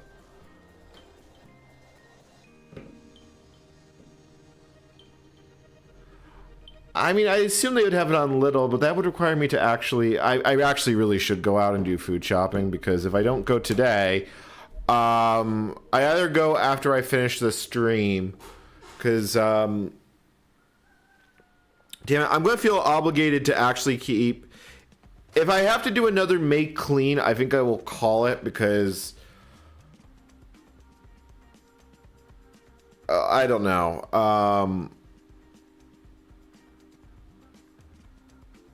No, I want to taste European goodness. Jackie the Deer, uncreamed corn is what Wyoming. Sorry, no, I'd say what Wisconsin's made out of, or Iowa.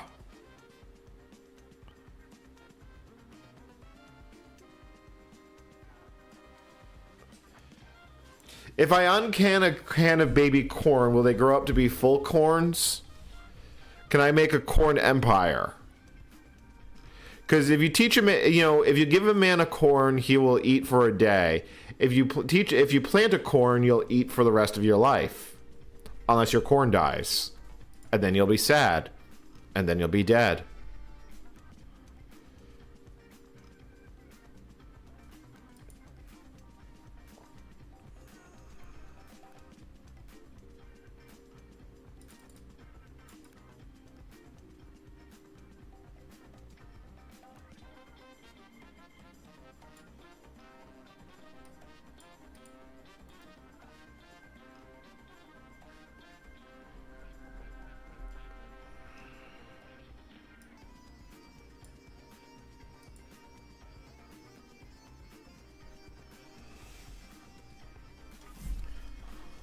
Well, what can I say? This conversation is kind of going to the birds, and thus I need to feed them.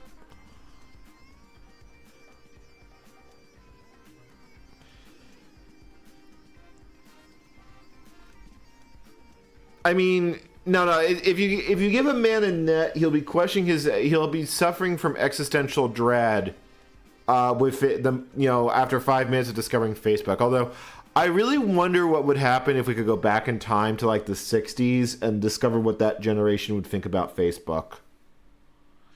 They'd probably decide this internet thing is a bad idea.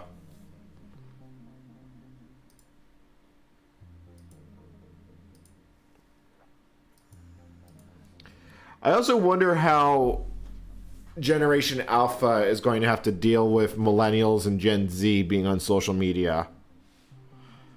But what can I say? I like corny dialogue. It really it really gets the maze going.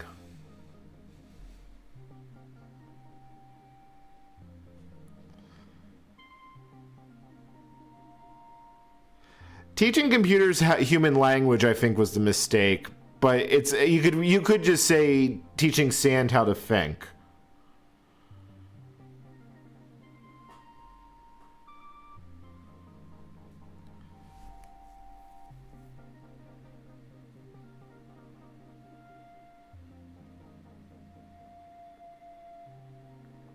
Enact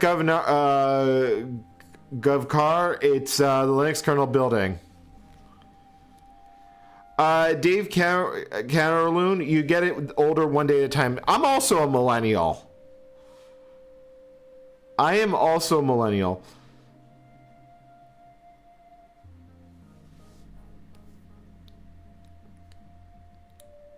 Yeah, I mean, I've seen old you know, it's what's going to be interesting is that when millennials reach old age, assuming there's still a planet left and thus a working internet, because I don't know, I really do feel like we're kind of heading off a cliff. Like, I don't like to be doomer, but climate change is going unchecked. Like, how long until we reach the point that the internet collapses in upon itself?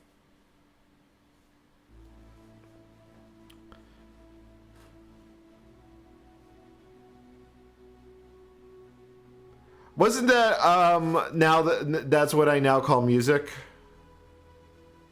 I mean, Jackie, yeah, I'm actually I'm going to be 37 in 12 days.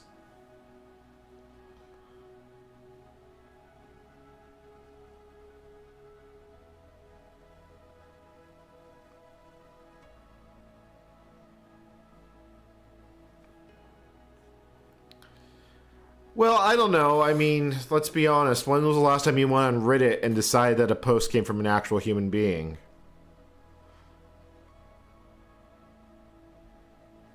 I mean, let's be honest. This is too stupid for an AI to do because it's not productive. Thus, this is how you know it's genuine human content.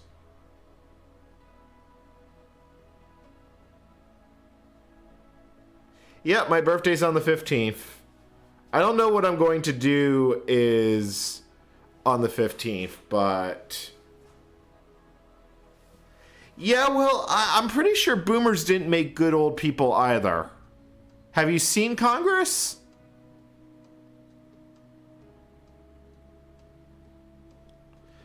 Jackie, I see you're chewing the curd.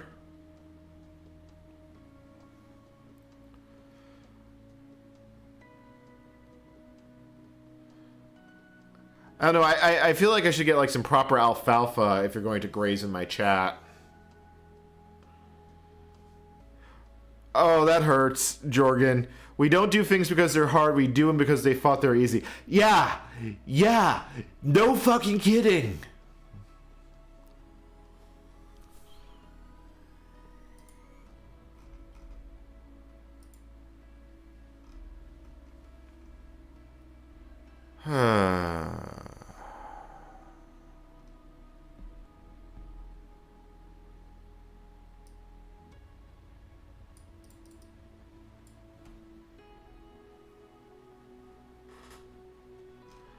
Yeah, I'll probably have to go. You know what? I can get some good croissants and shit at the corner place. Um, Going to Little or Alpha Beta does not sound like fun.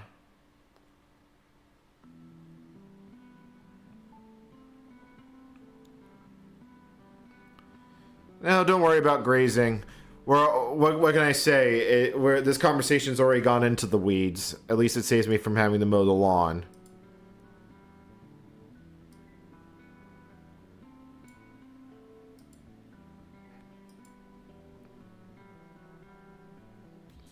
I don't want to think about Neuralink because what we'll just end up with is Elon Musk controlling our subconscious, and that just seems like a shitty, you know. Yeah, no, I think I prefer just old-fashioned death. I mean, I think a lot of it for me is like a lot of people just A lot of people just fear death to the point it warps them. Because, you know, death is no longer part of our lives. People don't die in the home anymore. Some, not many. I would have to definitely take a look and see what I could actually find in terms of...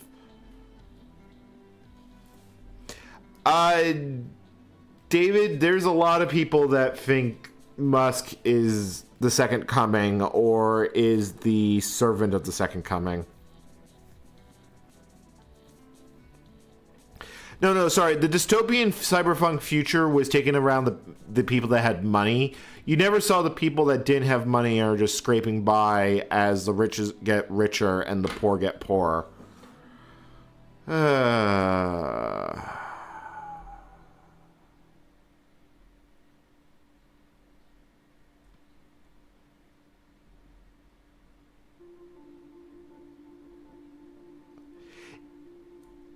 I don't know. I feel like Neuralink is just like self-driving cars from Tesla. Like, it's just not, you know, it's just stuff to make the stock go wee.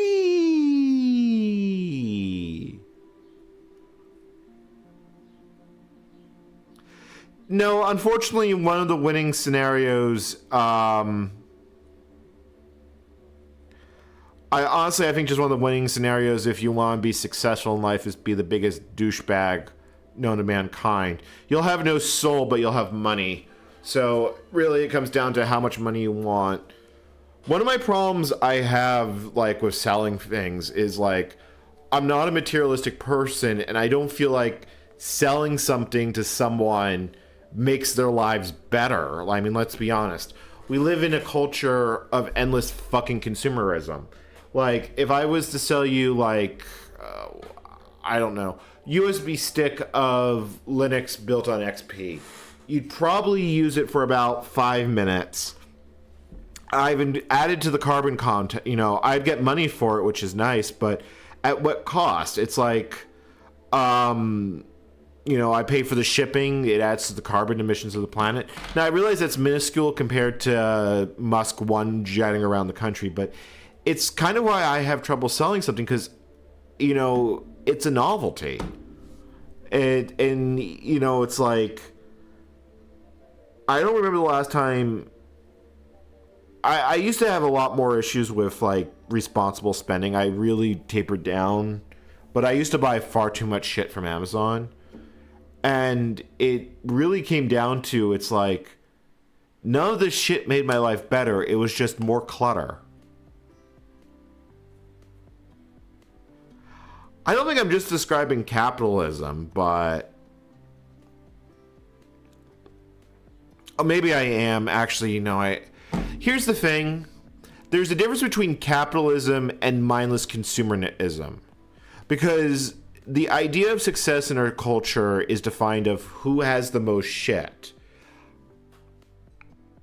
Is that... maybe that is the definition of capitalism? I don't know. I always get capitalism with the idea of free markets, but not that you are the most successful human being because you have bought 6 yachts and so forth and so on.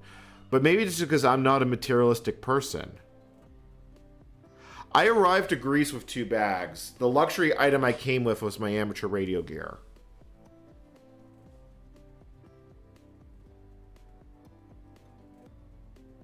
Well, I mean, that's entirely the point. I mean, the people that seem to be the most miserable blokes in the room are the ones that have the most money.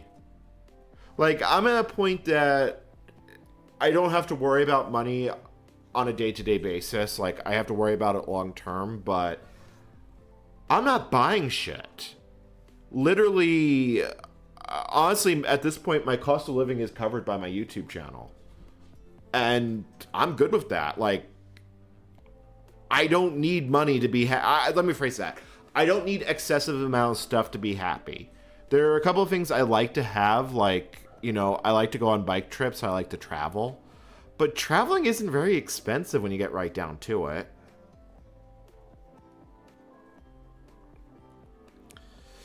No, Jackie the Deer, you're mistaking that with caps lockism. Okay, I do admittedly buy some... I've been known to buy smoked salmon. I really like smoked salmon.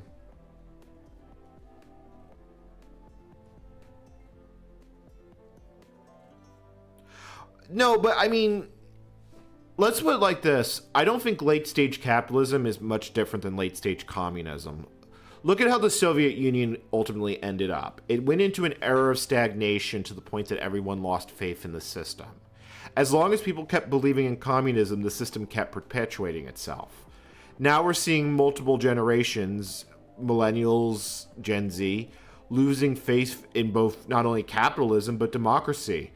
It is going to be a Soviet era collapse in the I really do think the United States is heading for a Soviet era collapse. Whether that goes around the world remains to be seen, but we're also seeing things like AFD, gain popularity in Germany.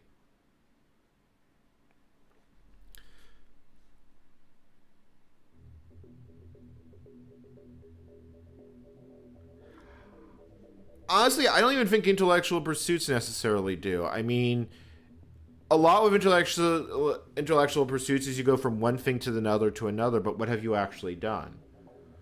I mean, I do tech stuff because I can sit here and I can have 100 people and at least conceivably make their lives better.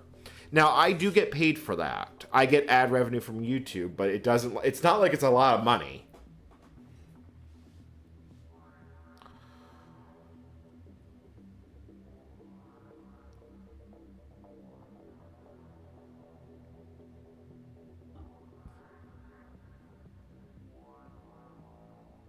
Well, Catherine, I mean, but look at what the United States is right now. I will eat fried eggs. I have trouble cooking eggs because I have trouble cracking literal eggs. Like, I think I had a really bad experience with a raw egg as a kid. I have vague memories of that. Um, but I'll eat them just fine. Well, I mean, what if you took a USSR that successfully managed to navigate market reform? It would look like China. And does China's future look all that rosy right now? To be perfectly honest, like I've spent a fair bit of time in the PRC and such, but you're ultimately dealing with an economy that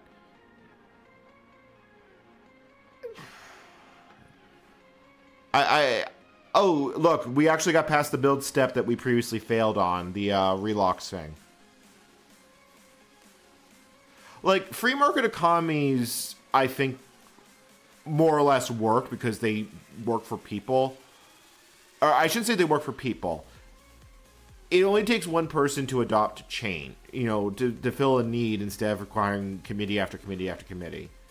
But if you actually go to Lenin and Lenin's original writings, and to some degree Trotsky, he writes about that specifically, that it shouldn't be centrally planned, and that each community should be able to control its own needs and productions, and then work cooperatively towards it. What existed in the USSR was a totalitarian dictatorship that managed to build a nuclear weapon and thus was considered a superpower. I mean, I'm sorry, that is the way you describe Stalin. Post-Stalin USSR, I'm not sure how to classify it.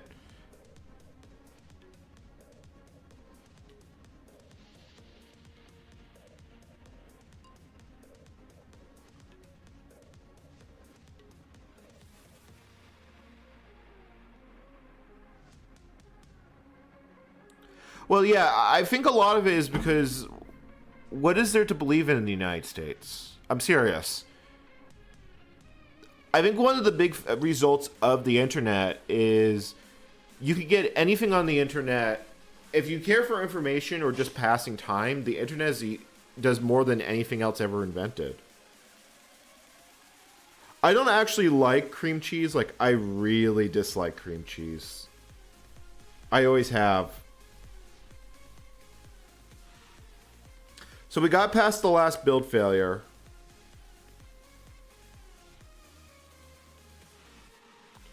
Well, Emmanuel, what's the United States? I mean, I'm serious. Look at what look at what Congress and Senate currently are. It's basically just. I think it would be more upholding the status quo. Like, there's this thing in U.S. politics, and this had to be pointed out for me to notice it. But with the United States, everything we hear internally gets framed as good versus evil. Like, the invasion of Iraq was framed as getting rid of weapons of mass destruction and bringing democracy to the Middle East. That was literally how it was fucking pitched by Bush.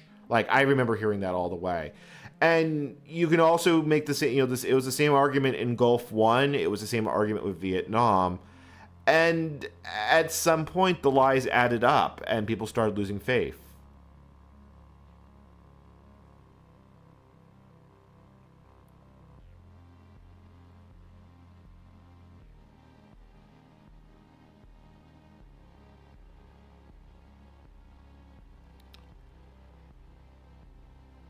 I I honestly have been debating writing a book on philosophy but I kind of I want to finish my undergrad before I actually do that. Because I don't know what hasn't been said. And but it is something I do want to write about because let's be honest, minimalist lifestyle is not exactly common. The vast majority of people, chat, I don't want to call you out, but let's be honest. How many people just spend endless hours browsing the internet because nothing else in life matters? God knows I've done that enough. Like, I'm not calling out chat specifically. That's something I myself does.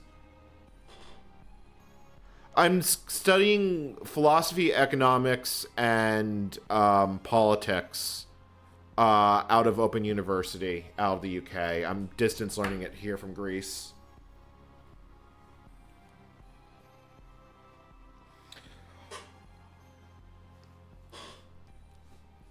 Well, I mean,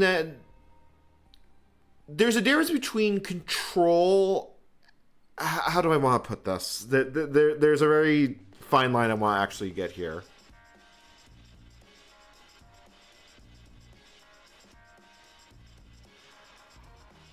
I mean, Catherine, to give you an actual literal example, I was in Vancouver about a year ago. And I make a point not to actually carry I don't, when I'm out and about, I try not to use my cell phone. So I was sitting on the SkyTrain looking out the window, and I just looked to my left, and literally everyone in the train car was looking at a phone and had AirPods on, completely tuned out of the world. And it was the creepiest thing I saw. Like, it really, really fucked with me seeing that. Well, Jackie the Deer, I want to remind you that trans rights matters. Regardless of what the administration says, you are valid.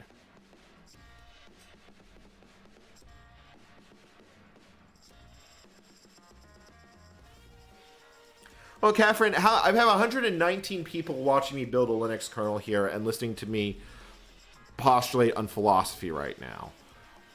To put it a different way, I know what the numbers look like for streaming. I worked at Mixer as a contractor, but I worked at Mixer. And because Mixer is gone, I don't really feel all that bad saying it. Having over 100 concurrent viewers puts you in the top 1%. And as far as I know, that is still true both today on YouTube and Twitch. And I am not a big channel.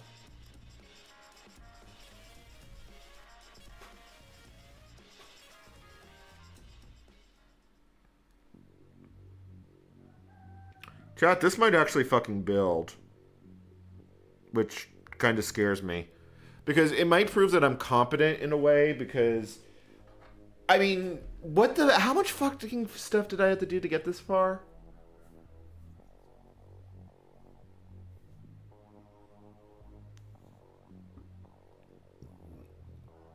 I mean, here's the biggest thing with philosophy, is you also have to deal with the other side of the argument. I mean... to some degree, I've had to sit and listen to, not like the Reddit version of MAGA, but understand what's more at the point of the MAGA movement, what's driving it. And a lot of it, you can actually find an explanation in Nietzscheism. That there's no way to...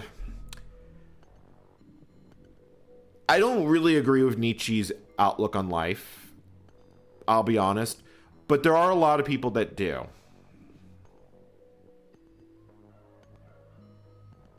I didn't recover stuff from a PDP-11. I tried to build the tape archives of Network Unix v6, but it was completely shot. Yeah, Catherine, I know exactly what you're talking about because Jesus fucking Christ, that was true living in New York City. The only people I knew in New York City were people I met in the internet. And unfortunately, I live in bumfuck Greece. No, I live in the bumfuck of bumfuck Greece. Let me put it like this. You have the hardcore MAGA that take it as a faith and a religion.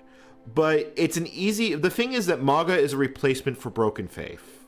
People that have become disillusioned in either the American dream, traditional religion, or more. Like, look at the people that claim themselves to be good Christians and such. And look at the sheer hypocrisy if you actually take the lessons of Jesus Christ as he actually puts it. Like, let's be honest. MAGA would consider him... MAGA would deport Jesus. Let's put it like that. And when you really go down the deeper rabbit hole, take someone who is not... MAGA is a replacement for broken faith. And it sounds like it's... And when faith becomes, it gives people a purpose. It gives something to believe in. Like, I don't believe in the American dream.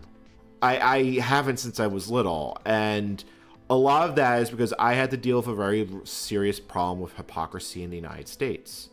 The embargo. For my non-US viewers, the United States has a very strict embargo against Cuba.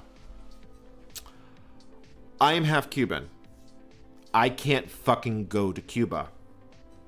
Not because of Castro, it's because of my own fucking government. It's a felony. Now, there are some problems on the Cuban side, but Cuba doesn't make it a fucking felony if I go visit.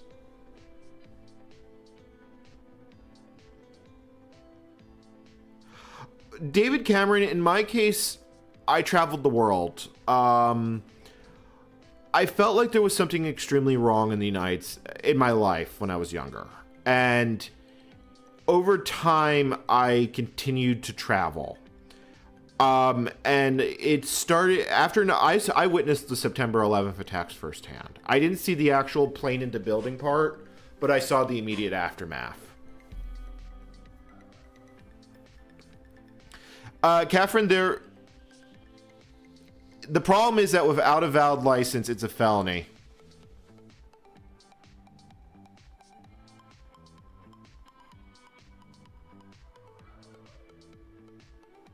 If you have a Cuban passport, there are legal grounds to do it.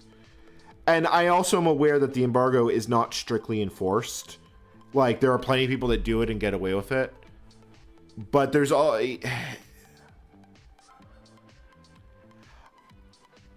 The thing is that there are exceptions in the embargo for cultural work. If you're making...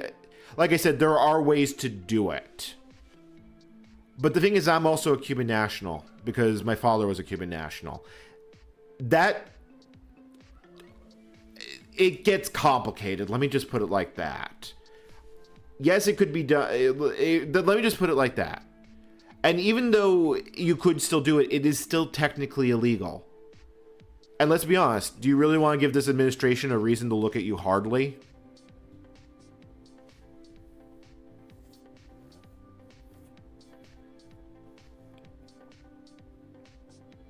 I mean, one thing that I've really discovered being on this side of the microphone, you know those people that call the right wing like a grift or something?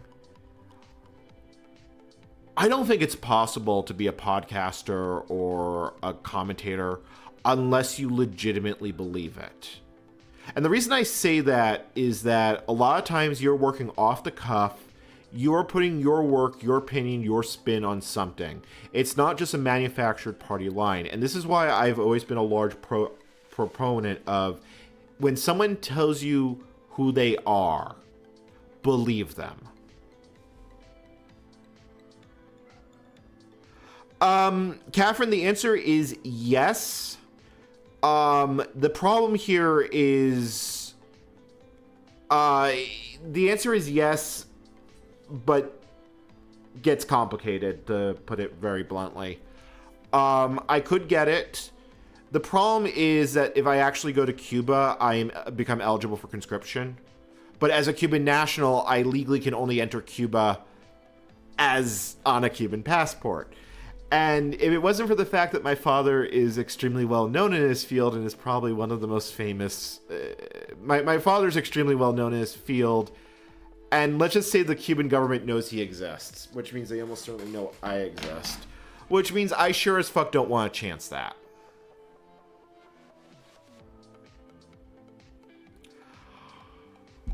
Catherine, the thing is that what gets them started? Now, the thing is that look at every single person who puts a sponsor bump on their videos. They are accepting the money, but they're still making content. You know, they still have to make content.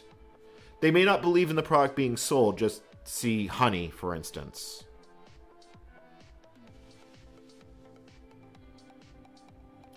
Yeah, honestly, it is liberating to talk about this to some degree.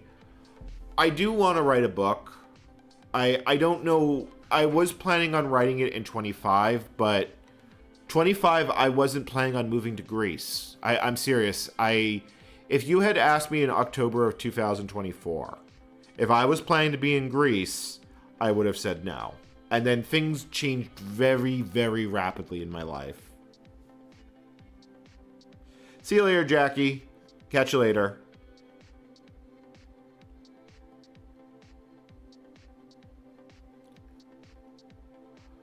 I don't know. I am of the opinion that unless you're given reason to believe otherwise, people will be honest with you, even if they have truly abhorrent views and opinions. Like, don't believe in the good in someone unless they show them to have morals that you consider good. Because for better or worse, good is fucking relative.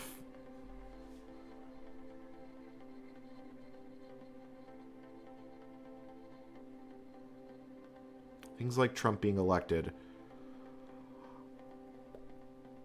People are voting for Trump knowing who he is. I mean, we had 4 years of a fucking Trump administration. It's easy to say people have forgotten and such.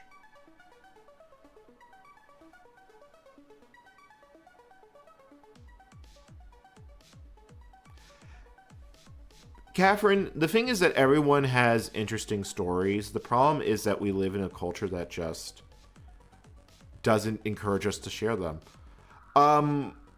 OLE Coop, circumstance is the easiest way to put it.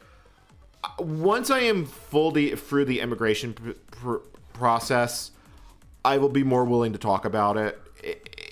It deals with a lot of personal stuff in my life that I was already wanted to put in writing at some point. But I am literally waiting for the Greek government to finalize my paperwork, and that's a real cloud over my head. We're making modules. Whether or not those modules work is an entirely different question.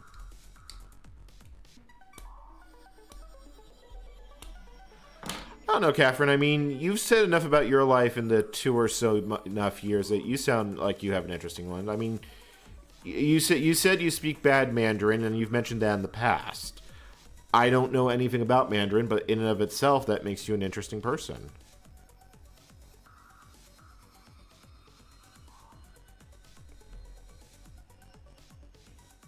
Not everyone comes from an interesting background. Even for people that have and do stuff, it's just an aspect of their lives. I'm not done with immigration, so I legally cannot leave Greece right now. I've had invites from so many fucking people to go hit them up in Europe. And I intend to fully do that once I can do so. Well, unfortunately, I gotta learn Greek first.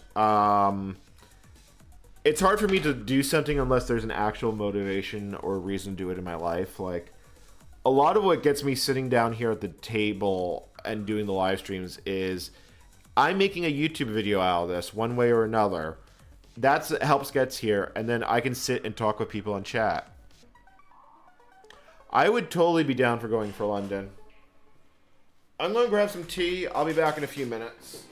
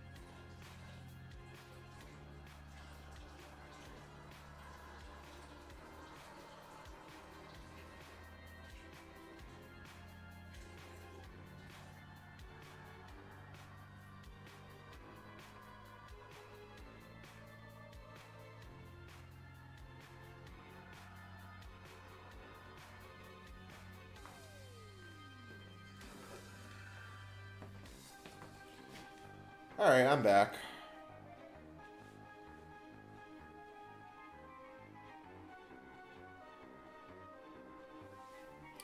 I mean, Catherine, but let me put it a different way. There's so much content on YouTube that you'll never, even if you watch YouTube videos from the day you were born to the day you died, you never even scratch the the top of it. I've really made a point of trying to watch less YouTube. I don't count streaming on YouTube as watching YouTube, although technically speaking, I'm watching my own channel. Because on the live panel, I see my own stream. But I would, as far as I understand it, I would be eligible. As far as I understand it. Whether or not it would actually happen is entirely besides the point, but yeah, I don't know. It's like, we live in a world that literally everything I say in a YouTube video could be sucked into a machine, into an AI, and then summarized. It's like, should I really be talking about this? But it's the fear of not talking about your life, your situation, how other people will judge you, or the consequences of said actions that keep people silent.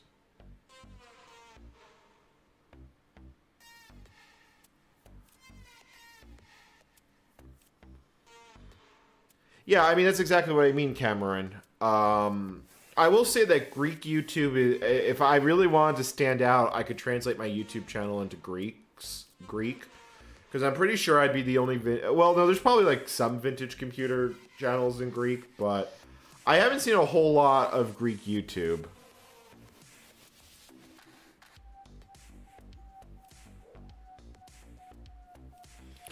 And, then... And, I mean, you also have to look at it from the other side. If you just want to see, like, if you ever look at our live streamer fails and just get an idea of...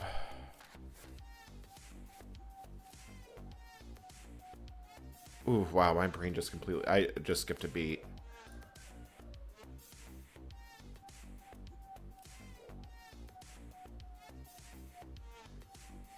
It's like, I don't even know how far into the build we actually are.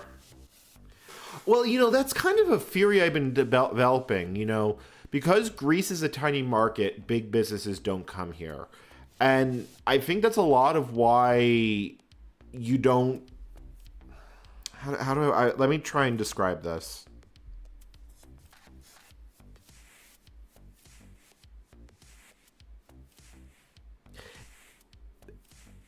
if I could describe the way things in the United States are, it feels like there's an active aversion to doing anything that could possibly risk stability.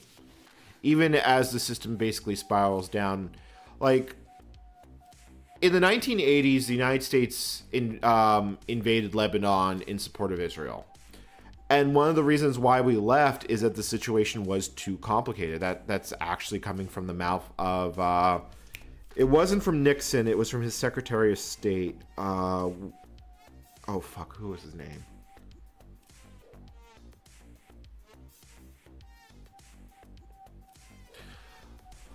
But, you know...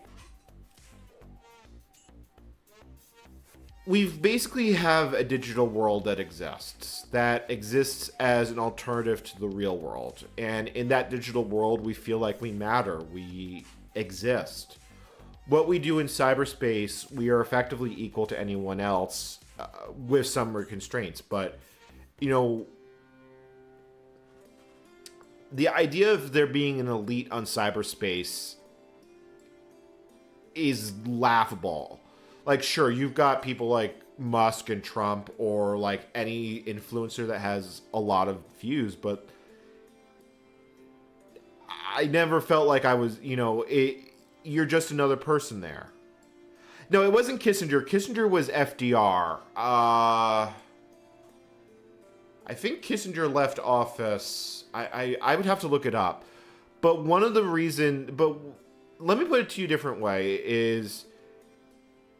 when was the administration of the United States made a hard decision? Like, to really dig in and do something that just wasn't superficial reason. Like, a lot of what drove the war in Iraq was Dick Cheney basically saying there were WMDs. But the whole justification of it was this parable between good and evil. And this is something you really see a lot in U.S. politics. Like, when you hear framing of MAGA, it's always like, this is evil. When MAGA talks about, anything else, it's always evil. It's always that framing. And this is me being independent of who's right and who's wrong.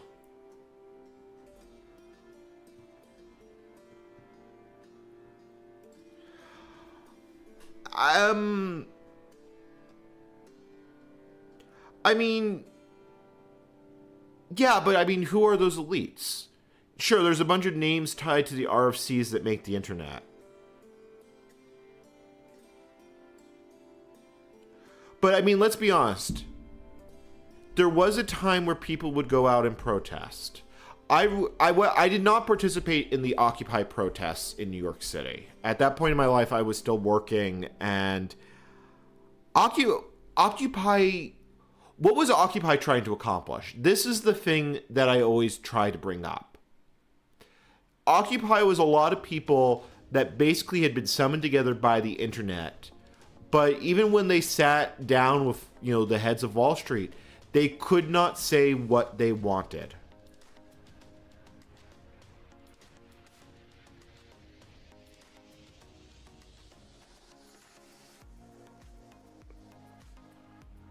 And in some ways, the Arab Spring was the same thing. It was... I actually got to see the Arab Spring kickoff firsthand in Egypt. I was there when they tossed Murbank out of office. That was getting a little too close to history for my own comfort. But Catherine, flip that around. Look at MAGA supporters.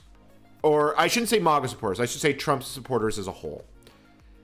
Not all people buy into MAGA, but they still support Trump because Trump at least says things.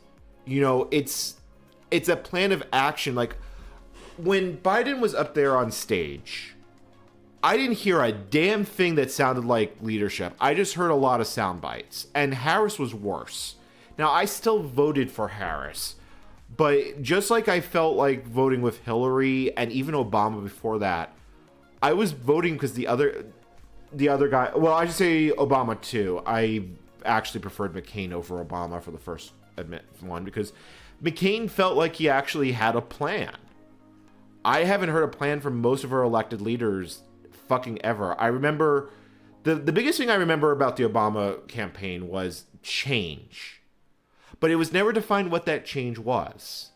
And under Obama, he expanded a lot of the Bush era surveillance programs that now are being used to help, the power of ICE increased under Obama, as did the Patriot Act, as did wireless surveillance. Just see the Snowden links for that.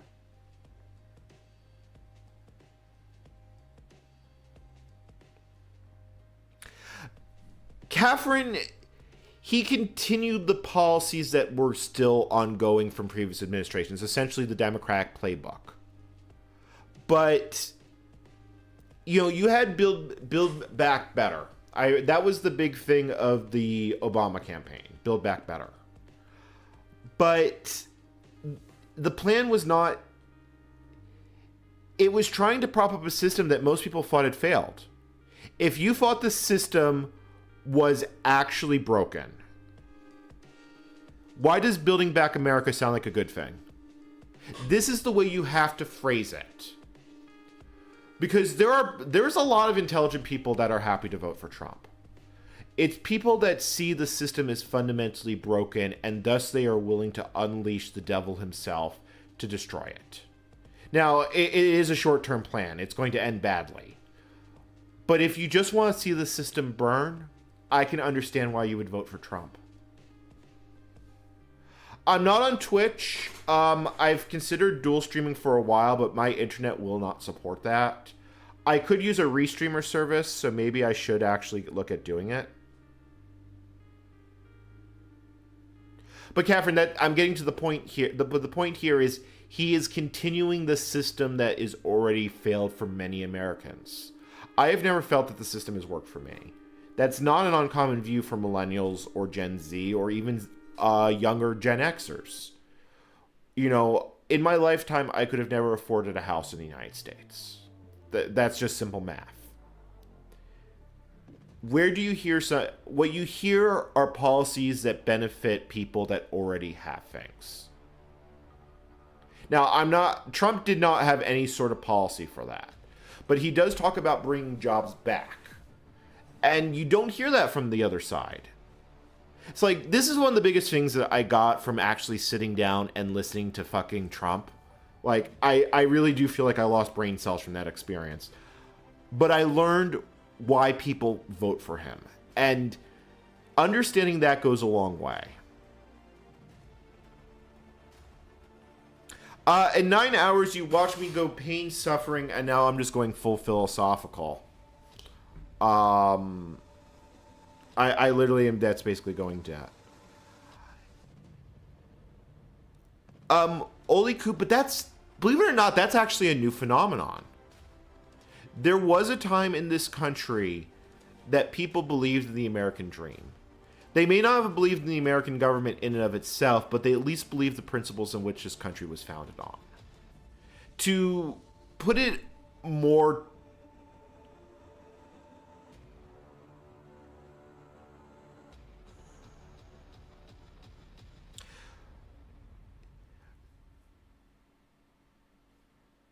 no, I'm streaming on Windows 10. This is a VM.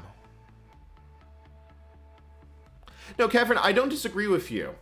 But the problem is that to a lot of people, changing the system is unimaginable. Currently, it isn't actually a shortage of houses. The problem is that houses are a speculative asset. I've watched my uncle do this. He owns multiple pieces of real estate because he was a very successful insurance salesman in the 70s and 80s, and now most of his money comes from owning property. Oh, Catherine, don't worry about that. But that's the whole thing. Why should someone own multiple houses that they are not going to live in? Now, a lot of European countries actually have laws that make it much harder to do that. Like Spain has a lot of things regarding to squatters' rights that make it a lot less profitable to own multiple pieces of property in a given place. But you start bringing up the idea of you shouldn't, and everyone goes and starts clutching pearls because they can't imagine a different system than what already exists. the ability to think of a different world is what's disappeared. The idea of better no longer exists in the American lexicon. When was the last time you had any belief that things were going to get better? And I'm asking this as a general question. When was the last time anyone's had that belief?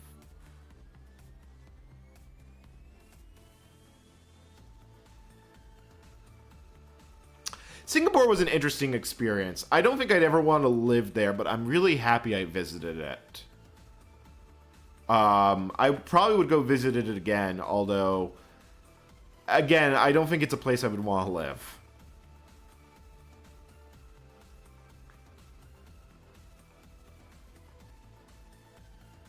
I mean, when I talk about better, I'm not even talking on a global scale. I'm talking on a local scale. When was the last time you heard anyone talk about making things better?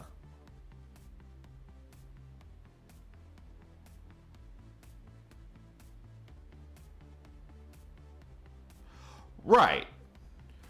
The problem is that the problem is part of what created the problem in the United States was the deregulation of the banks in the 80s. It was there. I'm actually going to cite the documentary Hypernormalization here, but to give you an idea of where things started, the city of New York was basically going bankrupt in the 70s.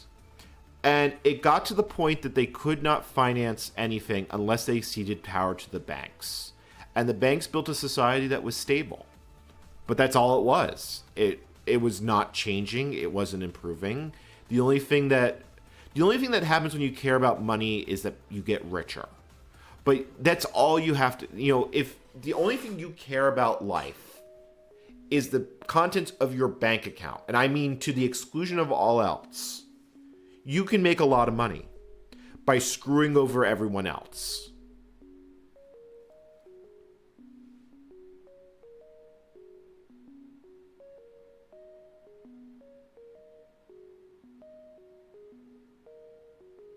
I would say local scale is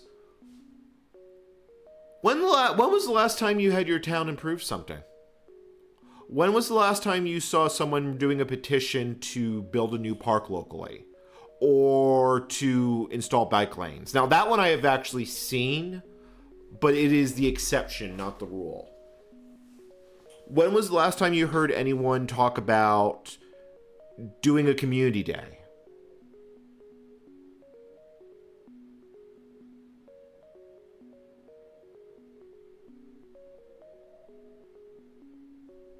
I mean, you could go even smaller than that. When was the last time you heard anyone in suburbia talk about having, improving the community? And that's what it comes down to. There is no community. Now, I grew up I'm from New York City originally. I was born there. I consider myself a New Yorker, but I spent a lot of my early childhood in suburbia, New York.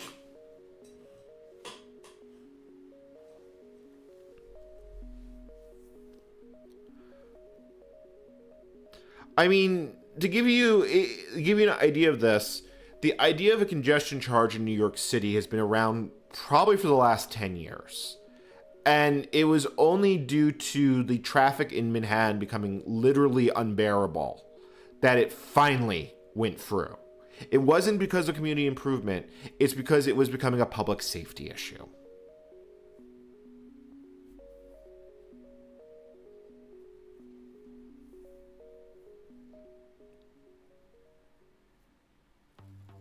Yeah, but I mean, here's the thing. One of the ideas, and we're going to have to go all the way back to John Locke for this.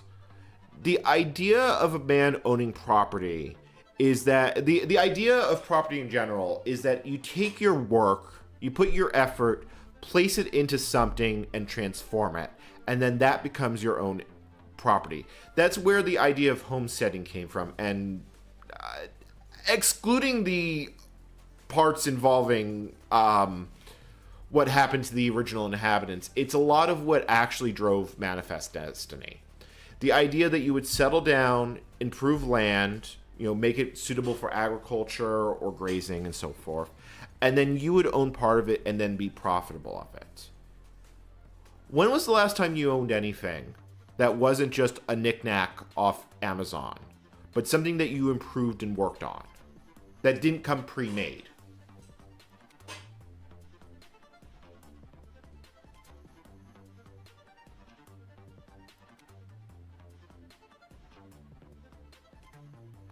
Yeah, they finally did get the congestion charge passed in New York, and now Trump is suing the state of New York over the fucking congestion charge.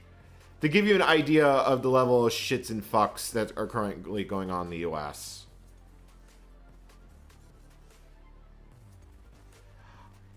That's only if you see property tax. That's only if you see taxes as... Taxes pay for things like roads. I don't have a problem paying my taxes. Now, I know a lot of people do, but I don't. I'm aware that my taxes fund roads. They pay for things that I don't necessarily agree with, but they also pay a lot of other things that do. Now, I'm from New York City. When I was living in the tri-state, in the city proper, I had to pay not only federal taxes, but state and city.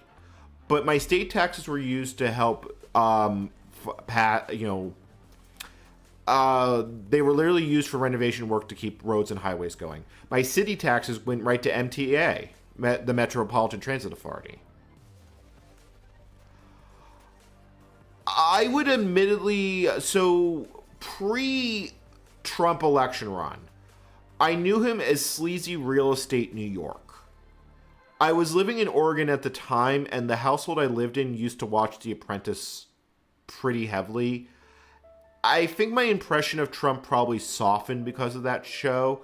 And I remember when Trump first announced his bid, I do remember paying attention pretty closely because I didn't know what to expect. I don't think anyone actually did. I wasn't all that deep of a follower of politics at that time. I knew what I wanted to vote for, and I was pretty much a single issue voter on the basis of... I saw the Patriot Act as an affront to the ideas of the United States. But there were no candidates that were, hey, we should maybe pay attention to the founding principles of this fucking country. It's one of the main reasons I really disliked Obama won.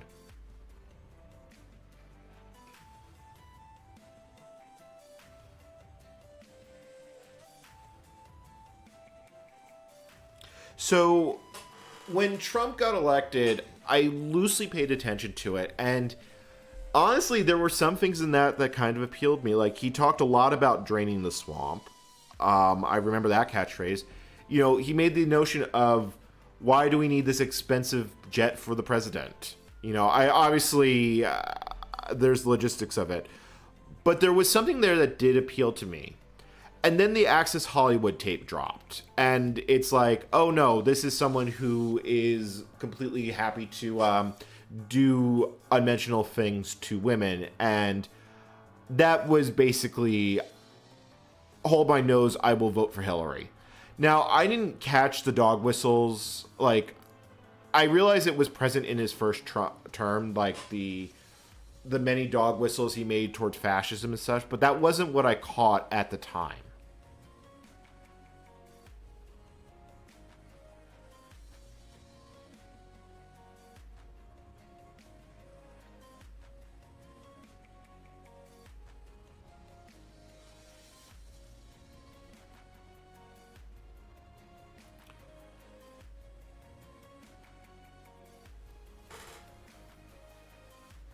But, I mean, here's the thing, you know, people used to trust the government. I know that sounds like a really fucking alien concept, but it used to be true. My parents' generation was like that. I think most boomers still do trust the government because the government made promises and they upheld them. You work for a living, and we'll take care of you in old age. Social Security worked like that. Well, let me phrase that. The government worked for you if you were white. If you were black or indigenous or any other BIPOC, yeah, you were fucked. But unfortunately, you know, my father's Hispanic, but he doesn't look like it. And my mother is... Well, my mother.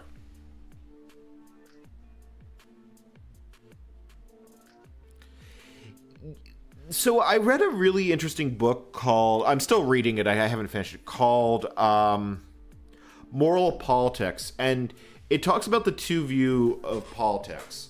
The idea of the paternal authoritarian view that everything happens in a hierarchy and you do your part and you are not to question it. What it kind of boils down to is that the idea of morality does not apply to your superiors. You cannot judge your superiors right or wrong because they are your superior. Now, that is a circular logic, but that's how a lot of people function, and that's especially how right-wing voters, those... I'm talking classic conservatism here.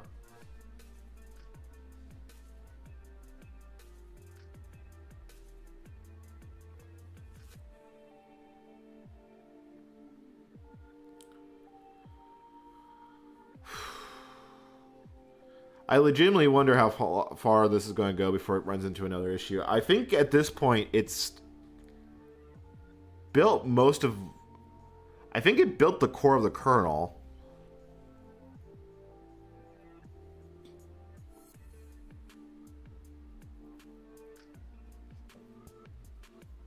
See, Catherine, when you say that you're Apache Mestizo, that's fascinating to me. It really is.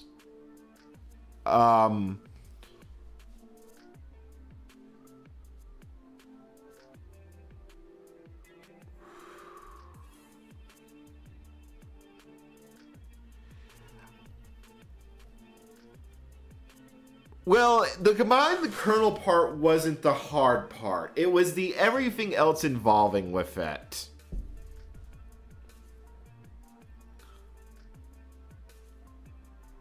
Whew. Wow, I suddenly got my blood pressure up. Talking about things that keep you philosophical. How the fuck am I streaming for 9.5 hours? Yeah, I'm pretty sure once I shut down the stream, I'm going to go get something to eat. I didn't choose a target, so it should just make a VM Linux file. I mean, if I have to go back and choose a target, so be it. It doesn't really matter all that much. It was building modules earlier. I literally defined it in endian.h. I just set little endian to 1 byte order equals little endian. Because trying to figure out how to fix it properly is fuck that noise. I don't know, maybe I should start a politics YouTube channel or a philosophy one. I really do want to pivot the channel away from vintage tech. I just don't know how to do it without killing my channel. Or I shouldn't say pivot away, but at least do more than just that.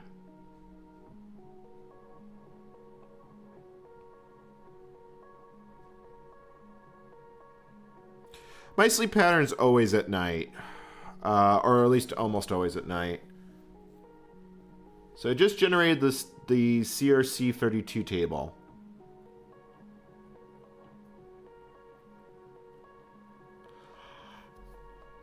It's more I don't want to do tech.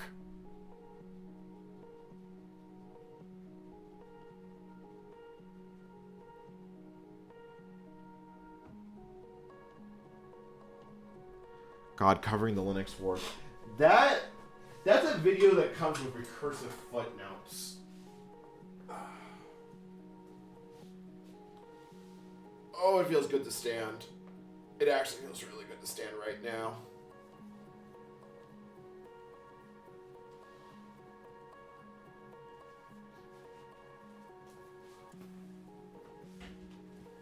I'll be back in a bit.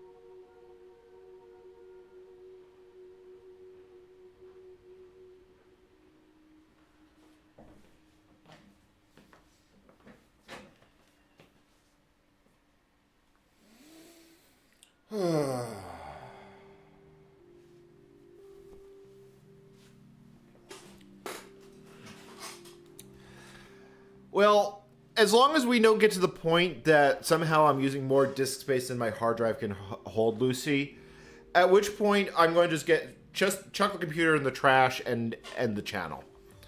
Because I've read House of Leaves. I don't know. I don't want to put myself through that.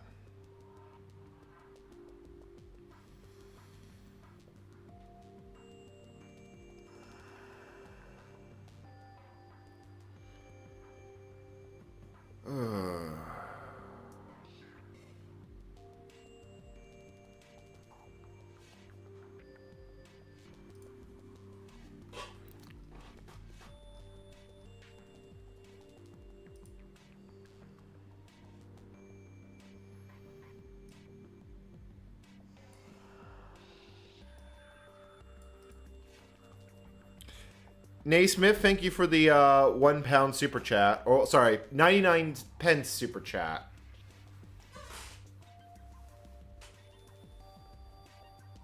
I do actually think this might build.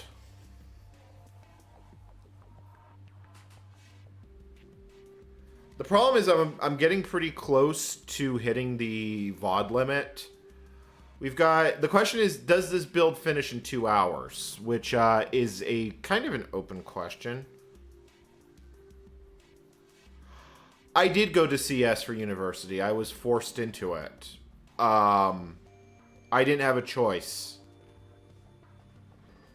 I didn't want that. I didn't want that for my life. But I wasn't the one paying for it, so I couldn't say no. I was extremely unhappy in university as a result, but I found some meaning in open source at the time. Like, I had already considered Stallman a Fruit Loop at that point. I've made my opinions on Stallman pretty clear, but I still believed in free and open source software at that point. The idea of an alternative system where people had choice. A lot of the idea of the internet being a digital frontier where it empowers individuals was a lot of what my mindset was. So I made the most of a bad situation and I started contributing to free and open source software. I didn't really enjoy it per se, but I could find a meaning in it. But it was a very empty meaning, for better or worse. But it turns out I'm good at what I do, even if I don't enjoy it. And my work got noticed by a company. I started contributing to Ubuntu because the idea of Linux for humans was a simple, appealing thing for me. And then Canonical sent me a job offer. I took it. And I have regretted that decision.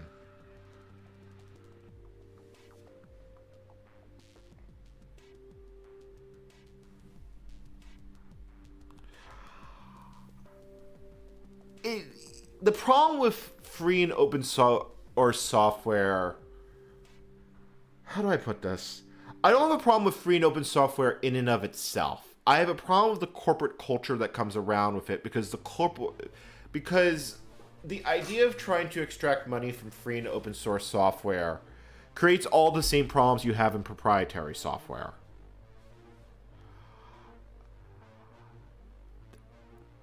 Canonical is, let me put it like this. It's like working at Twitter under Elon Musk.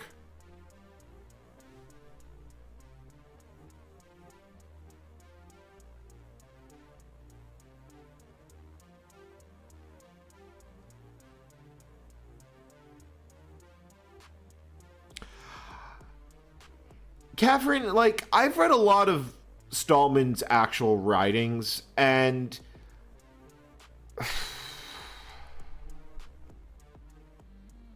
how do I want to put this? Like, I have to put this diplomatically, because if I put my initial thought down, Stallman works from a preset conclusion and works backwards to justify it. It honestly reminds me of some ways of how people justify blaming a specific demographic for the actions of society. Like, he makes good points, but he's only making those points to build to a preset conclusion. It's not an open-ended one, and no alternative explanations can be tolerated. That was kind of my largest problem with the Free Software Foundation. It's why it comes across as a church to me, or a cult.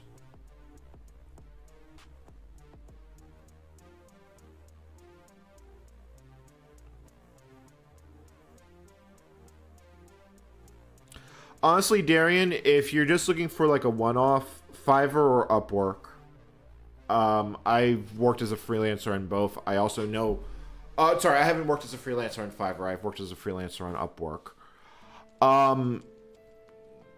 That being said, do note that you are going to get what you pay for on those sites.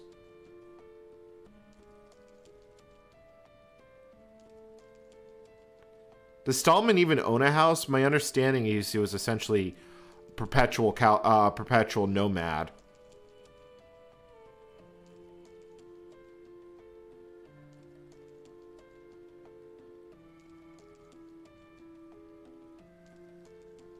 I've interacted with him when I was doing work for SFS. Yeah, Catherine, that's basically how I'd sum it up. I like the idea of Stallman, but I can't say I particularly care for the actual man. And that was before he started comparing disabled people to pets and so forth. And that's literally from his own fucking blog. He's also touted things like euthanasia and stuff, and it goes to very yikes territory very quickly.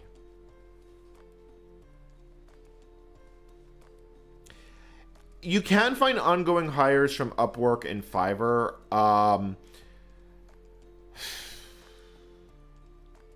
What are you looking for specifically? Because actually, in all seriousness, I kind of could use some contract work to supplement it. So, my PHP and my MySQL is good. My PHP is a little rusty, but I probably could break the rust off pretty easily. Linus, at least I will say, Linus is an ass, but I've never seen him attack someone on the basis of disability and such. And he has taken a very large chill pill in the last few decades.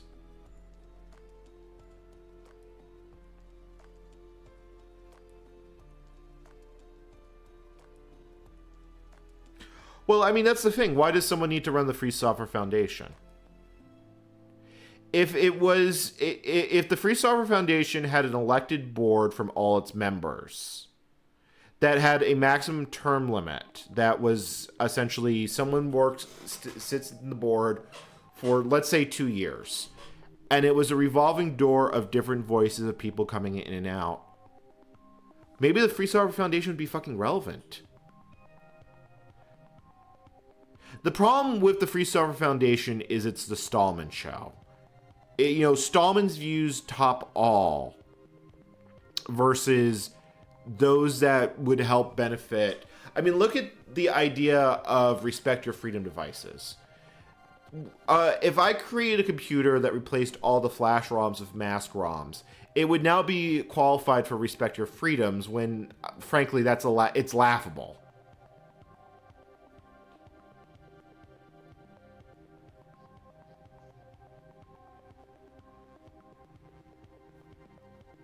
Well, I mean, wouldn't that be the actual point? How do I want to put this?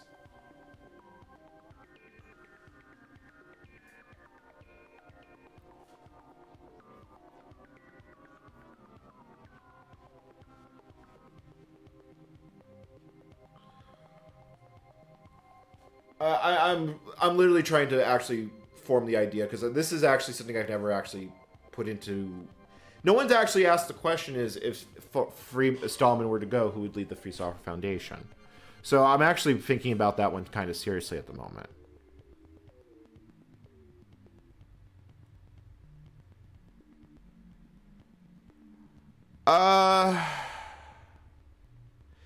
Yeah, Darian. Yeah, shoot me an email or something. I don't know if I would have the right skill set, but if nothing else, I would talk. I may have some. I would have to look through my little black book. I might be able to also come up with a name or two, if it's not something I would be able to do myself.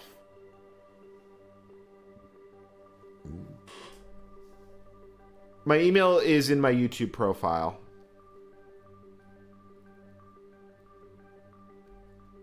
But I mean, that's the whole point.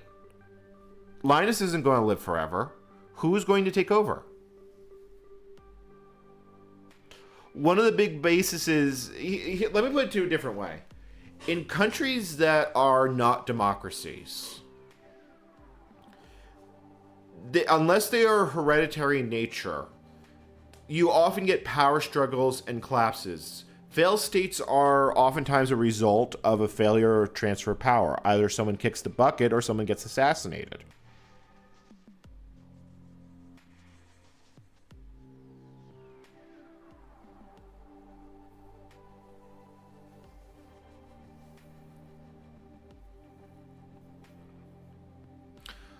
But I mean, this is the thing: is that you could look at the Soviet Union. The Soviet Union basically went through people that knew Lenin up until Gorbachev. He was the first person to lead the Soviet Union who was born in the Soviet Union, and the Soviet that was kind of what the death knell was. It basically had been kept on autopilot following the same tired old book that had been in place since Stalin, some of it from Lenin. And when you try and change it, the whole house of cards collapsed in upon itself. If the Soviet Union had had actual fucking elections that could respond to problems that had built up over time, it very much still might be around today. I mean,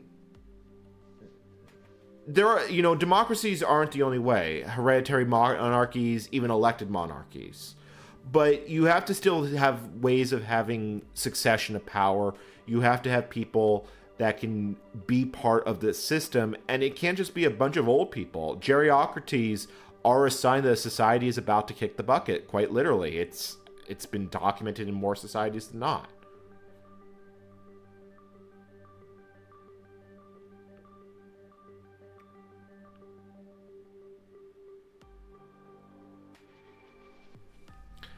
I mean, one of the things about free and open source software that does make it better is that when Linus reaches his best, passes on, which, will happen at some point, if whoever takes over the kernel isn't competent enough to lead it, the project will almost certainly fork and continue. That is the basic premise of open source, that the project can be forked, it can be continued. That was even true with Illumos, Open Solaris. Even though Illumos definitely did not live up to expectations, it's still around. There are people that are still using it. I mean, there's that startup that's using Illumos as the basis of their hypervisor.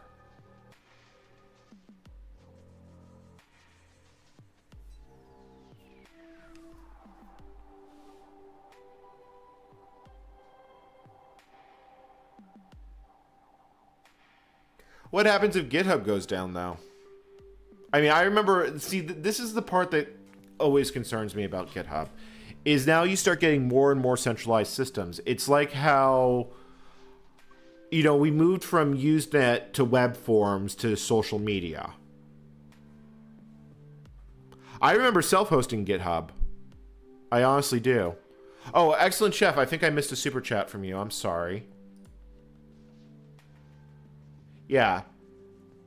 Sorry for that delay. I completely missed that super chat. I just saw it in the very laggy stream.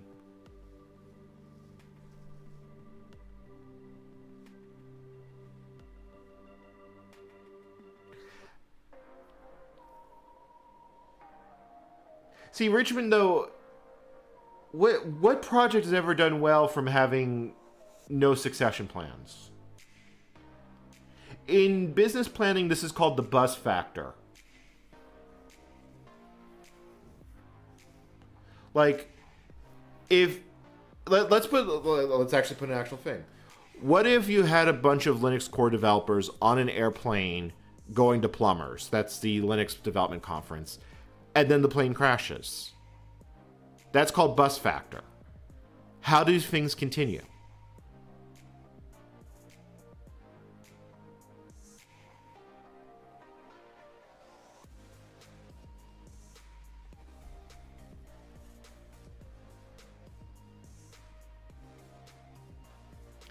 Well, I mean, that's the thing, though. Is a centralized cloud a good thing?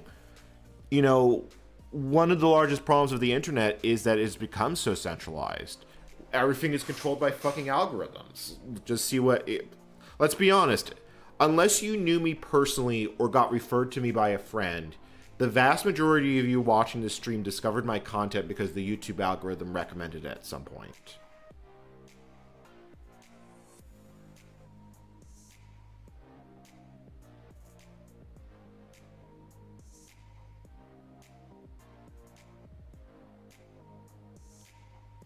Well, yeah, the source codes of the project exist, but then you're going to have a lot of people fighting over, quote unquote, who is the next Linux. You'll end up with a lot of forked little projects that it will get messy. Honestly, you could basically think of it as a lot of people fighting over who would be the next true king. It's just like what papal elections used to be like, in the era of anti-popes.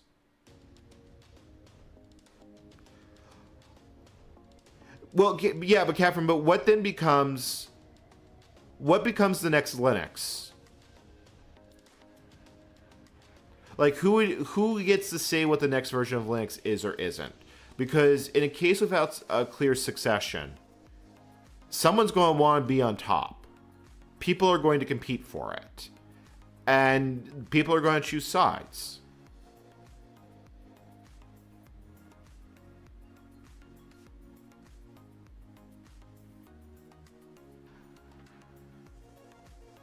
I mean, that's ultimately what it comes down to. There always has to be someone at the top of the tree. I mean, yeah, Frederick, that's honestly what it could boil down to. Like, let's assume a scenario where Linus passes away and there are two separate people who are both qualified, both believe the other one is unqualified, and both start maintaining their own fork of Linux. I mean, that's going to get messy really quickly.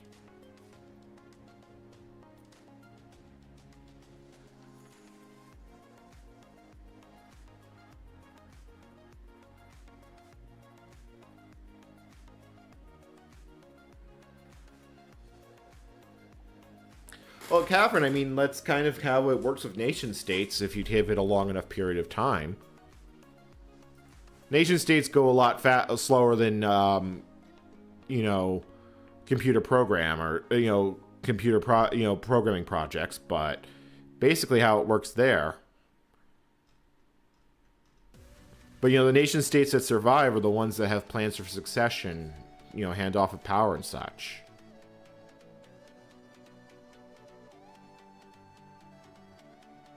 Because different people are going to have different ideas on how to do things. There are some things that, there are things in the Linux kernel that aren't popular. Someone, let's say that Linus's successor decides that the kernel needs to have a stable internal API. That has been a sticking point for a long time for a lot of corporations. And in a post-Linus world, it's entirely possible that someone could actually get it pushed. But then you'd have the bunch of developers that believe that the API should always be fluid, that the kernel can always change freely.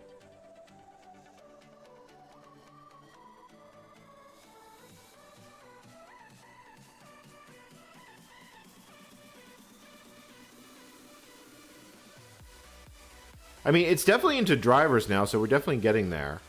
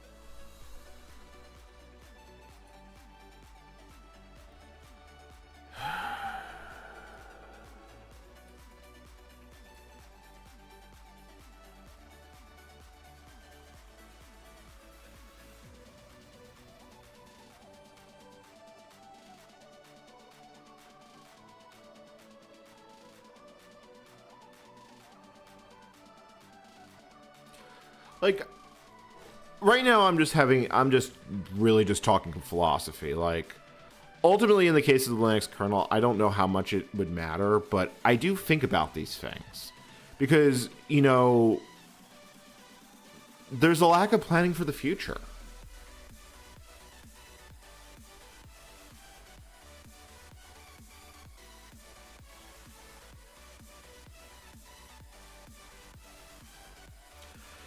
Pancake Sparkle, we are definitely making headway here. Slowly. But it's been grinding away for the last, I don't know, chat. We want to say we've been building for the last hour? Since I had to run the make clean. If we actually get close to the 12-hour mark, I will spin up a new stream. And we're just going to keep going because fuck it. I want to see this build. I want to see it build or fail.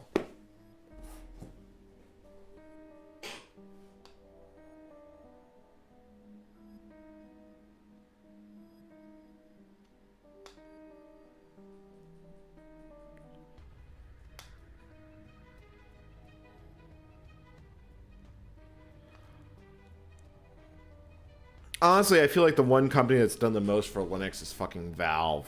I mean, I'm pretty sure Valve's the reason Linux usage is at 3%. I built the default config, and then I turned off a lot of flags. I didn't turn them all off because some of them I care about, and I like to have like an actual working real kernel. Yeah, we've been streaming for 10 hours now. That's kind of how my streams go. We're building version 4.19.325.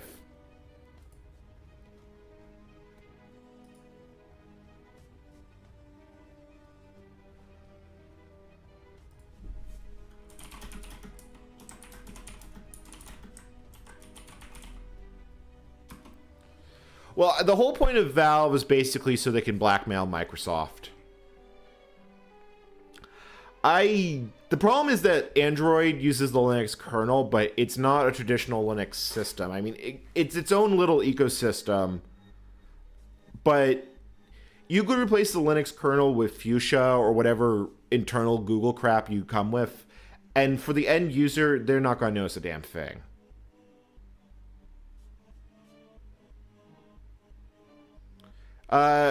Gavin, I don't know what you're referring to, an excellent chef.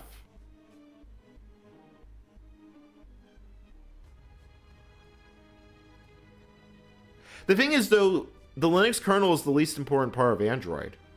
You could literally replace it with a different kernel, implement the IPC binder, and it wouldn't be all that different.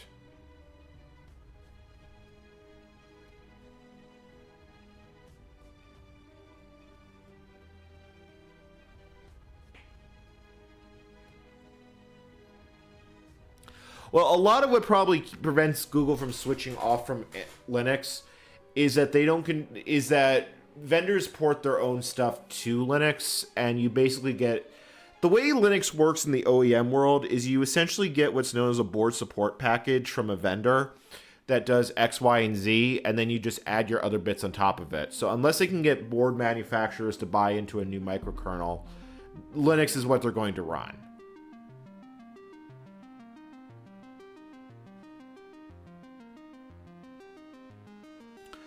I have to admit, FreeBSD never did it for me, but I really enjoyed running NetBSD and to an extent even OpenBSD.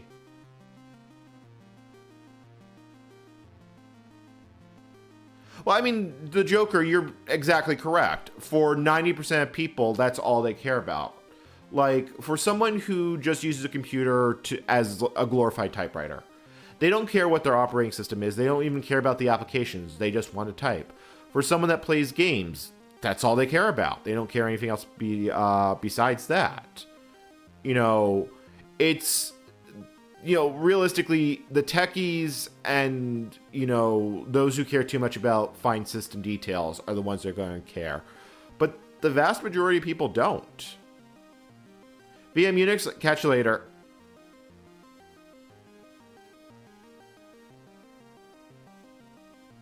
Yeah, I kind of want to get back to that one. those streams stopped because I left New Jersey. That was kind of how that one worked. And I legitimately have not had the soul to go back and do it because that was getting a little bit soul crushing for me. I didn't feel like I was getting anywhere with it. Maybe I would take another stab at it, but after putting it down for a few months, I've like had no desire to go back to it.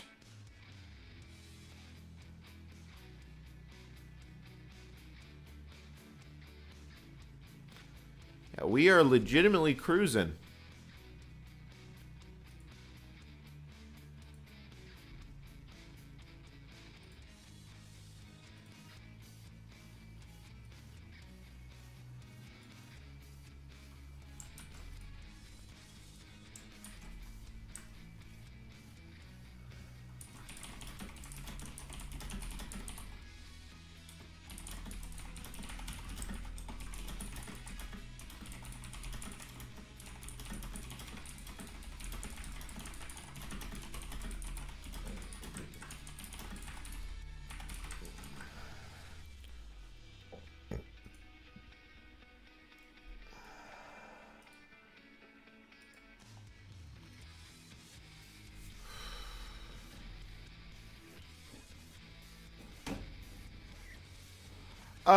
A natural born chiller.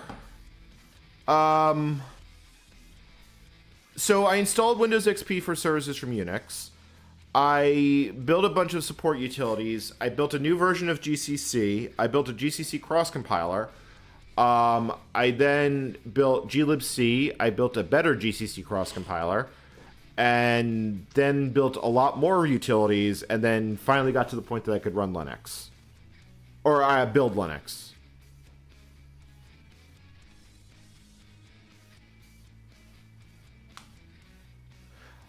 Well, I mean, Catherine, to put it a different way, Apple ships XNU for the Touch Bar operating system on MacBooks.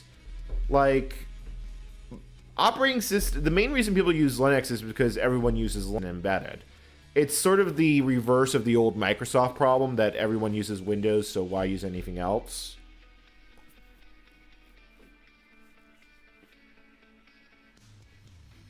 Well, Valve has a lot of reason to keep Linux competitive because it really allows them to put the screws on Microsoft. They haven't. If Microsoft were to ever lose its dominance as a platform, that would be an existential threat to Valve. And by having the ability to take one of the biggest game platforms and emphasize Linux over Windows, that gives Valve a lot of fucking leverage.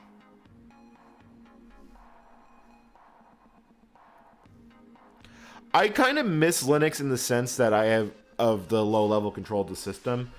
Not having to deal with fucking issues with DaVinci Resolve is enough to keep me on Windows. Paw Prince, you hit the nail on the head.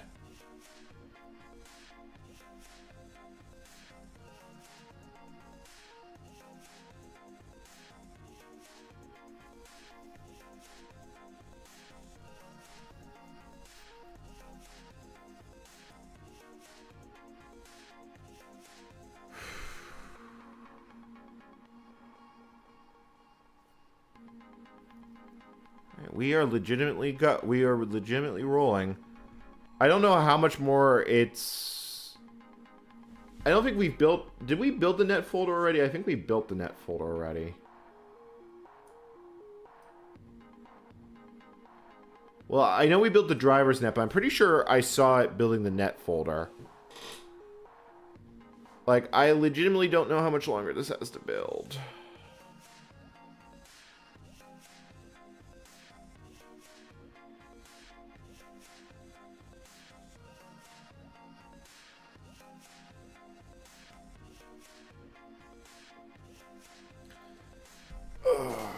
I'm gonna go grab some more tea. I'll be back.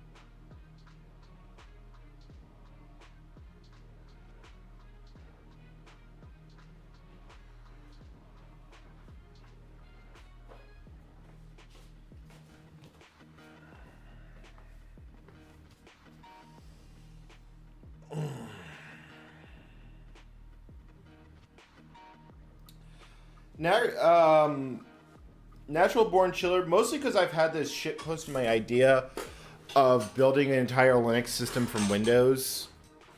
And so I decided to do it.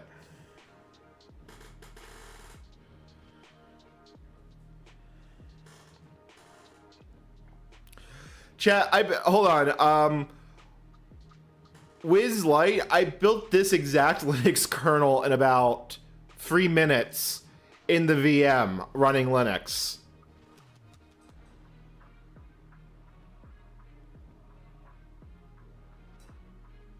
Well, you want me to do something with Hercules?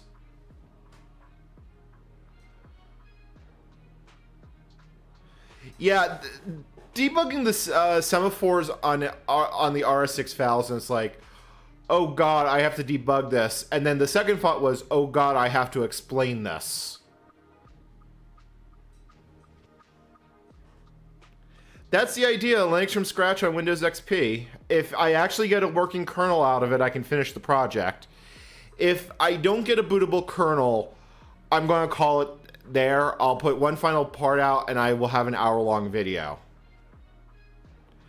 I do have cores on it. I have 6 cores on the damn thing, and they are going flat out. Like, look, 93% processor utilization.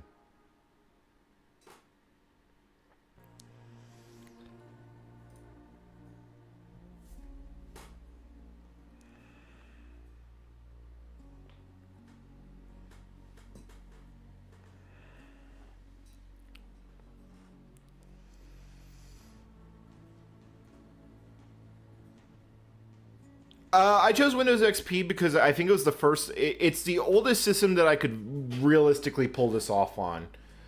I might have been able to do. I could have done this on 2000 because it's the same version of Interix.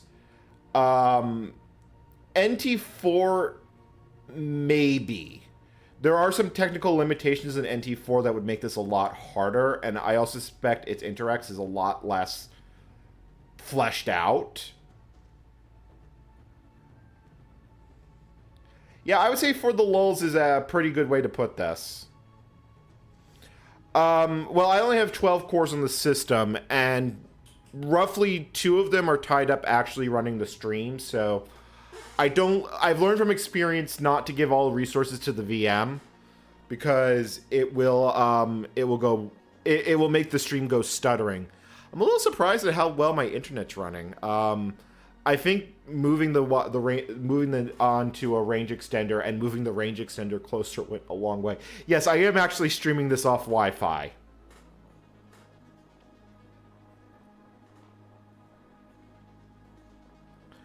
I actually agree. 2000 was probably a great release.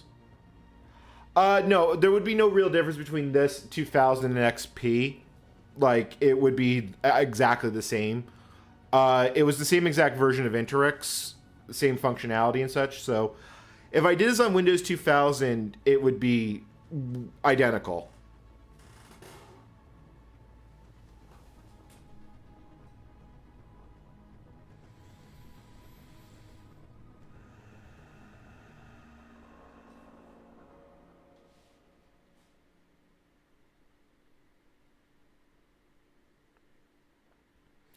Well, it's building the video drivers.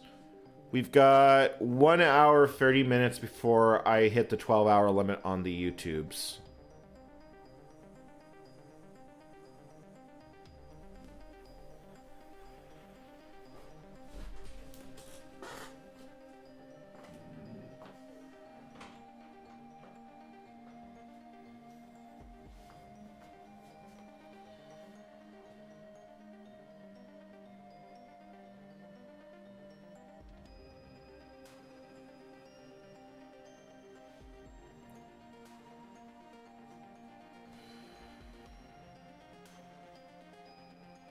I couldn't have used the 64-bit version of Windows XP because services for Unix for the 64-bit version of XP has been lost.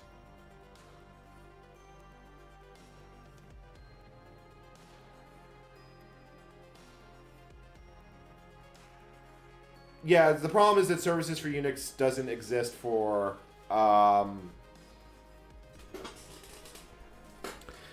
It did exist. It's been lost to time.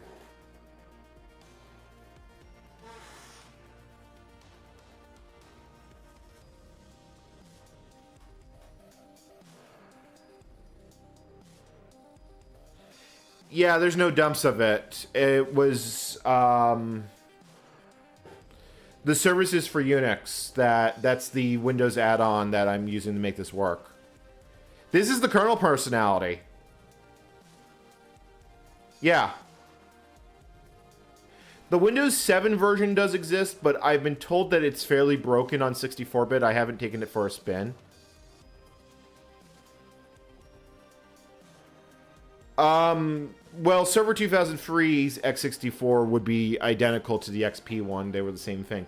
It's been lost. It was on TechNet, but there was no physical media release, and it's not on MSDN.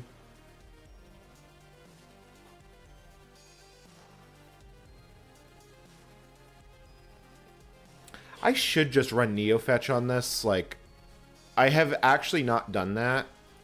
Does NeoFetch... I'm assuming NeoFetch knows what Interx is. Like, I'd be surprised if it doesn't.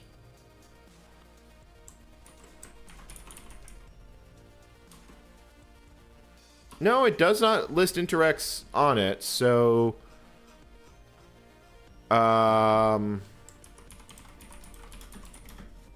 Yeah, it doesn't list Interx as a platform. So, NeoFetch... Yeah, NeoFetch would just error out, wouldn't it?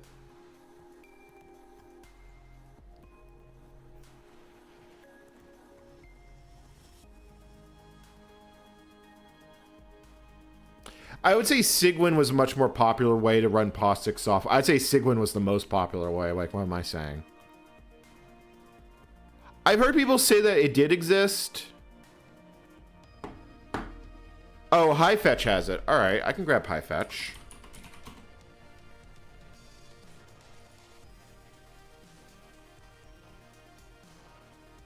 Oh, it even comes with pride flags. I don't think I've actually used HiFetch before.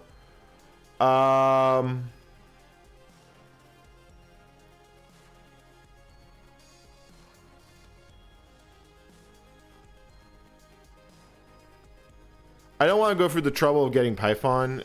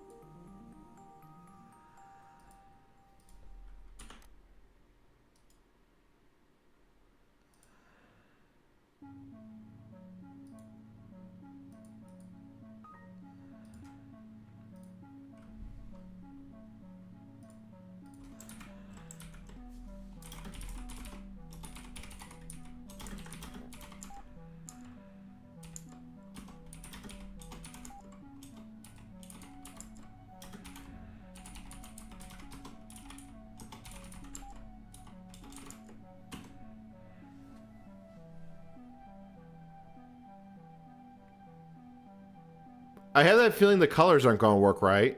Oh!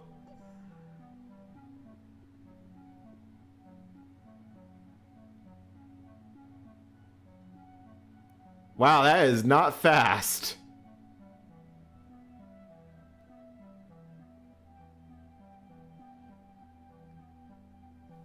Also, I just heard all my core spin down.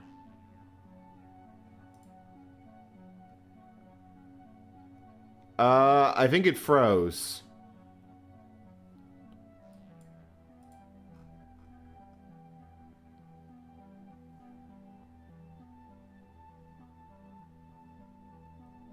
Yeah, I think it froze. Oh, no, there it goes. Yes, I have a whopping total of 0 gigabytes of memory. Checks out. Also, where did my stream go? I think I've got too many open tabs. Or did I... Oh, you know what? I'm real smart. I left the, I accidentally tabbed out of the, I closed the tab with the stream in it.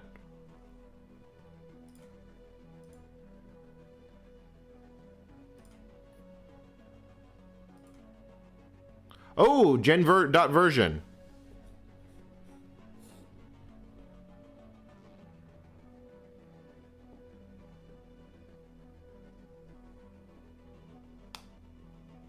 No, this is Hyper-V. I think it's done. Isn't .version like the last thing it builds? Or one of the last things it builds?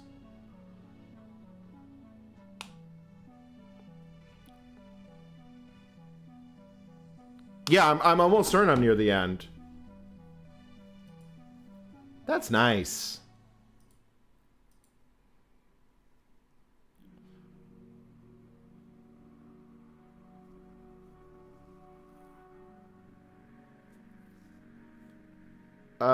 Oh, you know what it's possibly doing? It might be linking. Yeah, it's running AR right now.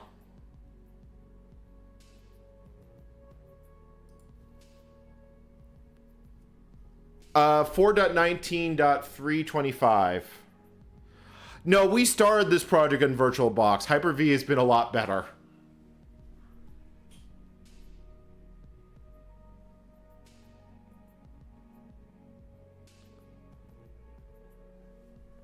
Yeah, all the fans spun down. I think we're at the end of the build process. Yeah, so it's doing a giant AR. I think it's going to do LD next. Oh yeah, look at that. It's actually Ring up all the files.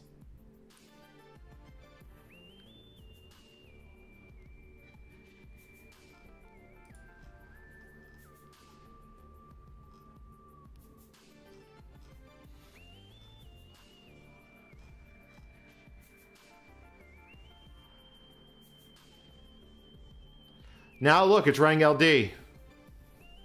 Chat, yeah, look, it's linking. LD VM Linux. Holy shit, it's linking the kernel.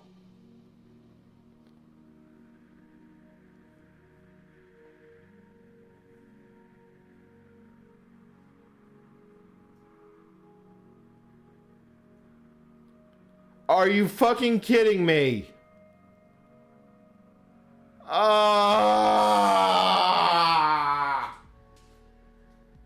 It got that far, and I'm and it.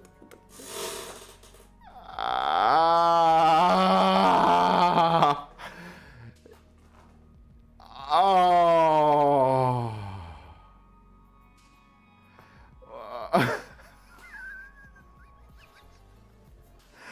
Of all the fucking. Okay, that's tripping and finishing at the okay, that's admittedly kind of funny. I presume, I don't know what that part actually does. I assume xargs is in, it's in fine utilities, so maybe I can build it? Yeah, that's a thing that just happened. That probably means I don't have a working kernel.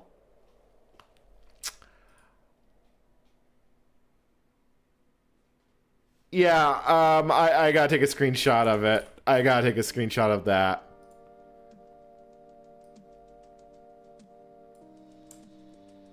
Oh, I can't believe that happened.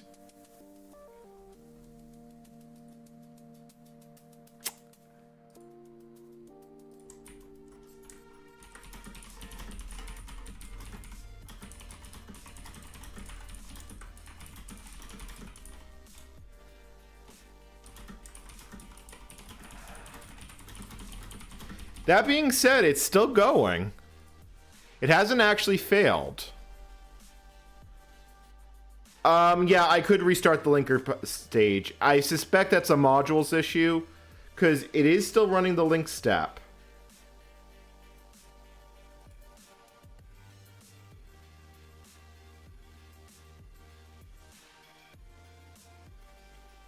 Yeah, okay, so it failed to build modules, but I don't think I care. I can fix that later. That's easy enough to fix. Yeah, well, we're gonna find out if there's missing symbols or not. Yeah, it's not gonna build modules. That's a solvable problem. No, it's not. Dash R is recursive. Alright, it's zipping the kernel.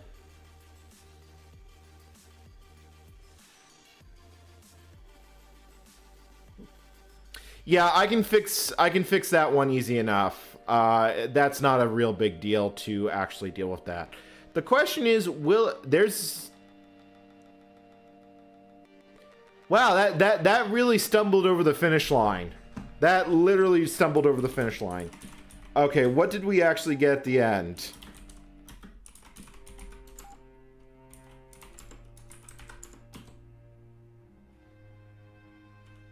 That looks like 7 megabytes. That sounds reasonable.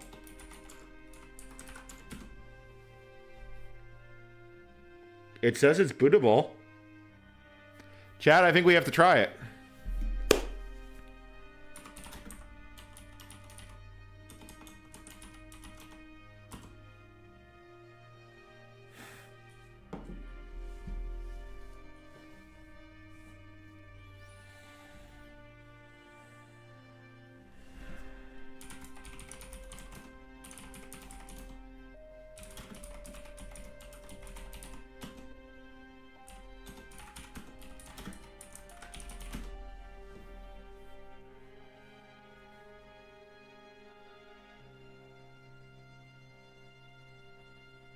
Yeah, I'm going to have to fix the xargs problem, but that's not a hard one. This is the part I care about.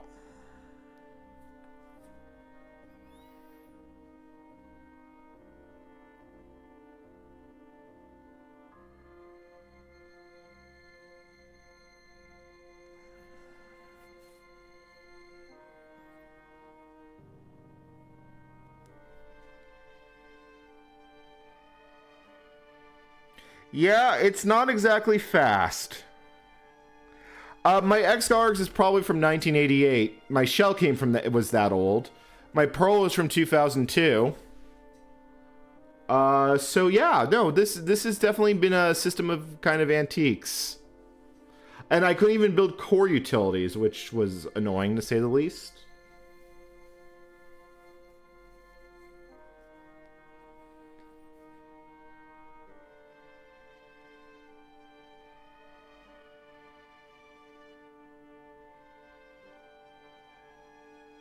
I really want to. Chat has said that 72%, 3/4 of you has said that this is going to work.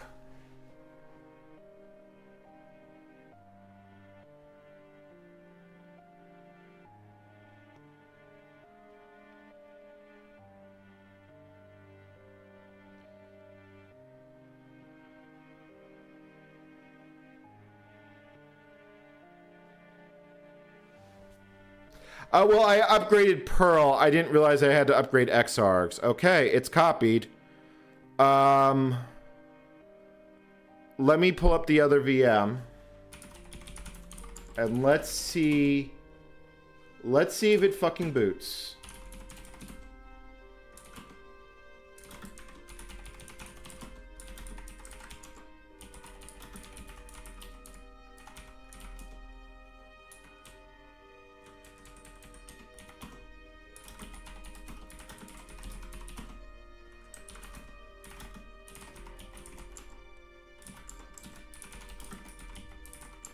I just realized I have a better text editor. Okay.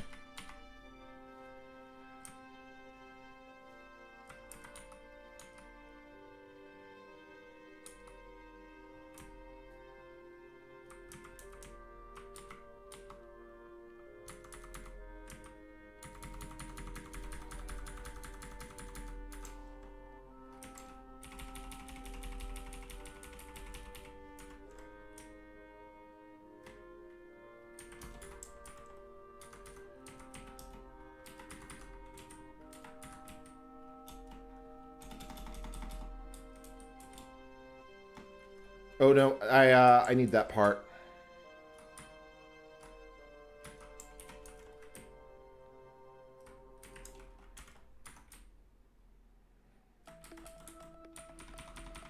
What did I install the kernel as?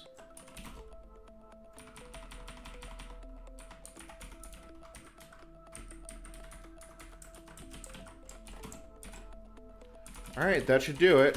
Reboot.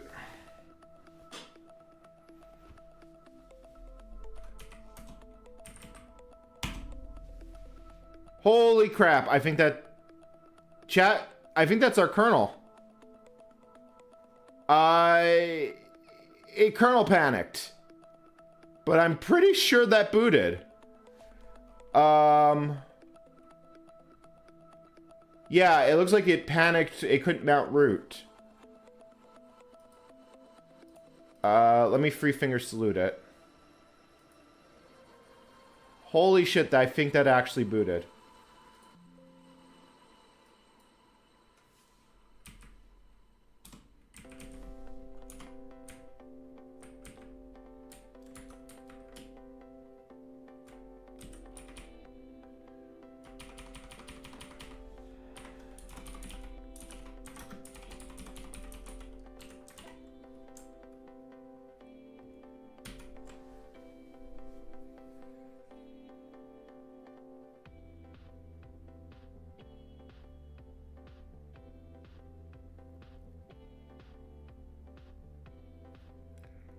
See, I can't see why it's kernel panicking. I know there's a way to scroll the screen.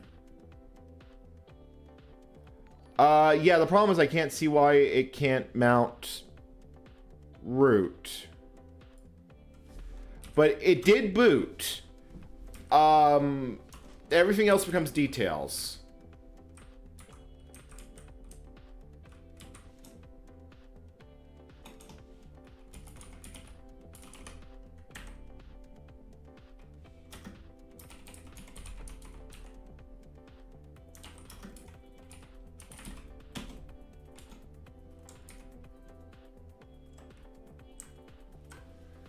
No, okay, so it does see it. It sees SDA 1, 2, and 5.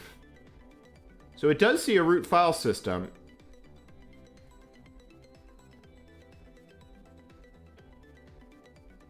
Yeah, I probably do need to set some kernel options. We'll figure that out in a moment. Okay, hold on. What is... shift page up does not... Shift page up does not work. I said scroll lock. Yeah, I can't. And I love scotching for the two. It would be really nice if I could see why it was panicking. Yeah, I can't scroll up at all. You know, that's probably a good question. Is ext4 built in?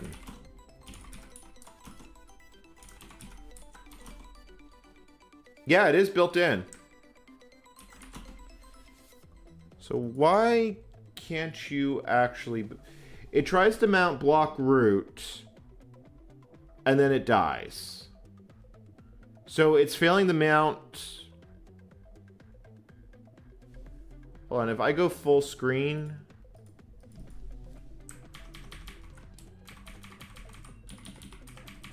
Yeah, no luck. Scroll lock?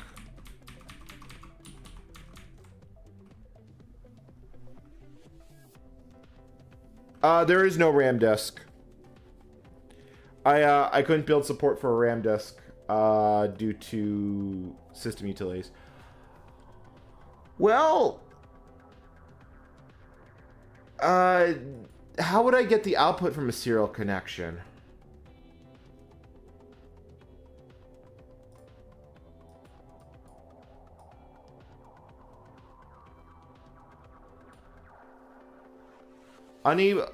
Do I not have SATA?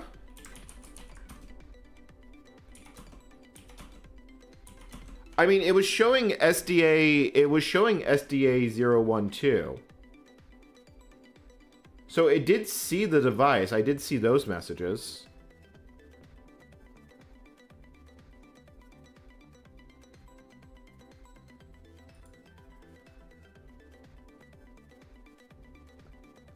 There might be a virtual serial I can connect to. It's a Hyper-V instance. Let me pull up the Hyper-V hypervisor.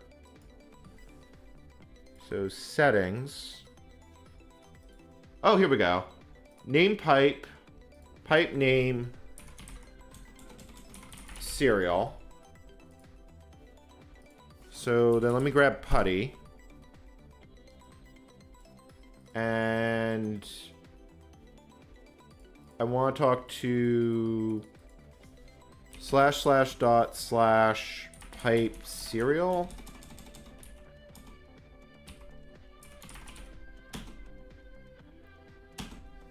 Okay, it gave me an access denied. So I think I have to run it as administrator.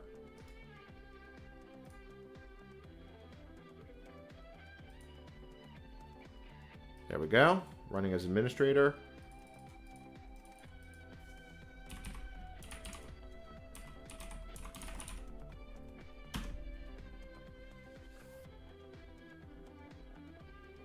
Network path not found. Did I do it wrong?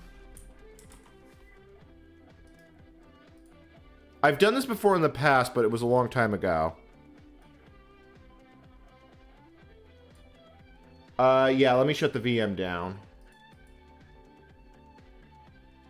Failed to stop. Turn power off.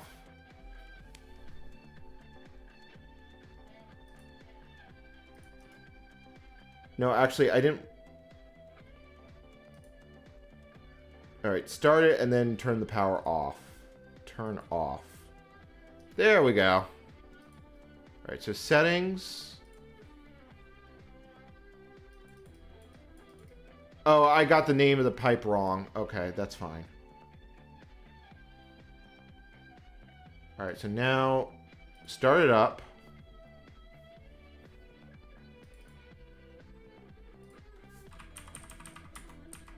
Okay.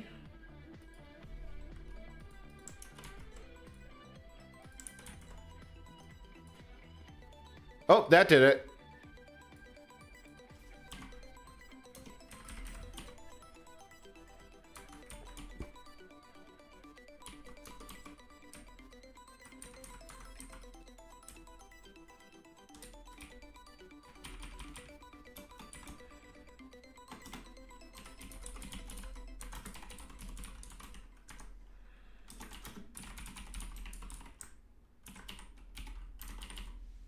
All right, that should do it. Nice! Okay, so why? Let's see if we can figure out why it's packing.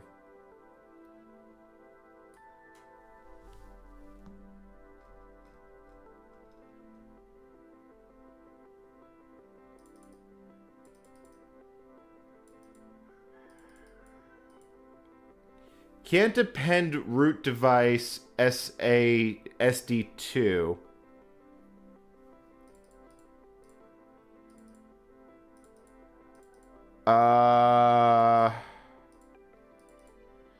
Oh, maybe it's 5?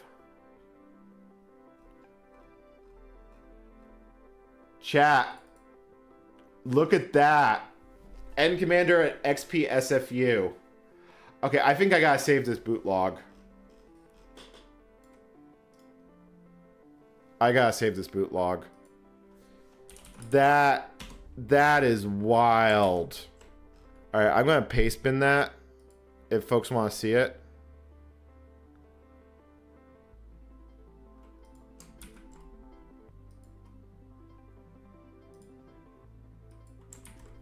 Yeah, I see that. I read chat. All right, hold on. Let's get back in there, and then let's hit the reboot button. Reset.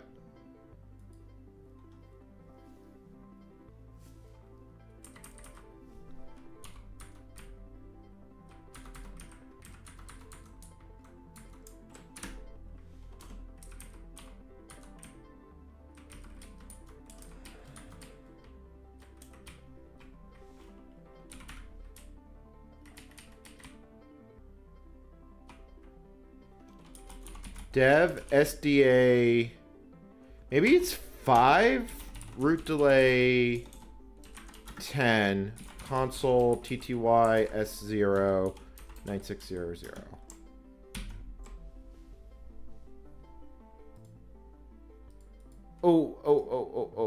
Restart session.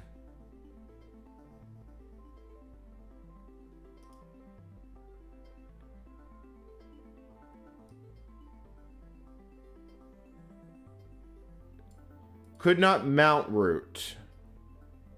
Yeah, let me just boot it into the regular OS and see what I get from it.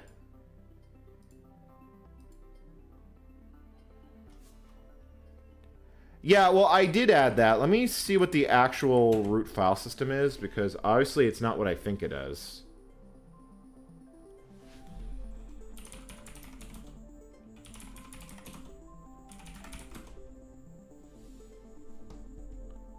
Oh, it's SDA1. I guess this isn't a UEFI system?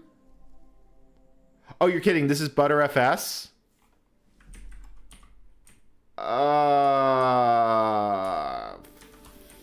Fudge.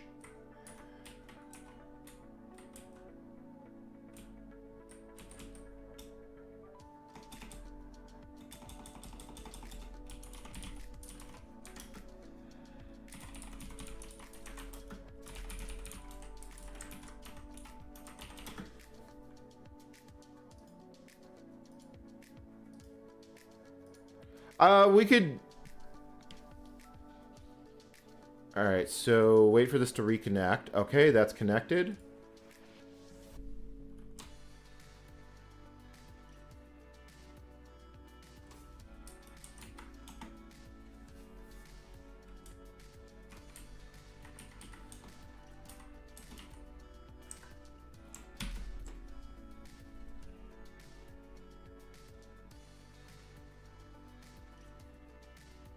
Thinking about it.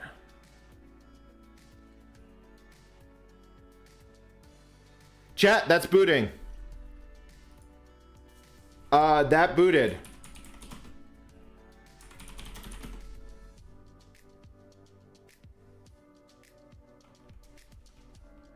.19.325.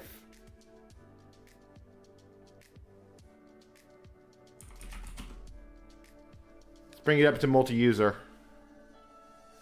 Oh, right. It's not going to go to multi-user because... Oh, no, it did.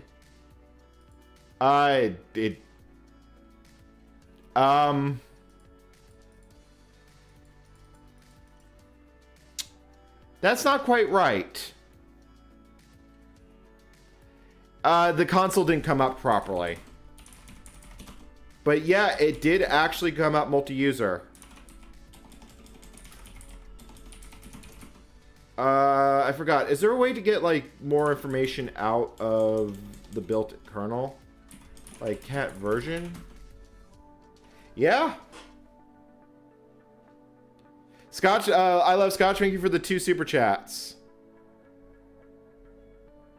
Yeah, it's going to need some drivers. Let me just start up without it talking to the serial device.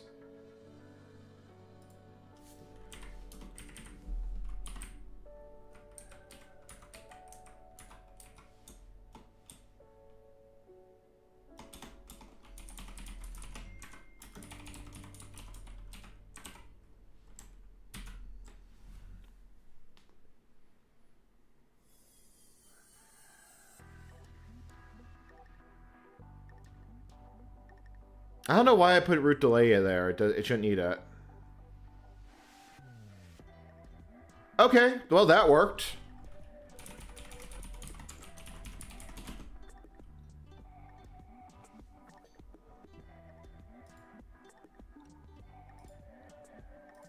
I don't have a working mouse. Repeat, I do not have a working mouse.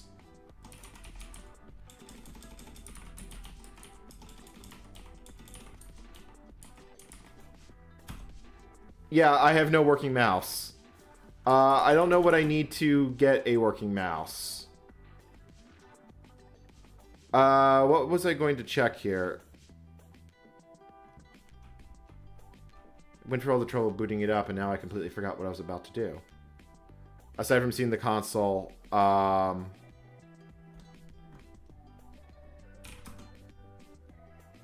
also don't have network devices.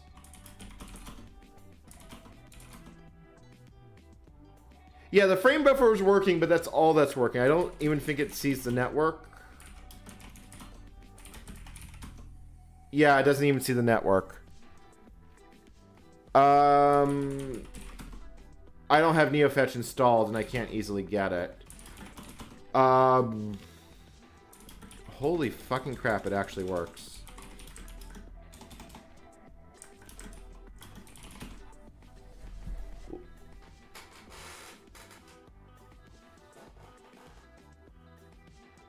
The problem is we can't compile modules. I have to go fix a bunch of more utilities, and, yeah. Holy fucking cow, it actually fucking started. That is fucking glorious, except for the fact that I have to continue this project now.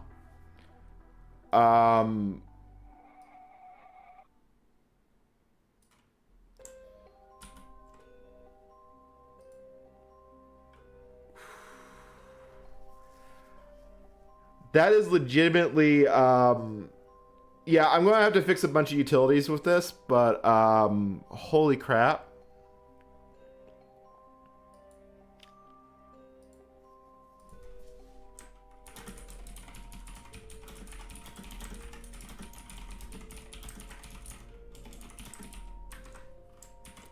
Yeah, that's going on Mastodon.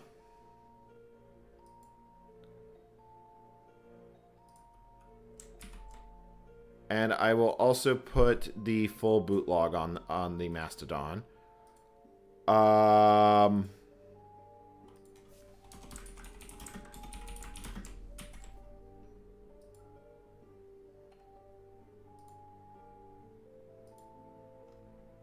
going to retweet that.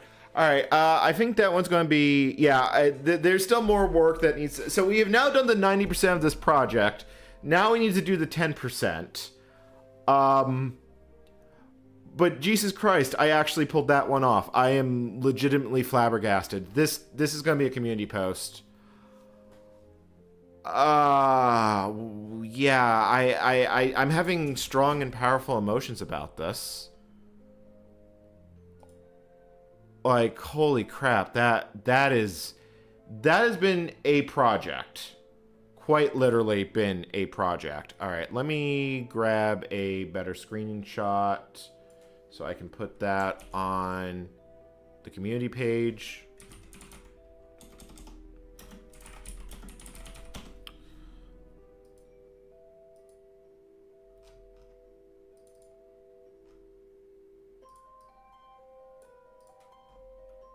I'm going to have to work out a better .config file. So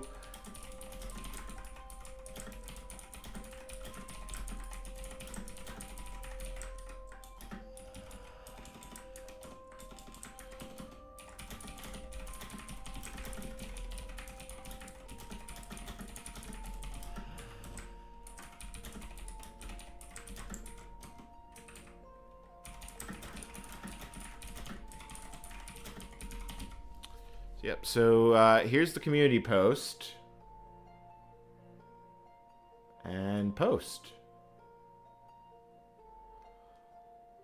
I legitimately don't know what to, it's going to take quite a bit more to actually finish it. I basically need to build it with the Debian config file, which means I have to fix the module build. I am... Holy crap, I actually pulled that one off. If folks want to upvote the community post, I will put that here. David, thank you for the $11.30 tip from the tip jar.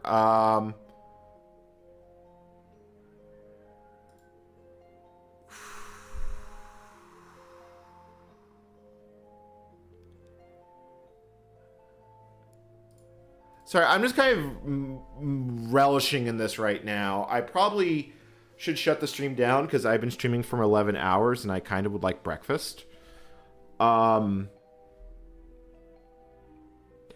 still cursed to see, you know, capital N, capital C. Yeah, Paul was right. Chat had faith. Chat had faith. 277 votes. God damn. Holy crap. I do like how my viewer count went like all the way up to like 200 as it booted up.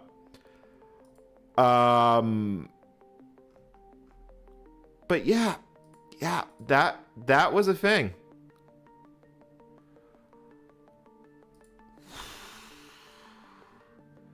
Now I need to do the rest of it, which is a little easier said than done. But I think I'm going to call it here. I don't think I can top that for the rest of this stream. I definitely need to fix all the crap that comes with this, but... God, that is a weird feeling to actually know that it worked. The next thing I need to do is I need to see if I can net boot this kernel image and then like put a userland and do the rest of it. Well, the problem is we had no way of knowing if that compiler actually worked. But yeah. Yeah, that was a thing.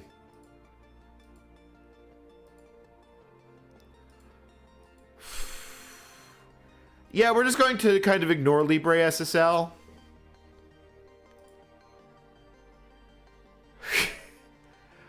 All right, yeah, I think I'm going to pull the plug here because this is going to suck to edit.